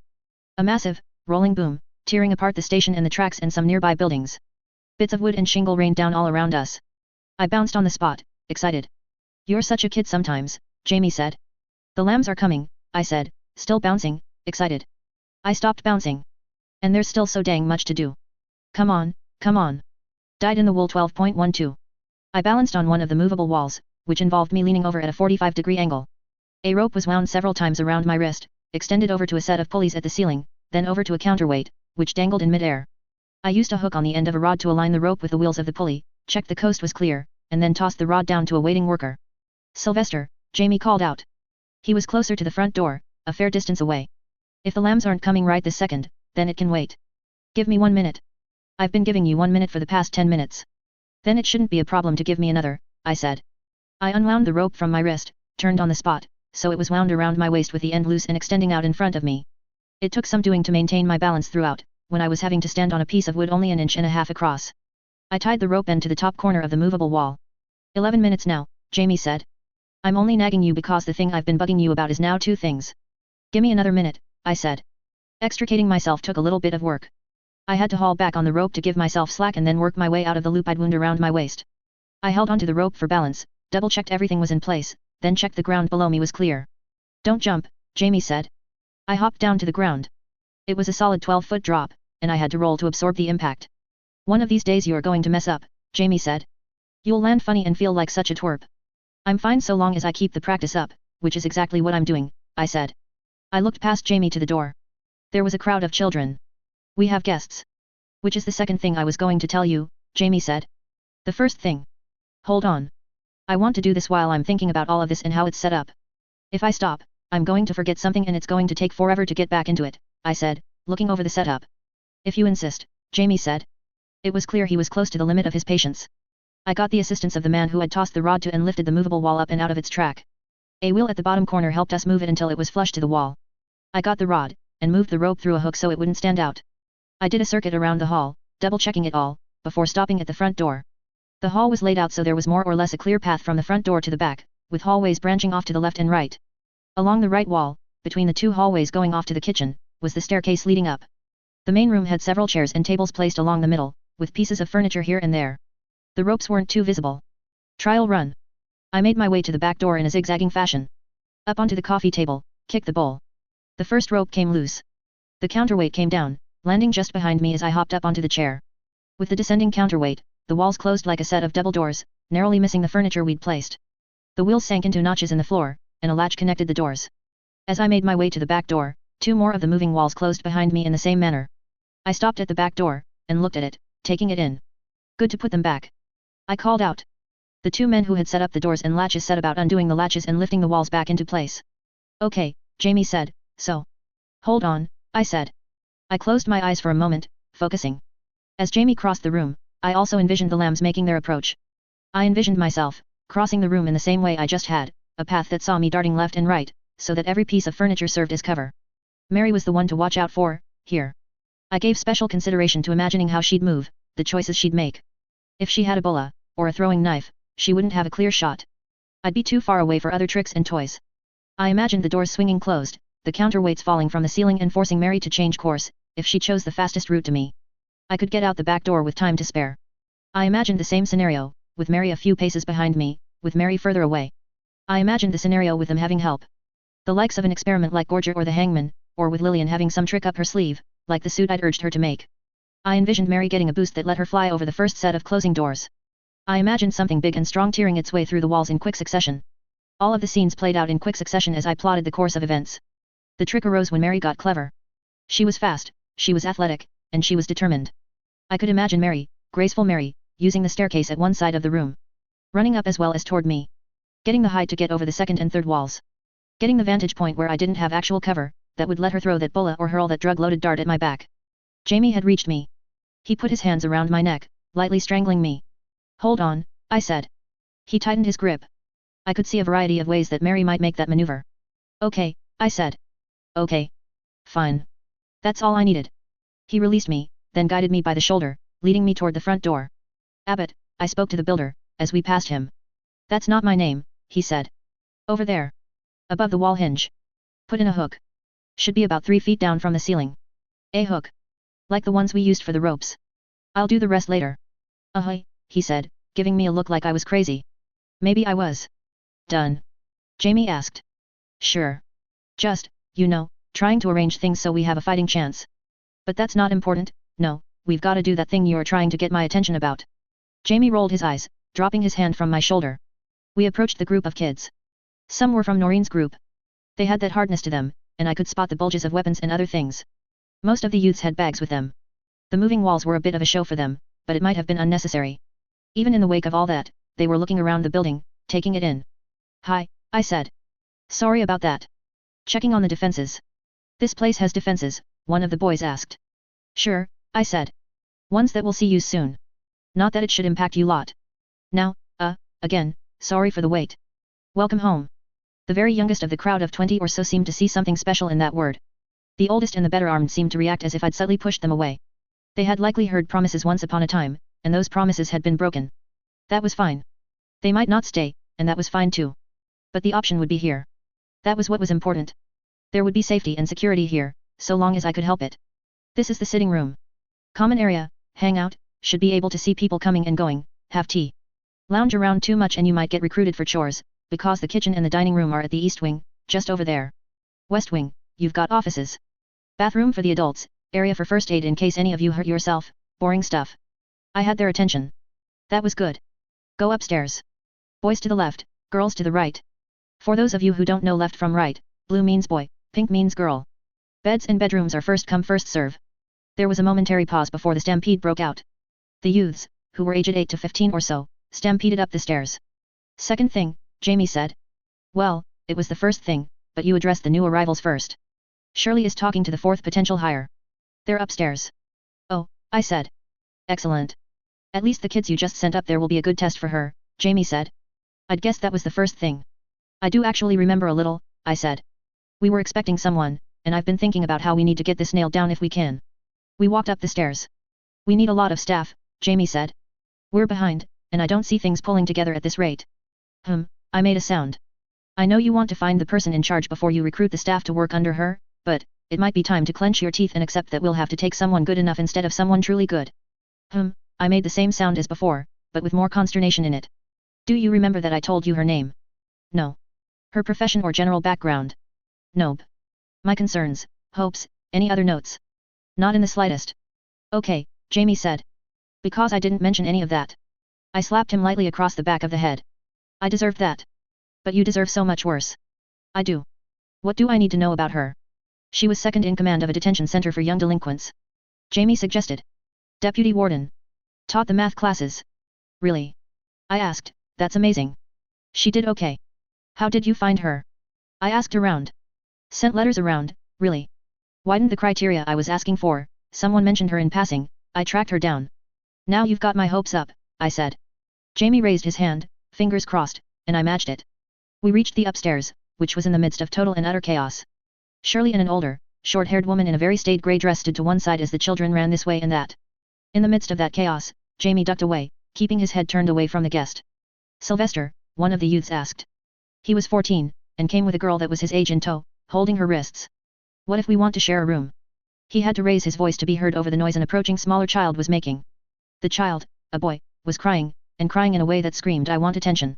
Before the 14-year-old could make the case for the co-ed room, the child began mewling out sobbing monosyllabic sounds that only barely formed a sentence. The hold her kids they took Myra home. You said for first come first serve. Now that he wasn't having to form words, he was free to descend into a wail. The woman gave me a curious look. Wondering why they're asking me, and the authority I have. Not perfect. But I'd tied my own hands. Might as well let her know I was the authority here. Don't talk to me, I addressed both the child and the boy-girl pair, then indicated the woman. Talk to her. She looked surprised at that. I beg your pardon, she said. I'm not saying you're hired, I told her. But I want to see how you handle this. Test run. Ma'am, the 14-year-old said. Darlene and I have been together from the beginning. We stay together. There's no other way about it. She started. Sylvester, a teenage girl cut in, approaching from the girls' hallway. All the girls are taking individual rooms, and some were saying they weren't going to have roommates, and... I flourished with my hands, stepped back, and extended my arms and hands, as if to present the woman. She saw how the 8-year-old and the 14-year-old were addressing the woman, and she caught on. She immediately turned to the woman, her voice overlapping with the two voices of the boys. That will be quite enough of that, the woman spoke, with enough authority that several heads in the hallways turned and the din died down considerably. There were still sounds of squabbling in some other rooms. She had a good presence. Not Mauer level, but for all her graying hair and the ankle-length dress with the high collar, she gave them the impression of someone who should normally have a rod in hand, ready to deliver very liberal canings to buttocks and knuckles. With all of that latent menace, she didn't address any of the group. She turned her focus toward me. Throwing me to the wolves without explanation or courtesy, she asked me. I started to speak, but she talked over me. Or, is it that you're a wolf yourself? She moved with care, slowly, so as not to startle, and touched my shirt, beneath my armpit. It only had buttons down to the collarbone, and hung loose. I wore a coverall with the upper portion down and tied around my waist. The holes in the knees and my bare feet meant I wasn't baking in the summer heat, even if I was sweaty. When I didn't move or protest, she tugged the shirt up and away from my waist. Amid the sleeves I'd folded around my waist, I'd stowed a knife, gun, and 3 grenades. It was the grenades that seemed to give her pause. I'm a mouse, not a wolf, I said, meeting her eyes. I know the slang, she said. Where most of the people this far away from Radham don't know it, or use different terms and signs. It was a point in her favor. I'm concerned this isn't adding up, she said. I was clearly misled about this job, and I'm not happy with that. Shirley jumped in. Sylvester is, he's been in and out of orphanages all of his life. As troubled youth go, he's a unique case. I did not know he would be so heavily armed, but... It's okay, Shirley, I said.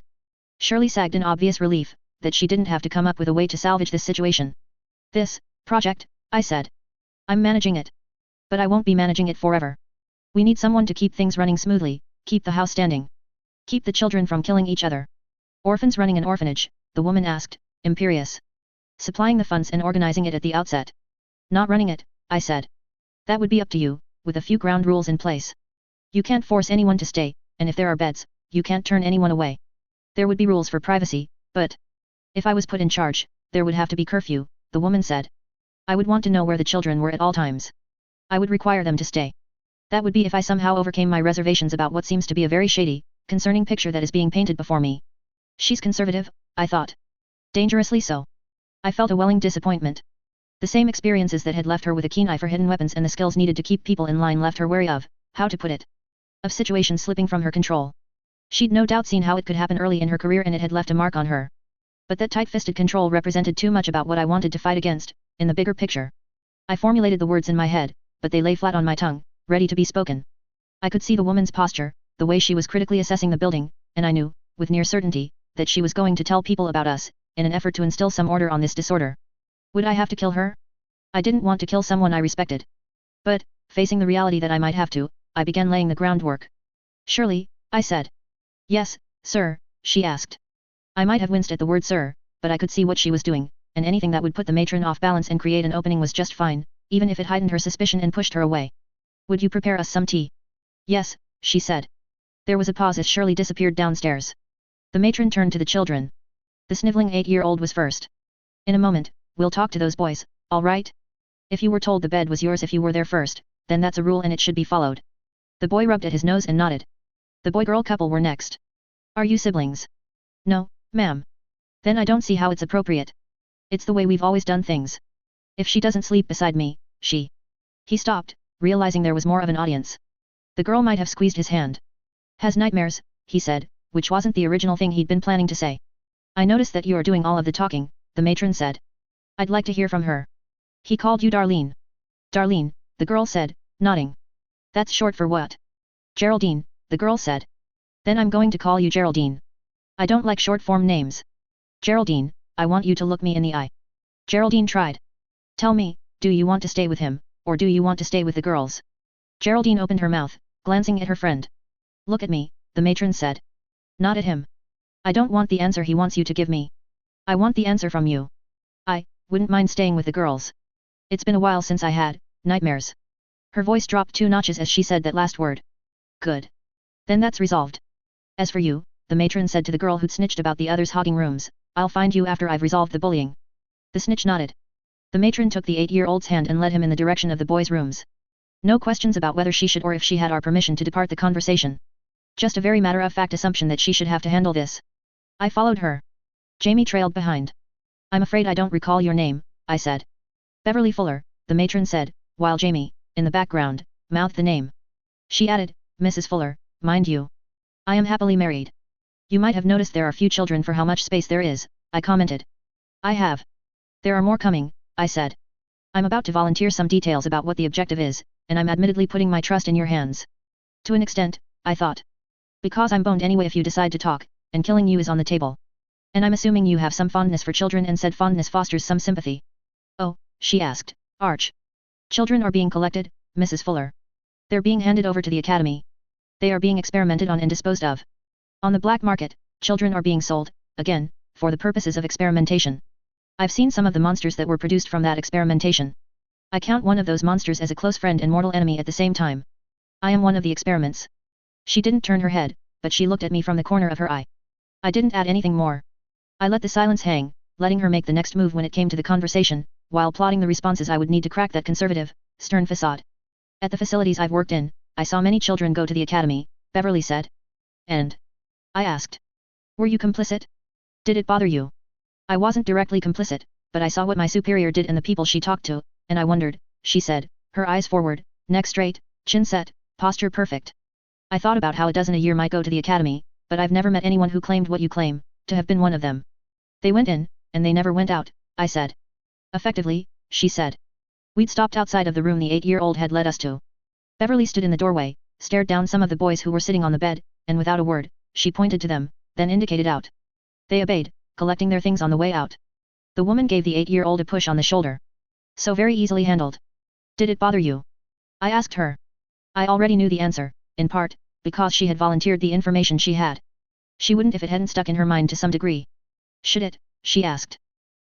But the question was a wall. A defense, thrown up to protect herself. Speaking as one of the very few children I know who went in and came back out, I said, I've known an awful lot of death over the past 7 years or so. I've experienced an awful lot of pain. On the flip side of that coin, I have inflicted more pain than you could wrap your head around, and I've killed an awful lot of people. I watched her carefully as she took that in. She'd seen the weapons. I will expire before I'm 25. Very possibly before I'm 20, because of what they did to me. I'm sterile, because of what they did to me. I will never have children, experience a family, or hold a job.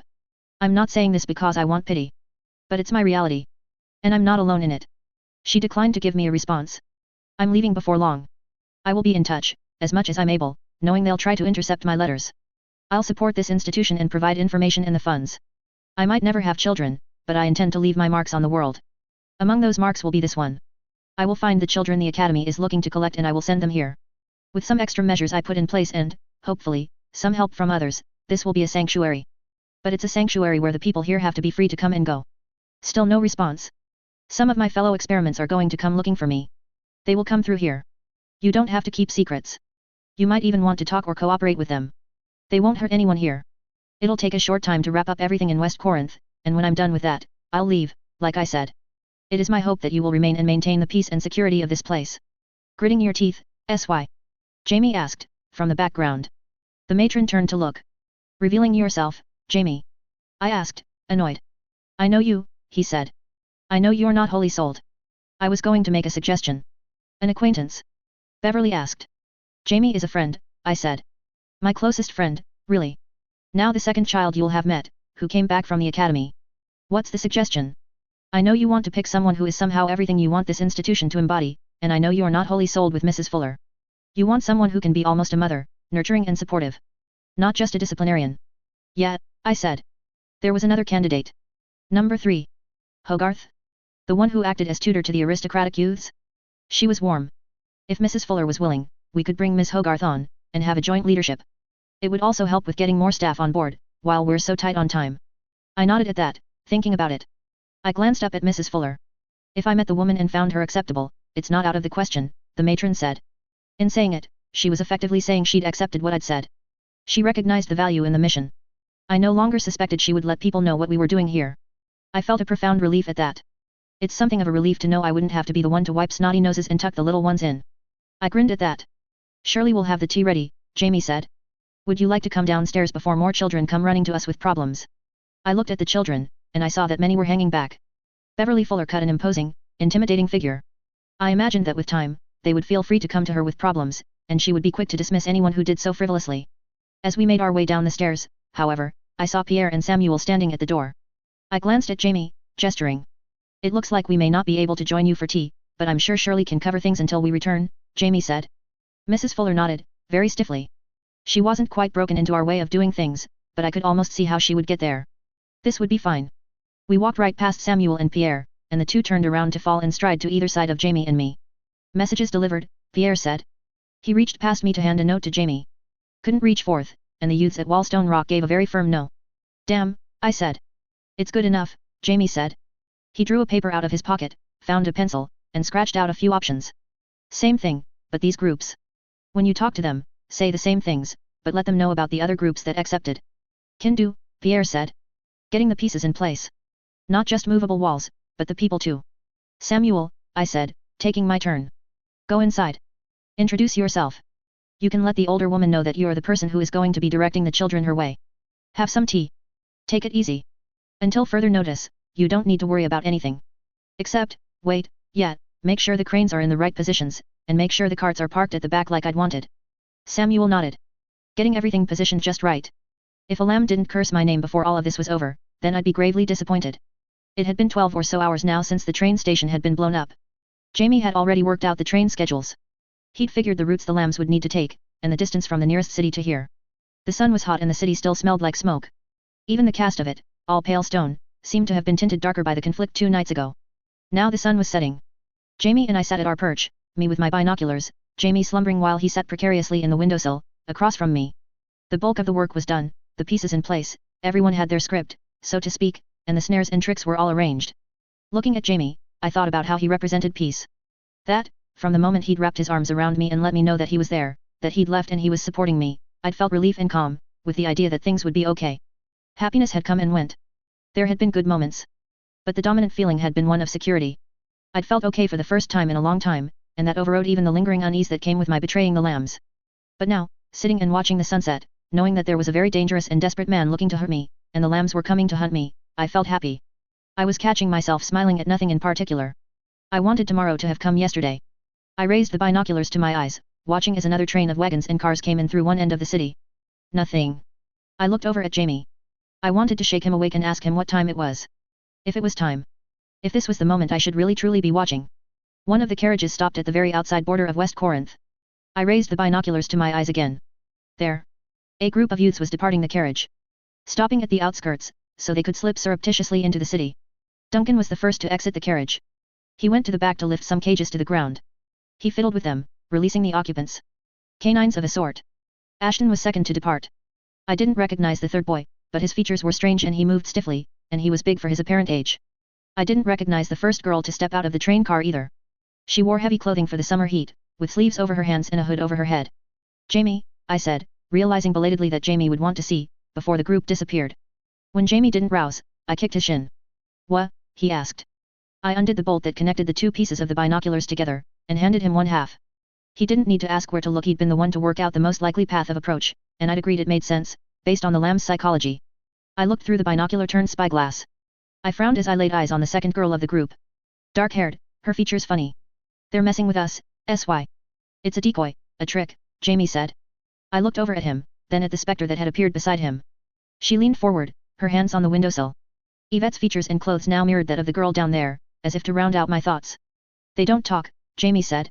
That's the key thing. They're very similar in the way they move. They're mock UPS, but they aren't very good at acting.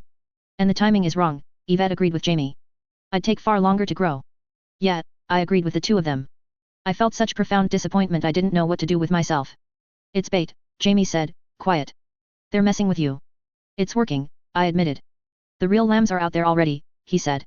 Watching, looking to see how we might react. I turned my focus to the other wagons, to the surrounding area, looking. We should go, Jamie said. He reached out. Keep tabs on things. But where are the real lambs? I asked. Black Sheep 13.1, Lamb. The three recruits climbed out of the carriage to join Duncan and Ashton. Duncan squared his shoulders, straightened his shirt, and looked around, taking it all in. His pets remained at his side, harnessed, with chain leashes extending from the harnesses to Duncan's hand. Abby watched and waited, her companions on either side of her. Ashton looked back at them and smiled reassuringly. I should have known, Duncan said. I haven't really worked with Sylvester or Jamie, mind you, but I should have known. It looks like a good share of the city burnt down in the last few days. The other girl, enshrouded in a hooded shirt with overlong sleeves, fidgeted nervously, then turned around as if she was going to walk away, before turning around again. Ashton went straight to her, clasping the extra length of sleeve in his hands as someone else might clasp hands. It's okay, Lara, Ashton said. He had to move his head to peer beneath the hood, even though they were the same height. Abby emulated him, matching the tilt of his head. Crammed within each of Lara's eyes were several lesser eyes, two visible, the other two only really visible when she opened her eyes wider, for 8 smaller eyes in total. Individual pupils dilated to very different extents, each surrounded by grey concentric rings. Ashton drew in a deep breath and then sighed. I know you don't like new places, and all of this travel has been hard, but we're close, and they won't hurt you. They absolutely can't and won't. Duncan surreptitiously glanced at the back of his hand. He did that when Ashton was making spores, and sometimes when Ashton wasn't. Abby tried to pay more attention to Duncan, because Duncan was in charge. There was a hierarchy and in the here and now Duncan was the one to listen to. He looked concerned. He gave Ashton a curious look. Lara? Duncan asked, raising his free hand to cover his mouth as he spoke. They were supposed to do that when they thought that Sylvester might be watching. Sylvester could read lips. Abby did too, but it was because she understood the mouth movements better than the sounds. She needs a name, Ashton said, moving his hand to his mouth to cover it. All the mouth covering made Abby restless. We were explicitly ordered not to name it. I know. I'm disobeying orders, Ashton said. I have been for weeks now. Duncan held back frustration, then worked through it before responding. Why would you do that? She needed a name, Ashton said, simply. So I gathered, Duncan said. Patience. Why are you revealing this secret name now? Because, Ashton said, it's stupid to not have anything to call her when we might need to say a lot very quickly. Again, the barely withheld frustration on Duncan's part. And because by letting you know now, you're more likely to let it go because we need to focus on more important things, Ashton said. Beside him, Lara had stopped fidgeting so noticeably. Ashton's spores were working. Are you actually being shrewd? Duncan asked. No, Ashton said. Helen and I talked about it and she suggested it. I see, Duncan said. He made a face, looking at the group of 4. I suppose she's right. I'll have to let it go. Ashton nodded. He squeezed Lara's sleeve, swinging his arm a little. But why call it Lara? It. Because they called her a larval form and if you take the V out of larva then Lara, Ashton said. Ah, Duncan said. He looked at Lara. Lara. Lara's head barely moved beneath her hood. A faint nod. Duncan moved his hand from his mouth to her hooded head, giving it a pat. All right. We should go. Grab your bags. Emmett, if you could take mine, it would be appreciated. Emmett gave him a nod in response. The boy had the build of a stocky 14-year-old and the face of an 8-year-old. He was only slightly shorter than Duncan, who was 3 years his senior. Follow, Duncan ordered, leading the way off the main road. All of the buildings were pale stone traced with curling branches. There were lawns and gardens, but in many the grass had wilted a little.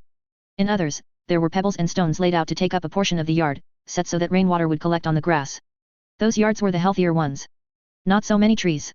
Abby liked birds and squirrels and some of the academy-made things that sometimes lurked in the trees. She missed home, a little. Back at Sue she had slept in a lab and the lab had a window, and she would spend hours at a time watching the things in the trees and how they moved. She had been on this world for 11 years, growing at the same rate a human did, and she had learned to identify every last one of the squirrels and birds who visited the trees, who their parents were, where they nested, and how they acted. Over the course of this journey, going from city to city with no explanation about why, she sometimes thought about the birds and squirrels and she would feel her brain go dark and would have fits. Ashton would come into her room, calm her down and in their own, strange way, communicating despite their very different brains and perspectives, he would guide her through the experience. Other times, when she judged that he was in a good mood, she would go to Duncan and seek the more rational, scientific explanation. She'd done it after having the fits the second time around. His explanation was that her brain was different, very like a human's, but with more of some things and less of others, and there were a few parts that didn't work like they should. When she experienced strong emotion, she had seizures. He'd called the sensation feelings, but she preferred experience, because it wasn't so much something that she could touch as a room she seemed to pass through. So, with all of that taken into account, she had stopped thinking about the birds and the squirrels, even though that made the experience even worse somehow, and had tried to watch for other things to pay attention to instead. Duncan's animals weren't that interesting. They didn't have much personality. No heads, no brains. No, she couldn't see much of anything, or hear much of anything. She sniffed the air. Smoke, Abby piped up. Duncan agreed. Probably set the fires to distract so they could blow up the train station. I'm not sure why. I would be happy. He paused to move his hand to his mouth, feigning a bit of a scratch of his cheek, while glancing quickly at nearby windows and alleyways. To have a conversation with the other lambs and touch base. Lara turned her head to him. The hood hit her eyes. He reached out and gave her head another pat. Soon, Lara. Abby scrunched up her nose at the lingering smoke smell. When we get to Redham, Ashton said, to nobody in particular, we can spend more time with the others. We can teach you all things, like the gestures. There's something nice about being part of a group. They aren't part of the Lambs project, Ashton, Duncan corrected. I know. But that doesn't mean we can't spend time together and talk. We can all make each other stronger and better. Duncan narrowed his eyes a little, thinking. Mary. What? Ashton asked. Mary said that, I'm guessing. No, I said it, Ashton said. Mary probably said that about the lambs making each other better and stronger, and you heard it, and you just repeated it. Oh. Yes. Yes, Duncan said. He sighed. Emmett can get stronger and Lara can become braver, and Abby can get fixed so she actually works. Duncan looked at Abby. Checking to see if she minded. She didn't. She had met the other lambs, and Lillian had explained the situation, sitting with Abby and her makers. The headmaster of Radham Academy was looking for experiments of a certain sort, and while the Lambs project had spent the last little while going here and there to look for two of their own, they would sometimes collect one of the projects that fit. Lara was one, Emmett was sort of one, and Abby had been the last to be collected, weeks ago, even though Abby wasn't a successful project. The only reason she was being raised to maturity was the Sue Rain's ethics board and the possibility that she might develop the talents she was supposed to manifest at birth. And now, with her inclusion in this odd group, she was the so-called ticket for her creators to have a better funded lab at Radham. There wasn't to be much danger, they were mostly meant to act as decoys. This group would go ahead, checking ahead and drawing attention, while the other group with Lillian, Mary, and Helen stayed behind. Abby knew she was here because of the way she looked more than because she was anything special. Black hair in long braids, her features distorted, her teeth wrong. Because she was the right age, and she was just obviously enough an experiment. I don't think I'll get braver, Lara commented. Her bag was the lightest, despite her wearing the most clothes, as a general rule. The strap of the bag disappeared inside the sleeve that hit her hand. But you'll get bigger, and more dangerous, Ashton said. I'll pupate, and then I'll change, but I don't think I'll be any braver, Lara said. No pupating until we're secure within Radham, Duncan said. I know, Lara said. They had to cross an intersection of side streets. Duncan stopped at the corner, looking around. Abby mimed him, because she was good at miming people. Still, she wasn't used to cities. Academy Sue Rain had been surrounded by acres of farmland, all of it experimental crops and forms of cattle that had been experimented on. It had been great plains of one crop or another, or grassland dotted with animals and trees and green, punctuated by great wooden buildings. At the memory, she felt herself pass into the dark room, where a pressure pressed in on her and threatened to send her into fits. Ashton seized her hand. She was surprised enough that she forgot to feign surprise. He was pushing out calm. She closed her eyes, breathing deep. With some concentration and Ashton's help, she was able to turn her thoughts away. The city was different. There were more details to pay attention to. More windows, any of which could have harbored their quarry. Across the street, an animal bleated. Abby stood on her tiptoes, looking to see. She couldn't see it, but she could see the people. The way their heads turned, the expressions. Coast is clear, I think, Duncan said. We should go. He flicked the leashes. His pets started to move. Abby jumped in. What? Duncan asked, stopping short. The leashes jerked tight against the harnesses. The bleat. I asked around. There's a lot of farmland around the perimeter of the town, Duncan said. They hold regular farmers' markets. Bleating isn't unusual. But people are acting like it's unusual, Abby said. She pointed at the crowd, then wasn't sure what to point to, exactly, and let her hand drop. I think it's best to stick to the game plan that Mary and Lillian outlined for us, Duncan said. No distractions. There was another bleat. Abby broke away from the group, heading straight for the sound. A hand grasped at her shoulder, then seized one of her braids instead. Her head was yanked, and she felt an awful pain at that. She squeezed her eyes shut, her mind and body hurled into a room that was unpleasant and throbbing. Shoot, sorry. Duncan said, letting go of her hair. Ashton reached for her, and she swatted at his hand, turning her face away. She swiped at the air between Duncan's hand and her braid. Off to the side, Emmett had stepped in, shoving Duncan against the wall, separating the two of them. Sorry. I am very, very sorry, Duncan said. I legitimately didn't mean to do that. I meant to grab your shoulder. Abby hunkered down, shoulders forward, eyes screwed shut. She wanted the pain to go away, and to leave that pulsating red room that she wasn't really in well behind her. But, paradoxically, she held her breath, because she didn't want Ashton to be the one who dragged her out of the room. Sorry, Duncan said, his voice softer. I won't grab at you again, okay? Abby nodded. She opened her eyes, found them watery, and then squeezed her eyes shut again, the moisture squeezed out and onto her cheeks. She felt a hand on her back and flinched.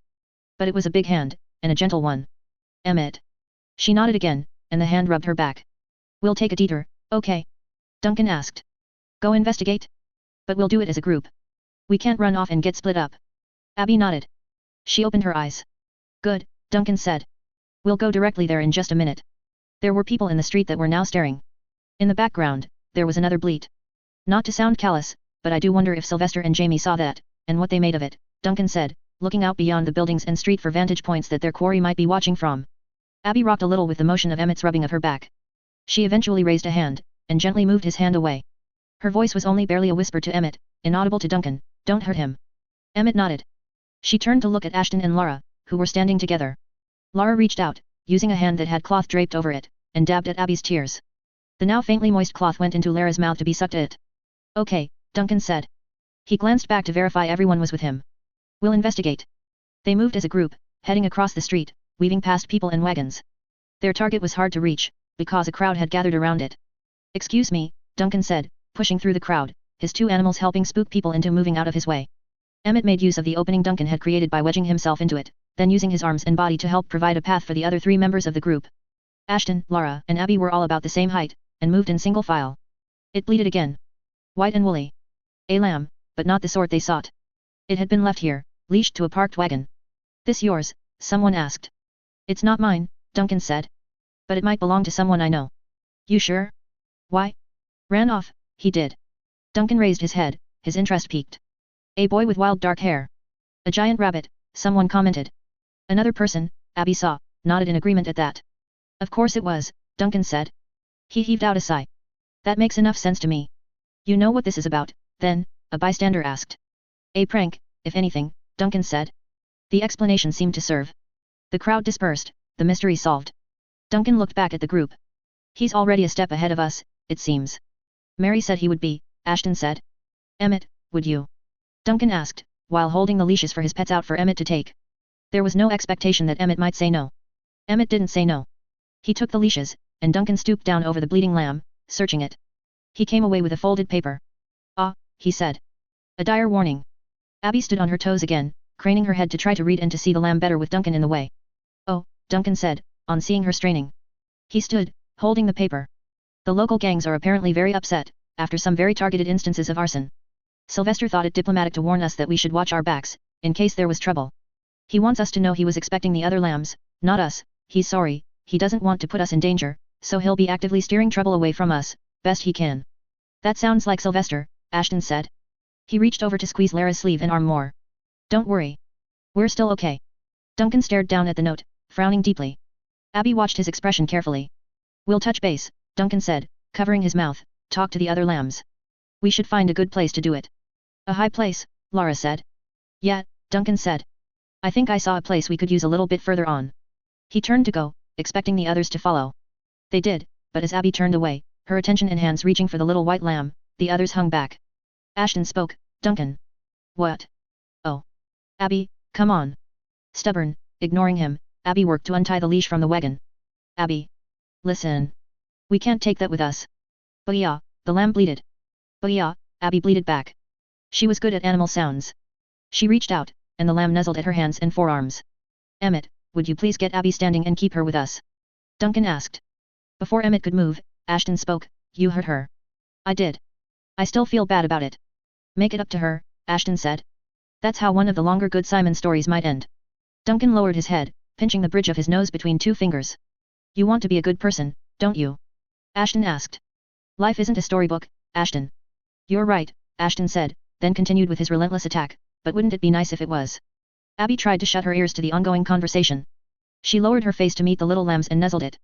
The room she felt herself passing into was bright and made the world lighter and warmer, and a lot of that warmth reached deep into the center of her chest, to the point she almost worried she might have fits. She tried to put it out of her mind while enjoying the presence and the smell and the movement and the warmth of another living creature. She rocked side to side a little as the lamb rubbed its face against her neck and shoulder, then tried to bite her braid. I think it would be a horrid and thrice-lanced pain in the ass if life was a storybook, honestly, Duncan said.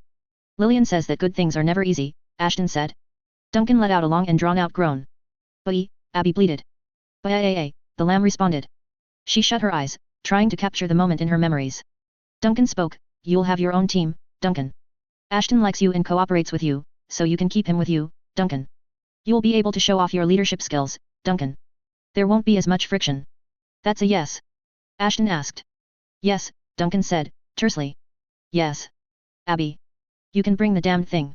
Abby gave the lamb a scratch behind the ears and along the neck before standing, her dress flouncing with the movement. She bumped the lamb with her leg, to let it know where she was, and then tugged the rope leash. It resisted at first, but after she offered it a scratch of the neck and retreated, it followed. With only a little more guidance, it moved happily at her side. Duncan looked particularly sour as he looked back at her and the lamb, walking between Emmett and Ashton. Bell Tower, Duncan said, pointing. Old watchtower, I think? If we can get inside, we can head up. Okay, Ashton responded. It was seemingly true that the city had more farmers and people with animals, because the only strange looks they got were the usual ones, reserved for a boy too big and strong for his age, for hooded Lara, and for Abby, who was put together in an odd way. If anything, she got less strange looks than usual as she walked briskly along the trotting lamb. All of the lingering bad experiences from earlier had dissipated with this. She'd harbored some worries when thinking about their quarry, before. The way that Lillian and Mary and some of the doctors had talked about Sylvester and Jamie, the concern, the way that everything became so complicated, it had been like she was in a room where she was flailing, trying to get her balance but with nothing in arm's reach to hold onto, or in a deep place with the surface too far away. But they had somehow given her a gift, and now she still felt like she couldn't quite figure these two people out, but maybe they weren't all bad. She was warm inside, and tomorrow might hold more moments like this, not more minutes and miles spent away from the place she knew. Smile, Ashton said. Abby looked over. When you're feeling good, you should smile. Abby smiled as best as she could, with her strange teeth. Ashton smiled back, reached out to squeeze her hand once, then let go. They reached the tower. The building ended up being occupied by Crown forces, but that ended up a positive, because Duncan was able to show some identification. The soldiers stood by, staring curiously as the group went up the stairs. It was extra positive because the soldiers would guard the ground floor. There were reasons for being up high, and one was that it made it very hard for them to be listened to. Once they'd reached the top and Duncan passed on some instructions and a note, the guards up top passed downstairs. Duncan tied up his animals and headed to the railing. He walked around the perimeter of the tower top, looking down at nearby rooftops and buildings. Lara, he said. Lara nodded, then settled down onto the floor. She hunched over, then cocked her head this way and that. But yeah, the lamb bleated. Abby settled on the floor as well. Emmett sat beside her, and reached out to give the animal a pat. After a moment's consideration, Abby handed the animal over, helping to get it settled so it was lying in Emmett's lap. He cupped his hands around it to help keep it in place. And, because it made sense on a strange level, she gave Emmett's back a rub while he enjoyed having the animal there. Okay, Lara said. Yes. Duncan asked. He smiled. Great. Lillian? Mary? There was a pause. Lillian, we're here, Duncan, Lara said. Excellent. We're currently at the Northwest Watchtower. Arrived more or less without incident, but he's already on us. He dropped off a warning and an inadvertent present. Pause. Helen, present. Lara said, mimicking the inflection in a stilted way. A lamb. Because he apparently thinks he's funny, Duncan said. Abby took an immediate liking to it. Helen, Mary, what was the warning? A note. He started a gang war. There are thugs around who would be very happy to get their hands on anyone young and vulnerable, with special mention for any lambs. Set fire to their headquarters and baited them out. Lillian, of course he did, Lara reported. He promised protection for our group, because he thought it would be you who turned up, and that you could handle it, albeit with some distraction. Mary, Charmer. Charmer, Duncan echoed. I wanted to let you know we're situated, and we'll be moving out. It's getting late, and it's getting considerably darker. We'll probably roam a bit, eat, figure out how to get our new pet fed, and then get settled. The lamb bleated. Lillian and the others are laughing because I transcribed the animal's noise after giving them your message, Lara said. She stopped abruptly, turning her head a little, then said, Lillian, I'm crying. Abby saw a smile pass over Duncan's face. Mary, we're in the city too, but we're staying out of sight for now. Your plan sounds good. Stay on course. We'll try to find an angle to get at him. Thank you, Mary. Mary, we'll be getting our dinner now, so good night for now. Good night, Duncan said.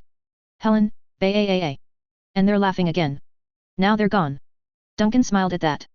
He gave Lara a pat on the shoulder, stood, and crossed over to where Abby and Emmett sat. He bent down and gave a light stroke to the side of the now sleeping lamb. Thank you, he said. For making them laugh. It's been a tense few months of trying to track those two. It can't understand you, Ashton pointed out. I know, you pedant, Duncan said. He straightened, stretching. What do you guys say about some dinner? Nobody in the group was going to say no to that. Duncan gave Lara a hand in standing, then did the same for Abby. Abby remained virtually glued to Emmett's side as the boy held the sleeping lamb cradled in his hands and arms. The smile Ashton had encouraged earlier didn't leave her face. They headed down the stairs. They were a short distance from the ground floor when they heard the faint murmur. Duncan stopped in his tracks. No, he said, after a moment. No. That mother-cunting little bastard. He didn't, no. The murmuring grew more distinct as they got closer to the ground floor of the tower. Sir, Duncan greeted the captain in charge of the tower. Is that what I think it is? I have to imagine so, the captain answered, sounding unsure. Bizarre. Yes, Duncan said. I imagine so. At least we know we have his attention, so we're doing our job as proper bait. The most curious thing. Was the giant rabbit? Duncan asked. The rabbit man, the captain confirmed. Duncan set his jaw, glanced back at Abby with a hostile, deeply annoyed look, then pushed open the door to the tower. The rest of the group was quick to follow. 3 young lambs and 1 chicken were tied up at different points outside the front of the tower. Abby felt the warm and airlight room warm up even more, the lightness becoming a fluttering feeling that might even buoy her into the air. Her smile widened. No. Duncan said, pointing at her. No. 1 pet. 1. The feeling dissipated a little. Some of it lingered, however. The smile remained on Abby's face. He thinks he's funny, Ashton said, echoing Duncan from earlier. Duncan glared daggers at the little red-haired boy. It's a little funny, Emmett said.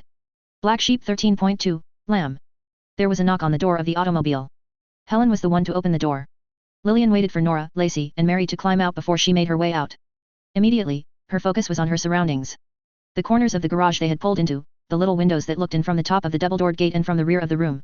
It was dark enough she couldn't see clearly, but the gleams of reflected light from outside and from the open door in front of her made her momentarily think she'd seen Sylvester's face or the lenses of Jamie's glasses.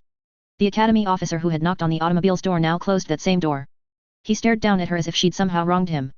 It reminded her of her dad, and the expression he'd worn when, so soon after they'd left the academy, her parents had been intercepted and sent back to sit in while she was interrogated about Sylvester's disappearance. He hadn't believed her. If anything, her father had believed her less than the academy interrogators had. Maybe that was her own bias, her fears, and her disappointment in her father coloring her perceptions. She quickly retreated from the dark garage and the officer's expression, entering the building and closing the door behind her. Lacey was talking to a very attractive 40-something man in fine clothing that was nonetheless drab in color. He had black hair going grey at the temples and a shrewd expression. Even though it was later in the evening and he had bags under his eyes speaking to a long day, his eyes were clever and focused as he talked to Lacey. He looked like the sort of man who shaved twice a day just to banish the possibility of a 5 o'clock shadow, and who likely had his hair trimmed once a week. Very possibly the owner of this spacious home. The officer from the garage passed her, carrying their bags into the house. With Lacey arranging their accommodations and everything calm for the moment, Lillian felt it safe to simply retreat back, lean against the wall by the door, and close her eyes, holding her hand firmly against her heart. It was pounding, despite the fact that things were as quiet as they were. Her recent thoughts of her dad were part of it. It reminded her of dealing with her parents, so soon after Sylvester had told her that they had betrayed her. That they had, after pushing her entire life, cut her down before she reached her goal. Tried to keep her black coat from her. Those days and hours after Sylvester had left had been filled with so much doubt, they had been so hard. She hadn't been able to think about recent events without wanting to break down into sobs, hadn't known what the future held in store. Past and future effectively baited with pitfalls and doubt. It might have been something she could have handled better if she had known who to trust, which shoulders she could lean on. Sylvester's words, as much as she believed them, had to be analyzed, second-guessed, so she hadn't even been sure if her parents were the traitors he'd so casually painted them as. Mary had been gone, Helen in Ibbott's custody, Ashton not available, and Jamie hadn't been around for long before he'd bolted too.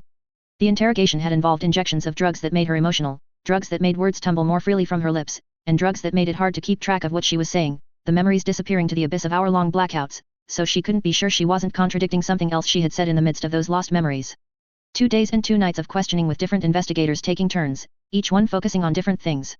She had already been emotionally drained by the loss of Sylvester alone, but everything else on top of it, if it hadn't been for the lingering effects of the wyvern dose that gave her the ability to maintain some control her own feelings and her thought processes, she might have succumbed. What that might have looked like, she wasn't sure. It might have been coming to the conclusion that Sylvester had lied to her about her parents, just so she could hug her mom and talk civilly to her father. It might have been allowing herself to slip, allowing a mistake or a lie to become apparent, so that the unrelenting pressure could stop. Succumbing might have been allowing herself to come to hate the academy and what it was doing to her. She felt hands envelop her own, which were still gripped together, pressed over her heart. Her first thought, against all logic, was Sylvester.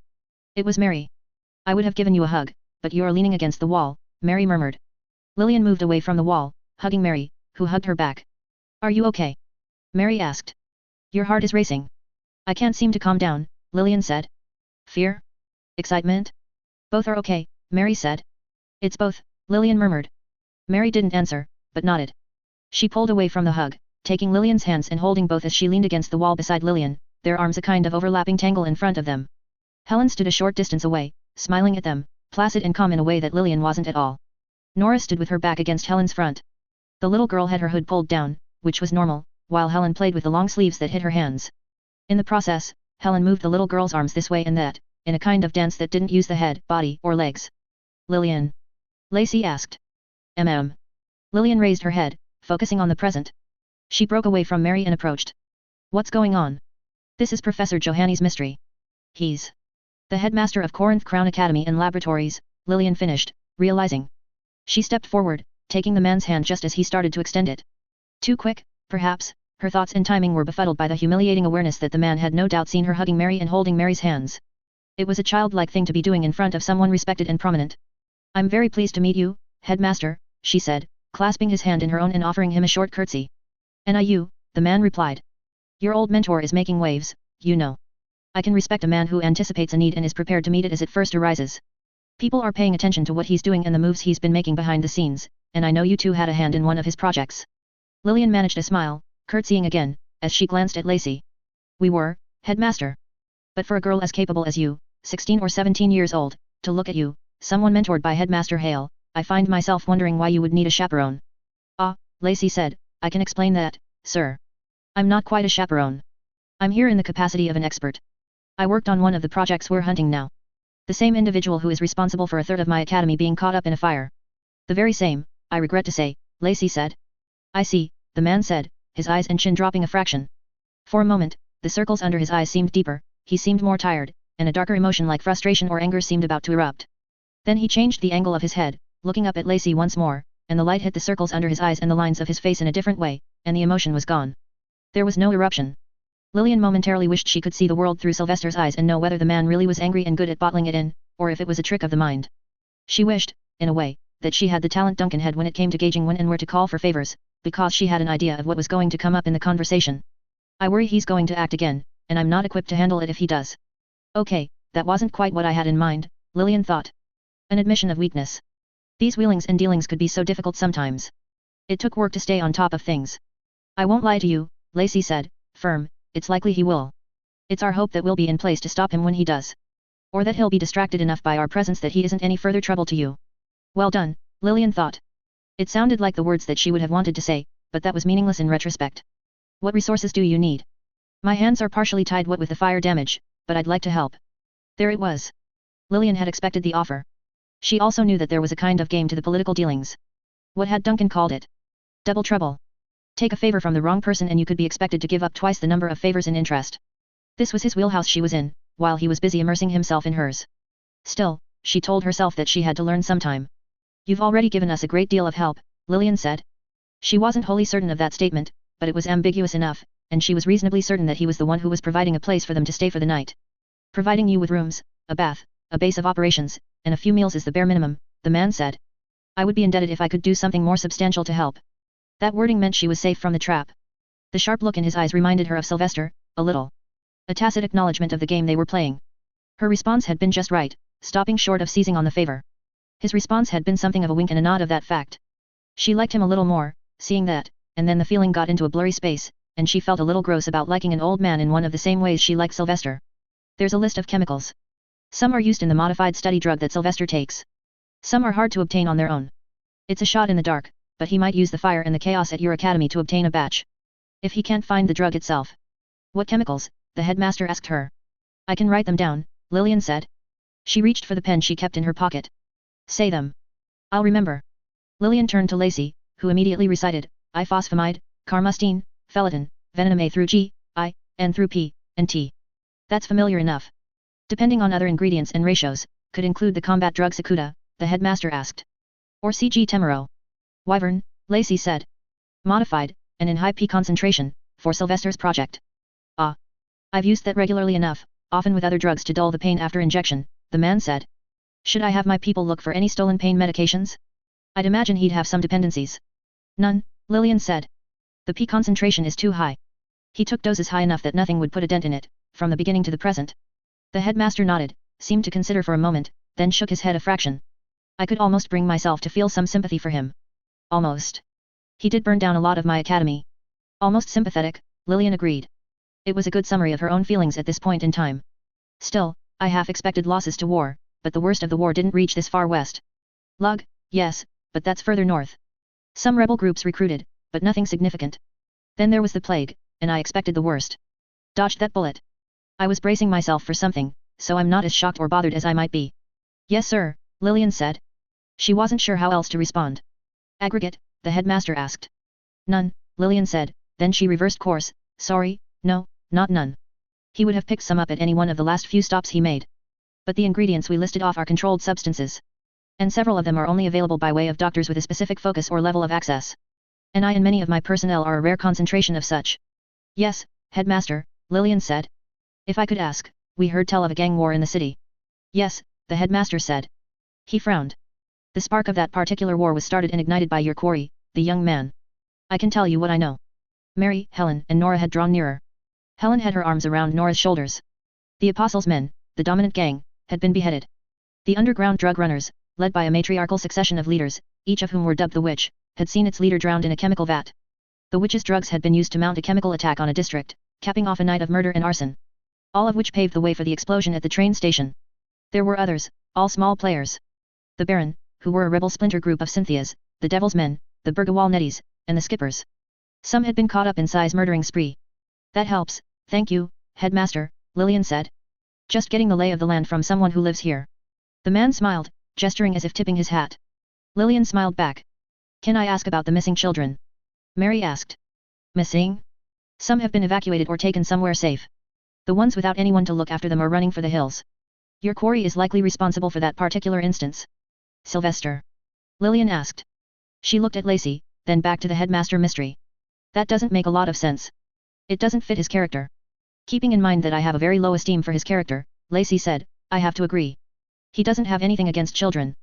From what I understand, it's his eagerness to protect children that drew the ire of the collected gangs, with the apostle heading the aggressive stance, the headmaster said.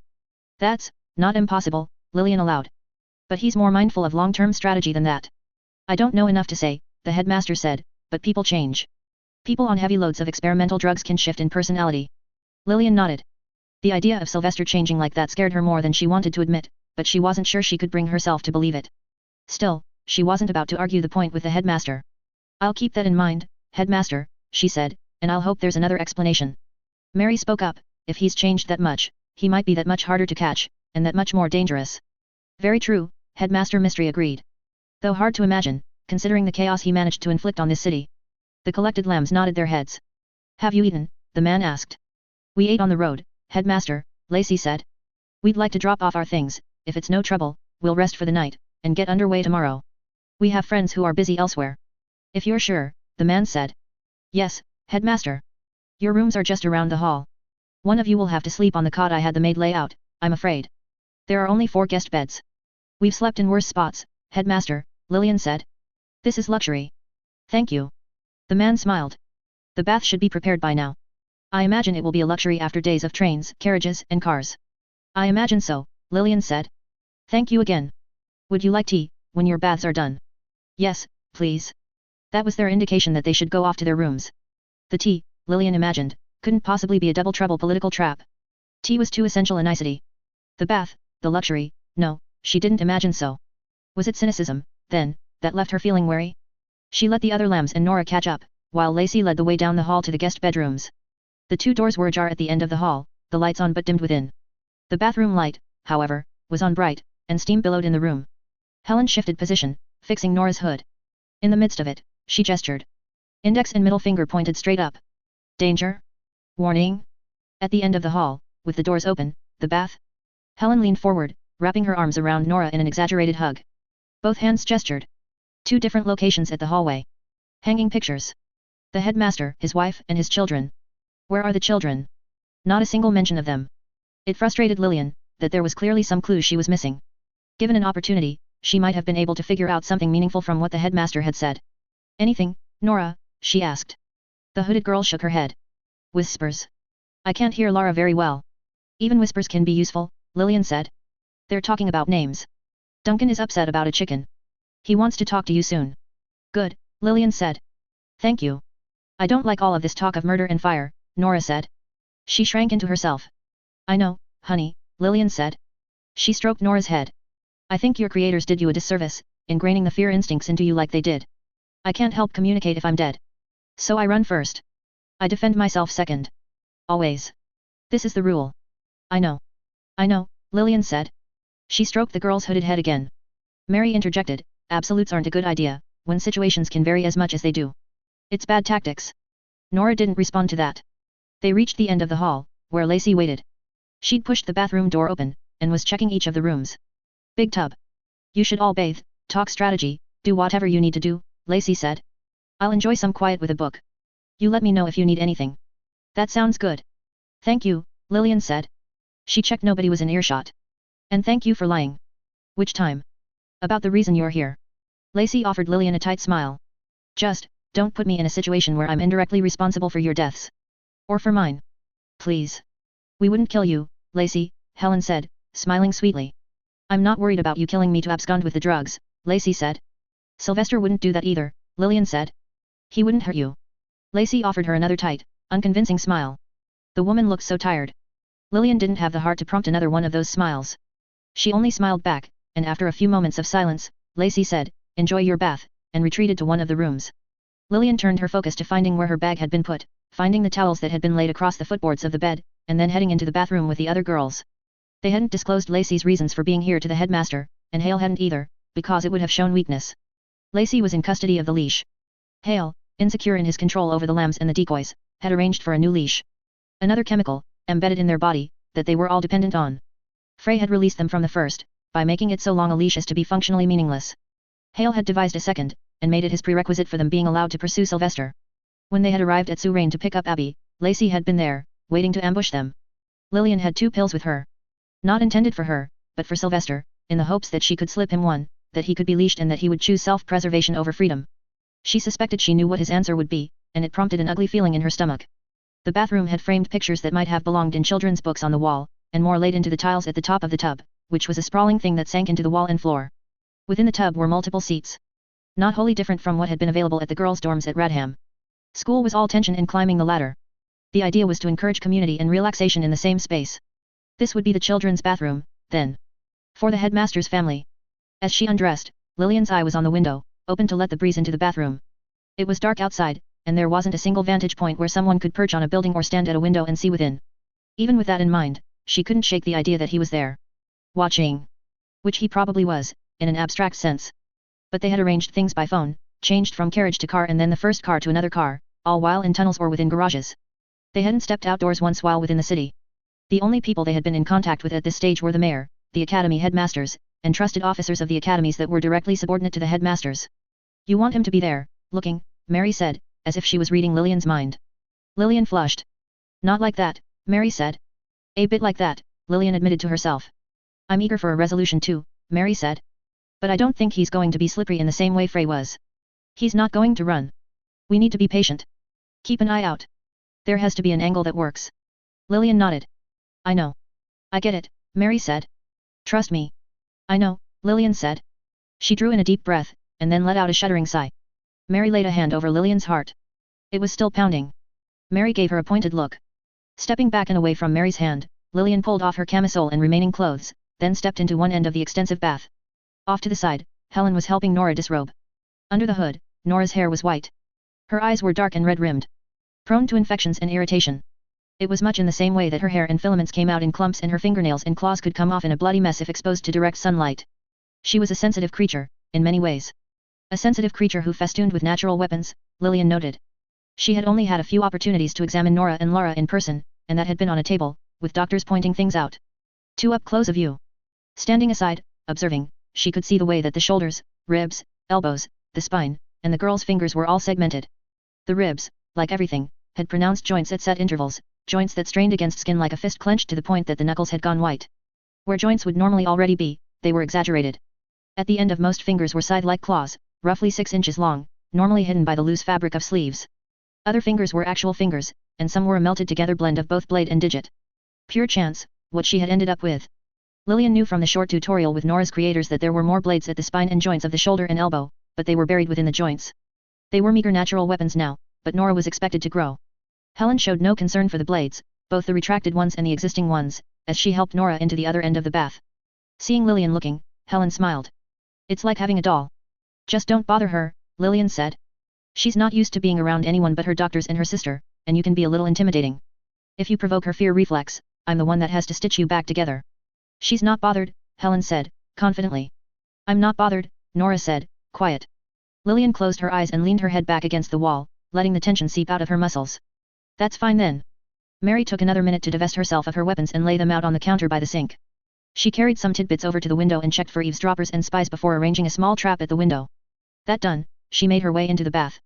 She sat perpendicular to Lillian, knees bent so they formed an arch over Lillian's legs. Where are the headmaster's children? Mary asked. That's bothering you, is it? Lillian asked. Why didn't he say where they went? He's hiding something. Multiple somethings, Mary said. I don't disagree, Lillian said. But that's standard for academy higher UPS. We stay focused. I don't mind being wary, but let's not get distracted. You sound like me, Mary said. Lillian splashed her friend. Mary lifted her chin, playing the young lady, unbothered by such things. Nora said. Message? Lillian asked, closing her eyes again, leaning back. Mary splashed her, and she wrinkled up her nose in annoyance, before snorting out a bit of the water that had gone up her nose. Message. Duncan's group is done eating. Do you want to talk? We can talk, Lillian said. Nora's lips moved. She used Duncan's inflection and the same pacing of words that Duncan might use, but it was in a young girl's voice. Duncan, he gave us more pets. Ah. Helen cooed. Duncan, not ah. 4 lambs and a chicken. I'm trying to figure out if he's insulting me or if there's a coded message in this. 4 lambs and a chicken. Lillian asked. Could be a message. But I'd say he's probably just happy you're bothered and wondering. He likes to tease. Duncan, I see. I'd say it's 50-50 odds that he's either insulting you or he saw a weakness and capitalized on it. Duncan, he saw a weakness. You took 1 pet. Maybe he wanted to see if you'd take more. The chicken thrown in to see if he could burden you further by sticking you with a variety of animals.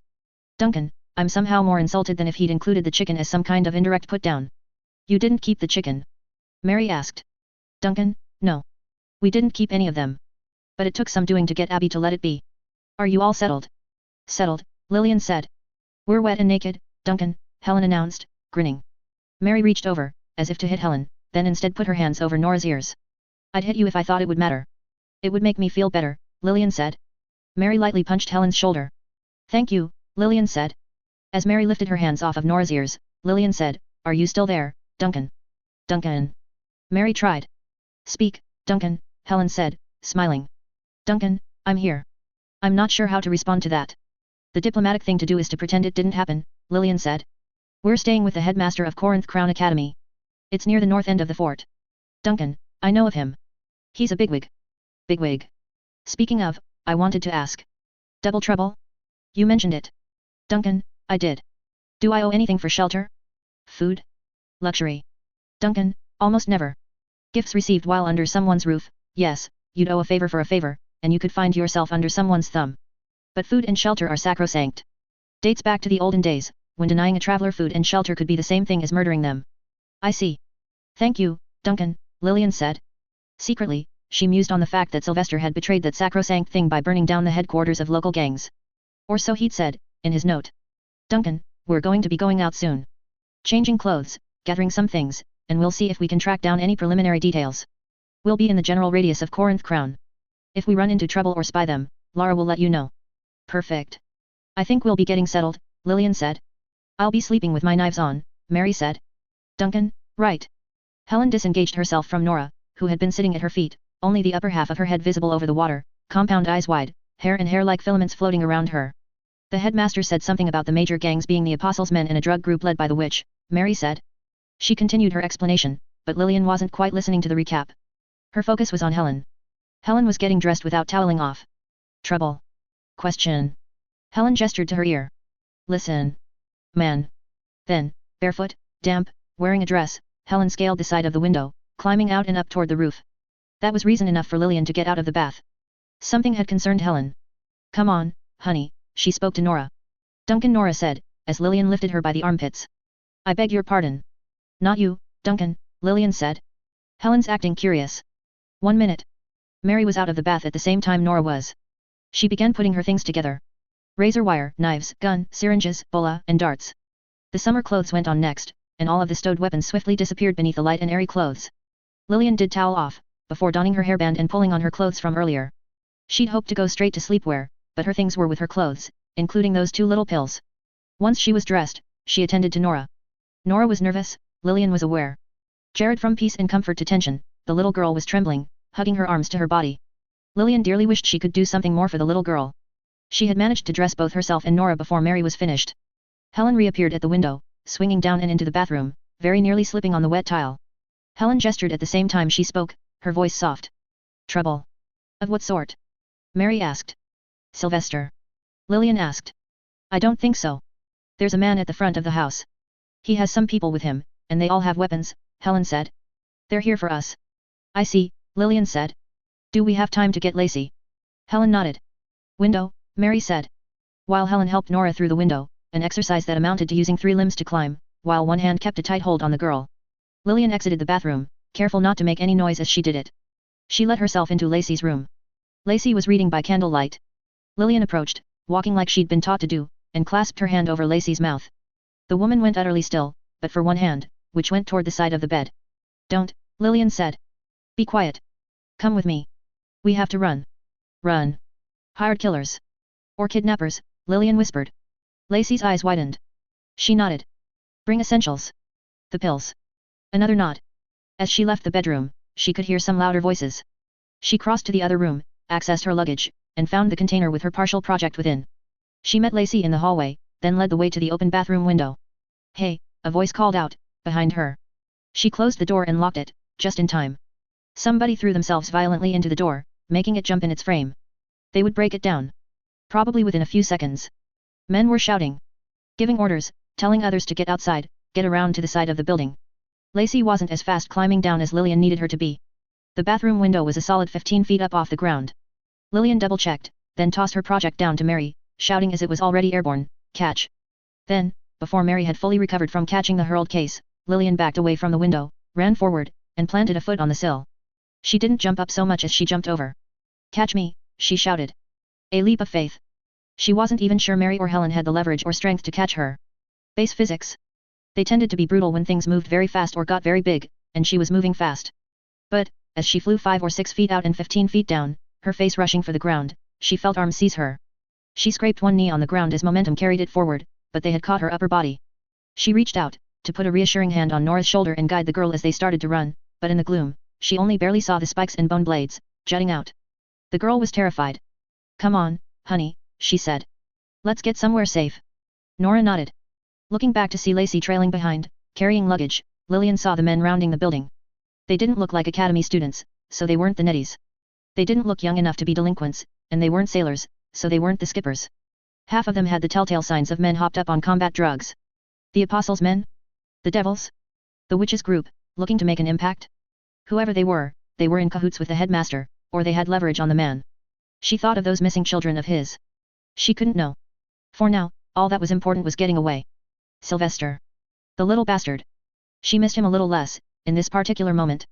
But this was him. Everything in this city, touched by him. Everything that moved, was moved by him. Her heart still pounded like it did when he was close to her, because he was. He might as well have been next to her. Sylvester had gotten what he wanted, and she had a sinking feeling in her gut that this was exactly the outcome he had hoped for. To uproot them, put them on the back foot, and distract them with questions and mysteries. He'd outright told Duncan that he'd trusted them to hold their own if trouble came calling. Now they had been flushed out and exposed. Nowhere certain to go where they could rest and be safe. So much for the sanctity of shelter, she thought. Black Sheep 13.3, Lamb. Making a run for it, Lara recited. Duncan's arms were folded, and his leg jiggled with the anxiety he was clearly feeling. Do you want us to help? We're not really fighters, but if you need a distraction so you can deal with them, I could provide that. Send my dogs in, maybe. I'd rather have you guys than my... Lara interrupted, Mary, no. Duncan tapped his finger against his arm, thinking. Lara spoke into the silence. Mary, Sylvester's going to be watching you. He wouldn't pledge to protect you and then take his eyes off you to see where these hired hands were going. Lillian adds, he might have help. Duncan nodded. The rabbit. Sylvester's partner. Mary, exactly. Emmett remained silent, listening to the ongoing dialogue. The other lambs had been attacked. Now the others were running, while a small army of thugs was chasing them down. Duncan looked concerned. Abby was hugging Quentin, but she seemed to be okay so long as she was able to do that. Ashton seemed entirely unconcerned, which was reassuring to Emmett. Lara, though, was shaking. The distraction of passing on the messages wasn't enough. He knew what that was like.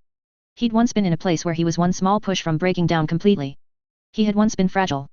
He wished he knew what to do for Lara. He didn't feel fragile anymore, and he didn't want anyone else to feel that way either.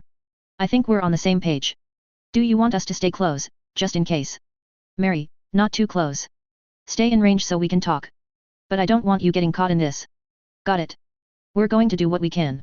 Get our attention if you need anything. Lillian, thank you, Duncan. That's enough. Thank you, Lara, Duncan said. Oh.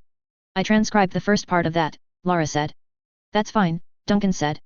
They had stepped into a sectioned-off area beside a store, where outdoor fixtures and gardening things had been stowed outdoors for customers to look at, much of it chained to fixtures so it couldn't be readily stolen.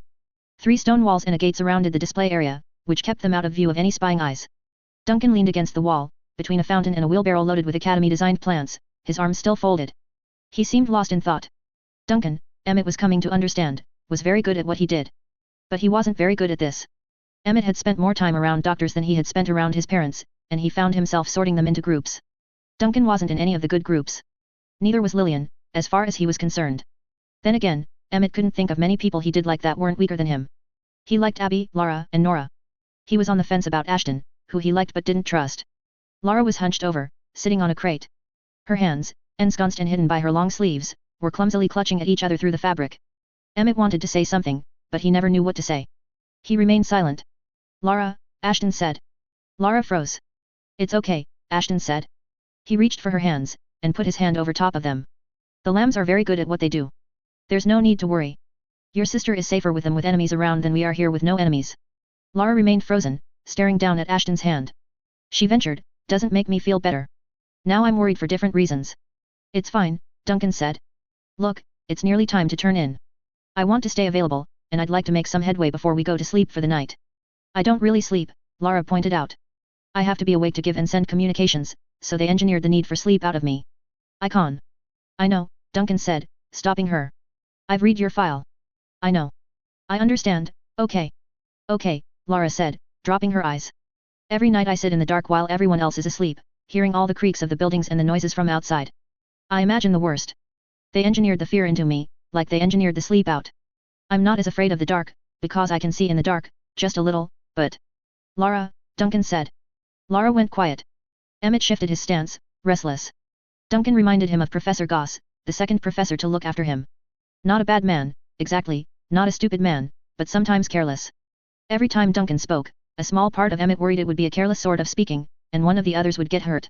You talk with your sister, don't you? Duncan asked. Sometimes, Lara said, quiet. But we're not supposed to do it unless we have to. We're supposed to keep our ears and our eyes open for danger. I'm assuming you're talking with her more than you're supposed to, Duncan said. Lara went silent. I'm not going to report you or make you stop, Duncan said, sounding impatient. I just want to understand the tools I'm working with. I talk with her most of the night, Lara confessed. Emmett, given the choice, might have told her to lie. Because doctors lied, and Duncan and Dr. Goss were of a type to lie more than most. That's fine, Duncan said, and Emmett had no idea if he was lying or telling the truth. You'll have your sister to talk to, and, because we're on a mission, we'll be sleeping in shifts. Each member of our group here will spend an hour or two awake, sitting with you, and keeping an eye and an ear out for trouble. If you're not talking to your sister, you can talk to them or to me. Provided you're also keeping watch. Okay, Lara said. While Duncan was talking, Ashton was working. Lara seemed to be calming down. Emmett let himself relax a little. He wondered momentarily if the fact that he was relaxing had anything to do with Ashton. Plan is same as the old plan, with a few changes. We'll walk around the neighborhood, get a feeling for what we're dealing with and see if there are any opportunities to gather information. Emmett nodded alongside the others, Lara accepted. She seemed distracted. She was thinking about Nora, no doubt. Emmett, Abby spoke, as Duncan led the way out of the enclosure. Emmett looked down at the girl. Quentin was asleep on her lap. Can you take him? She asked. I don't think I can carry him without waking him up. Emmett nodded, reaching. The lamb roused some as it was transferred into his arms, then stretched, poking into the muscles of his stomach and his ribs. It settled down in the cradle of his arms. Abby, meanwhile, picked up speed to catch up with the others, casting a backward glance at Emmett. He liked Quentin too, and found himself counting the creature alongside Abby and Lara. The lamb reminded him of the distant past. Of being a great deal younger, of being very weak and having a hard time moving around, with an indistinct, furry, strong companion that would sit with him and stare out the window. His childhood dog that he couldn't remember the name of, a big creature with messy black fur that had shed everywhere. The similarities between Quentin and his old dog were few to none, but they were there, they were loyal, and they were warm. He hadn't had much warmth in his life, and he didn't feel like he could ask for it from any of his new companions. Abby appeared in front of him, reached up above her eye level, and gripped the end of the sleeve of his shirt, up near his bicep. She tugged him off course. No, on course. He'd been focusing too much on Quentin, lagging behind. Now Abby led him to the others. What would others think, seeing this? It was late, but there were people out on the street. Some were organized into groups, which Duncan had surmised was a kind of organization of members of the neighborhood. An effort to be proactive in looking out for fire and for trouble. Others were escaping from the stifling heat indoors and enjoying the breeze, talking with neighbors and family members. He looked back to see if the little girl leading the very large little boy was drawing any attention. It wasn't, except from one set of eyes. Emmett stopped in his tracks, trying to confirm what he'd seen, but the figure was already turning, disappearing toward the back of a crowd. As Abby kept walking and he stopped, her hand slipped from his sleeve. Emmett. Sylvester. You saw something, Abby said. Emmett nodded. Sylvester. He nodded again, even though he wasn't entirely sure. It was such an odd mental image, Sylvester brazenly walking through the crowd toward their group, when they were the ones who were hunting him. It had been a glimpse, nothing more. He was caught between wanting to chase and wanting to catch up with the others. Abby reached up, taking his sleeve, and tugged. She wanted to go to the others. Okay. He let her lead, glancing back to look for Sylvester. Nothing. They had to jog to catch up with the others. Duncan had stopped. Lara perked up on seeing them. Ashton was holding one of her sleeves. What happened? Duncan asked. Sylvester, Abby said. Emmett saw him. Duncan looked at Emmett. You did. Reluctantly, Emmett opened his mouth and said, I think. Okay, Duncan said. That's good, I think. Keep an eye out. Emmett nodded. He didn't miss the fact that Duncan was letting out the slack on the leashes that led to his tentacle dogs, giving them more room to move.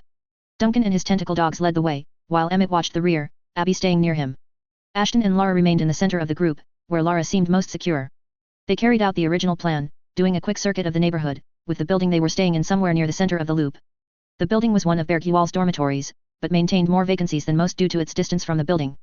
They were nearly finished closing the circuit, with no more Sylvester sightings, when a voice called out. You. Children. The group came to a stop. It was an older woman standing in a doorway, smoking a cigarette, who had called to them. Hello, Abby said. Hello, little one. You shouldn't be out like this. We heard there was some trouble, Duncan said. Most of the local children have gone into hiding, or been sent out of the city, the woman said. Why on earth are you out? At night, even? Taking your work out for a walk?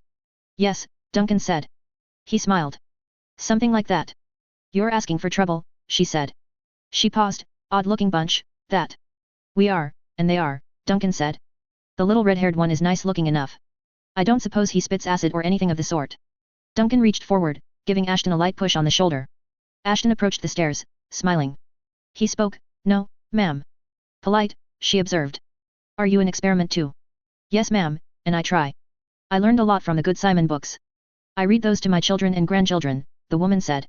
She lifted her cigarette to her lips and puffed. My eldest grandchild asked for them to be read one after the other. I wanted to slap the self-righteous smirk off the Simon character's face by the fifth read. Oh, Ashton said. His expression went carefully blank. Don't envy you, having to learn from those books. I like the books, Ashton said. And I like Good Simon. Oh, the woman asked. She paused, realizing what she'd just said. Sorry. I don't like cigarettes, either, Ashton said. Emmett saw Duncan react to that, turning his head to look this way and that, searching for spying eyes. Well I do, the woman said. So if you don't like them, then you can scurry along. I wanted to ask you more things, Ashton said, stepping closer. About the children, and the gangs, and the danger. Please. Off to the side, Duncan looked at the back of his hand, like he was looking at his watch. I was enjoying a nice, quiet evening smoke, the woman said. Now it's not as nice, and it's not as quiet. You want to take my cigarette away from me too? Scurry off. I know, I understand, Ashton said. But you have children and grandchildren. You would want them to be safe, don't you? Can't you tell us more? If you're trying to manipulate me, then you're going to have to try harder than that, she said, stiffening. I'm sorry, Duncan said. He smiled. We're trying to socialize it. Ashton, there is a remarkable work of art, but he's sensitive at times. And he's sensitive to smoke. For something with ash in its name, I find that ironic, the woman said. Duncan chuckled. Then he reached into a back pocket and withdrew a carton of cigarettes. He held it up between two fingers. Put it out so you don't hurt him, tell us something about what areas to stay clear of, and I'll resupply you. The woman moved her head to see better, and Duncan adjusted the angle he held the package, to better show. Not my brand, she said, sour. Offer stands, Duncan said, not budging.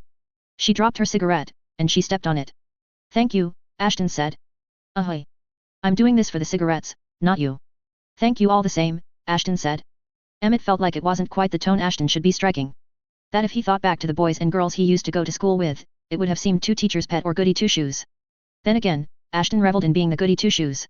I see you're still very polite, even after I was snooty, the woman said. If only all the doctors in the world took such care with their work. We might not have this runaway plague. Yes ma'am. I meant to ask, are your children safe? My children are old, Ashton.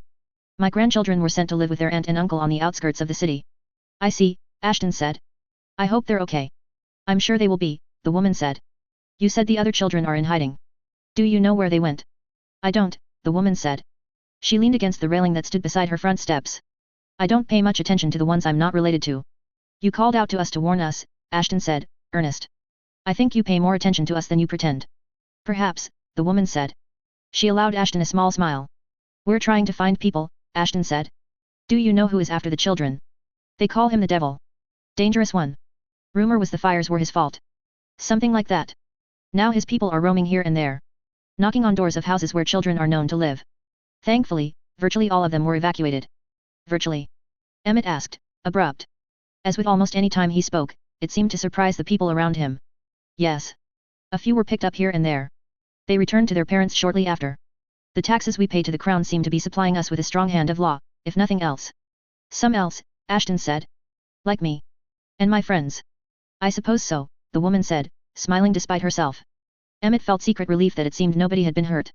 I think, and this isn't a very good piece of information, but in the interest of helping you as much as I can, the woman said, trailing off. Ashton smiled, and the woman smiled back. There's a place where the local children congregate. Mostly vagrant children, I think. They call it the yard. It sits at the 1 o'clock position on the western lake, if you want to walk the perimeter.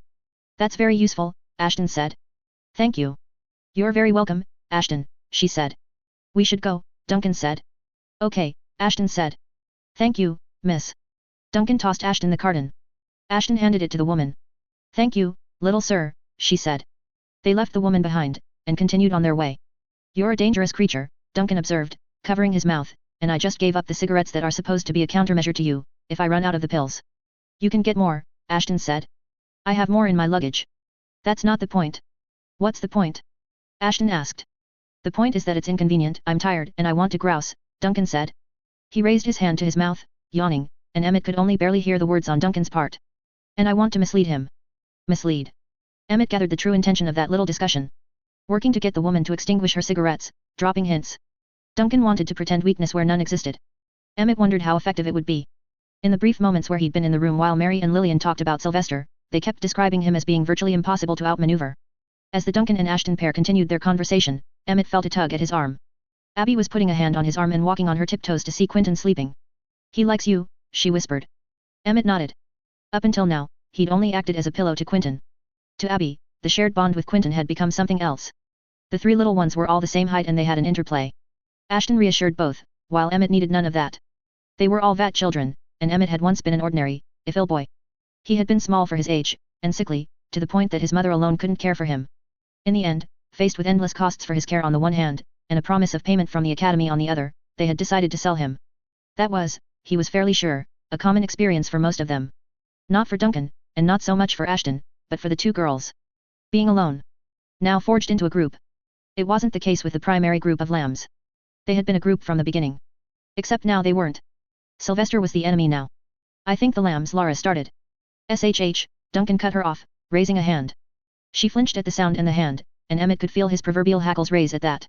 Protective instinct. Had he not been holding Quentin, he might have seized Duncan's wrist. He was aware of how strong he was. He had spent a full year learning to use this body, and he had only had it for 2, really.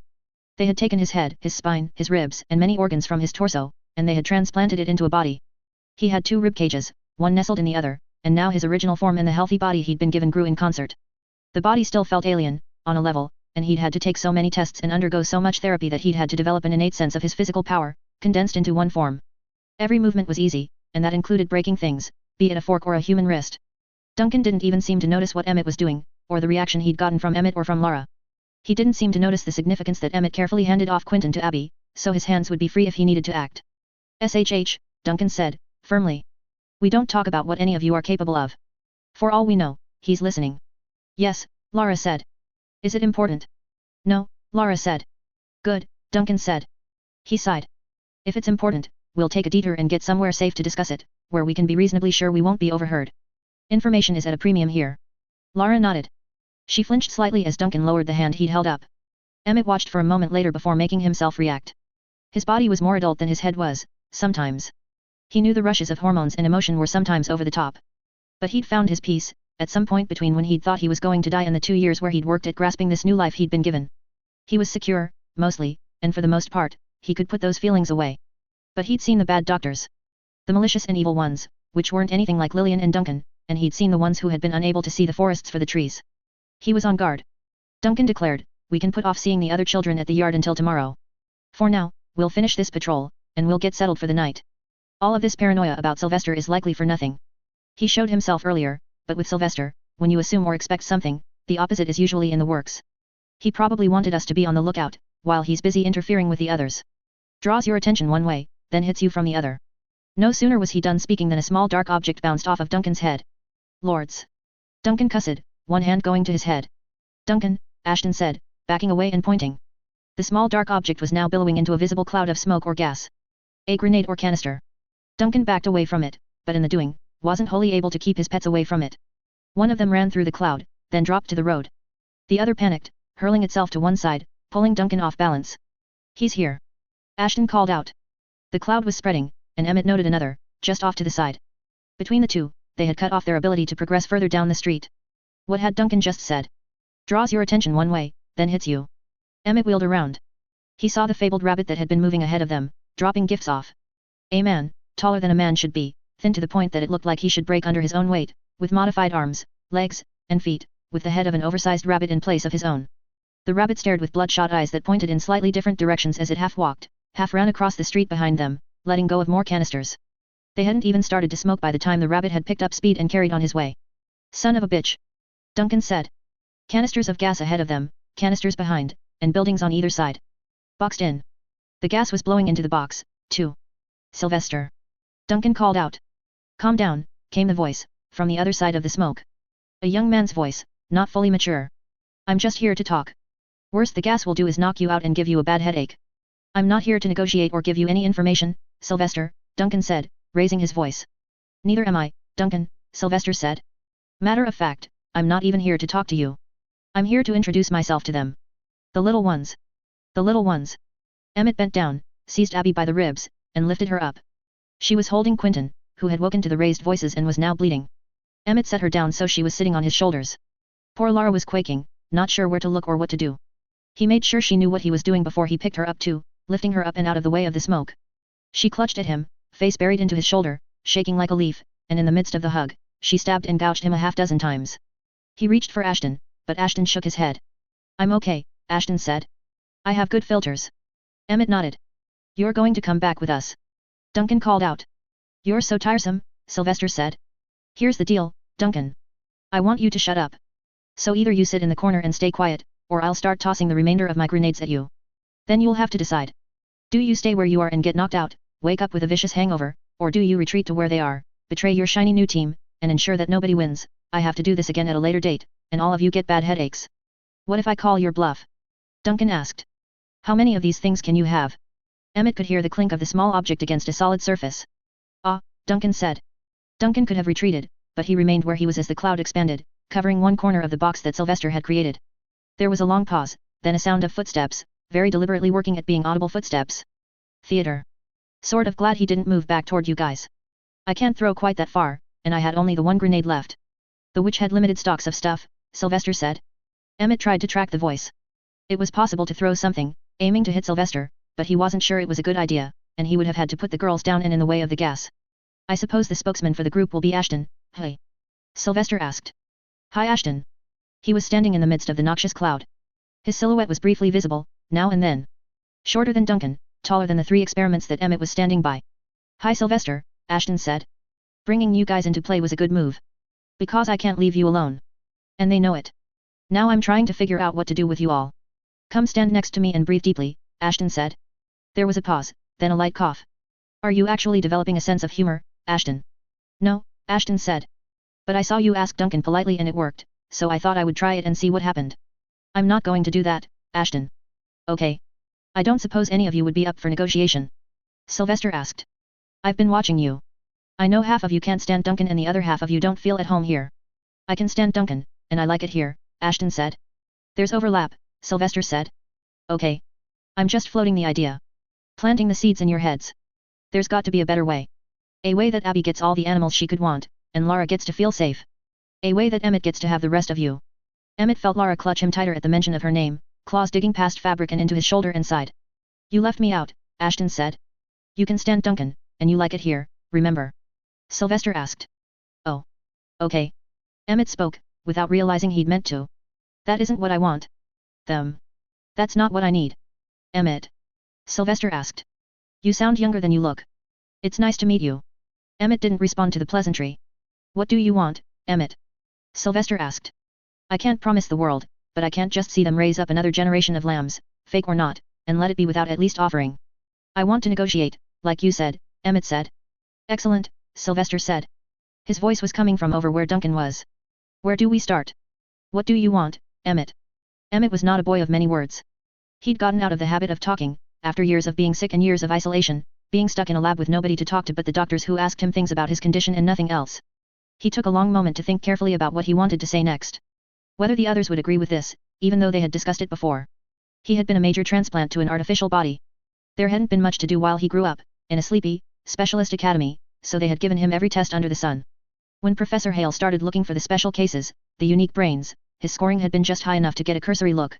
There hadn't been many to pick from, as evidenced by the collection of Abby, and he'd been brought along to round out this secondary group. A benefit of being quiet was that one could listen, and he'd listened. He had been there while they had discussed strategy, all the individual tools and tricks. It had started, according to Mary, back in Redham.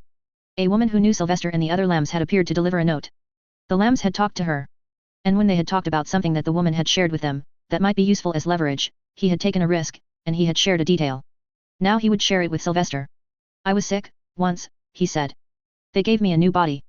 They gave me a new brain, kind of, Sylvester quipped, as if this was the most casual conversation in the world. Yes, Emmett said.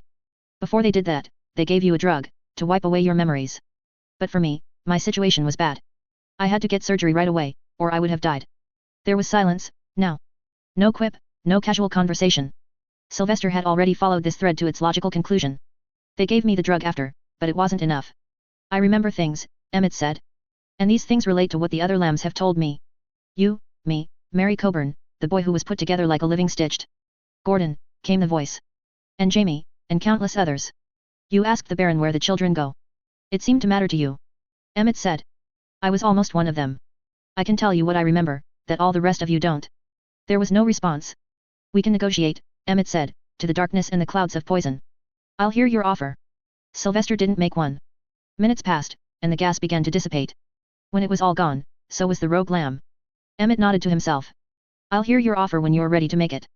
He looked at Ashton, who stood to one side, looking intrigued at the goings-on. He crossed to where Duncan had collapsed, still holding Lara against his chest and bearing Abby and Quinton on his shoulders and head, respectively. Duncan's face had been painted on with ink during the conversation. Wanker had been drawn across his forehead, the end of his nose was now blue, the space between nose and his lips painted to make him look like a cat or a dog. Bending down, careful not to drop those he already held, he set down Abby, and scooped up Duncan and the fallen dogs. Time for bed? Abby asked.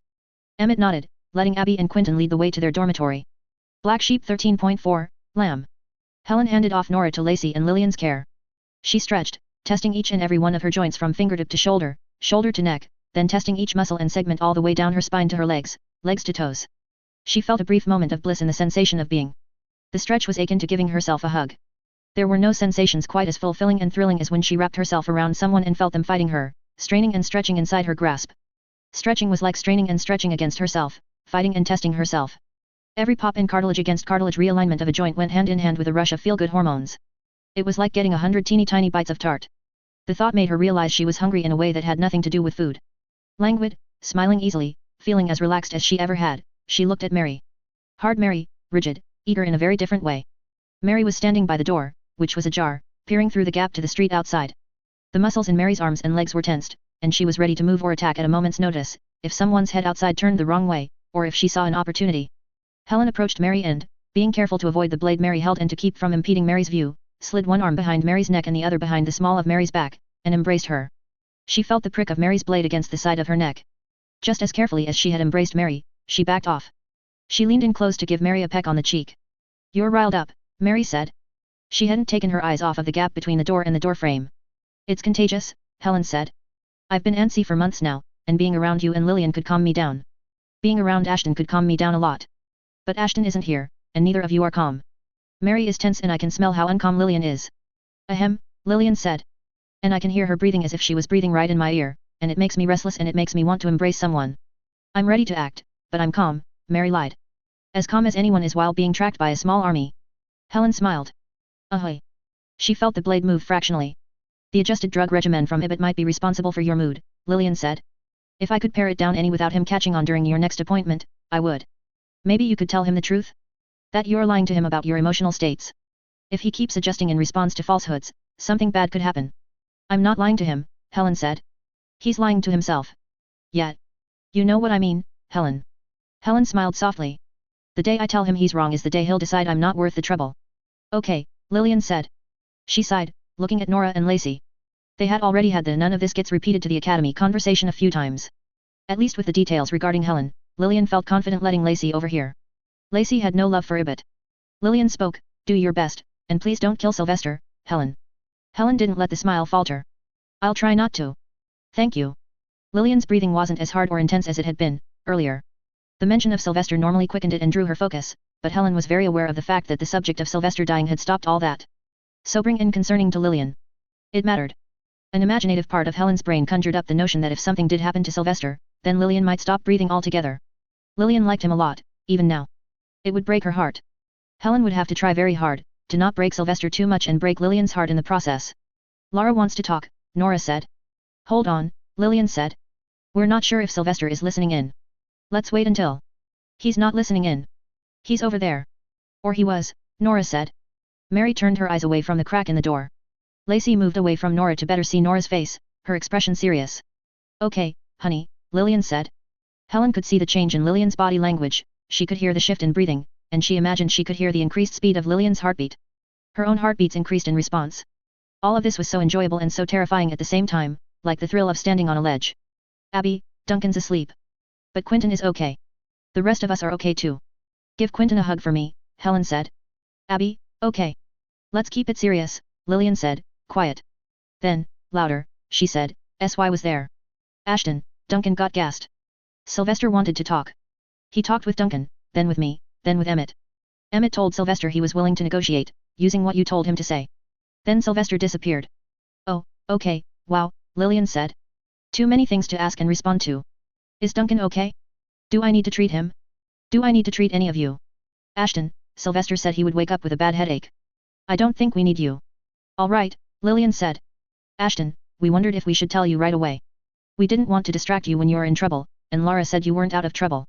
Mary spoke, her voice low, so she wouldn't be heard by anyone outside. "We're not, but it was right to fill us in. When in doubt, more information is best. Ashton, I remember you saying that to Duncan. But the reason we decided to share was because we asked a woman and she said some things about the people chasing you. It sounds like the people Sylvester provoked and was fighting with, the really dangerous people, they work for the devil. He's the leader of the biggest gang and it sounds like he's still out there, unless Sylvester got him and the ordinary people don't know yet." "Then we have a target," Mary said.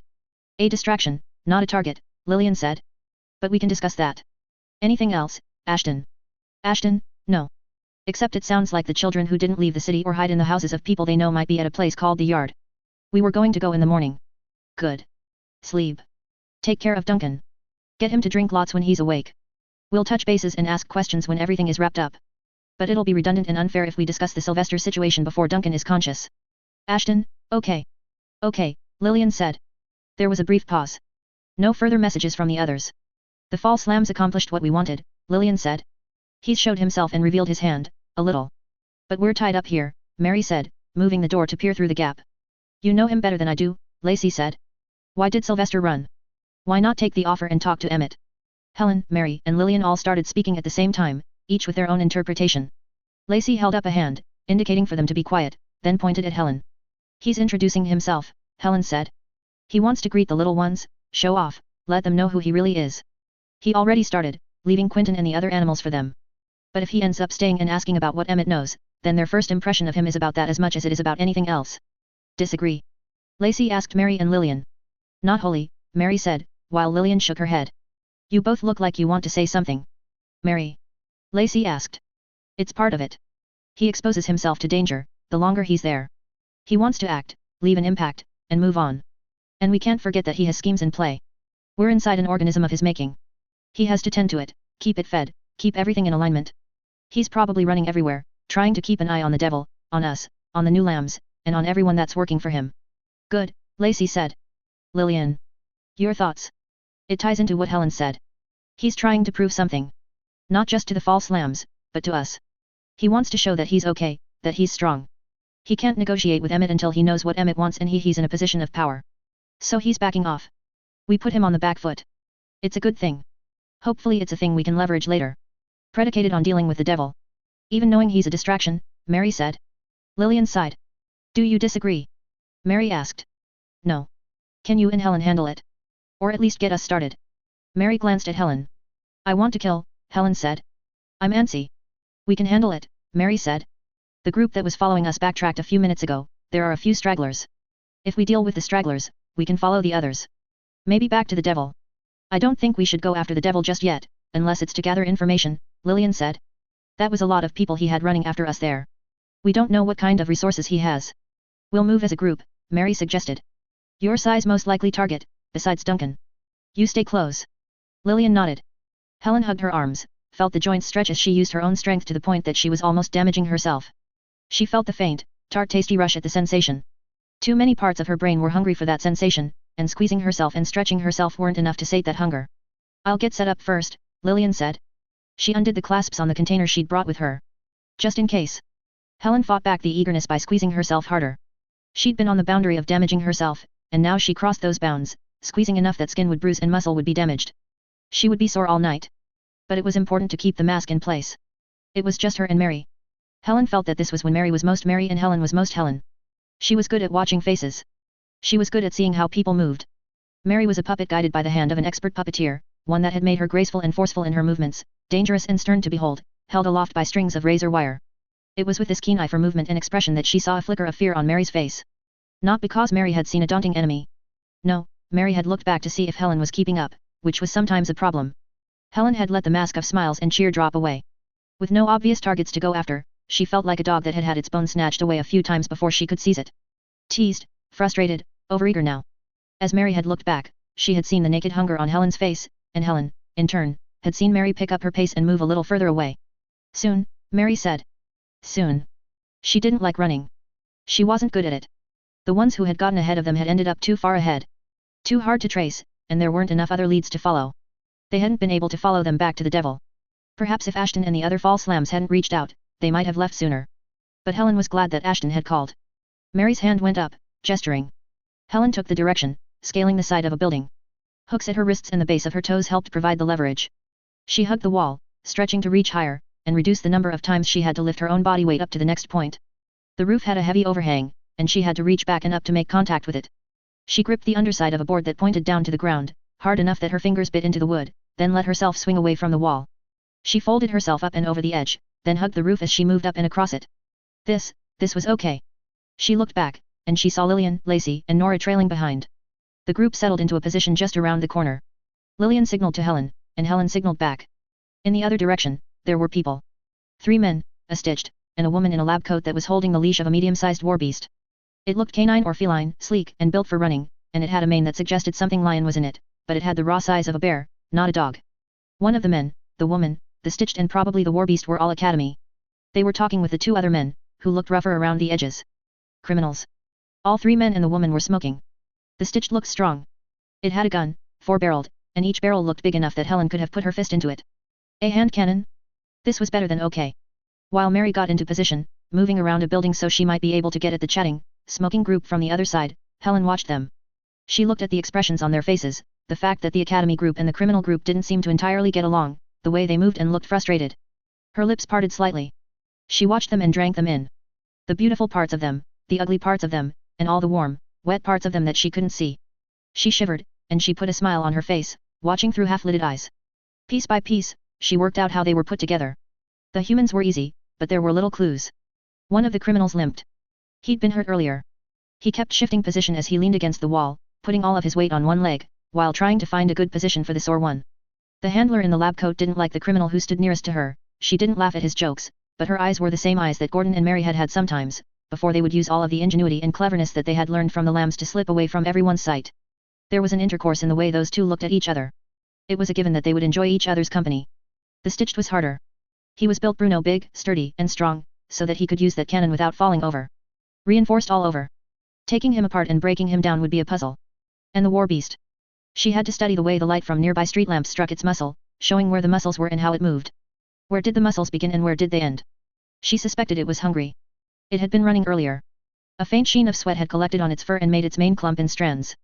Helen watched, and she felt at peace. She studied them, and she found herself becoming intensely fond of them. She wanted them. She wanted to feel the way their clothes rubbed against sweaty skin, the way that fur felt, with the sweat on it, and how, when she crushed it, it rubbed across hard, academy-designed muscle. Next to actually sating the instincts and impulses she had been created to have, being this close and imagining it was fine. Mary was in position, standing inside a house, not 4 feet from the war beast, with a wall and window separating them. None too soon. Helen might have gone in herself, if she'd had to wait any longer. Mary signaled. Helen signaled back. Within a few moments, they were both making long series of gestures, reading what the other was gesturing at the same time they gestured themselves. A negotiation. They stopped. Helen checked the coast was clear. Then she let herself fall from the roof. She knew how her own body moved. She knew how she was put together. She'd been awake and alert enough times as she was taken apart and examined from the inside out. Heavy impacts could make her bleed, but it was hard for one to deliver lasting damage. She landed on the street, letting joints dislocate with the impact, and pushing her jaw to dislocate as well. Cartilaginous bones flexed rather than break. She landed as a crumpled mess, twitched violently, and then went still, one eye open and staring, her jaw dislocated on the one side. Good lords, came the response. Then, after a moment, less surprised and more shocked, good fucking lords. That's one of the ones we were chasing. Where the hell did she come from? Criminal, by the roughness of his voice. Doesn't matter, I don't think, the man from the academy said. Helen remained where she was. She constricted muscles around one of her hearts and forced it to stop. She let the other one slow. It matters. It's fucking weird. Dead little girls don't just appear out of nowhere. The hell's language, my man, the academy man said. What do we do with it? Feed it to the war beast. Maybe leave some pieces around for proof? Can you do that? The woman spoke, I could. You don't sound pleased at the idea. No.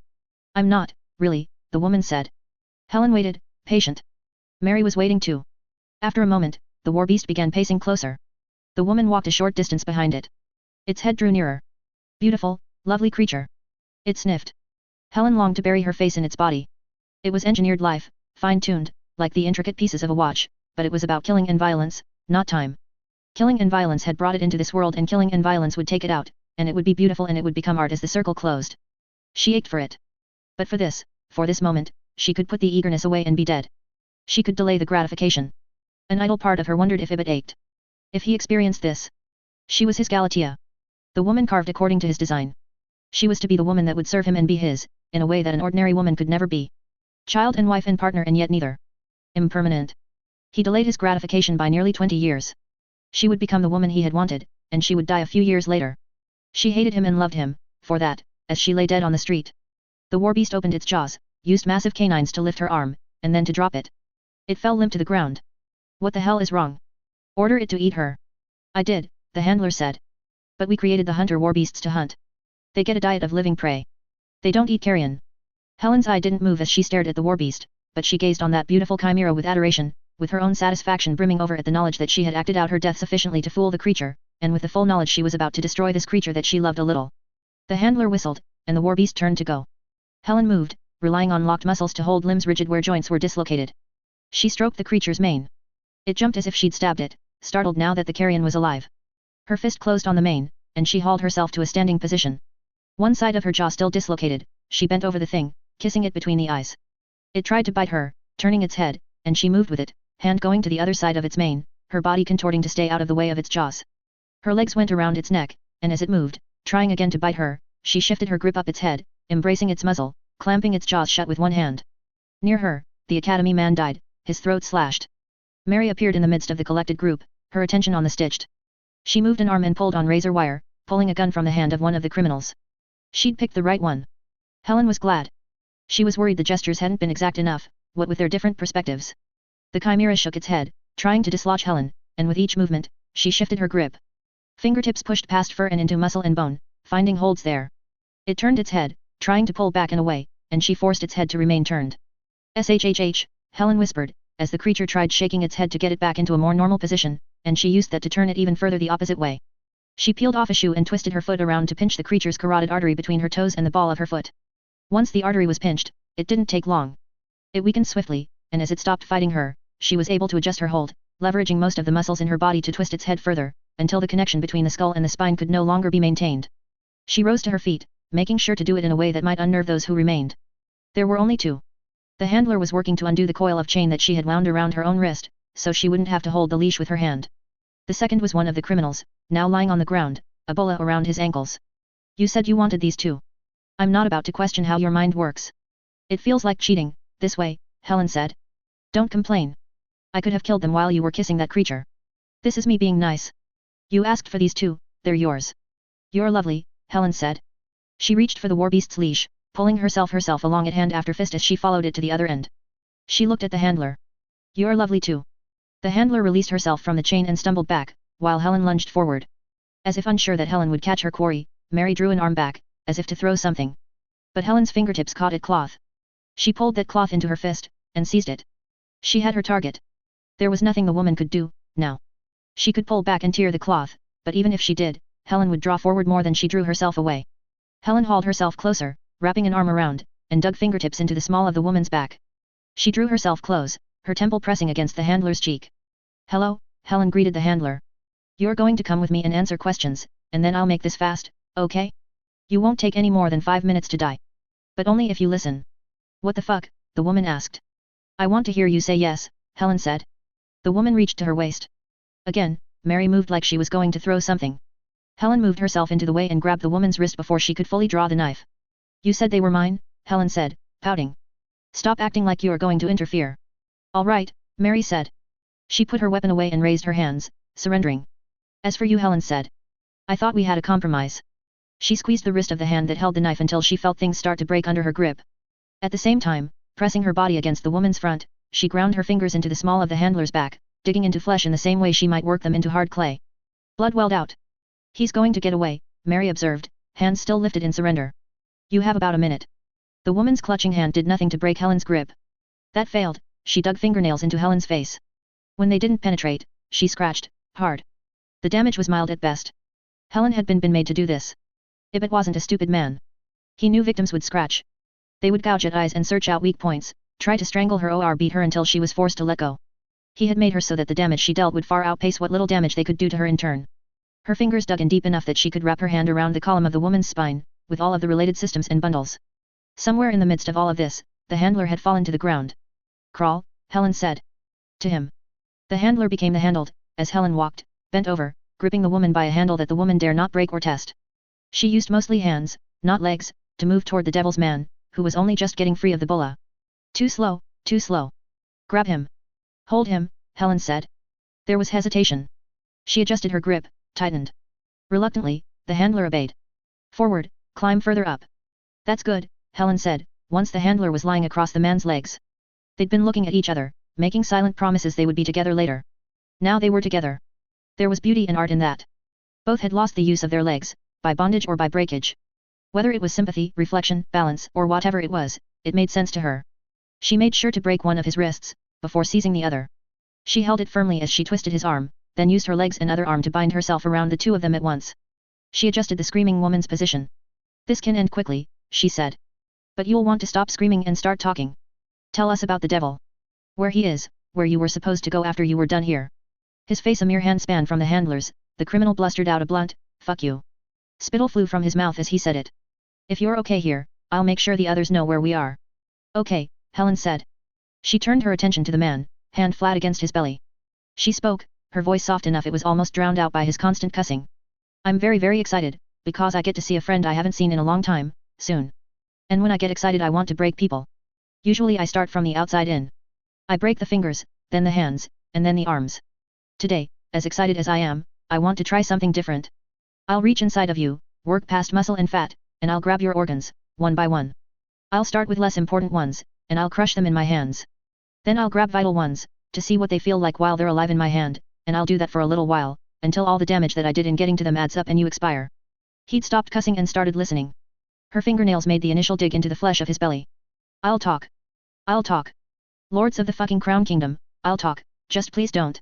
Her hand trembled there, against his stomach. "I'm not very well," she confided to him, her voice a whisper. "And the people who would usually settle me down are preoccupied." "What?" he asked, bewildered. "Nothing. Never mind me," she said, smiling. "I'm going to try to be nice tonight. You can talk, and I do my best to hold off and not squeeze bits of you into pulp. But do try to be thorough." She reached up with a bloody hand to brush at his cheek, leaving a streak there. She shifted position, still holding the woman tight against her back, and laid her head across the criminal's chest. It was as if he was her bed and pillow, and the handler was her blanket.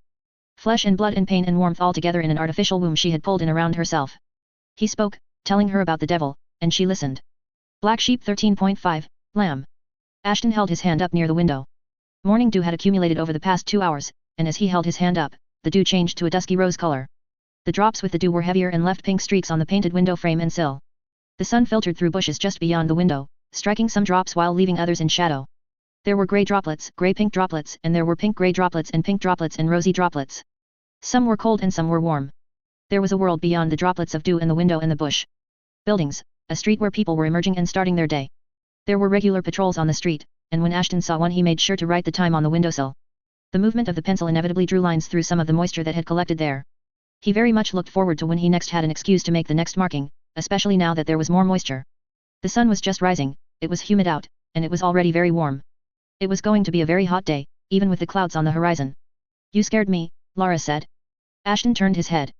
Duncan had sat up in bed. Lara was in one corner, curled up in a chair with her arms around her legs, a blanket draped over her. Her hood was down and her hair was tousled. One of her eyes was very red and watery, the eyelid inflamed.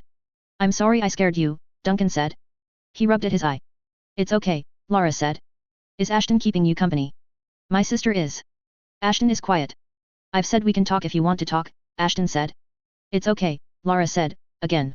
"I didn't want to make noise and bother anybody." "All right," Ashton said. He smiled using Smile 3 from the books. "I'm always happy to practice talking."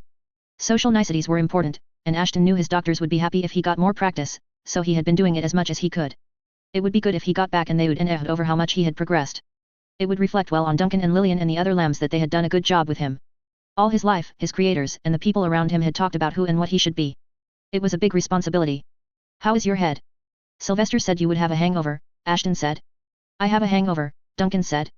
"Not too bad, all considered." He swung his feet out over the side of the bed, then stood. He swayed on the spot. "Amend that." "Amended," Ashton said, turning to look out the window. "I can't help but notice I'm not wearing pants," Duncan observed. "Abby thought you would be uncomfortable sleeping with all of your clothes on, so we took your shoes and pants." "Ahoy," Duncan said. He rubbed at his face. "And my skin is dry." "Sylvester painted your face to make fun of you," Ashton said. "I thought that was rude, so I insisted we clean your face before we put you to bed." "Thank you, Ashton," Duncan said.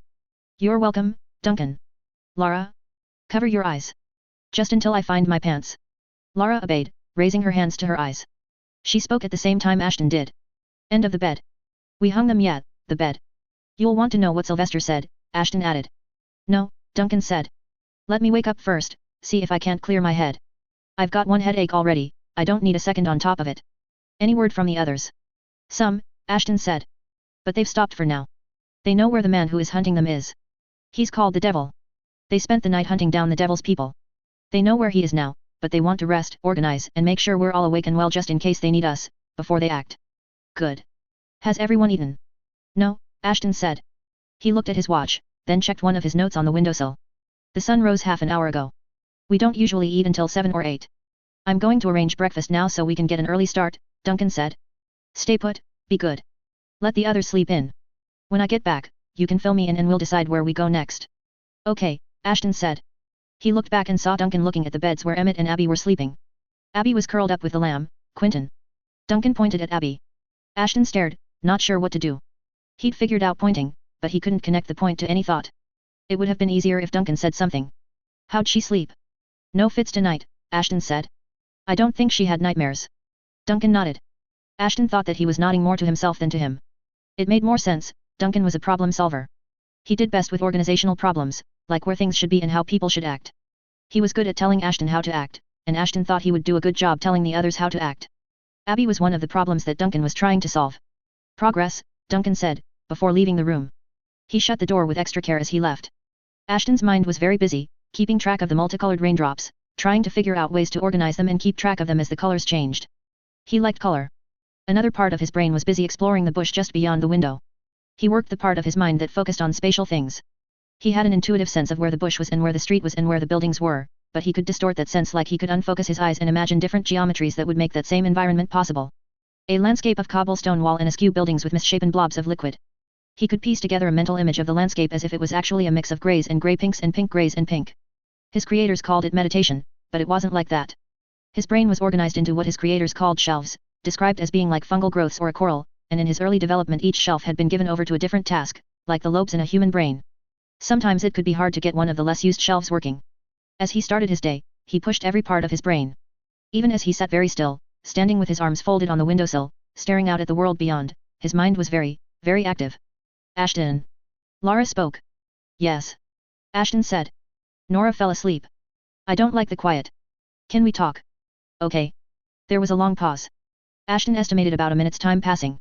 In the meantime, he began to pull the surroundings apart in his mind, imagining it all as if everything was made of meat and vegetation. As he mentally dismantled buildings, blood leaked from the gaps, touched the stretched beads of grey and pink dew and expanded into clouds as it diffused into the liquid. He liked how the blood looked when it diffused. He began painting his view of the city with clouds, while concentrating the way he sent his spores out into the air so it would concentrate in some beads more than others.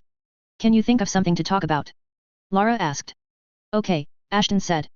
He pulled back from his imagined paintings so he could think about what to talk about. After we're done here, whether we get Sylvester or not, we'll be going back to Radham. The idea is scary, Lara said. I like Radham. It's home. It's not my home. It's a strange place to me. It will become home eventually. There will be more labs for you and your sister and all of the ones who come after. You'll have your own room, though you might have to share it with Nora. I share this room with Nora, Lara said. I described every part of it to her. She described every part of where she is to me. It feels safer to imagine myself over there than it feels to be here. Nora said it was the other way around for her. That makes sense, Ashton said. I was talking to her about how I like that you're the same height as me, and Abby is too. And we're 3. I'm part of a group. But Nora isn't. She's with the others and she looks up to them. They're more like teachers and there's something she's working hard to try to be like. That's good. That's bad, Lara said. We're becoming different. We were the same and now we're different. Different is good. Look at how the lambs work. They are stronger because they're all different. Everyone has things they're good at and things they're bad at and we make up for each other's weaknesses. My project is strongest when we're the same. We have to be able to understand each other. You will, Ashton said. He gave her smile number 3 again. It was small and it was meant to be reassuring. You don't understand, Lara said, and she said it in a way that made Ashton quickly remove the smile. She was frustrated. Okay, Ashton said. He drew in a breath, then devoted more of his thoughts to the conversation. Then I'll try to understand. There were 6 of us. All in a row. Each in a vat. We could talk, sometimes, but it was hard because we were all in fluid. I was the 2nd. Nora was the 6th. I was all alone, Ashton said. I grew in a node, which grew in a plant-like structure. I'm talking about me and Nora, Lara said. She wasn't upset or frustrated, but she wasn't pleased either. It was a reminder, the kind of reminder that made Ashton think of when he was little and understood conversations less. After a few more of those patient reminders she would get upset and bothered, or she might stop talking. He knew that if she did any of those things, she would probably be unhappy or bothered for the rest of the day. That wasn't a good thing. Okay, Ashton said. And don't use your spores on me. Not while I'm talking about this. Ashton wasn't one to get frustrated, usually. It wasn't really something in his emotional makeup. He could keep trying at a task until he was told to stop, he didn't get tired, and he didn't hit limits in the same way other people did, after repeated tries. If he did get frustrated, he reasoned to himself, then he would be very frustrated that people kept asking him not to use his spores to calm them down when they seemed to need it most. He took the thought and put it away for thinking about later. His ability to reason, feel, experience, and learn tended to come in spurts, coinciding with his bouts of physical growth. His appointments helped, giving him massive injections of nutrients that would allow such. Maybe he could gain something if he figured out frustration and made it a focus the next time he was growing in a new shelf. He could talk about it with his creators. They had said each new shelf that he grew would be smaller and have less impact than the last. He would have to carefully choose what he would make each shelf do. Lara had stopped talking. Ashton had stopped talking. He looked out the window and began painting the landscape with his imagination again. The heat was starting to take away the moisture in the air, even with the humidity and light drizzle of rain. The droplets were shrinking and evaporating. You were number 2 and she was number 6, he asked. Yes. There were 4 more, but they died before the rest of us could think and communicate. The girl in the 5th vat didn't grow good claws, so she got recycled. Her body was taken out of the vat. They took her to pieces, mashed her up and fed her to the rest of us as nutrients. Ashton nodded. This made sense. The one in the 1st vat was next to go. He not a boy and not a girl. Just a mishmash. I don't know why it mattered, but the one in the 1st vat died because of that and was fed to the 4 of us that were still there. We were small and young enough we didn't understand or mind, even if we remember. Yes, Ashton said. This is what the Academy will do, sometimes. It's how Mauer's people made the primordials, Lillian said. I'm not the first Ashton. They fail a project and they recycle it and try again. How old are you? Lara asked. I'm not very old. I've only really been out of the vat for 2.5 years. I've been out for 7, Lara said. But I haven't been out of the lab much. Ashton started to speak, then stopped, before admitting, I'm having a hard time following this conversation. I'm not sure what this has to do with what we were talking about. Okay, Lara said. I'm older. Even if you're senior, here. Yes. Yes, Ashton said. That is a very good way of explaining it. I started off from a human base, like Abby did, except she had a lot more human to start with, and she isn't going to change as she grows. But you're very different. You were made from new. And you're finding your way to acting like a person. Yes, Ashton agreed, with confidence. He paused, connecting thoughts. Am I doing a bad job of acting like a person? Yes, Lara said. I don't care if it makes sense or if it's how the Academy does things. I had sisters and now I don't. The people who made me took away 4 of my sisters because they were too different. Now Nora and I are becoming different. And you're scared. I'm scared of everything, Lara said, shrinking down into her bundle of blanket, until only her eyes and the top of her head were visible over her knees. But I'm very scared of this in particular. Because you're worried it's the same as when they were making you. Yes, Lara said. I'm not very good at being human, so I'm not going to be good at helping with that. I'm not very good at giving advice about being scared, either, because I don't get very scared very much, Ashton said. I don't want help or advice. I just want you to listen, like Nora listens. I'm not very good at listening either, I don't think, Ashton said. No you aren't, Lara said. I think I'm more upset than I was before we started talking about this. But, Ashton said. He had to put his brain to work for a few seconds.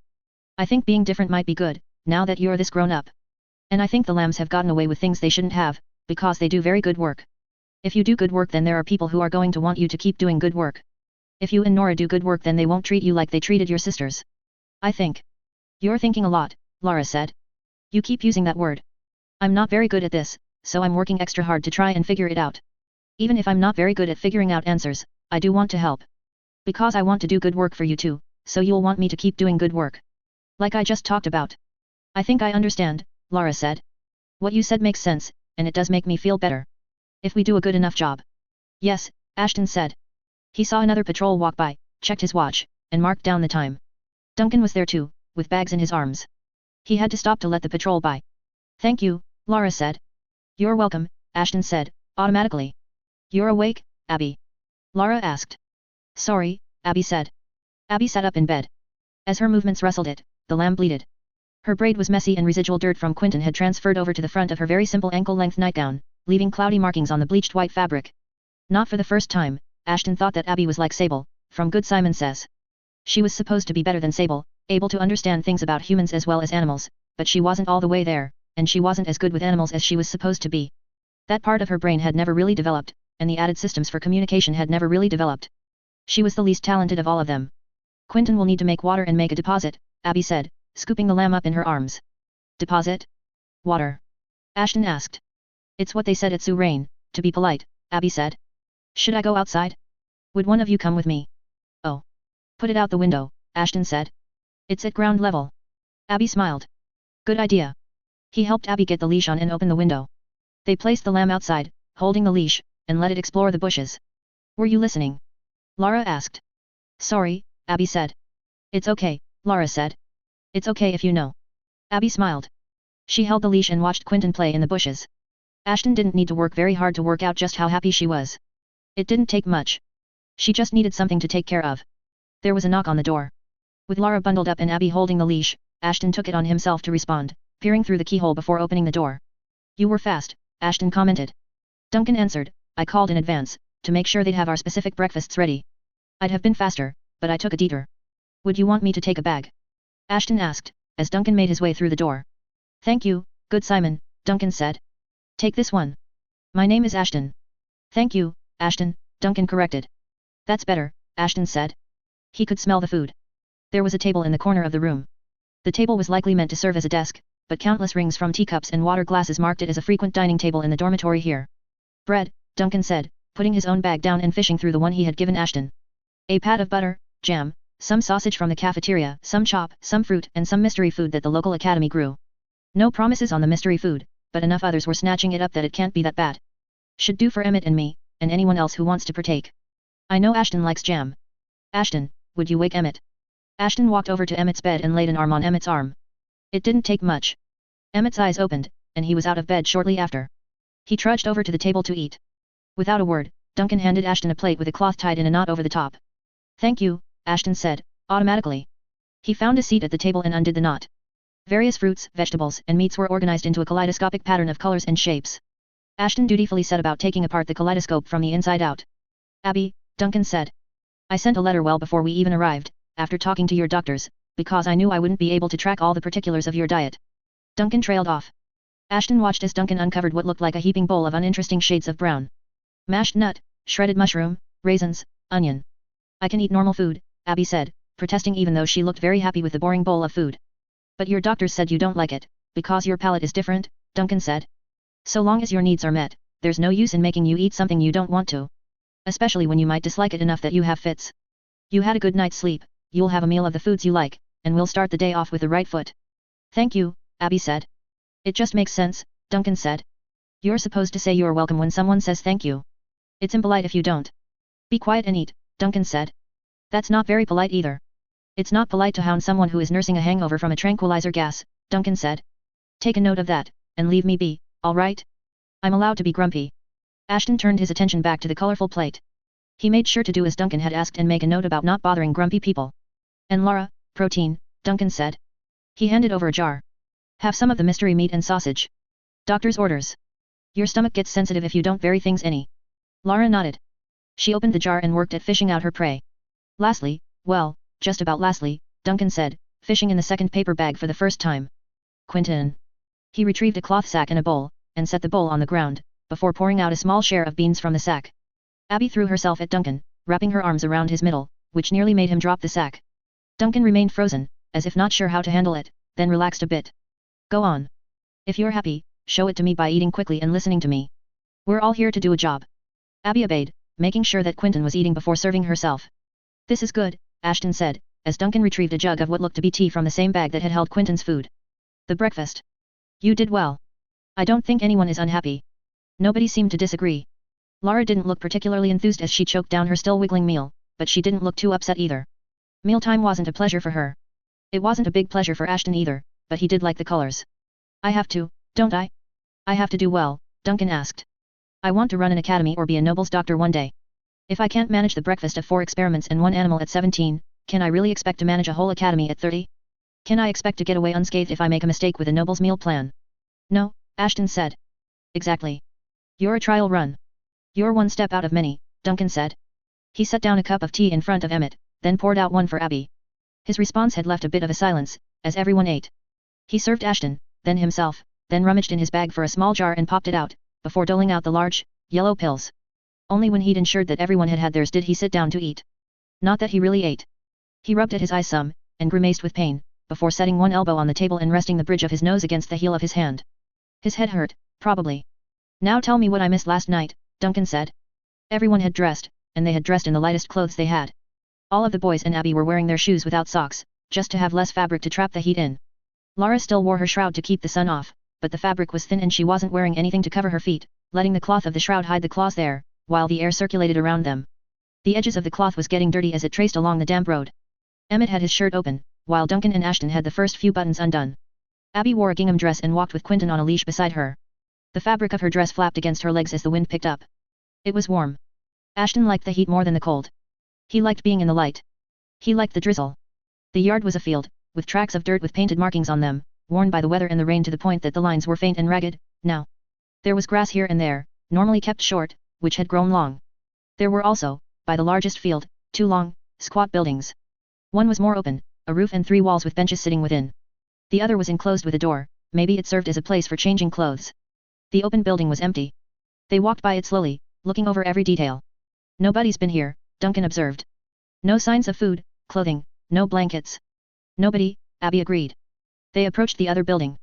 Duncan hauled open the door, and froze where he was. Ashton joined Abby in peering under Duncan's right arm, while Lara peeked past his left. Emmett looked over Duncan's shoulder. A boy and a girl, kissing, lying astride a bench.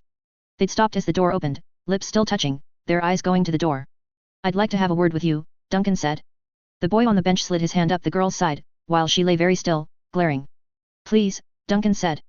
The boy on the bench stood in a very fluid motion. In the process, he raised his arm, very fluidly pointing the gun he'd just picked up at Duncan. Ashton and Abby moved quickly away from the door, to get out of the line of fire. On the other side, Emmett and Lara backed away. Duncan was too squarely in the gun's sights to join them in taking cover. Damn it, Duncan said. Okay, the boy in the building said. My name is Maurice. The girl with me is Noreen. I'm going to need you to listen very carefully. All 4 of you are going to back away very slowly. I want to see you standing as a group, about 20 feet behind. Duncan. Ashton could see Duncan sag a little at the mention of his name. I want you where I can see you, far enough away I don't have to worry too much about you, Maurice declared. Especially the red-haired one. He got to you, Duncan said. Sylvester? He did. Get moving, all of you. Come on now. Unless you don't care about his welfare. Abby and Ashton moved back, following the instructions. Lara followed their cue. Emmett remained where he was. Emmett, Ashton said. Emmett didn't budge. Please, Abby said. Blee, Quentin added. Reluctantly, Emmett backed off. They formed a group, standing a distance behind Duncan. Duncan backed away a few steps as Maurice and Noreen left the building and came to stand in the doorway. Noreen stared them down as she buttoned up her blouse. Maurice continued to point the gun. What happens next? Duncan asked. I detain you, Maurice said. I inconvenience you as much as possible. I'm allowed to shoot to wound. I'm quite a good shot. Lying, Abby said, loud enough to be heard. Let's not antagonize them, Duncan said. Please. Maurice smiled. All right. I admit, I'm a terrible shot. That should worry you more than me being very precise. It does, frankly, Duncan said. Behind his back, Duncan gestured. Move. Gas. Move. Ashton wasn't very good with the gestures. Sometimes his brain wasn't very good at putting things together that the others were very good with. Things like this, where move and gas and move had so many meanings and combinations, it confused him. Slowly, he was able to piece together a likely interpretation. The trick was how to do it. If he simply walked over, it would be a problem. I want to do something, but I don't want any of us to get shot, Ashton said, quiet. He'll shoot, Abby said. But only if he really has to. Can't you see? I'm not very good at understanding expressions, Ashton said. Especially from this far away. I am, Abby said. I don't think he's going to shoot. Ashton reached for Lara's sleeve, and gripped it, holding the end of her claw up, closer to shoulder height. He pushed out spores. Seems like a bad idea, Duncan said, staying here, when there are roving bands of criminals out looking for children. Children with nowhere else to go get pointed here. We send them somewhere more secure. Most roving bands of criminals aren't out and about this early in the day. We thought we had time to, Maurice trailed off, looking at Noreen. Wake ourselves up from our morning nap. Sorry to interrupt, Duncan said. No you aren't, Noreen cut in. Lara's hand shook. She started to pull away, and Ashton held on, still pushing out. This isn't the group we were told to expect. Not all of it, Maurice observed. No, Duncan said. That's irritating. Sorry, Duncan said. He seemed to notice something. Are you Academy students? Noreen scoffed. Does it matter? Kind of. Best thing you can do for yourself is to forget you saw us and listen carefully. I'm going to take a step to the side. You're going to walk past me, and into this building, understand? You'll be going inside one by one. I understand, Duncan said. Lara's trembling intensified. All at once, she hauled her hand away, slicing at Ashton's hand and some of her sleeve. She threw herself to one side. Whoa!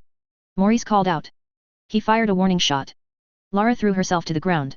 While she huddled there, spikes and scythes of bone protruded from her shoulder and sleeve. No moving, Maurice said. He didn't seem to have anything to say about the weapons that Lara was displaying. Ashton hurried to Lara's side. No moving. Maurice called out. She's scared, Ashton said, as the one who had used his spores to create the anxiety. No moving. Maurice called out again. Ashton huddled down, close to Lara, and pushed out calming spores. I'm very sorry I did that, he said. She remained where she was, hunched over, facing the ground. Her mangled feet with some clawed toes were sticking out behind her. Ashton adjusted the cloth to cover them so they wouldn't be damaged by the sun. The wind nearly blew the cloth back out of place. He pressed it down with one hand. I'm sorry, he said. She nodded. He was pretty sure she wouldn't have been nodding if he hadn't been trying to calm her. As best as he could tell, based on the direction of the wind, the calming effect was being carried by the wind to Duncan, Noreen, and Maurice. What's wrong with her? Maurice asked. She's not very good with conflict. That seems like a monumentally bad thing, given what you lot seem to get up to, Maurice commented. It's not the best, Duncan said. Lords. You almost make me feel guilty, Maurice said. He glanced at Noreen. I'm getting too soft. Get over it, Noreen said, voice hard.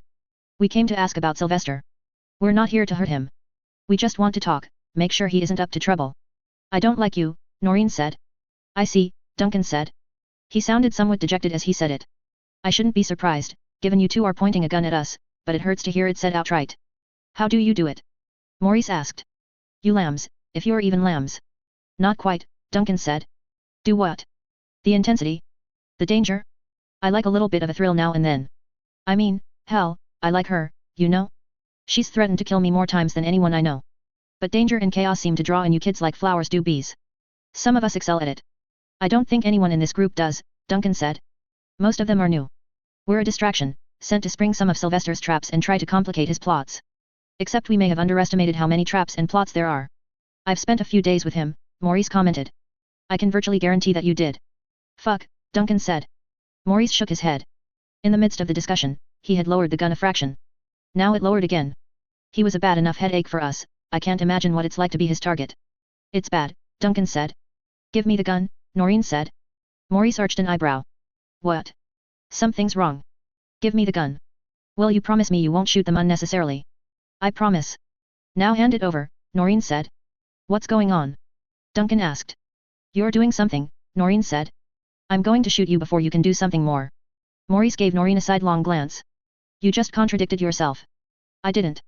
This is necessary. I feel strange. My emotions are stirred up. I feel tired. We just woke up. And I don't normally feel emotions like this, Noreen said. It's the red-haired one. Give me the gun. Ashton closed his eyes, and he pushed out a heavy release of aggression, of spores that wound, agitate and drive others to action. No, Maurice said. It's fine. Just stop and... Noreen lunged for the gun. Maurice pulled it away and used one hand to push her to the ground. His attention divided between Duncan and Noreen, he didn't see that Emmett was barreling toward him until it was too late. In a moment, both Noreen and Maurice were pinned against the ground. The gun lay several feet away. Duncan walked over to the gun to pick it up. He stuck it into his belt. Thank you, Ashton, Emmett. I do believe that's the first time that we've worked as a group. You're welcome, Ashton said. Abby and Lara helped too. Thank you too, then, Duncan said. Noreen seemed to be reserving glares for everyone present, Maurice included. Duncan opted to talk to Maurice instead. Where's Sylvester? Ashton pushed out spores to loosen Maurice's inhibitions and tongue. It didn't take long to get an answer. His orphanage, Maurice finally confessed. His orphanage? Ashton asked. Lambsbridge. No. It's here, in this city, Maurice said. He's collected every child with no place to go. Has a staff. Soldiers, Duncan concluded. And traps? Lara asked. Naturally, Maurice said. Naturally, Duncan said, sounding very tired. Ashton wished he could give Duncan a little bit of a boost in mood, but Duncan was taking drugs to counteract him. But the others seemed to be thrilled with their very first success, so he made sure to give them a little puff of happiness. Black Sheep 13.6, Lamb. Every moment she was out in the open was a moment of restrained terror. Only her allies were to be trusted, and they were outnumbered by 100,000 to 1. People milled through the streets. The old were potentially demented. Other adults were healthy and strong enough to pose a danger to her, all potentially criminal. Facts had been ingrained into her understanding and perception on a raw, structural level. Anything bigger than her was scary. Anything that moved quickly was cause for alarm. Color off suggested poison. Prey had eyes spaced further apart, while predators had eyes placed closer together, on the fronts of their heads. There were so very many people in this city, and almost all of them were bigger. They moved briskly this way and that, unpredictable, and Helen and Mary and Lillian and Lacey all navigated that unpredictable current with ease, while she jumped and relied on them to create a path for her to walk. Sometimes one of them would place a hand on her back or her shoulder, to help guide her. Each time, she would have to keep from jumping and unsheathing the weapons stored in her back and shoulders to retaliate. And this milling crowd of people were sometimes dressed in bright colors, dyed sleeves, and bright decorations moving quickly past her, as if they were going to swoop into her mouth or brush past her. They had eyes on the fronts of their heads, closed together. Predator eyes. If she didn't keep her gaze on the ground, then she was bombarded with the aggressive stares of the crowd. It was easiest and best to keep her head down. Be small. Let Helen lead her, holding one of her sleeves. Scared, she buzzed out the word, using structures in her head, chest, and the largest bones of her body. The signal went out, and she could hear the distorted reverberation as it bounced off of large objects and made its way back to her, faint. She felt the signals in her scalp like she felt sounds in her ears. She couldn't help but process the signals as words. Not like an echo, it came faster, from all directions, her own voice bombarding and taunting her. Scared, scared, scared, scared, scared. One word was enough to help draw Lara's attention. Now she could expand on the thought. Crowds are bad, just woke up, the sun is too bright, feels like we're walking into danger. Again, the signal came back to her, but the signals came back at different intervals, some faint, some strong. Crowds just sun or woke walking so into bad. We're close, Lara replied. Not too close, but close. The people with you are the strongest lambs. Scariest lambs. Strongest lambs. We almost got shot. Now everyone acts like everything is normal. The sun is too bright. I want more clouds, more rain. Nora felt reassured. This was something they did. They would echo each other's thoughts and build on them. The sun was too bright, shining through an inconsistent mix of clouds. It was hot, and the parts of her that were human were sticking to her shroud of clothing. The sun is too bright. I want more clouds. More rain. I feel sticky. Better than being sticky with blood. Hate blood. Hate blood. Their messages nearly coincided. They both communicated amusement to each other. Sweat stinks. Lara's voice was quieter. They were positioned badly. It sounded like she was shouting, which only made the next message better. You stink. Well, I never. More mutual amusement. Helen tugged on her arm, pulling her to one side. Nora felt fear seize her. The fear redoubled when she saw why Helen had pulled on her arm. A man had a dog on a leash, and it passed within a few feet of Nora, her fear only seeming to make it more interested. Then it was gone, moving in the other direction, well behind her. She scowled at the place it had just vacated. Hate dogs, hate dogs. Nasty. Filthy. Aggressive. Cats too, she said, under her breath. I know, Helen said. She adjusted her hold on the cloth to give a reassuring squeeze to Nora's largest claw. But it's rare a dog will hurt you. Rare, Nora said. She hunched her shoulders forward. That means it's just often enough to catch me off guard. Helen stroked her head. She heard jumbled noise at all the contact there, false positives on signals and sound, but at the same time, she didn't mind it. The contact appealed to the part of her that was more human. Would that part go away at some point in the future? One day she would transition to become less human and become something of a warbeast, albeit one meant more for communication purposes than for outright combat. She would lose her skin and her diet would change. She would become far larger. She faced the possibility of losing her voice, in whole or in part, and her doctors were busying themselves with figuring out how to handle it if that happened, because that would invalidate her purpose. Lara was going on a tangent about cats that Nora couldn't follow. She had to focus to catch it. Hiss and spit. Little lambs are better. You hiss and spit, Nora sent the message. Do not. Smelly Nora. Telling lies. You only have 3 claws on your 2 feet. Inferior sister. Slimy Lara. You secretly lick cat butts. Detestable creature. They communicated mutual amusement, a babbling fluctuation that could be interpreted like laughter, if she really tried. But she didn't really need to try. This was how they laughed. I just screamed to the city about your secret and nobody hears. Tales of your furtive lickings reach past person and building and nobody understands, Nora communicated, along with a titter of amusement. But the only reply was a mere, gone. Then, just like that, there was no noise but the faint echo of her own laughter finding its way back to her. Lara had something to focus on, so she had ended the conversation there. Nora no longer had her distractions from the bustle of the crowd, the countless small and large terrors. I think this is the building, Lillian said. It looks like it, Mary said. They moved off to one side of the street, where they had some limited cover but could still lean over to take a look at the building. It was tall, 4 floors, and situated on a corner. The intersection wasn't right angles, however, so the building was more triangular than square in shape. Like most of the buildings in this city, it was all pale stone, more yellow than grey, with plants crawling up it. The windows were decorated. Plan of approach? Do you want to get involved, Lillian? Mary asked. I'll participate some. When we checked last night, it looked like 9, didn't it? Yes, Mary said. And we can expect there to be more, if they're bolstering their numbers after their losses last night. Yes. 12, 15, 20. Anything more would feel like too many, unless there's more to this particular building than it being only a gathering place. Lillian nodded. Your comfort level is 12, I remember. More or less, depending on how many there are in a room. Helen can take 6. She can also take on the most dangerous threats, Mary said. But after last night? Last night was lovely, Helen said. I needed last night. You're running out of clean outfits to wear, Mary said. You need to stop tearing them apart. Leave the inside parts of them inside them. For the sake of your wardrobe. Nora watched as Helen pouted. I like my wardrobe. I'll miss the dress with the blue trim and the ruffly straps. But I also like inside bits. Mary covered her mouth. We know where Sylvester is. She dropped her hand, then continued, given time constraints, if you come, we can't be waiting 10 minutes for Lacey to go and buy something else for you to wear. And we can't be walking down the street in broad daylight with you dripping blood.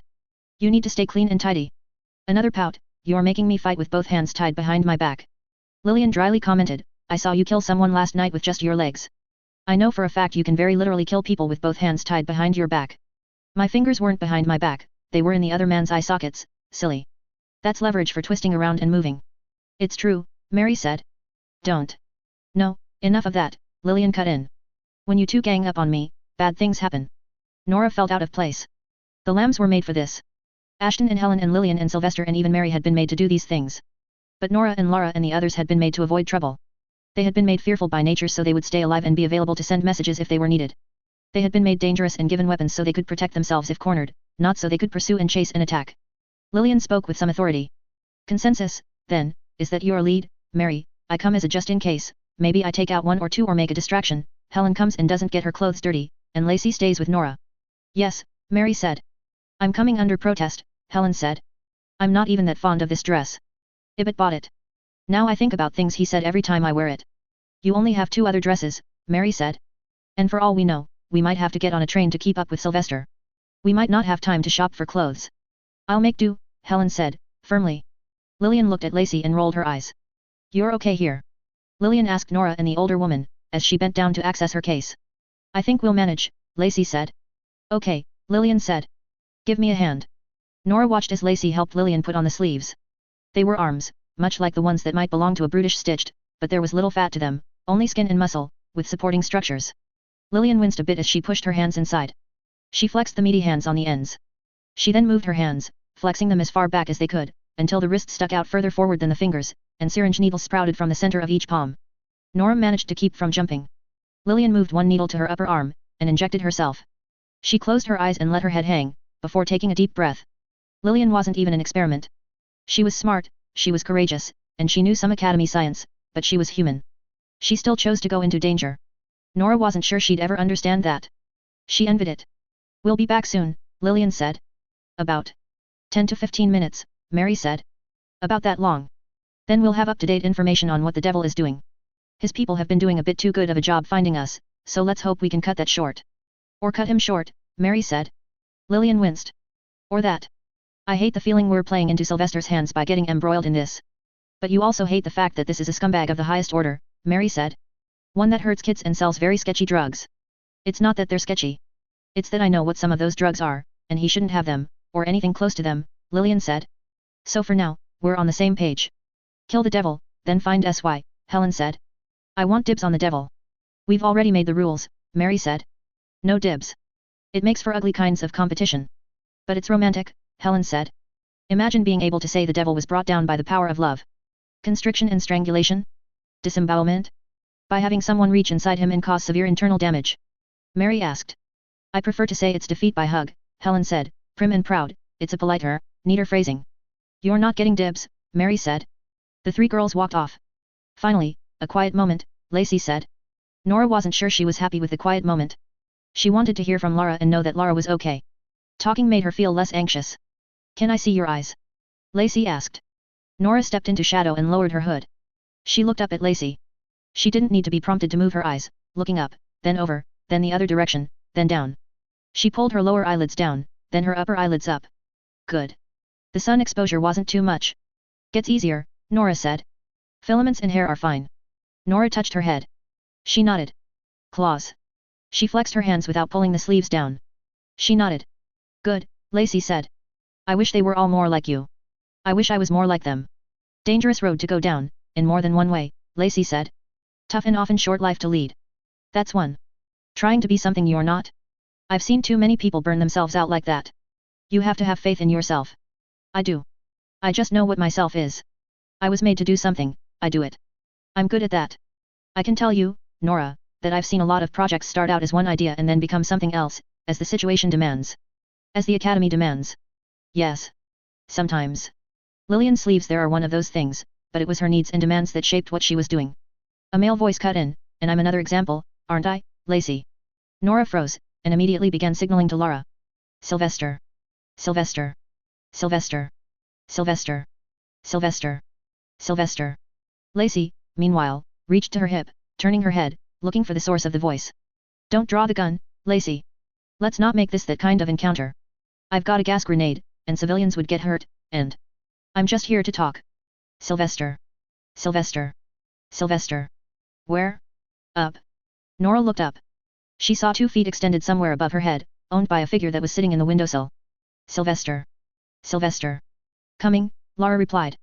Lacey followed Nora's line of sight, sighed, and put the gun back at her waistband, extending her hands to show that they were empty. Sylvester looked down, peeking, and then hopped down from the 2nd floor. Nora winced at his imminent, fast approach, felt fear response mechanisms throughout her body kick into action. He landed, pivoted, and came to a stop with his back resting against the wall in front of them. He held up the canister. She could attack. She should attack. She had the weapons. They could run from the canister. You look so nice with the hood down, Sylvester said. Nora remained silent. She looked at the boy, who was younger than Lillian. He wore dark slacks tucked into summer boots, a white button-up shirt with some buttons undone, and the sleeves rolled up. A mix of sweat and oils made his black hair look wet. It had been neat not long ago, but the loose curls were pricking up, like a dozen or 2 dozen black fish hooks. His nose and chin were sharp, cheekbones noticeable, and eyebrows arched. His eyes were penetrating and predatory in a way that exaggerated what she'd seen on some other people's faces on the street, yet he wasn't trying to threaten. Just the opposite. He avoided eye contact, turned his shoulders so he wasn't even facing her. He stepped away from the wall, looking as if he'd walk out of the alley and into the main street, then turned around, his back resting against the same wall that Nora was standing by. He slouched as he came to rest there, toes off the ground, heels firmly set. With the angle he was positioned at, his eyes were on a level with hers. He still didn't make eye contact. He was the least threatening threat she'd had to handle in recent memory. Hello, Nora, he said. She remained silent. He leaned forward, looking past Nora to the taller, red-haired woman. Hello Lacey. I should have known, Lacey said.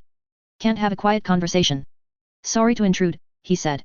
I don't know how many opportunities I'll have to actually check in and talk to people, so I take the opportunities that arise. Are you going to treat me like you did Duncan? Lacey asked. No, Sylvester said. He craned his head to look out of the alley and look in the direction the girls had gone. If anything, I wanted to apologize. Apologize? They're beautiful, aren't they? Changing subjects, to keep me off balance. Lacey asked. Maybe that's a bad habit of mine. But this very moment, I'm watching Mary and Lillian as they approach the building. I was watching Helen earlier. Their skirts and dresses, the way they move, the dance, do you know what I mean if I talk about the dance? No, Lacey said. I'm sure you'll tell us. What's the dance? Nora asked. When you know people and have worked with people for so very long that you know how they move, where they'll go, what they'll do. You move in concert. It's like 3 people on a dance floor. There's a beauty in it. Then you have 3 beautiful girls carrying that out. He craned his head some more. I'm kind of captivated, he said. He laughed, very briefly. I might actually be in trouble, if I get this mesmerized when they're actually coming after me. Let's hope, Lacey said, dryly. Sylvester turned, abruptly, and Nora jumped, stepping back. Lacey put hands on her upper arms, stopping her from bumping into her. Sorry, Sylvester said. Got distracted, forgot I didn't want to spook you, Nora. Nora didn't speak or move in response. Okay. Lacey. I'm very aware of the venom in your words. Fitting, given your field of specialty. But I did want to say sorry. I handled things badly. I've had time to think. We left it on a bad note. Just because you're apologizing doesn't mean I have to forgive, Lacey said. Very true. But remember, forgiving me would be for you, not for me. It's about not letting things burden you or get to you. And you can forgive me without saying that what I did was okay. I sabotaged your career and made things very difficult for you a number of times, for my own sake, because of my own perspective. You could have ridden the Wyvern project to a place of some prominence and instead I selfishly kicked you off it. Now that I'm seeing things from another perspective, and I'm having to value the support I do have, instead of having support from all corners, with the academy. I regret pushing you away. I know you could have been one of the half-decent doctors. Please don't try to manipulate forgiveness out of me, Lacey said, unmoved. That Sylvester started. He stopped, then leaned against the wall. Wasn't what I was doing. But okay. Okay, Lacey echoed him. I'm glad the girls are enjoying themselves, going after the devil, Sylvester said. I'm glad I get to watch as they do it. You were supposed to be watching over the others, Lacey accused. They're a bit tied up at the moment. And I have other eyes. Of course you do. I'm not worried, Sylvester said, smiling. I'm fascinated, though, by the fact that the girls are doing things so roundabout. I thought they'd go right for the head of the snake, or go right for me. But they're doing things surgically, going after the devil's peripheral groups, lieutenants, and holdings. Is that because they don't have the numbers to barrel through, or is it Lil's influence? No comment, Lacey said. Of course, Sylvester said.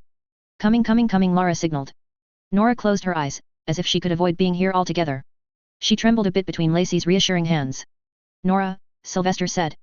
How do you know my name? I've been watching pretty much all the time. One group or the other. Binoculars and lip reading go a long way.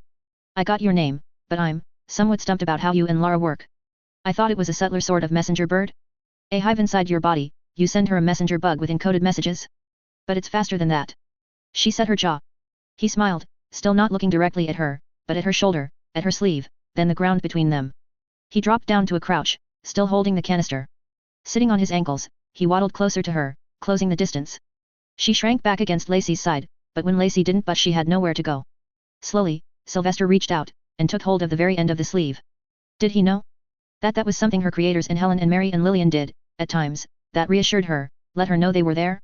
Did he understand that? I wish I got to be there when they invited you to the group. That we could have been friends, he said. Not just you, but Lara, Emmett, and Abby. I would have liked to bring out the strong, beautiful parts of you and gotten to the point where we could have danced. She remained silent. Lillian and Mary had been very firm about the fact that if she ever heard him talk, she should not believe a word he said. But she almost believed him, even as she strained to bury his words under doubt and fear. But that's the joke, isn't it? He asked. If I'm on the team, you wouldn't be. If Yvette was on the team, I wouldn't have been brought over. I'd be Lacey's stress testing experiment for a study drug that would be discarded when they were done with me.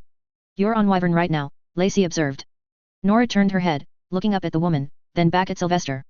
I had an appointment shortly after I saw Duncan's group turn up, he said. I needed to make some last-minute adjustments, and I wanted to be at my best. Thought so, Lacey said. Sylvester let go of Nora's sleeve. He rested his arms on his knees, as he crouched on the spot, low to the ground, relatively still. One of the three great tragedies we all have to deal with, he said. That we couldn't all be together. Yvette, Ashton, Gordon, Jamie, Helen, Mary, the new lambs. He sighed.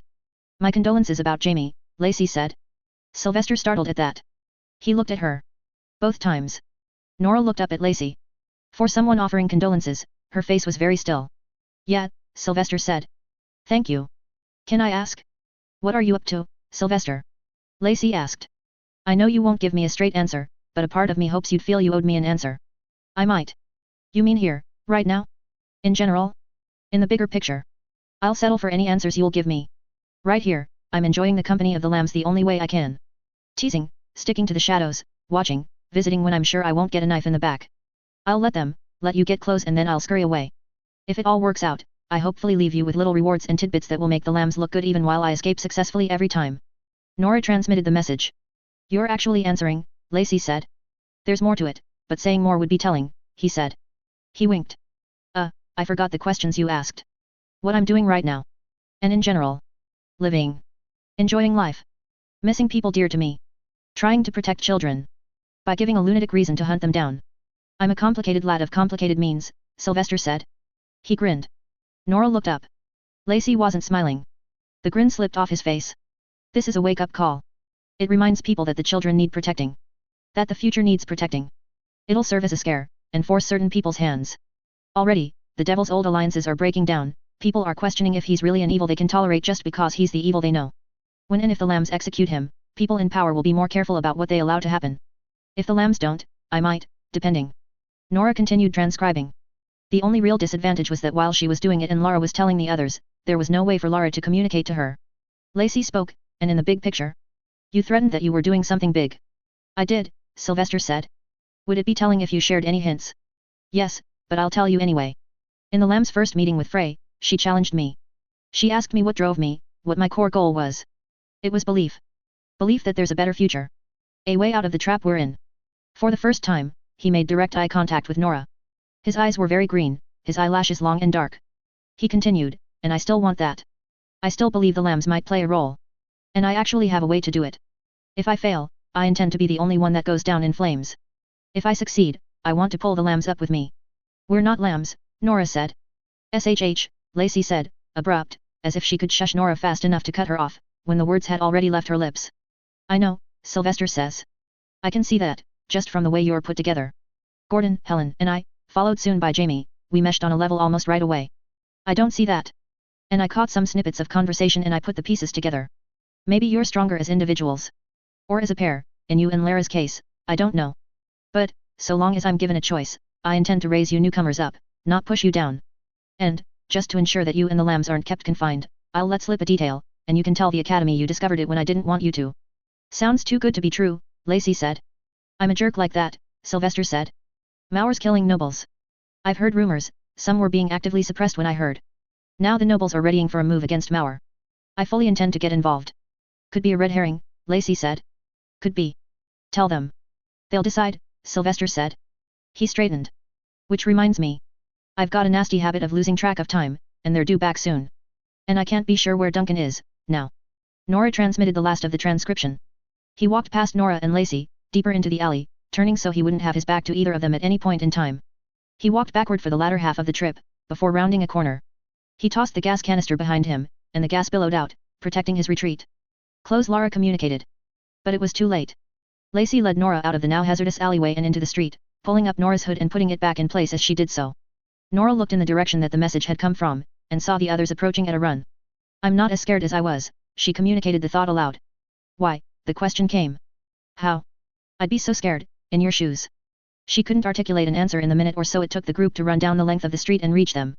Lara, the one individual in the whole world who didn't scare Nora at least a little, ran into her full force, wrapping sleeve-clad arms around Nora. Nora gripped her sister just as hard. What happened? Duncan asked. Did he slip away? As Lacey began to explain, turning her head to note that the three girls were joining the greater group, Nora turned her full focus to her sister. You're shorter than me, you know, you depressing little abortion, she whispered to Lara, gripping her tighter. By 2 centimeters, you cockroach. And you snort fresh rat poops, Lara whispered back. The two laughed in their own way, inaudible to the others. Black Sheep 13.7. 5 years of preparatory schooling with tutoring twice weekly that started when she was 4, ensuring that she knew most of Woolstone's ratios by heart before she even entered school. 4 years of preliminary academy studies at Dame Cicely's sister school, coinciding with work as a lab assistant so she could get lab space and work on her admissions project. She'd left all of her acquaintances behind as they'd either failed out or gone on to Dame Cicely's and she'd tested for and earned her place in Radham, which was more reputable. 4 rigorous years at Radham, followed by examinations and testing, the same ones that Lillian and Duncan were working their way through now.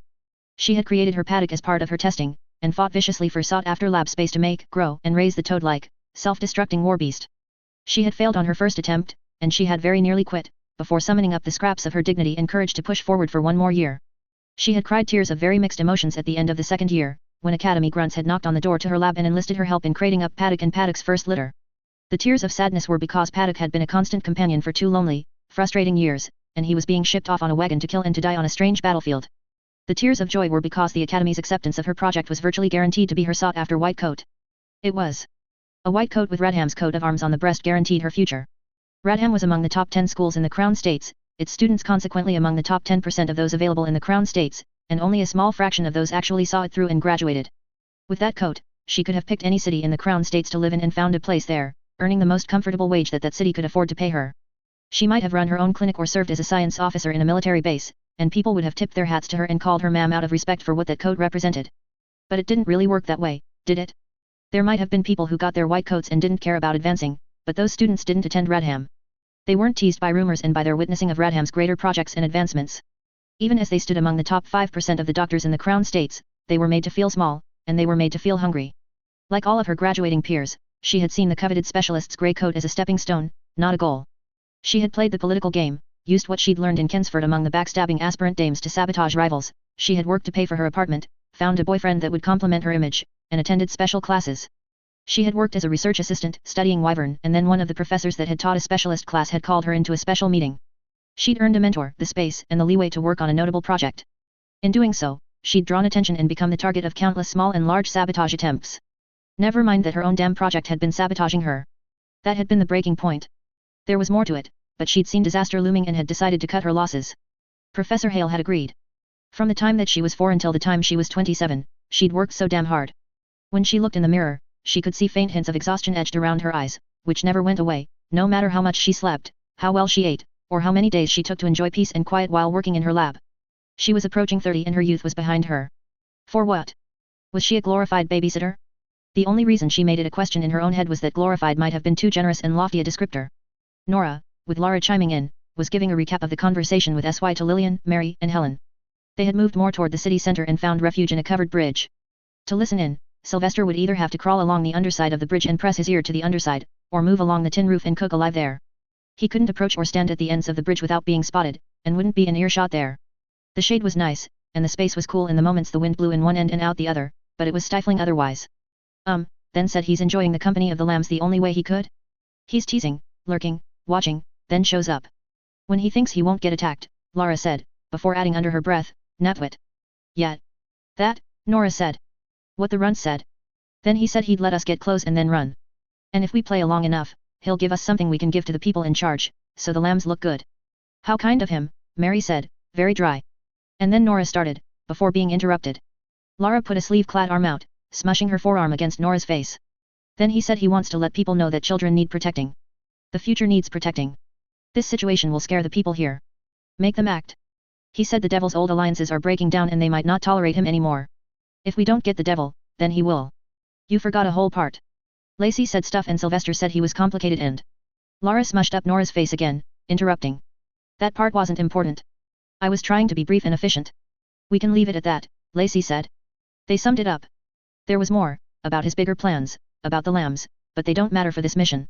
Later, Nora, or Lara will fill you in on what he had to say. She could see Lillian and Mary practically squirm with their desire to hear just what Sylvester had to say. In another situation, she might have felt bad for them. In this situation, she only felt a pit of concern in her gut. He's a whirlpool, Lacey said, doing her best to diplomatically address that concern. The closer you get to him the greater his leverage. Get too close and you're no longer in control. Interesting metaphor, Duncan observed. I think that's the fifth Sylvester is dangerous metaphor I've heard in the last 2 days. Maybe the most accurate one. Lacey gave him a small smile. Thank you. Listen, I know I'm not in charge. I'm here to watch, offer some counsel based on what I know about Sylvester, provide a bit more legitimacy to the group than you might otherwise have, and to dole out pills. I'm not the leader. But if you're willing to take my advice, I would strongly advise that you keep your eye on the prize. Put feelings aside. You have a plan. Stick to it. Don't get caught up in Sylvester's pull. Devil first, then Sylvester, Mary said. She had a hard look in her eyes again. It hadn't taken much to remind her to put her feelings aside. But Mary was like that. It might even be a program trait, something that Percy had done to her, much like he'd made her so very focused on training her body and her expertise with weapons. Mary was easy. Lillian Lacey could look at the girl and see that she wasn't wholly convinced. The pit of concern remained in Lacey's stomach. It would, much like the girl's desire to ask more questions, and the myriad other distractions that Sylvester would throw in their way, be something that she had to put off until later. Exactly, Lacey said, before reaffirming, stick to the plan. It wasn't wholly by accident that she met Lillian's eyes briefly as she said the latter part. We know where his new headquarters are, Mary said.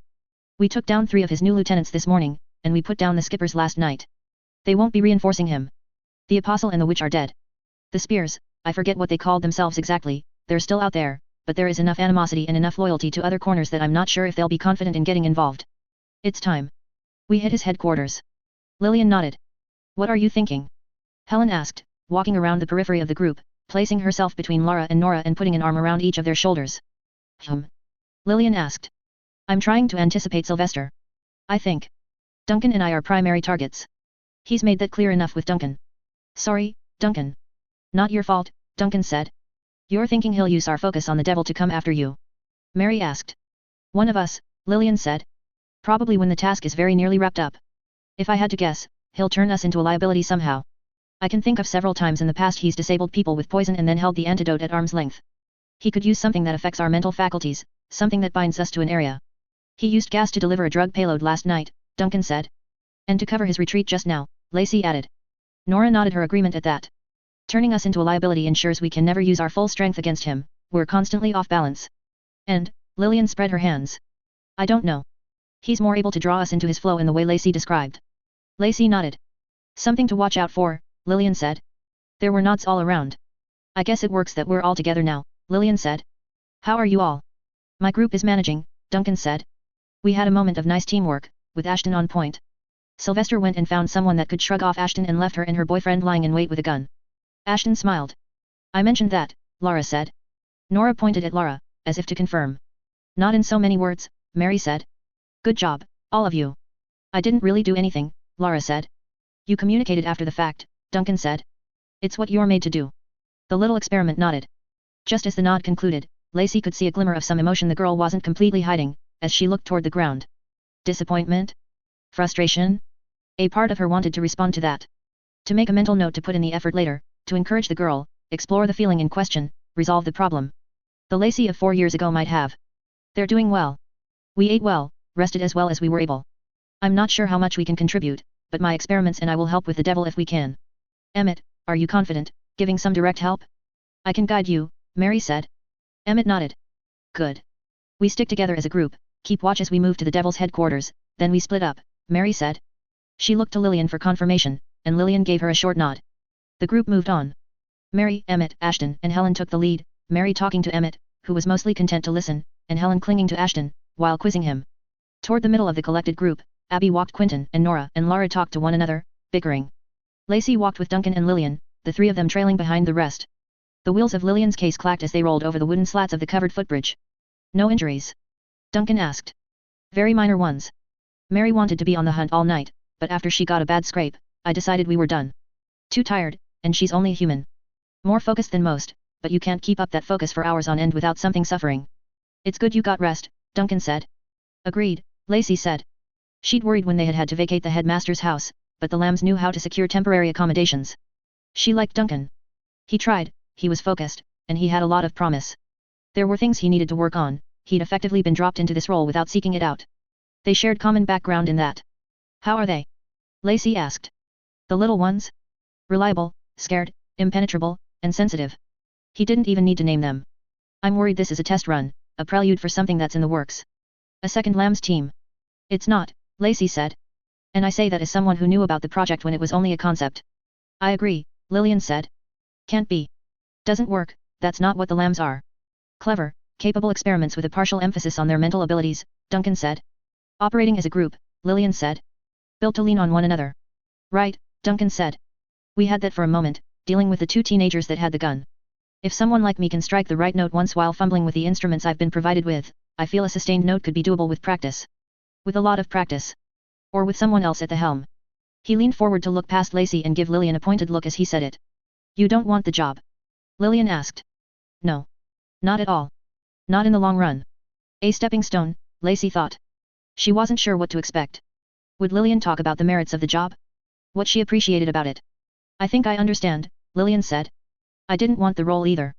Not at first. Duncan made a noise. His expression was knit into something more thoughtful and concerned. Spooky to think about? Lillian asked. Very spooky, Duncan said, smiling. Duncan. Helen called back.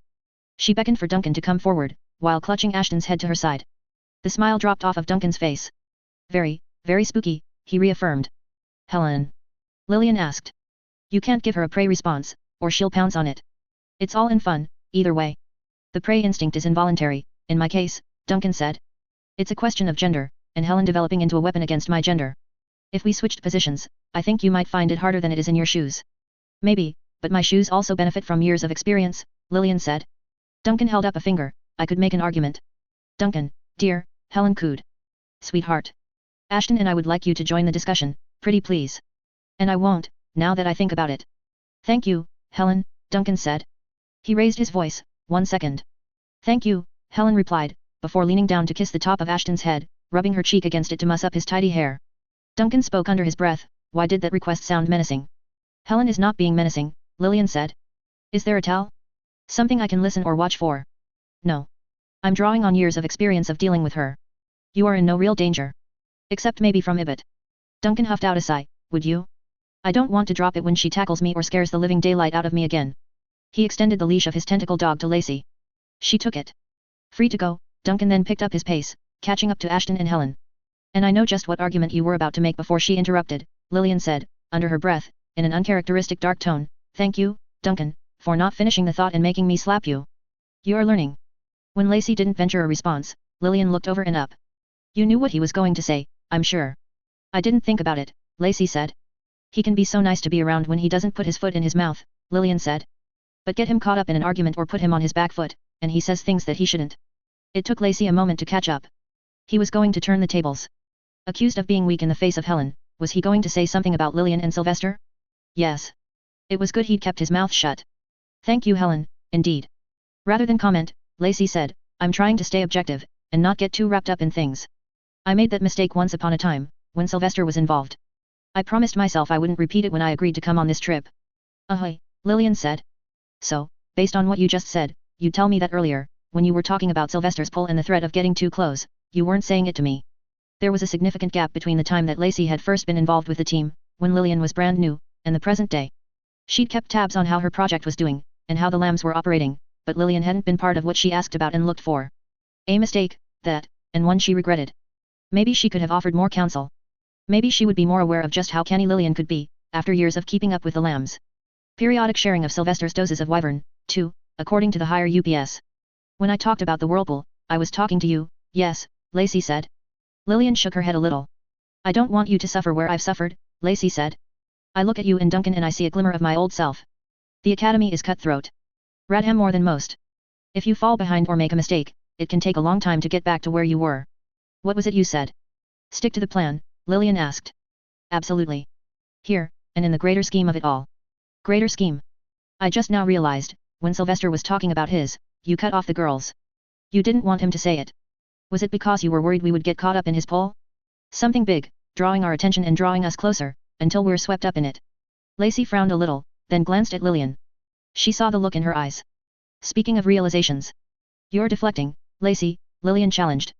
I've spent long enough around Sylvester that I'm not about to get distracted by something that blatant. That's fine, Lacey said. But you're more defensive and hostile than you should be. How much of the combat drug did you inject into yourself before you went into the building? I played it by ear. The mood response to the drug depends on my mood, so I have to adjust. I'm well aware of the peculiarities of different combat drugs, Lacey said. I have a general spec in drugs and poisons. I know how that can sometimes be necessary. That in mind, when your mood is far outside the usual bounds, your judgment when playing something by ear is not always going to be optimal. You can overshoot. I don't think I overshot, Lillian said. All right, Lacey said, doing her best not to let her doubts creep into her tone. Who was the liar in the group? Lillian asked. Beg pardon. Sylvester was given massive doses of wyvern from a very early stage in his life. I know he learned from others. He started off by building his identity as a mosaic of the people around him. He's very good at lying, but your response just now, I don't think he got the lying from you. Deflection, maybe, but not deception. You're too transparent. She'd let Lillian see or hear her doubts, then. I don't think the others in my group were good liars, Lacey said. She paused. But if they were, I don't suppose I would have realized. Could it be the other lambs? No, Lillian said.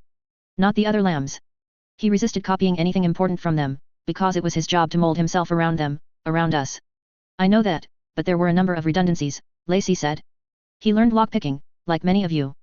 Acting and presentation, like Helen. And he got it in his head to learn some of Mauer's manipulation, and phrase approach, and he picked up some bloodthirstiness along the way, Lillian agreed. But I'm talking about the Sylvester in the very, very beginning. Before he started picking up those things. I was with the group for a year and a half before he even dabbled in lockpicking again. Redundancies came later. I don't know, Lacey said. I think deception and lying are pretty endemic, in the academy. Rich compost to grow a schemer. Maybe, Lillian said. I won't argue it. Like you say, I could be under the lingering influence of the drug. There was bitterness in the sentence. Babysitting. How ironic, that when she'd tried to look after the child in her care, she'd pushed him away. But when she'd resolved not to do it, she found herself stuck with the responsibility. I would recommend, Lacey said, as carefully as she could, pausing to find her words. She didn't get the chance. That I don't use the combat drug again, Lillian said. Yes. Dealing with Sylvester will be hard enough, but if you're in an altered state, even in the mildest sense, it might be something he can use. I already resolved not to, from the moment you brought it up. I've been trying it to see if I couldn't get an edge, something I could use. We had time before we focused on Sylvester. I thought I'd try a test run in a more serious situation. The costs aren't worth the gain, I couldn't even really feel the benefits of the drug. I hoped I could find a chemical that might cover up weaknesses, but they only ever hurt me. Lacey diplomatically held her tongue. Before, Lillian said.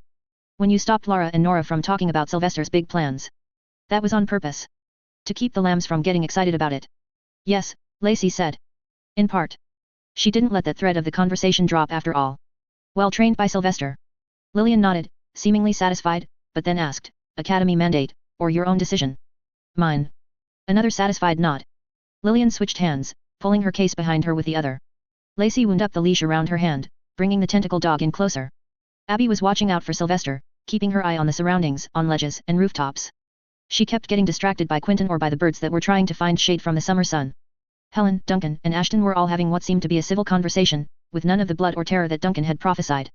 Ashton seemed to be leading the discussion. Mary and Emmett and the communication experiments seemed content to talk, still. You're the expert when it comes to Wyvern, Lillian said, ending the break in the conversation. In a way. Sylvester of the past, he was a mosaic. Blank, mirroring people around him. Adjusting how he learned and copying things, picking up skills and figuring out the ones to retain with his rapidly dwindling retention.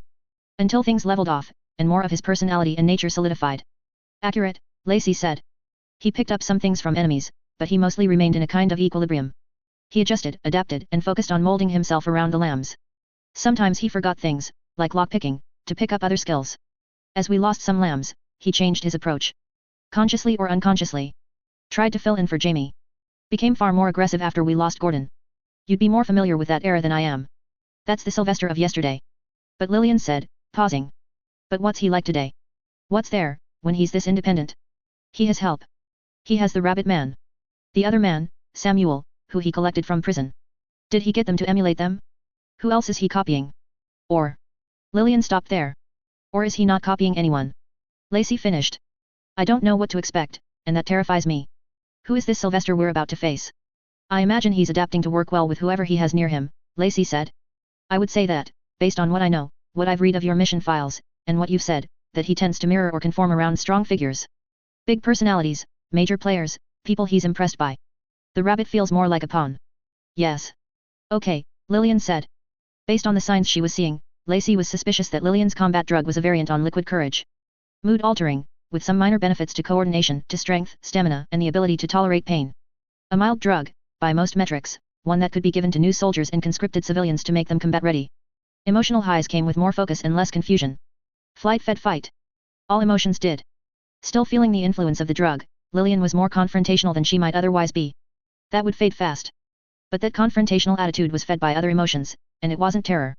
Whether she was aware of it or not, Lillian was wearing her heart well on her sleeve. She hadn't taken the classes on hormones and mood that Lacey had specialized in. Lillian's anxieties, her hopes, her broken heart that hadn't quite mended, all were bleeding through in a single color. It would be better to stay silent. To discourage this relationship and game that Sylvester was trying to foster with the lambs. Lacey opted to speak, instead. In the early days, Wyvern shaped him on the most fundamental levels.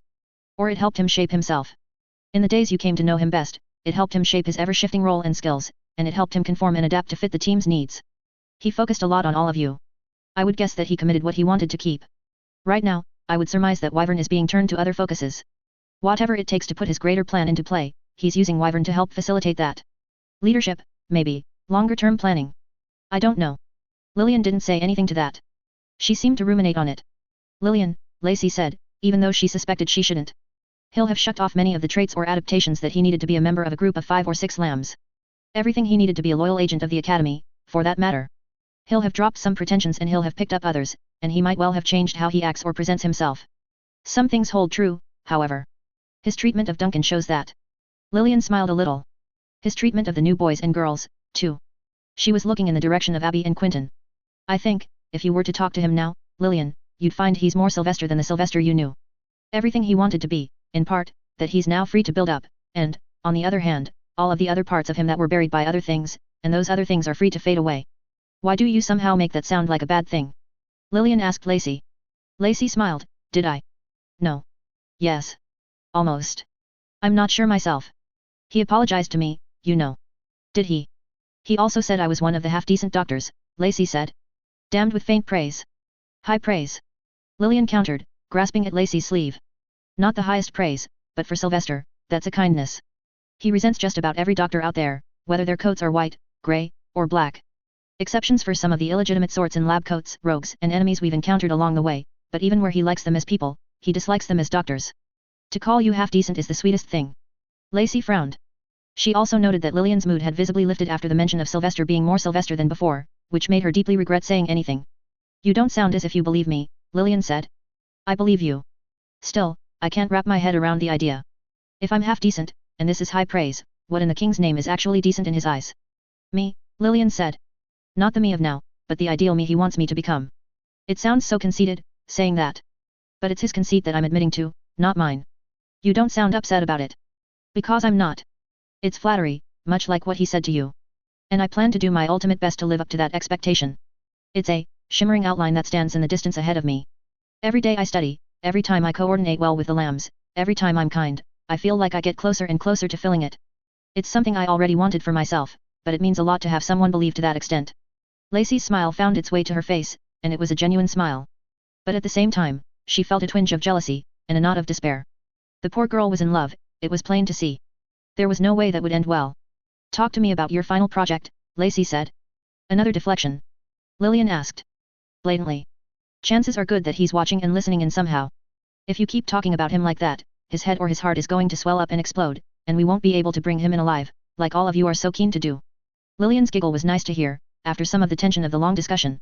Their conversation mercifully turned to muscle types and arrangements, stand-ins for muscle, and structural elements. The conversation, as such, whiled away the remainder of their walk, before Mary raised her hand to give the signal, and the group fell silent. Lacey didn't know the signals, but she could draw conclusions. They were close. Stay close, Lillian said, grabbing Gain for Lacey's arm. Abby, you two, come here. Duncan, too, broke away, retreating to join their group. Mary, Emmett, Ashton, and Helen remained at the group in the lead. At Mary's instruction, the pair of Lara and Nora split up with one going to Mary's group and one to Lillian's. Once they were organized, they moved more cautiously as a whole. Conversation ceased, and everyone's attention was focused on the greater danger. Mary's group would move up a distance, and then they would signal for Lillian's group to catch up. In this way, they approached to within a block of a building in construction. The building was swaddled in cloth drapes and scaffolding, and construction had obviously been interrupted at one point or another because branches of builder's wood had grown and then been ignored. Without being cut, they had continued to grow day by day and week by week, at a fraction of their original speed. Now branches wove their way into the scaffolding. It probably looked worse than it was. The branches could be cut back. Construction could be readily resumed once the budget dispute or other problems were resolved. In the meantime, it was a fortress. A building of stone, with men perched here and there on the scaffolding and the ledges and wall tops that the incompleteness of the building provided them. Taken on their own, they might be taken to be construction workers or men simply hanging out and shooting the shit. With the knowledge that the devil was within, however, it was more ominous. Those men were likely armed. They collectively shrank back into meager shadows as a group of people moved by. There was no telling if they were threats patrolling the area or civilians going about their business. Mary signaled. Lillian translated. Stay. They stayed. They watched, and they waited as Mary led her group toward the building at an angle they were less likely to be seen. They found a way to cross the street in a cart's shadow without being too exposed, then disappeared as they approached and climbed from an angle that Lacey couldn't see. But, in the wake of that, Helen and Mary could be seen on the scaffolding. It was all wood, and it seemed to creak, because men turned their heads and shouted, but the girls soon found a rhythm. Helen distracted, while Mary clung to the underside of one set of boards, and a strategic kick to break a board or a stab between the slats served to bring a man down. For the next batch, they switched roles, and Helen could be seen climbing with uncanny ease on the underside of one shelf, while Mary drew the attention. Helen got her hands on one man, and, with one hand clinging to her handhold, dangling, she used her other 3 limbs to mangle him. Does it bother you? Lillian asked. Yes, Lara said. Or was it Nora? Yes, Abby said. I don't like violence. But it doesn't bother me as much as it once did. I could get used to it. Oh. Lillian asked. I'm surprised at that. It sounds like you want to get used to it. On the scaffolding, Ashton walked along one set of planks with excruciating slowness. I do, Abby said. I don't want to be powerless forever. There's more ways to power than violence, Duncan said. For you, and for Lacey, and for Lillian, maybe, Abby said. She didn't say anything more. Ashton remained very still, 5 feet below one of the men, who was keeping an eye out for Mary and Helen, both of whom had disappeared inside the building. The man's searches grew ever more erratic, before he recklessly stumbled in a direction, twisted around on hearing something inside, and missed his footing. He hit a sash-like drape of cloth that was supposed to cover a window that hadn't yet been installed, but had been tied at the bottom to help secure scaffolding. It might have broken his fall, but he hit it at a bad angle, and he didn't move very much at all on landing. In a matter of a few minutes, with Mary's group reconvening here and there, the guards were systematically disposed of.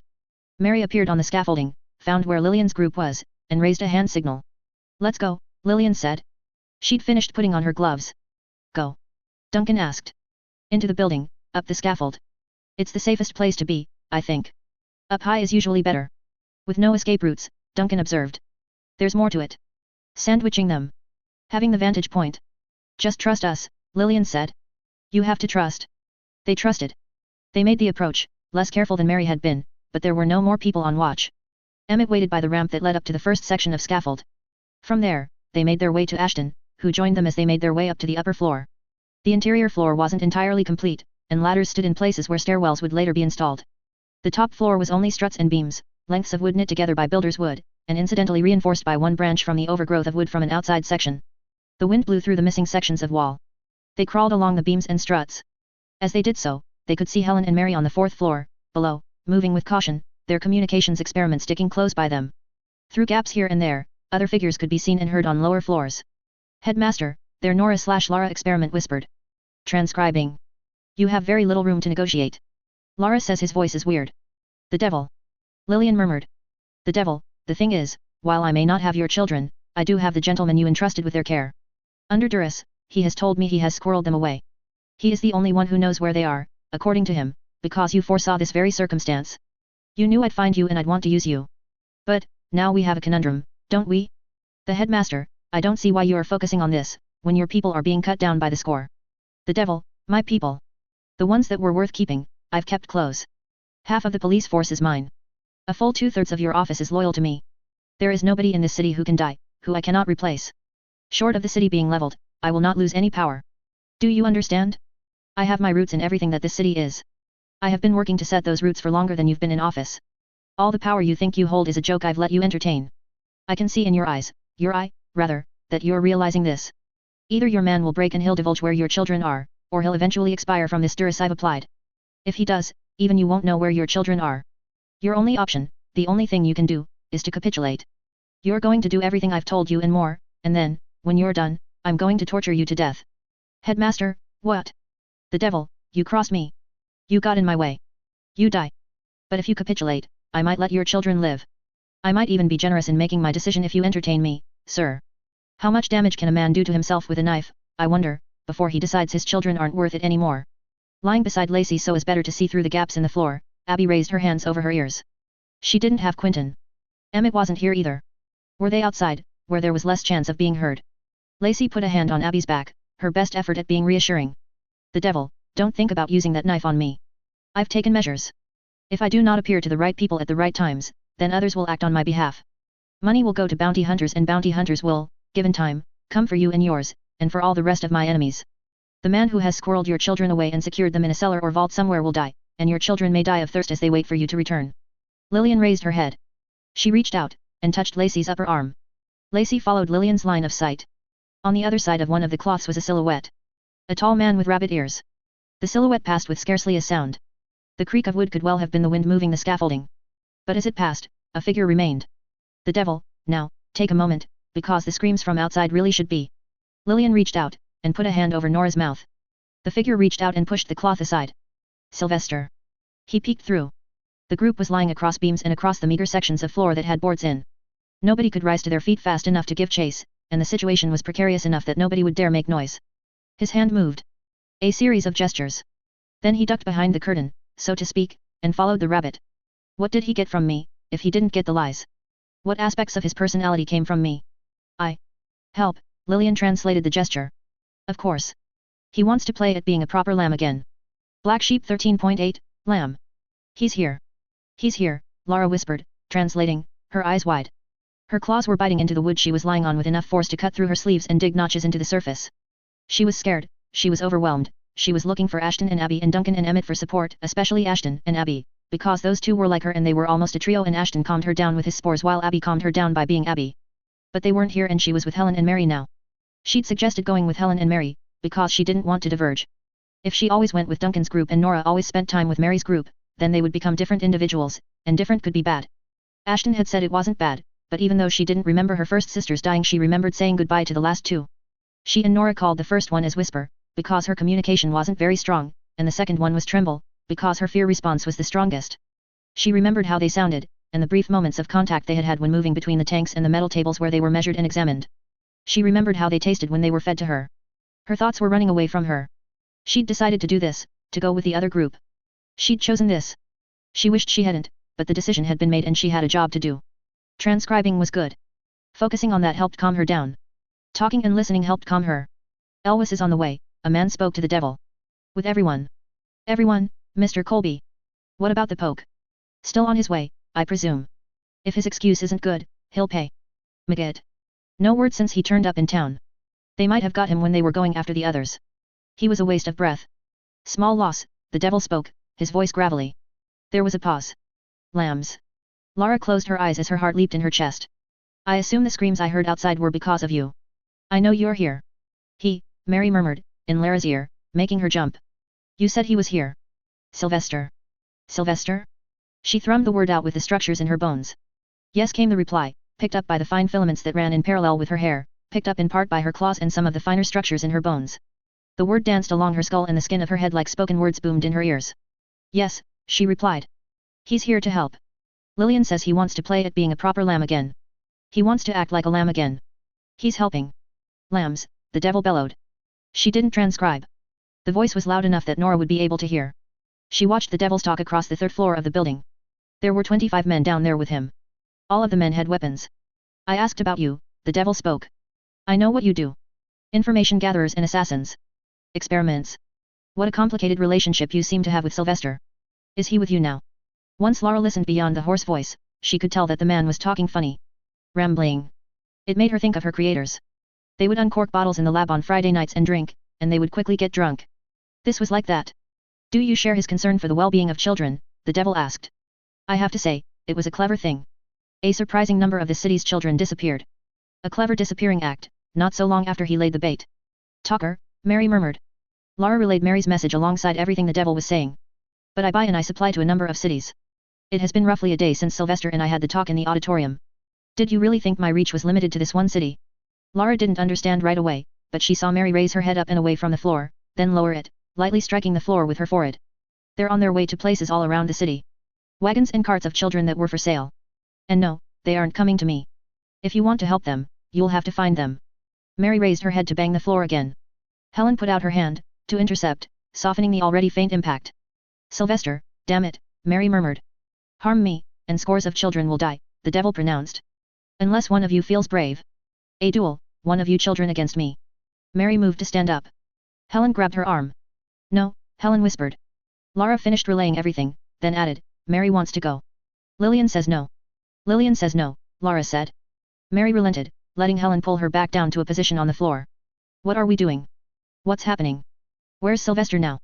I think he was moving down your way. I don't know. Lara exclaimed. You're useless. If we had real parents I bet they would kill themselves out of disappointment and shame.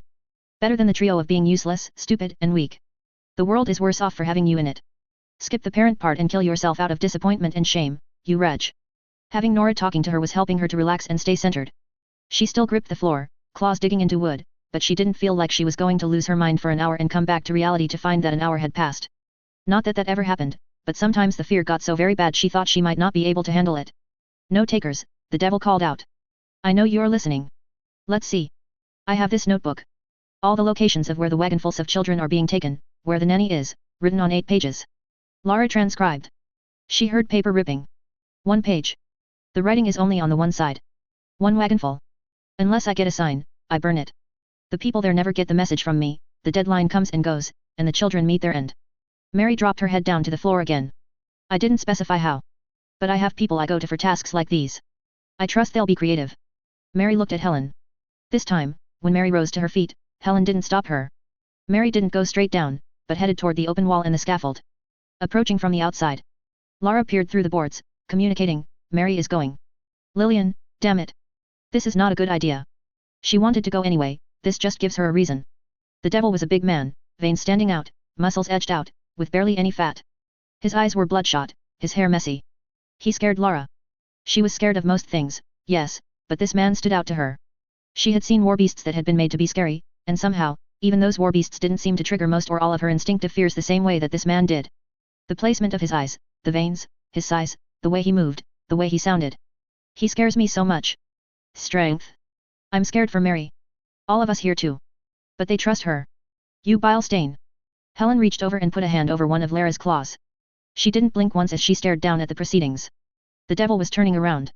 He chuckled as he saw Mary standing in a window. Good, he said. I didn't think it would be a bitch of a girl. It isn't, Mary said, in that way she sometimes did, that reminded Lara of her creators, very hoity-toity, capable of delivering verbal riposts while still sounding eminently calm and well-mannered. I'm a girl, no epithet warranted.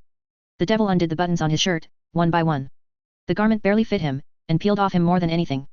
He cast the shirt aside. I win, I get the little book, Mary said. You win, you get me. And you can use me to bait out the others, I assume. They're all out there, are they? The devil asked. He indicated the scaffolding that Mary had stepped off of. I'm looking forward to taking a knife to that pretty face of yours. Peel it off, then carve and smash the muscle and bone until there's no chance that your fancy doctors can give you a good replacement. I look forward to you trying, Mary said. The devil gestured. All of the men on the floor below backed off, clearing a space. No weapons, he said. Hands, fists, feet. Bite if you want to. Lara could see him bare his teeth in a smile. They seemed oversized, misshapen. Or was it an illusion? No weapons, then. If you insist, Mary said. It ends when you cry mercy, he said. That's not going to happen. Given that we're left with no alternatives, the real ending will have to be a surprise, Mary said. The devil had to weigh something between 20 and 22 stone, and it was all muscle, warped and drug-fueled. Mary was a third of that. Athletic, but not tuned to the same degree, and not as drugged. Come, now, the devil said. I'll even let you make the first move. Mary crouched a little, legs tense, eyeing the room. The floor was shaky in spots, Lara noticed. There were places that could see Mary tripping or stumbling, giving the devil his chance. 10 meters separated them. Mary dashed in the devil's direction. Shoot her, the devil ordered, the moment she had momentum. Lara thought her heart would stop at the words, and the movement on the part of the men at the edges of the room, as they reached for guns. Behind the devil, a window shattered. Lara couldn't see what it was, through the gaps in the floorboards. But it was a distraction. Perhaps it bought Mary a fraction of a second. Mary changed direction.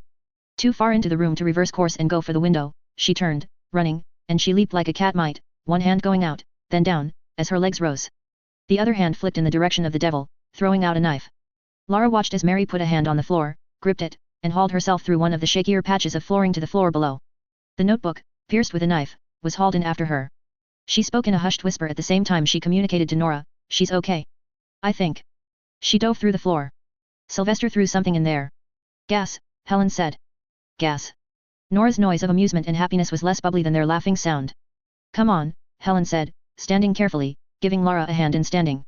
In that same moment, the devil called out, "Spread out. Move upstairs, downstairs. Tear down the scaffold while you're at it. Lacey, I didn't want to go up. Now we're cut off. Lillian, don't worry. The lambs like high places. Rooftops, tall buildings. We've got experience with this sort of thing." The gas that Sylvester had tossed in was spreading. The men were vacating the floor below, and the devil strode toward the ladder, heading downstairs. He didn't look upset. If the book was important and he'd lost the book, why wasn't he upset? The book was a fake, maybe. There was a brief pause before Nora reported, "Lillian, probably." "Come on," Helen said, giving Lara's hand a squeeze. "People are coming. Let's get you mostly hidden. If I get excited, I don't want you anywhere near me. I might hurt you." "What?" Lara asked. Helen reached over and pinched Lara's cheek. "Kidding." Helen led her over to one end of the room, where a cloth had been pinned up to keep the wind from blowing through too much. Helen pulled the cloth down so it covered Lara. "White drape, white Lara," Helen said, plucking at Lara's clothing. "You're almost camouflaged." Lara nodded.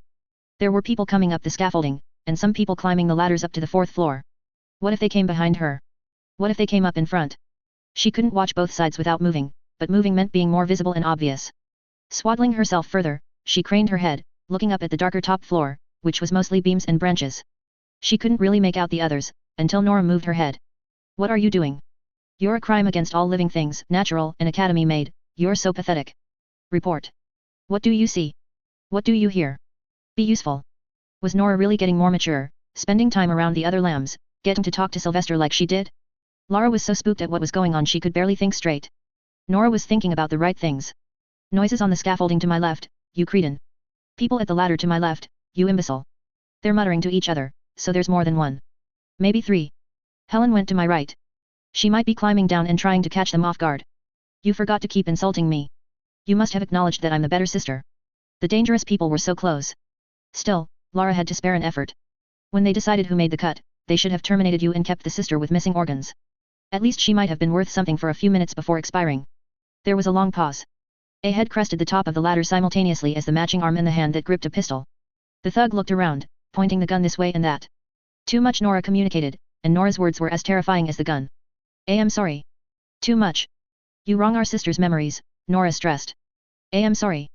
I'm scared. Not thinking well. If anyone should have been terminated, it is you, you sad little spasm of vat meat. Our sister with missing organs, at least, didn't fancy a romance with cow plops." Nora's titter of amusement was both reassuring and one-sided. Lara's attention was now consumed by the gunman, enough that she couldn't reply. The man with the gun was cautious as he got both feet on the floor. The gun pointed this way and that as he edged his way around the empty floor. He even pointed it up at one point, and Lara was certain he would see the others. But the gun moved down, aiming at eye level. As he edged around to one end of the room, to peek at the scaffolding, Helen seized him. He disappeared around the edge of the broken wall. The other man was just now coming up the ladder. He saw the first get snatched by Helen, stiffened, then pointed his gun. Not that it would have accomplished much. The projectile dropped from above. A knife, blade pointed downward. It remained straight as it fell straight down on top of his head, penetrating the crown. His grip on the ladder faltered, and he fell. From the complaints, he fell on the people below. Lara closed her eyes, and she could hear the grinding, meaty noises as Helen went to work. She startled at the sound of footsteps, and then realized they were the footsteps of the others. Lillian, Lacey, Abby, Ashton, Duncan, and Nora. Helen? Lillian asked. Lara poked her head out from her hiding place and pointed in the right direction. Just about everyone fixated their attention on Helen, but Nora and Abby made a beeline straight for Lara. Nora hugged her, tight. Painful hug, when their ribs stuck out all knobby-like and touched each other, but it was a good hug too. She felt her scalp tingle as her hair-like filaments touched some of Nora's. Are you okay? Abby asked. Lara nodded. After a moment, she broke the hug, then hugged Abby. Because Abby cared and understood that even if there was no super immediate danger, it was possible to be not okay. I wanted to do something interesting with it, Helen said. She had some rope and was using it to help drag the first gunman's body behind her, leaving a trail of blood and other bodily fluids. Lillian was helping her, holding one part of the rope. The man's skin had been pulled at hard enough that it had torn free in places, his head, limbs, and body all twisted around until front and back were almost synonymous. He was strangely rigid, for how broken he was. Arms and legs had been broken and turned around until shattered bone found a hold in torn muscle and flesh, holding it in place. Abby looked away from the sight. Lacey said, that begs the question, why? Because. I want them to see, Helen said. We need to go help Mary. She went down there, and they're collapsing in on her. Okay, Lillian said. I'm still not connecting the thoughts. Helen worked with the rope, binding the body. It was bloody enough that the rope was soon soaked through. She handed the extra length of rope to Lacey and Duncan. Distraction. Dangle it when Nora says. Which meant Lara was coming with, Lara realized. She grit her teeth, and pulled away from Abby and Nora. As she passed by Ashton, she felt a swelling of emotion, not bad, not fear or anything, and not quite calming. Determination? Maybe this was a bit of what courage felt like. Scaffolding, Lara said, quiet, pointing across the floor to the other end from where Helen had been with her captive. People, I think. Be careful.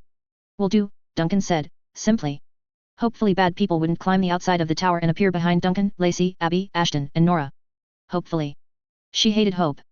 Hope was so easily twisted by fear. Hope was what fear ate, and she had so much fear to feed. She hoped she and Nora could be happy and peaceful one day, with only occasional work on battlefields and in scary places. She hoped they could pupate and enter their later forms and that everything would be okay. She hoped they wouldn't lose the ability to talk and be deemed useless. She hoped they wouldn't diverge and be labeled too different to use. There were too many routes for the enemy to use, too many enemies. Too much danger. The devil scared her, even though she knew he wasn't the worst or most dangerous experiment the lambs had faced. He was the worst and most horrible thing she had ever seen in her life. She was scared of heights, as she stepped onto the shaky scaffolding. It was a different sort of fear. Not a built-in fear, or a fear that was supported by those built-in fears. It was an ordinary fear that was still big. Would she have wings when she pupated? She had asked once, and instead of answering, her creators had talked about it and gotten into arguments and they never gave her a straight answer. What would it be like to have wings but also to be afraid of height? Lillian and Helen were very careful as they made their way down the scaffolding, guiding Lara as they did it. At some points Lara had to roll up her sleeves so she would have a better grip. They stood on the shaky footing of wood and planks and bars and rope and approached the corner. Lara hung back. Lillian gestured. Seeing the gesture, Helen translated, leaning close, and only barely vocalizing, such a faint whisper that a normal human throat might not have been able to make it. 7. Further below, there was a crashing sound. Scaffolding fell away from the building, disconnected. Lara felt her heartbeat pick up. She moved closer to the exterior wall of the building, and did her best to dig her claws into the cracks and gaps between stones. If the rest of the scaffolding fell away, she didn't want to fall with it. Lillian gestured. Helen translated, 7 is too many for you and me. Even with a distraction. I can't, Lara said. And I wouldn't ask you to, Helen whispered. She looked at Lillian while talking to Lara. They're staying put. Some are taking apart scaffolding where it's connected to the building. After what happened to the first 2 to go up. We're stuck. It would be easier if we had Emmett. Ashton is helping, just so you know. And you need to know lots more things if you're ever going to catch up, you streak of rectal mucus. If I'm a streak of rectal mucus then you're a pile of rancid cat puke. Well, I never. Titter. Ashton's helping, Lara said, as quietly as she could manage. A shake of the scaffolding drew Lara's eyes downward. She saw a hand gripping one of the poles of wood, and kicked at it. The hand moved out of the way just in time. It was soon joined by a second. Lara squeaked. The scaffolding creaked as Sylvester helped himself over the edge, placing himself within a few feet of Helen and Lara. The two of them stood between Sylvester and Lillian. Hi, Sylvester, Lillian said, her whisper very breathy, easily lost in the wind that blew through and around the building. "Hi," Sylvester said. He smiled. "Do us a favor?" Lillian asked, in that same breathy voice. "Gladly. Would you throw yourself off the scaffolding? Nosedive for the cobblestones down there? It could be a good distraction." Lara clutched closer to Helen. Sylvester only smiled. "I'll do you a favor, but it won't be that one." "Drat. Sorry," he whispered. He looked down at Lara. "You're not the one I talked to, I don't think." "Meaning you're Lara." Lara nodded. "Nice to meet you." "Stop flirting," Lillian said. "Where are Mary and Emmett?" "First floor, and just above the first floor. I dropped some smoke bombs and gave her a few more. I hoped the smoke would climb more, scare the people further up to give you all some elbow room, ended up having to come myself when I couldn't. She's fine for a long while down there, provided she doesn't get sloppy and the devil doesn't stumble on her while blind from all the smoke." "Fine. Are you going to help us here, or are you just here to make fun of us? Can it be both?" There were murmurs from within the building. Lillian bit back her retort, then gestured it instead. "I'm insulted," Sylvester said. Lillian pressed a finger to her lips. 7 people in there, Helen translated. "Helen takes 3, Lillian take 3, Sylvester takes 1, if he can." Lillian looked at Lara, and gestured. Lara didn't need to know what the gesture meant, or to have Helen translate it. She communicated to Nora, "Now." A moment later, there was a violent rustling, curses, and a gunshot. Lillian, Helen, and Sylvester rounded the corner, throwing themselves into the tower interior. Lara remained where she was, clinging to the wall, eyes closed. She could hear the violence, and she had no idea which side was winning. "Come." Lara hesitated. But then Abby and Ashton appeared at the edge of the wall, and Abby reached out for Lara's sleeve. Abby gave it a tug. Lara allowed herself to be drawn into the third-floor tower room. The others were all gathered, and the 7 men were dead, unconscious, or bound. Only Mary was absent. Even Emmett was here. The path down to the floor below was protected by a hatch. "Having the time of your life?" Lillian asked, sourly. "Fantastically good time," Sylvester said, from the far end of the room. "Devil's down on the first floor with 12 soldiers. Smoke bombs weren't toxic, sadly. Mary is keeping tabs on him. Book was a fake, by the way. Obviously. We need to disable him," Helen said. "Say, by breaking his limbs." "Because you messed up, Sylvester. You underestimated him," Lillian accused. Sylvester backed away a step, hands raised. Harsh words, harsh words. "There are wagon loads of children en route to the city. Because you baited a lunatic and he took the bait. Would you believe me if I said a gangly white rabbit is handling that right now?" Sylvester asked. "I don't know," Lillian said. "Are you lying?" "Pierre has already set things in motion. A few letters will slow things down just long enough, before they get vetted and found out to be false. There are only so many points that people can use to access the city. Only a few of those are convenient when coming from other cities, and in an era of plagues and war, it doesn't take much to lock down travel to and from the city." "You're shutting off your own exit from the city," Lacey said. "Yes. And Mary is counting down the minutes before she drops another smoke bomb. She'll be running out soon, then she's in a pinch. So. I'm going to go handle that." "Sylvester," Lillian said. She approached him. "Listen, about Jamie." "Let's not talk about Jamie," Sylvester said. The smile dropped off his face. "He was close to you. He made a big sacrifice, and then he died because of it." "That's not kind of you to say," Sylvester said. "And I see that you're edging closer to me. I'm aware of what those arms of yours are capable of. I did just see you punch 3 out of the 4 humors clean out of a fellow." Lara watched the dialogue, somehow feeling very concerned about it all. "Does this help?" Lillian asked. She undid the parts of the meat sleeves that connected to her shoulders, letting them dangle from the elbow instead. "I just want to talk to you like a human being for 5 seconds before we get caught up in everything again." "Not particularly, but if you are going to stall me and say something, then it might as well be now." "Jamie mattered, Sylvester. The old one and the new one. We shouldn't have lost him once, let alone twice. Gordon mattered. And Gordon was very firm about wanting us to keep fighting for good things. You're acting unhinged, operating alone like this. Putting kids at risk? You're getting sloppy." "You know for a fact that isn't true," Sylvester said. Lillian, close enough now, reached out to Sylvester. The syringe sprang from her meat hand, and Sylvester caught it, gripping it. She produced the second a moment later, moving her arm, but Sylvester caught that too. Emmett started forward, but stopped when Sylvester met his eyes.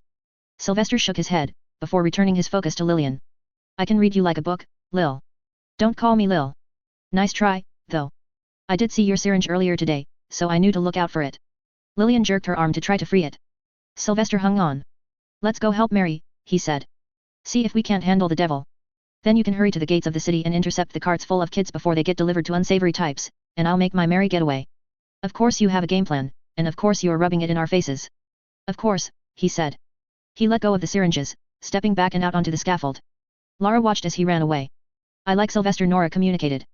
Thinking of the devil and the ways that he'd seemed so spooky in a way that Lara found so many things spooky, Lara felt the same thing to a lesser degree with Sylvester. It was worse because she had been put in the ugly position where she had to either stay silent and betray herself or speak up and deviate. Lara decided on the latter. I don't. Black Sheep 13.9, Lamb. There was discord, Duncan knew. Too many new faces. Too many people with stakes and things that weren't even here, on the table. Mary and Lillian were too focused on Sylvester. The twins on self-preservation. Ashton didn't have a stake, and was very similar to Emmett in that. Abby wasn't here so much as she was following along and waiting until this was over and she could return to a more peaceful life. Then there was Helen. Because Helen could so rarely be counted in the same string of thought as the others. Helen grabbed his attention, so often, but she was very rarely included in the same breath as others. Helen scared him more than she had, before, and that was saying something. The scientist in Duncan wanted to figure out why, to problem solve. He might have wanted to hypothesize and test, but one did not test around Helen, no more than they tested around a snarling warbeast. For now, he was content to observe, avoid giving her reasons to tease him, and keep his fingers well away from the bars of that particular cage. Not physical bars, but ones that Ibit had instilled, and that the lambs had created. He would be glad the bars were there and he wouldn't do anything to test them. The group descended to the second floor, where Mary was standing back from the stairway. One of her hands held a length of metal with 3 threads of wire extending from the middle and each thread taut as it extended down into the area below. The other hand held a knife. She pressed the knife to her mouth in a shushing motion. Duncan looked at the stairs, and the thick cloud of smoke below. Why were the devil's men staying down there when the stairway was clear? As if to answer his question, a man came tearing up the stairs, through the hole in the floor. He crested the top of the stairs, aiming his gun, and then lost his balance, a line of crimson appearing across his face. Mary whipped her knife at him, impaling his throat just as he managed to catch his balance. As he stopped in his tracks, dropping his gun to reach for his throat, she cast out the wire that was attached to the knife. A bearing partway along the wire helped it move where she needed it, encircling his wrist before she gave it a tug, securing it in place. She wrapped her end of wire around the metal bar. The man, still standing, looked at her, then the rest of the lambs, then gurgled. Blood foamed around the knife that was still embedded there. Emmett, Mary said. Would you? There was a sound of more footsteps. 2 more men were coming up the stairs. Emmett charged the man at the top of the stairs, and gave him the boot. He tumbled down the stairs, and Mary braced herself. For all the weight that was a full-grown man falling in the opposite direction, she didn't seem to have much trouble. And those other strings? The wire moved as the victim or one of the people he'd collided with on his way down struggled. Emmett hurried to Mary's side to take over with the bar. Thank you, sir, Mary said. Lillian gestured. Duncan caught the gesture for noise. Yes, Mary said. We can talk. I've got a few bodies piled on the stairs. When they try to move them, I throw something at them. After I got the first few. The devil was shouting. Grab the bodies. Bring them down. Clear the way. They got less courageous about coming upstairs. They got excited and more eager to leave the basement after someone asked what they should do if we use poison again. Emmett was fighting to keep his grip on the metal that had the strings attached. There are other strings there too. They have to be cutting themselves to shreds, Mary observed. You okay? Emmett gave her a nod. Mary stepped past the top of the stairwell, throwing a knife mid-step, before stepping away. Gunshots rang out, shooting up at an angle, hitting the ceiling. Lara and Nora both shrieked, similar cries that were out of sync. Even Abby was hunkering down. Be nice if they wasted all their bullets, Mary said. But they're pretty patient. Not all that anxious to get out of there, even. They're biding their time. Lillian asked. Devil wants to, but he doesn't complain when his men decide to try to get up the stairs. He seems content to wait us out, Mary said. Duncan frowned. Why doesn't he just leave?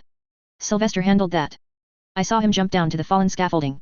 He secured the door before heading back upstairs. Dodged my bola the first time and the knife the second time, and had the audacity to toss me the smoke grenades. If I wasn't busy with this, I would have hit him. You think he secured the door, Duncan said. With Sylvester, we can't know. I know Sylvester, Duncan, Mary said. I know how he operates. Isn't the very concept of what Sylvester is as an experiment to be someone who can alter themselves and their approach on a fluid level? Duncan challenged. Yes, Mary said, and a small handful of things remain constant. He's here, he's playing with us, acting as if he were still a lamb, and working with us. The dance, one of the twin experiments said. Dance, Nora? Lillian asked. I told you, when Sylvester talked to Lacey and me, he said something about liking the dance, when everyone cooperates and moves like they're part of a singular organism. He didn't use those words, exactly. Yet. That's it, exactly, Mary said. Duncan gave up.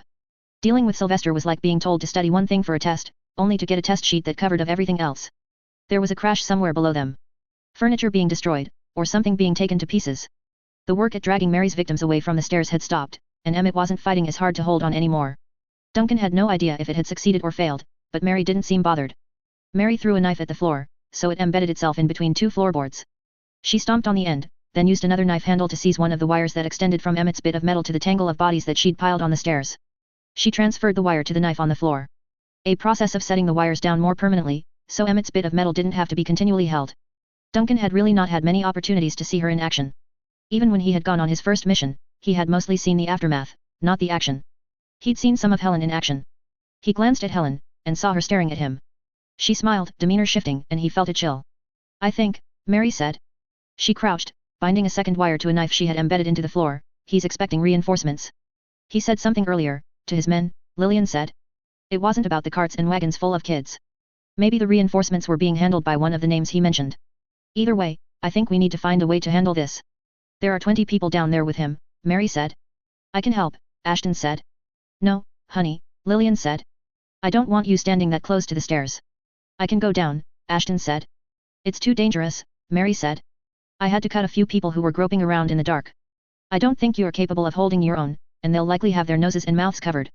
The smoke, Duncan added, thinking about the plan to mislead Sylvester into thinking that smoke and smoking were a counteragent to Ashton. Anything that worked. I could still try. There aren't many gaps in the floor, like upstairs, but I could try. Sure, Duncan said. Calm them down. Make them less likely to act. Okay, Ashton said. Ashton sat cross-legged on the floor. Hopefully this wouldn't spoil the ruse, if Sylvester caught wind of it. Where was Sylvester, anyhow? As the question crossed his mind, he moved, almost as if he'd been pushed to. As the others talked, Duncan walked around the perimeter of the room. He split his attention between checking on his charges and keeping an eye out for Sylvester. East of the building in construction, there was a sprawl of streets. He could see Corinth Crown, and the various burned buildings. Emmett, Abby said. Where is Quentin? The ground level, Emmett said. They knocked down the scaffolding, Abby said. More things could fall down. If Quentin is down there, he could get hurt. I put a shelter up with the fallen scaffolding. That's not good enough. Abby said. Abby, Duncan said. Calm down. We need to focus on the mission. No, Abby said, turning on him. You said. It was a rule. We all make it out of this okay. Duncan repressed his frustration. Why did this all have to be so hard? We as in each of you, me, the lambs, Duncan said. He was going to say more, but changed tacks as he saw Abby's expression change. Emmett says Quentin will be fine. He'll be fine. He'll be safe, Emmett said. We couldn't have him up here where there might be fighting. Abby tensed, head to toe. Her features were funny, as if drawn by an artist who didn't quite have a strong grasp of human proportions, or who had drawn every part of her face in isolation from the rest. Normally he found himself looking past it, but when she was emotional and took on an expression he wasn't used to, it snapped him back to reality. The fact that she didn't have much going on that was particularly unique or special made it all the easier to forget that she was an experiment. He'll be safe, Emmett said. Duncan walked around to the south-facing window. He could see the lake. No sign of Sylvester lurking just to either side of the window, as he checked. Sylvester would be listening in. Putting Quentin aside for the moment, I have poison, Lillian said. It wouldn't be hard to distribute it as a gas. No, Lacey said. I know it's a no, Lillian said, testy. Let me finish talking before you cut me off. I'm brainstorming. Lacey remained silent. Duncan took note of Emmett and the twins as he walked over to the east side of the building. Emmett seemed to fit into things well, but while he was sharp and his memory had apparently given the lambs something to use to manipulate Sylvester, Duncan worried about his long-term prospects with the group. More than he worried about Abby's, odd as it was. The twins. Duncan took note of how they were standing. Abby stood close to one. Ashton stood close to the other. A fair distance separated them. Never once had he seen them together and not hand in hand or otherwise being close. Each time they'd hit a city, the twins would be split between the lambs and his group. Every time they decided Sylvester wasn't around and rendezvoused, the two girls would pull together as if they had magnets embedded in their chemistry. He had been warned to avoid naming them, to avoid encouraging individualism. Part of their language understanding was instinctive, but part of it wasn't. The pair of experiments were 2 test runs in one, which made project tracking difficult. They were supposed to see if warbeasts couldn't be raised with a human core and metamorphose into their combat-ready state at a later stage, to pick up more understanding of norms and niceties, more loyalty to their handlers, and more base intelligence. That was the first test at hand. The second was to ensure that they remained stable as a unit. If they became independent and weren't able to regularly communicate for long enough, then the less instinctive part of how they buzzed between one another risked becoming incoherent, one not being able to communicate to the other. There were a lot of ways that project could fail. Losing the ability to speak, deformations, a failed metamorphosis, breaking apart, becoming dangerous to their handlers, swinging too far one way or the other on the fear scale. The original plan had been to raise them in complete isolation from the world. Subsequent generations would have been eased into a wider exposure, refined in structure and development. Closer to the stairs, Mary moved to throw a knife. Emmett, relieved of his piece of metal, held up a hand for her to stop. He picked up a stone from a pile of stones for construction, and hurled it down into the smoky oblivion. From the other side of the room, Duncan could hear the impact. Save your knives, Emmett said. Mary gave him a nod. If Duncan's suspicions were right, the twins' project would refined up until another war or crisis stirred, and then would be deemed done. The experiments would be shown off to the higher UPS with a great deal of flourish and a whole unit ready to deploy to various points. It was a good, ambitious, and very fragile project, and Hale had made a good enough offer to convince the professors that were working on it to break from their plan. Was this, the twins standing 10 feet apart from one another, a sign of the first crack that would eventually see the crystal-fine structure shatter? If this didn't resolve by the mission's end or have a simpler explanation, he would have to report it, the experiments would be sent in, and would either be secluded ad infinitum or recycled. He didn't like doing that, but not reporting it would be letting the project fail in another way, and that would be failing in his duties. If he isn't, Lacey said. I know, Lillian retorted. I know. He's got all of Neller's signs. He's a junkie. One good hit of poison might be the push that makes his systems crumble and fail. But it's a tool we can use in other ways. Okay. Just don't get those children killed because you want a swift resolution. I wouldn't, Lillian said, firm. Ever. The discord, again. The gaps between individual members of the group. The original lambs had worked so well together that it was now a detriment, something that pulled at them instead of pushed them together. Memories. Would he have to report this too? Lillian wouldn't want him to. She would call it a betrayal. But letting this continue, it wasn't good as a project or enterprise. He was in the middle of trying to think about what to do or say about it when he realized he had been staring out the west-facing window for nearly a minute without registering what he was seeing. The window was open, to allow for air to flow into the building, or to allow the smoke to flow out. He turned his head to the left, looking to the side of the window, and saw Sylvester leaning against the wall there, Quentin in his arms. Sylvester turned his head to look at Duncan. Something in Sylvester's expression, it really bothered Duncan. Condescension. As if Sylvester was the most critical of teachers and Duncan was failing his class. No lessons had been taught, no message conveyed, no syllabus outlined on a blackboard. Yet this teacher, shorter than him, wild-haired, sneering, and surprisingly vicious when he wanted to be, was looking down on him. I never liked you and you never liked me. Why don't you come inside? Mary will throw things at me. Lillian will try to stab me. You kind of deserve it, Duncan said. The conversation in the room had died at the sound of Duncan's voice. Heads had turned. Only Mary and Emmett were fixated on the stairwell where the devil was. And you have a hostage, Duncan said. Mary can hit me with a knife without hitting the hostage, Sylvester said. Nice try. Also, take a look. Duncan followed Sylvester's line of sight. There was traffic. Horses, carriages, all painted with white, blue, and gold. Duncan didn't need to read the words stenciled on the sides to grasp who and what they were. The war beasts that ran alongside the carriages, uniform in aesthetic and proportion, were pretty clear indicators on their own. Duncan turned away from the window. As he passed Abby, he put a hand on her shoulder. Sylvester has Quentin. Is that good? Abby asked. Is that bad? Good, Mary said, her voice overlapping with Duncan's for a moment as he launched into his speech. The devil's reinforcements are here. It looks like a share of the Crown Police. He really does have everything under his thumb, Lillian said. She paused. This is what Sylvester was talking about. The present, to better convince the Academy the lambs are constructive even if we aren't catching him. The devil, this city. Uncovered corruption. You realize, Duncan said, that if we let him do this, he can hold it over our heads? That he could later tell the Academy that it was him who uncovered the situation and set this up. We were the ones that cornered the devil, Mary said. Cut away his lieutenants and key assets. Sylvester only ignited the situation and did the initial damage. I'm offended. Sylvester called out. Good. Lillian retorted. Sylvester laughed, a genuine, real sound. Duncan could see the reactions on the faces of each of the others. Fear, for Nora and Laura. Suspicion, for Lacey. Both Helen and Ashton smiled, Helen as if the moment had made her day, Ashton as if privately, to himself. Mary and Lillian managed to look properly annoyed. Abby she was receptive to the moods of others. She didn't smile, but she looked less anxious in the moment. In that stupid, simple exchange, 2.5 words on Sylvester's part, 1 word on Lillian's, a laugh, and the changes in expressions, an idea crystallized for Duncan. He made sense of something that he hadn't fully wrapped his head around before. Duncan had always prided himself on being a politician. Around the time he'd started with the Academy, he realized the little lessons his parents had been instilling in him all along, about who to befriend, the families those people belonged to, or the connections they might open up, and he had started to talk to his parents about how to move, what to do. Many times he saw his father, nowadays, a third to a half of what they talked about was strategy. Sometimes his father recounted moves of recent days and weeks, and sometimes they talked about the family, how they could work in concert or do each other favors. Befriending Lillian had been a move. Being invited to this project had been a consequence of that move. That he wasn't sure it would work out wasn't a good thing, but that wasn't a fault of the move or the consequence of the move. He'd had small and large successes buying his way into the good graces of innumerable departments and players on campus. He'd made enemies too, but he was very, very happy with the balance of friends to enemies that he'd wrought. Hearing Sylvester trade jibes with Lillian, seeing the way she had tried to stab him, knowing that she'd gone on dates with other boys in the time between Sylvester running and the start of their hunting him, Duncan still had little doubt she cared for him. He didn't want to call Sylvester his inverse. Yes, Sylvester focused more on the short term over Duncan's long term. Yes, Sylvester was a bastard to everyone around him and somehow they liked him, while Duncan tried to help people wherever he could and seemed to fight an uphill battle. That wasn't it. It wasn't even that Duncan was investing in things that would see returns in 5, 10, or 20 years, from his education to earning the goodwill of people who could well be his colleagues in the future, while Sylvester was reckless and vindicatively poisoned or burned everything he touched because he didn't have 5, 10, or 20 years. No. He didn't want to focus on that flipped-around perception because they were really very similar in what they did. Duncan and Sylvester both manipulated. They played a game. But where Duncan played his game by reaching out, taking hold of the key piece, and moving it, tracking where everything was and what he had in stock, Sylvester was immersed in the game, standing in the midst of the board. He was in the midst of this.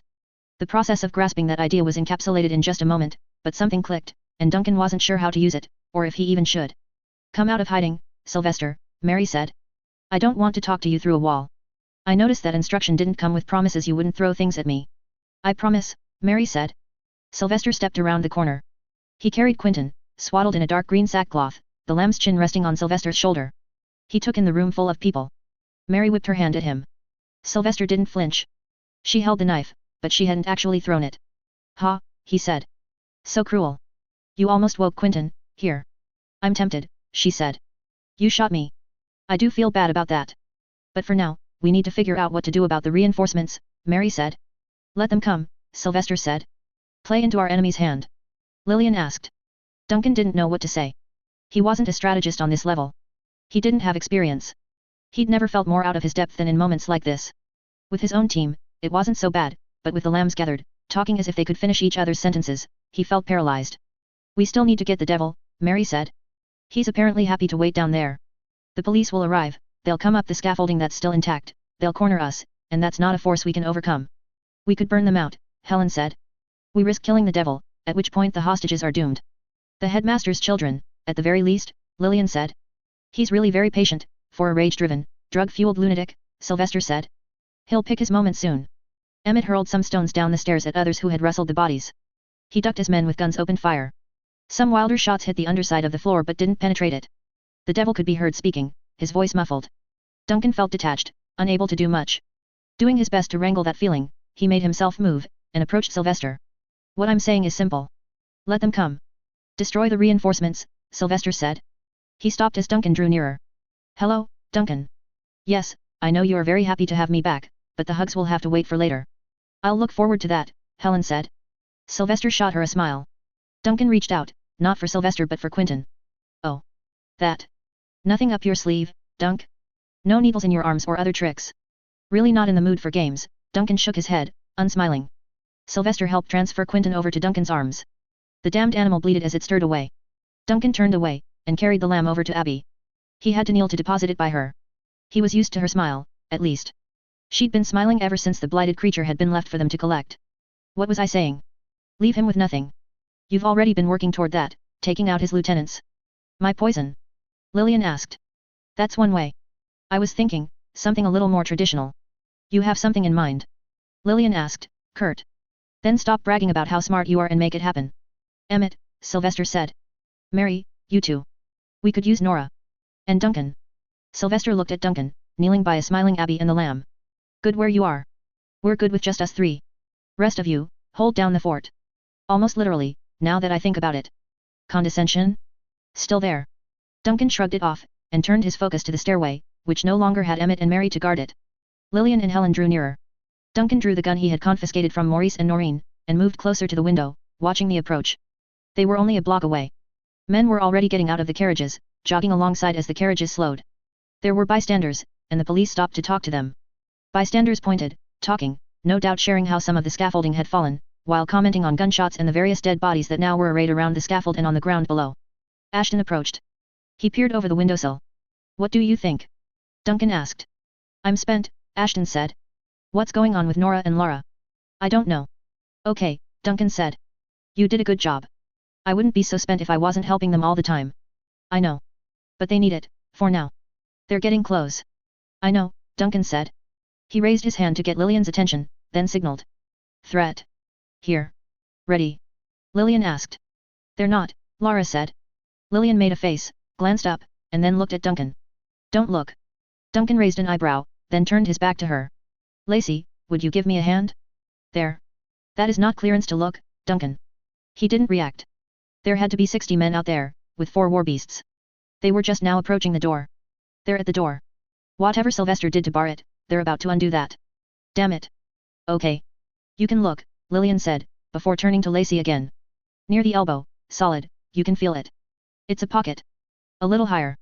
Lacey had a paper packet in hand, sticking out between 2 fingers as she used 2 hands to free something from Lillian's sleeve. Duncan recognized the packet, in a general sense. A measured dosage of one drug or another. The name of it would be printed on it. Lacey didn't even ask. She tore off the top of the packet, unscrewed the canister, and deposited the packet's contents within. She replaced the top, shook it, and then handed it back to Lillian. Perfect. Lillian went to the window, pulled a pin, and tossed the grenade in the direction of the front door. That buys us a minute, and not much longer. At least it'll make it burn to touch the door, and that will stop them. No, Ashton said, staring out the window. Duncan peeked. The scaffolding was shaking. Duncan signaled. Enemy. Up. He wished he knew the more nuanced signs. He'd studied them, but the only one he'd had available to practice with was Ashton, and Ashton wasn't that much more experienced. A pair of individuals tried to bolt for the top of the stairs, while the distraction was occurring outside. They didn't make it. When Mary had set the knives into the floor, she had done it in a way that let some of the threads cross over top of the stairway. The men made it partway, then hit the heads, shoulders, and caught body parts on the wire. They swore, backed off a bit, and then pointed guns, opening fire. Helen and Lillian moved away from the opening in the floor. Not caring so much about conserving ammunition. The devil knew this was the final move. 30 seconds, Lillian observed. That was a small canister of gas. Stand back, Ashton said. I'll try to do what I can here. Even if I'm spent. Duncan nodded. He retreated from Ashton, putting himself with Lara and Abby. 20 seconds, Lillian said. After a few moments, she said, 15. Another person made their way up to the top of the stairs. He moved in a strange way, thrusting himself into the wires, arms limp at his sides. Drugged? They were coming up the scaffolding. Duncan put himself closer to Lacey and Helen, ready to shoot if he had to. Still not a fan of going up high, he said. Leaves us with nowhere to go. A man appeared on the scaffolding, visible from the window, and Duncan aimed, then fired. He didn't know if he hit the man or if the man had fast reflexes. It only occurred to Duncan a moment later that the man had been wearing a uniform of the Crown Police. This could all go so bad so quickly, if they didn't massage the aftermath. Duncan's target peeked around the corner, pulled back before Duncan could pull the trigger. He could see people on the ground, organizing, pointing. Get away from the walls. Lara said. The building shuddered, a rumble that fed into more rumbles. Instinctively, he stepped back and away from the window. He saw the dust and the first of the falling stones, then the cascading tumble of wood and stone. Sylvester, Mary, and Emmett had aimed the worst of it at the west side of the building, where the forces were greatest. There had been 60 men out there, and now there were 40 or so. The vast majority of those were close to the building, positioned just right to get caught in the urban avalanche. With that tumble of wall and building material atop one side of the scaffolding, the vast majority of the scaffold came down, peeling away, collapsing, or tipping over. Did Sylvester think about the fact that those police likely had families? That some might have been forced into this, or ignorant. When Duncan stepped closer to the window to look, he looked with an eye for how many were moving, struggling in the midst of the scattered rubble and how many were utterly still. Stairs, Lara said, very quickly. He turned back, looking. The man who he'd seen pressing against the wire had taken things a step further. The wire bit straight to bone, and some of the knives had come free of the floor. There was a reason the man had been limp, a reason he had so mindlessly thrust himself into the wire.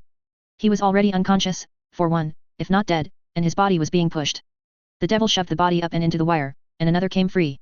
The human shield had cleared most the way, and with a sweep of his arm and a slash of a long, heavy knife, Devil was able to clear the rest. He stepped up into the room, near the east wall. He tossed the human shield aside. The headmaster, Lillian said. Don't talk to him. Don't draw his attention. Helen was the one who did it instead. She threw herself at the devil, and he was quick to respond, slashing. She seized the devil's knife arm with the hand that hadn't been slashed. He bodily slammed her into the wall. Helen didn't let go, but smiled. She extended a leg, trying to hook it around his, and he slammed her into the wall again. Some of the loose material from up above clattered as it dropped down. Let go, he said. That look in Helen's eyes. It called back to what he'd thought about how much scarier she was these days. Would he be able to put his finger on it if he was in the midst of things, like Sylvester? Duncan winced as the devil bodily slammed Helen into the wall again, to keep her from getting too good a grip on him. Lillian charged the devil, threw a punch, right for the kidney. But the man had seen her coming, and was already twisting. He struck her with Helen's swinging body, before anything could connect. Lillian managed to scramble back before he swung a punch of his own. Instinctively, Duncan raised his gun, pointing it at the man. Shoot, boy. Risk killing me. Kill all of those children, the devil said. Would your Sylvester forgive you? I don't give a damn about Sylvester, Duncan said. The devil moved his wrist, with Helen dangling off of it. Helen seized the opportunity to get a grip on the devil's forearm. She was being held so she blocked Duncan's shot. But you give a damn about her. And about the children, the devil growled. No. You don't look like that confident a shot. Reaching behind his back, he drew a knife. As he slashed for Helen's wrists, she dropped away before it could cut through them. He kicked and she stumbled back. He kicked her, hard enough to send her flying out past the missing piece of wall at the side of the building, and over the edge. Duncan aimed for the devil's leg and he fired. The man barely flinched. He didn't even seem to slow down. No, if anything, he seemed to pick up steam, moving toward the little ones, with scarcely a limp. Toward Ashton, Abby, and Laura, who had clustered together with Quentin. Knives appeared in the midst of his shoulders, his buttocks, and the backs of his legs. 1 second. Duncan turned to see Emmett and Mary at the top of the stairs with Sylvester. Mary was throwing, and Sylvester looked like he'd thrown one too. The devil clearly didn't feel pain, but his functioning did suffer. He stumbled, and he lost his knives along the way, as knives struck hands and as he jerked in response to a well-placed hit at his shoulder. He practically fell atop the trio. One of his hands seized Laura by the face. Laura, because she was the most afraid, and he preyed on fear. As a large man, muscle-bound, monstrous, he crawled forward with an eerie tenacity, clearly aiming to go over the edge of the building, to jump down to the ground below, where the remaining Crown Police would be picking themselves up off the ground. As he crawled, he dragged Laura a few feet, then put immense weight on her face and head, almost ignoring the fact she existed. Her sleeves turned crimson as she reached up to claw at his forearms, frantically scrabbling to do enough damage that he might let go. Duncan didn't trust his aim. Mary was doing what she could, putting knives in key areas, each throw having a measurable effect, slowing him, but not quite keeping him from moving. She put 2 knives in the base of his spine as he shifted position, and he sagged, the use of his legs clearly gone. But then he hauled himself forward. She didn't want to kill the man. Killing him meant others died. But leaving him alive meant he could, fueled by drugs and fury, make it those 2 feet to the edge, tumble over, and take Laura with him. They would land amid rubble and the officers still waiting outside. If those officers were in his pocket, which they so clearly were, then they would give him care and he could do whatever he wanted to Laura. He would win. Ashton looked to Duncan, of all people, for answers, and Duncan didn't have any. He'd always gotten along with Ashton best. Mary and Sylvester were crossing the room at a run. Emmett was a few steps behind. But it was Nora who moved the fastest, crossing the floor to throw herself at the devil. He held Laura with his left hand, and Nora attacked his right, furious, mad, with no strategy or direction except the intent to use every natural weapon available to her to lash out and do as much damage to him as possible. The twins were supposed to have a cornered rat reflex. It wasn't, however, supposed to extend to situations where the other was cornered. The onslaught bought some time, if only partially because of the damage done, partially because of the fact that he saw more prey and instinctively reached for it, slowing his advance. Mary appeared on his back, grabbing one of the knives that had embedded into his shoulder, and adjusting it. He fell onto one side, narrowly missing falling atop Laura and crushing her under his mass. What ensued wasn't pretty, or graceful. 2 experiments clawing at the man desperately, Mary moving her knives to sever nerves while trying not to spill too much blood. Somewhere, and there wasn't a pretty or easily defined point in the midst of it, the devil lost the fight. Laura and Nora saw the opportunity and backed away, both trembling and streaked with blood, eyes wide. Mary straddled the devil's chest, taking another few moments to sever key nerves and make sure he was no longer a threat. Duncan went to his charges, to Nora and Laura first, slowing down as he approached them, in case their reflexive self-defense was still in effect. He dropped to one knee in front of them. "Are you hurt?" he asked. Nora shook her head. Laura nodded, touching her face. "Okay," Duncan said. He looked over his shoulder, at Emmett, who was guarding the stairs, at Ashton and Lacey, and at Lillian, who looked almost defeated. Lillian wasn't meant for this. She'd used the sleeves to fight, but she hadn't fought monsters with them. They were a meager substitute for being made for the task of hunting and killing monsters. Sylvester, apparently, had found the opportunity to duck away. Duncan gave Lara's face a quick examination, checking that the skull was intact, checking her jaw, the rigidity of her neck. She submitted to the exam. "Eyes functioning? Problems? Buzzy head," she said. "I got the sun in my eyes." "Okay," he said. He put his hand on her head. "Whatever your disagreement was, put it aside. Nora, look after Laura. Laura, look after Nora. Check up later, for your head." They both gave him blank stares, but then Nora nodded. Helen. Helen was so often the afterthought, the exception, the one that was hard to include in summaries. Duncan rose to his feet, approaching the wall that Helen had been kicked off of. He was cautious as he drew nearer. There were officers down there, many of them dusty, some bloody. One had a gun out, pointing in Duncan's general direction. Another had a hand on that man's wrist, as if to hold him back. The fight at the edge of the wall, it saw Mary over the devil's head and shoulders at the edge, now. The Crown Police could see him, and they could see Mary. Gathering what little confidence he had, Duncan drew closer to the edge. There, he could see how the rubble from the fallen wall and scaffolding had barred the front door even further. There were bodies there. The door had been opened and some of the devil's men had been making their way out. He could also see Helen. She dangled from the edge. She'd grabbed the edge as she went over, and she was still there. Hello, she said. Hello, Helen, Duncan said, still eyeing the police and the war beasts on the ground. Help, pretty please? I took a bad cut to my left hand, and it doesn't grab things anymore. Easily fixed, Duncan said. He crouched down, one hand on the wall, and reached down to grab the wrist of the hand that was holding the ledge. She let go and her fingers snapped around his wrist. She was surprisingly light as he hauled her up and back onto the second floor. Thank you kindly, Helen said, before bending over to give him a kiss on the cheek. Somehow not as threatening as usual. Helen went straight to Lillian and Lacey for her medical care. There was still so much dust in the air, and so much left undone. The police out there, the devil, Sylvester. Duncan looked over at the devil and Mary. He's not going to talk, Mary said, and he's too big to move. Ashton can handle it, Duncan said. Emmett, come help.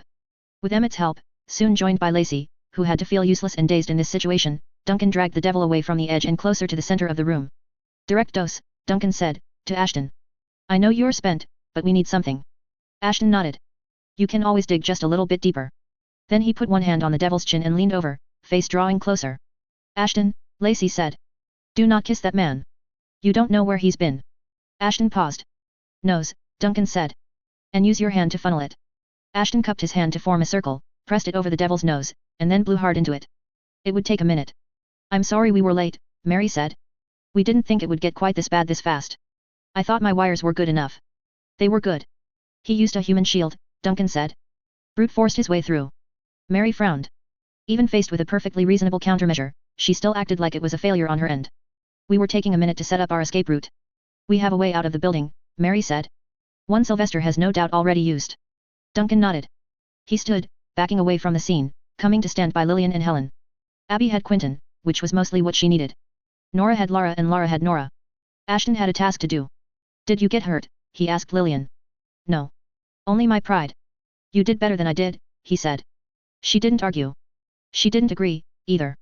Instead, she approached the devil, who was starting to slur out words in the rambling fashion that went hand in hand with having his inhibitions lowered and being beset with the compulsion to talk. There was only Helen. Are you okay? He asked her. She showed him her bandaged hand. Only need a little bit of surgery. Lillian can do that when we have 10 minutes free. He nodded. Having been through this brief, ugly, messy skirmish, he was concerned about where things stood. He wasn't very strong or skilled or useful in any capacity except for medicine, and Lillian and Lacey had that handled. He didn't want to be as disconnected. Just moving the pieces and allocating resources. He definitely didn't want to be Sylvester, either. But drawing a little closer, exposing himself to more risk, if it helped others, he could do that. But are you okay? He asked, venturing, ready to be laughed at, teased, and mocked. You seem scarier lately. I know Ibbot has everything handled, but... He doesn't have everything handled, Helen said. Oh, Duncan said. He wasn't sure what to say. It was maybe the worst thing she could have said, and he wasn't sure what to say that wouldn't be trying to gainsay one of the more talented professors in the Crown States. I heard you talking to the twins. I saw what you did for Abby. You're doing something different. I don't know, Duncan said. He felt so dumb sometimes. Just, he ventured. Bedside manner, I guess. Well, thank you, Helen said, leaning against the wall beside him, watching the ongoing struggle with the devil, hands clasped in front of her. Thank you for asking that. Sure, he said. Black Sheep 13.10, Lamb. I am a young lady of Mothmont, I am an exemplary killer. I am a step above. With the lambs at my back, I can handle anything this world might throw at me. Mary stared down into the eyes of the devil. I win. I used to be a businessman, the devil said. I used to be one of the best. Chemicals were my stock in trade. Chemicals and drugs. When war happens, the demand goes up. Both for the people on the ground and for the soldiers. Sometimes I sold to both sides. Sometimes one. His laugh bubbled out through his lips. His eyes were unfocused. Mary, straddling his chest, could feel his breaths. He was slowing down. The blood loss was catching up with him. The laugh was delirious, and it seemed to take something out of him, because he was less as the laugh concluded. I thought I was ethical, the devil said. He chuckled to himself. His eyes weren't focusing on her. They weren't focusing on anything much, now. His bare chest rose and fell against her thighs. That monstrous, tenacious strength was trickling out of him now. The toes of each of her feet were propped against the ground, her stomach was tense. She was very aware of where her body was, and the mental exercises she'd done outlined exactly how and where she needed to move if she needed to spring off him in any direction. I was a businessman, he said. He's repeating himself, Lillian said. And Sylvester is putting distance between himself and us as we speak. We got what we need. We know where to go to rescue the hostages. The escape route is upstairs, Mary said. Go. I'll be right behind you, after I clean this up. Show them, Emmett. Okay. Don't take too long, Lillian said. Mary nodded. I was a businessman, the devil said. Then a warmonger. I couldn't do business without war to push it forward. I diminished. I made myself stronger, smarter, sharper. Mary stared down at him. The others ascended the stairs to head further up the building. The devil rambled. Was his life flashing before his eyes? The individual scenes spilling out of his mouth as they flickered in his mind? I don't care about any of that, Mary said. But I know you're the kind of man who likes to keep a card up his sleeve. You'd keep a secret, another dead man's switch that you didn't even tell people about, to ensure that we pay in some fashion for winning. The devil stopped his rambling. His eyes rolled up into his head, then lolled over to one side. He chuckled weakly. You're thinking about it now, Mary said. You can barely contain your glee.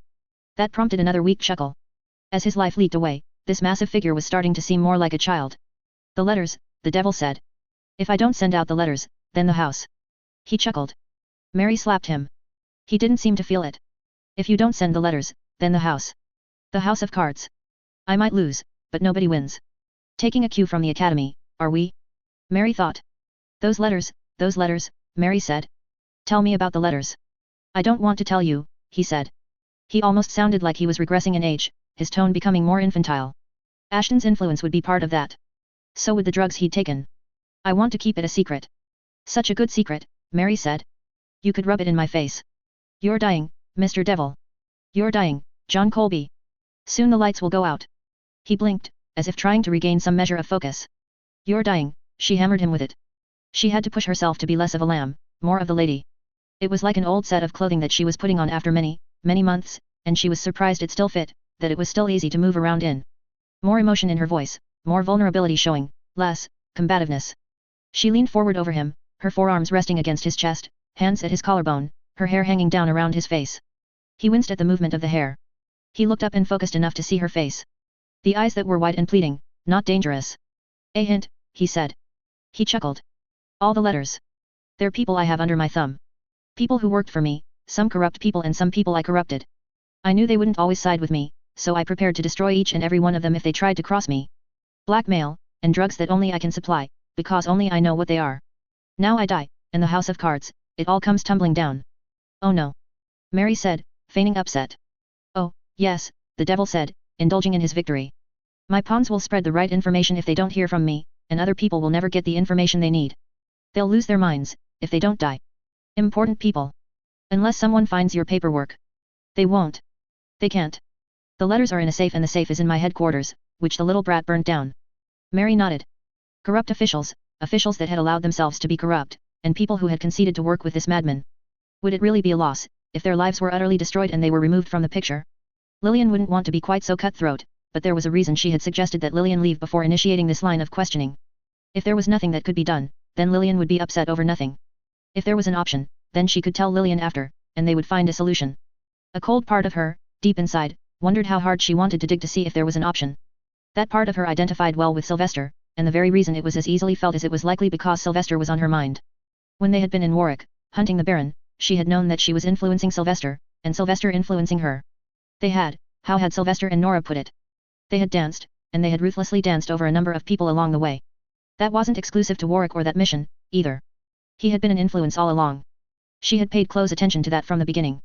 The beginning being the day he'd arrived in her life and had informed her that Mr. Percy held the strings that controlled her. She had been aware when Sylvester had relinquished his control, stepping back to let the other lambs reach out to her.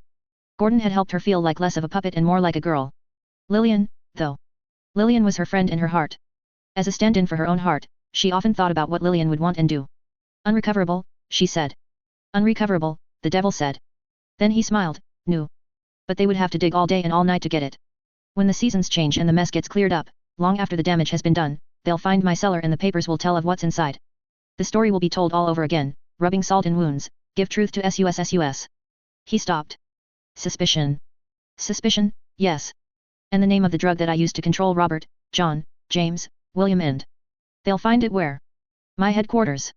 I liked my headquarters. Oh, my more timid self was so upset that it burned. Book collections, tidbits, and trinkets from his travels.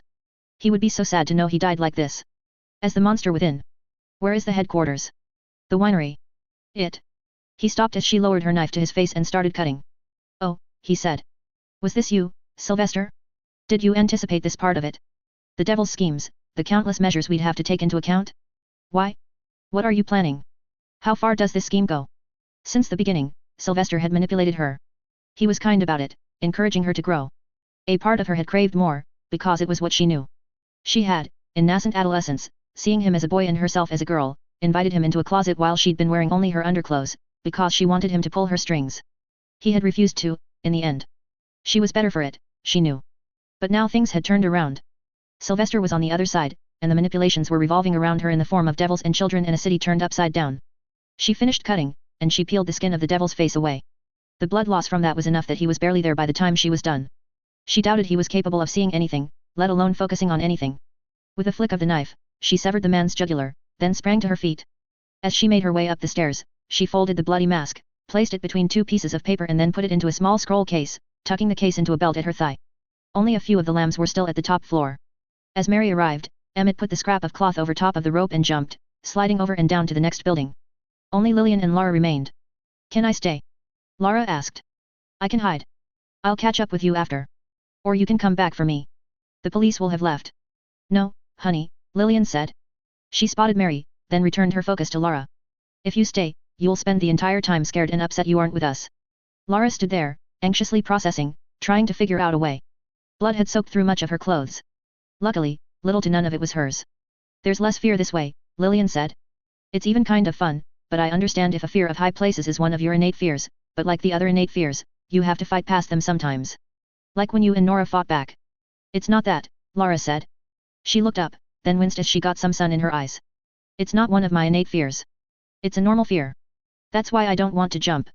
Because I might get used to it. Then it won't be a normal fear anymore. You want to be afraid? Lillian asked. Yes. Sometimes. To feel what others feel. Lillian looked at Mary, helpless. Go, Mary said. We need to keep moving, and if the Crown Police come around to look in this direction. She leaned over the edge. It looked like the rubble of the fallen scaffolding had left relatively few people on the ground over here. None were really looking up. Or if more come, they might see us. We've been timing how we go over, so they're less likely to spot us, Lillian said. You'll bring Lara? Of course. Lillian nodded. Mary took on the responsibility of checking to see if anyone was looking up as Lillian got her braided scrap of cloth out and put it over the top of the rope. Go. Lillian slid down and over along the rope line. Mary turned to Lara. Lara flinched, backing away. You're going to grab me and force me to go, Lara said. Except I might claw at you. I won't, Mary said. Lara looked skeptical. Did you know, once upon a time, I hoped to become a teacher. A teacher. I would have trained the next generation of the puppeteers' clones, I would have educated and instructed them, so they could be more effective tools. Lara nodded. Then you joined the lambs. I've been teaching Lillian things. I've talked to Nora, too. She told me. She transcribed some. But she didn't always transcribe all of it, and I think that's part of why she's becoming different. One day, when things are quieter, I'll sit you both down and go over everything. We'll learn some self-defense, we can talk about your philosophies and about mine, and I think you'll both end up on the same page in the long run. Lara looked a little less unhappy at that idea. For now, let's talk about fear. You want to hold on to fear to feel more like a human.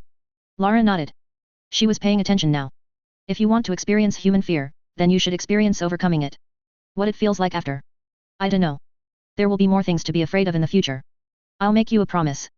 Come over with me, and we'll make it our own mutual mission to find something else that scares you. I don't know if there is one, Lara said. Mary bent down, and she picked up Lara, who didn't resist. I guarantee there's something. It's a spooky world out there. Very spooky, Lara said, and that seemed to be the admission that helped her make the leap. She wrapped her arms and legs around Mary. Mary could feel the claws and the spikes and blades within Lara's shoulders that still hadn't completely receded from her assault on the devil. The edges pressing against her skin, some even lightly piercing or scratching it, reminded her of her early childhood, working with Percy on her concealed carry of knives, poisons, and tools, figuring out where everything went so it would be comfortable and available. Nostalgic. She felt a twinge of fondness for Lara, in the wake of it. An odd choice for a little sister. Mary put the cloth Lillian had provided over top of the rope, checked the coast was clear, then stepped over the edge. She dropped, hard, before the rope was taut enough, and then she moved at a diagonal, wind rushing against her face and through her hair while she felt the sensation of her stomach continuing to plummet to the ground. They crossed the alley, then reached the rooftop on the other end. Mary set her feet down, coming to a running stop. She set Lara down. Booyah, Quentin greeted them. Yes. Booyah. Poor little Quentin, Lara said, quiet. She was shaking a little from the adrenaline. Poor Quentin? Abby asked, sounding mildly alarmed. Having to spend so much time around Nora, without me near to make things better. What a wretched few minutes that must have been. The only wretched thing here is you, Nora said. Look at you. You have half the blood on your clothes that I do. How hard did you really fight, coward weakling? Hush, hush, Lillian said, intervening between the two, putting an oversized hand on each of their heads. Play after. We still have to carry out our mission. We've been talking while we wait, Duncan told Mary. The general feeling is that Sylvester isn't going to have left yet. Mary nodded. We know about the orphanage. Even if he is planning to run for it and leave the city, maybe he'll still be getting ready to leave. He'll have packed things to be ready at any moment, if that's the case, Mary said. Lillian and Helen nodded. Duncan frowned. But he won't have left yet, Mary said. I think he's still around. He wants to tease us. When he leaves, he'll let us know where he's going. Duncan nodded, all right. Then the consensus was, if we wait too long, Sylvester is going to be too prepared. It's best to catch him off balance. My group can split up, I'll go get my dogs, we'll each handle one of the gates, get them to call hail or something to give us some legitimacy, then my group will gather together after to figure out how to rescue the nanny. Lacey can come with us, so she isn't underfoot for you four. The twins, Emmett, Abby, Lacey, and I go, while you, Lillian, Ashton, and Helen go after SY now. I can help with the nanny, I think, Mary said. She reached under her skirt for the scroll case and handed it over. Here. A piece of the devil. A piece. Duncan asked. Wait, I'm not sure I want the details, especially if it leads to me thinking about the size of that scroll case. It's recognizable, Mary said. If they still balk, then tell them we know where the devil keeps his secrets and notes. If they cooperate, secrets stay secret, and we'll pass them the information the devil has that they want to know. Duncan looked even less sure about his ability to handle things as she gave him the instructions, but he nodded. Ashton's coming then, Mary said. I'm mostly spent, but I'll have 1 or 2 puffs ready soon, Ashton said. And I want to see Sylvester. And when Ashton says he wants something, Duncan observed, dryly, he really wants it quite a bit. Mary nodded. The plan made a degree of sense. They'd never really planned to use the new lambs as anything but bait, not really. The hope had been to flush Sylvester out of hiding and draw his interest. What about Emmett? She asked. Emmett is new, Lillian said. He doesn't know all of the gestures, he might interrupt our flow. Interrupting our flow against Sylvester is a good thing, Mary said. It disrupts him too. But, Lillian said, remember that Sylvester could try getting the drop on Duncan or Lacey. He might want to incapacitate us, remember? To bog down the pursuit by making us drag someone with us. Mary frowned. She liked Emmett. Emmett did what he was supposed to, and he was disciplined on a level that extended to his whole personality. He was the youngest, if the vat-grown weren't counted, and yet he was amazingly mature. She wanted to train him, to bring out the best he was capable of, and she suspected that the desire was at least partially informed by her experiences with Sylvester. She didn't know to what extent, or even how to draw the line between what part of it was what Percy had instilled in her in nurture and nature, and what part of it was Sylvester's hand. Not Emmett, then, Mary said. He can serve as a bodyguard. I'm not sure how effective a guard he'll be for them. Ashton might throw SY off, Helen said. Ashton's someone Sylvester got to know on some level, Mary said.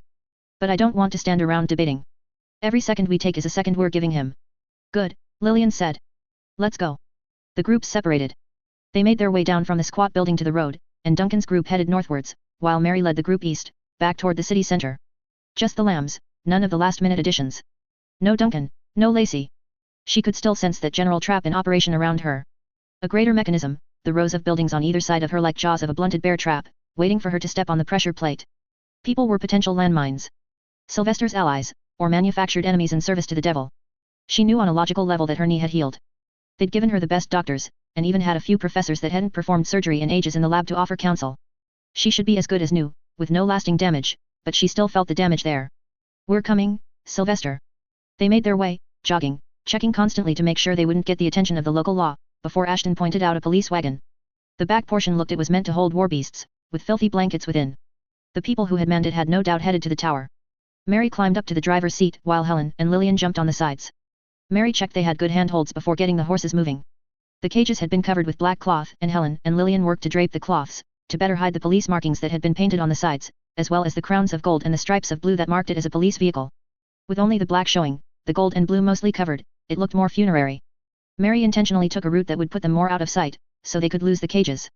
One by one, the cages were disconnected from the wagon, allowed to slide off the back and tumble into the street. Keep one, Mary suggested. For Sylvester? Lillian asked, and she laughed.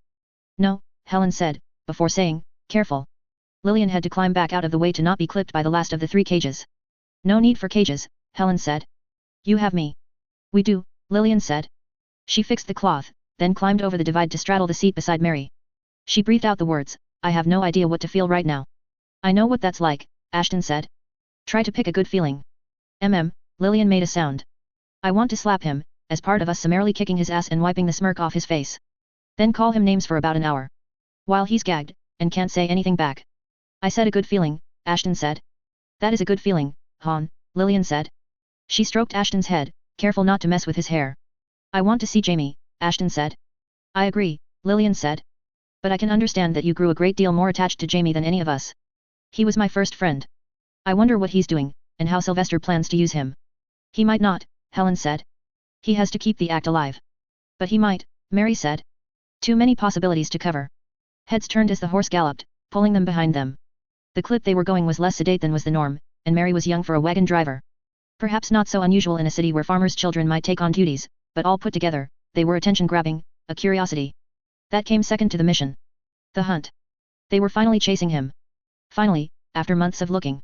And with that in mind, every set of eyes on them felt like they belonged to Sylvester, that they might, the moment the wagon had passed, somehow communicate a message, or set something in motion. Yet, if she focused too much on them, then there was the risk that she'd miss another trap. She had to trust herself. That was the key. She knew how her body functioned. Her mental exercises and countless hours of practice had honed her ability to lay out a course of action and to carry them out, adapting at any step along the way. It feels like a trap waiting to be sprung, Lillian said. Yes, Mary said, validated that her friend was thinking along the same lines she was. He could try something at any moment. He'll be looking out for us. And this orphanage of his, and I'm not even going to get into that because what in the king's name is that about, but he placed it on the outskirts. Remember how he gloated about how he knew where we'd arrive in the city, because there were only so many routes to take? He mentioned it when we were talking about the places the devil's wagonfuls of children could come in. I remember, Mary said. As we get closer to this road out to the edge of town, we run more risk that he'll try something. He can set something up there. But, Helen said, remember, he wants to see us. He wants us to show up. It wasn't a reassuring statement. Mary could feel her heartbeat quicken as they hit the country road. There were no ambushes, no attacks, no tricks. Almost, she wondered if he'd simply absconded. If he'd bolted and left the city. But then the building loomed, the top of it visible over a field of rust-red wheat.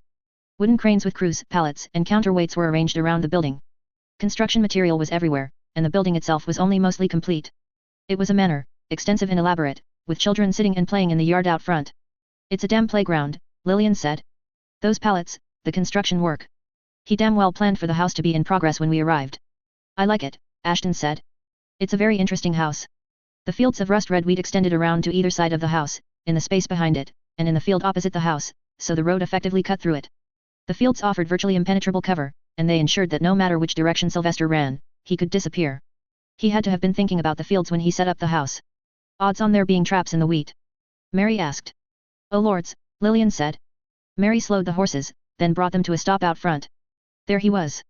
He stood in the front doorway, a cigarette in his hand, smoking, watching them. Mary tied the reins, then hopped down. The other lambs were right behind her. The squeals, laughs, and voices of the children stopped. There were 24 children out front. By the time Mary, Helen, Lillian, and Ashton had reached the point where the driveway of the orphanage met the road, there was silence. Each and every one of the children, some as young as 8, some nearly as old as Sylvester, stared, expressions blank. Sylvester, meanwhile, only smiled, holding his cigarette. Cute, Helen said. They're acting. He told them to act this way. If we had some of the little ones with us, they'd be bothered by this, Lillian observed. Actually, now I'm remembering Duncan's misadventure with the 2 youths that pulled a gun on him, and I'm a touch bothered. I don't see what's so strange about the way they're acting, Ashton said. Behind them, one of the horses huffed, stamping the ground with her hooves. When you want to look one way, he'll act elsewhere. Mary turned, reaching under her shirt to her belly. There were 2 things there. One was a knife, and one was her bola. The man at the wagon was taller than most unmodified men, wore a button-up shirt and slacks, and had modified hands, feet, and head. The head looked like an exceptionally poor taxidermy job of a very large rabbit. The mouth yawned open as if it were perpetually screaming. Sylvester's limber assistant. He saw her reacting and pulled away from the seat of the carriage, knife in hand. Almost, her instinct told her to respond to the image of a knife with a knife of her own. Instead, she drew the bola. The man twisted, turned, and bolted, while she started the bola spinning. His sheer speed caught her off guard, as he headed for the back end of the wagon. He'd be taking off down the road, or circling around the back of the wagon to head for the field, where he'd no doubt been waiting. She threw, making the adjustments in the last fraction of a second to throw the bola. It caught the rabbit man around the legs. The summary fall looked brutal. Helen, Mary said, pointing. She followed up with gestures, hidden behind her back. On it, Helen said, bouncing as she headed for the rabbit man. Already, Mary was striding toward the house, Lillian a step behind her. When you want to go somewhere, he'll upset your footing. She deliberately stepped off of the path, nudging Lillian off the path as well. She wasn't positive she'd seen the playing children walking on it, and that made her suspicious. The children stood. Sylvester raised his arm. One of the cranes moved in response, lowering, an empty pallet descending in the direction of the front door. The children approached, expressions still blank, reaching for Mary and Lillian. Mary drew her knife, and the children closest to her stopped in their tracks. Mary! Lillian admonished, aghast. Ashton pushed past them, reaching out to the crowd of children. As the wooden pallet descended to Sylvester, Mary noted that many other cranes were using ropes, but this one was using chain. She put away the knife. With that, the children closest to her found courage and clutched at her clothes and her wrists. She was stronger than even the largest of them, but there were a number of them. Ow, one child said, as they grabbed at her skirt and cut themselves. They pulled back. She put all of her effort toward drawing closer to Ashton. Sure enough, the grip slackened. She found the strength to push through the crowd, and there was virtually no resistance. Sylvester stepped onto the pallet. Simultaneously, the thing began ascending. Mary closed the distance at a full run, now. She leaped, grabbing the top of a window shutter, then hauled herself up enough to get a foothold, springing over to grab the edge of the balcony over the front porch. You know, using Ashton is damn unfair, Sylvester said. It's practically cheating. She grabbed for one of the smaller posts of the balcony's railing of the porch for a handhold, and it came free. Only in the last moment did she manage to grab the edge of the balcony. She dangled there for a moment before she began the arduous process of climbing up. The post hadn't been nailed, screwed, or otherwise fixed in place. Loose, and no doubt intentionally so. In frustration, she swept her hand against the remainder of the railing, knocking each and every one of the loose posts out of their housing and into the dense bushes that waited below. You were always the most graceful lamb, Sylvester taunted. She twisted, reaching, and turned around. When she pulled out a gun, and not a knife, the smirk dropped off of Sylvester's face. She didn't shoot him. She might have, but she didn't have a clear line of sight to his knee.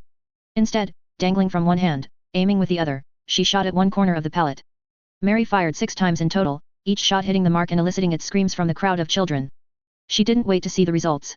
She turned around, swung her legs forward, then used the momentum to raise up her upper body, shifting her grip to climb up onto the balcony. The sound of creaking and the eventual snap as the chain tore through the damaged wood at one corner of the pallet put a grim smile on her face. Sylvester still ascended. The pallet was now askew, one corner very low, the other corner high, and the planks that made up the 3-foot by 3-foot wooden platform were arching a little under his weight. He gestured up to the crane operator. Mary focused on the climb. Every piece of this building that she could use for climbing was suspect. She looked at the building face with a fresh eye. There were patches here and there that glistened in the sunlight. There were shutters that lay there, inviting. Stay focused. The gap was growing. Where was he going? With the help of the crane operator, he could position himself wherever he wanted around the house. He could even access the interior, through the incomplete portions. There was cloth set up to keep the wind from blowing inside, but it was easy enough for the pallet to move adjacent and for Sylvester to climb past it. Mary took the hard route, drawing a knife and using it as leverage for climbing, to reach the overhang above the balcony. Helen had finished tying up the rabbit and attaching the man to the wagon, and was on her way back, and the horses, damn it, the horses were only partially attached to the wagon. The rabbit had managed to cut some of the straps. Ashton and Lillian were together, dealing with the children. Ashton was handling a lot of the talking. That was fine. Mary gestured to Helen, and Helen ran right past Lillian and Ashton to start scaling the exterior of the house. It's trapped, watch your handholds. Mary called. The building looked to be, going by the windows, 2 floors tall, with a section at the middle that was 3 stories tall, but the ceilings were particularly high, so it was as tall as a building with twice as many floors. The similarities between this and the Devil's Tower didn't escape Mary. She climbed up onto the roof. Below, Helen was grabbing at the slats of wood that lined the exterior of the house, grabbing each one from the underside and hauling herself up. Sylvester was already out of reach. There had to be a way to do this. The speed with which the pallet had raised and fallen, he could only descend so fast. That meant, if there was a good way to get up to him, somehow, keeping in mind that he was a solid 30 feet over her head. Helen. Mary called out. Intercept him if he comes down. Okay. Helen said, with the musical enthusiasm of a cheery student answering a beloved teacher. Mary ran across the roof, eye out for traps and snags. She saw the odd patches of shingles and avoided them, running for the tower that held up the crane itself, while she reloaded her gun. Did he not anticipate this? There were no traps. There was nothing complicating her climb. Sylvester was signaling to be put down. He didn't look concerned as he watched her climb, but that didn't say much. If he wasn't concerned, that could easily be amended. She drew her gun, and Sylvester dropped down, holding the chain where the corner of the pallet was, low down enough that the entire pallet was between him and her. She fired at one corner of the pallet again. She might have chosen the one he was holding onto, but she was reasonably sure that would have killed him. He didn't deserve her being this nice, at this stage. Oh, come on. Sylvester complained. He shifted his weight, trying to swing the pallet from side to side, as if it were a pendulum, to make it a harder shot. Impolite. She was secretly proud of herself that all 6 shots landed, again. It didn't take any time for the corner of the pallet to fall away. Sylvester was left standing on the edge of the pallet, as it hung down, connected at only the corners along one side. His hands gripped the chain. "Your aim is atrocious," Sylvester commented, his voice ringing out. "The Mary the First knew would have managed to hit me already. You keep on hitting the platform. Don't tempt me," Mary thought, as she climbed. The tower of the crane was well constructed, rife with handholds, and it was a quick climb. She rose twice as fast as Sylvester was being lowered to the ground. She reached the crane top, and scaled the underside, climbing up and over, to find her face to face with two Brunos, and a mess of winches and ropes. "We don't want any trouble," the first of the Brunos said. His hands pulled away from the mechanism. Meaning Sylvester was trapped, suspended in mid-air. Without the Brunos to work the winches, the crane didn't move, and the platform remained where it was. There was nothing below him except a very long drop to the roof or the house. A 30-foot drop onto the roof would have been bad enough, but it was gently sloped. Mary doubted she could have landed it neatly and without injury, and she was more adroit than Sylvester. She left the Brunos behind. Running along the length of the crane to where the chain hung from, she let herself fall prematurely, reaching out to grab the chain. In that moment, she saw Sylvester looking up at her. If a path seems too easy, it's a trap. He was grinning like the Duchess fucked cat with the canary. He spread his arms, letting go from the chain, and leaped backward off of the platform. "Helen!" Mary called out. Helen, standing at the peak of the roof, was already running in Sylvester's direction. Mary wished dearly for a strong gust of wind to blow him off course. It would be satisfying. Tragic, of course, but satisfying. As it was, he landed almost directly in the center of the cloth that covered the unfinished portion of the one wing of the house. A blade glinted in his hand as he slashed it, allowing himself access into the house proper, while denying her the use of the same net to drop down onto. Helen followed him, just a few paces behind. She was the one who was stuck. "Lower me," she called up to the Brunos. They didn't move. She pointed the gun, which got them moving. The chain began clicking as she was slowly lowered closer to the ground. She climbed down to the damaged platform. When she was 15 feet above the sloping roof, she leaped for it. Her feet scraped as she slid dangerously close to the gutter and the drop to the ground and bushes below. Helen, who had disappeared behind Sylvester, was just now emerging. "He locked doors behind him," Helen said. "He was heading toward the other end of the house." "The other end of the house?" "No. That didn't make sense. What was there?" "More mischief." Mary turned, looking. The front of the house was to her left. The crowd of children was still there. At the back were 2 carriages, parked and waiting. If the answer seems obvious. She headed for the front of the house at a dead run. She let herself drop, sliding over the edge of the roof to catch the gutter, her body already contorting so she could swing herself over, passing herself over to the next gutter, the one that surrounded the overhang above the balcony. She nearly lost her grip on the grease that Sylvester had arranged to put there, but it was an easy matter to maneuver her body and tumble onto the balcony itself. She heard Ashton say, "Get him. Help her. People should treat girls nicer than that." "Lillian." Mary did away with all niceties, and leaped off the balcony onto the lawn below. She grunted as she landed. Sylvester was sitting in the doorway, an unconscious Lillian in his arms. The children were approaching hesitantly. If only Ashton had had a little more to go around, Sylvester's own assets could have been dogpiling him this very moment. "I want to point out," Sylvester started. Mary threw a knife. Sylvester ducked his head, the only readily targetable part of his body. "I did get the drop on you after all," in a manner of speaking. He reached over, and hauled on a part of the door frame. "A lever." Mary forced herself to her feet, legs aching, and broke into a run, chasing. There was no time to reach for a knife. False floorboards were lifted out of place as Lillian was dragged by the hook Sylvester had attached to her clothes. Sylvester ran alongside her, stooped over, one hand on her to help ensure she kept moving. Mary gave chase, running, as Sylvester hopped up onto furniture. She buried frustration with focus as every knife she threw at him hit a piece of furniture instead. While Lillian was dragged underneath a coffee table, he kicked at a bowl, and more mechanisms kicked into motion, counterweights dropping as the walls began to fold in together, like great double doors. Mary slipped past the first set of doors, then only barely scraped through the second, but she knew she was losing ground. She saw the last set of doors closing, and turned, running to step onto the top of a heavy armchair, up to the staircase. She used a knife, embedding it into wood rather than trust the rungs of the railing. From there, she leaped over the last set of doors. A final trap awaited. Stretched across the open space above the doors were threads. Not razor wire, but threads, a spider webbing or a loose net. Enough to tangle her, not enough to be easily seen in the moment, with only the light shining in through the doors. Stuck there, she watched as Sylvester disconnected the hooks from Lillian's clothes, then dragged her out and away from the open back doors. She cut at the threads, watching as he closed one of the back doors, sliding it over, then the other. She could hear the sound of the lock with all the gravity of a death knell. She disengaged herself from the threads, and dropped down to the sitting room. She approached Ashton and Helen, who were now at the front door.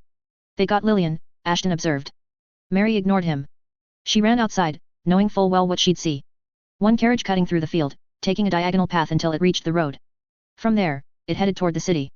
The other carriage headed out to locations unknown, the same path through the field to the road, but going in the opposite direction. Next time, Mary observed, I'm going to shoot him. No nonsense, just pull the trigger, put an end to my misery. That's no fun, Helen said. Neither is this, Mary said. Help me with the horses. Can either of you ride? Nothing that big, Ashton said. And not without a saddle. Damn it, Mary said. She avoided the path as she strode toward the carriage the rabbit had disabled. As she reached the first horse, she cut at the straps and bindings that fastened it to the wagon. The rabbit, securely tied with one ankle handcuffed to a wheel spoke, was humming to himself. Look, Ashton said. He pointed. There was a wagon on the road trundling down the path, a stitched beast pulling it at a good clip. A working vehicle. Mary hurried over, concealing her weapon. Problem, the farmer asked, as she approached. Someone in trouble, was it? Yes sir, she said. She revealed her knife. Terribly sorry, Helen said, as she climbed up. But we need this. I'm running an important errand, the man said, raising his voice. Something of an emergency. So is this, Mary said, tense. Please step down. No, the man said, stubborn. No, a child's life may be at stake. Your emergency might well be the same as mine, but I cannot and will not let you. Mary moved the knife, silencing the man. Your emergency is the same as ours. Mary asked. I was asked to help. A child in this very orphanage needs medicine, and that medicine is in town. Sylvester, Helen said. He's giving us a wagon? She looked at the bigger picture. The wagon, going in the direction of the city. Did Sylvester hope they would take the easy route? Hop on, head in the direction that was most convenient, into the city, and ignore the other wagon, because it would have meant turning a bulky wagon around on a narrow road? Go, Mary said, Ashton, Helen, go with the nice man. Apologize to him for the knife. Get the help we need. What are you doing? Helen asked. Going after the other carriage. Mothmont taught her useful things, and horseback riding was one of them. She finished cutting the straps, the farmer's wagon rolled past her as she worked, disappearing down the other end of the long, straight road. Once the Crown's police horse was freed, she mounted it bareback, managed the reins, and rode, as hard as she could, after the second carriage. Helen's and Ashton's was liable to be empty. But convincing the farmer to turn around would have been a waste. This would have to do, and it had the added benefit of covering both bases. Knives and items that she'd secured on her person were jolted and jarred by the hard ride in a way that acrobatics and most fighting didn't manage. Her focus was razor sharp as she first saw the dust the carriage had kicked up, and soon that dust dirted the beads of sweat that covered her body. Lillian was her friend, her heart. Her most important person. Lillian. She willed Lillian to be in the carriage, as she caught up to it, then leaped on top of it. A knife to the carriage driver's throat worked to make him pull to a stop. He remained cooperative as she climbed down to the side and hauled the door open. Empty. Of course it was empty. She mounted her horse, turned it around, and rode in the opposite direction. She didn't go after Helen and Ashton. She already knew what had occurred.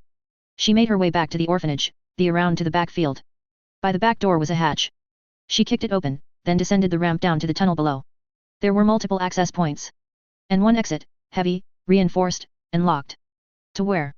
She thought, in the same moment that she remembered, Fort City. The place was probably riddled with the things. She let her forehead rest against the door.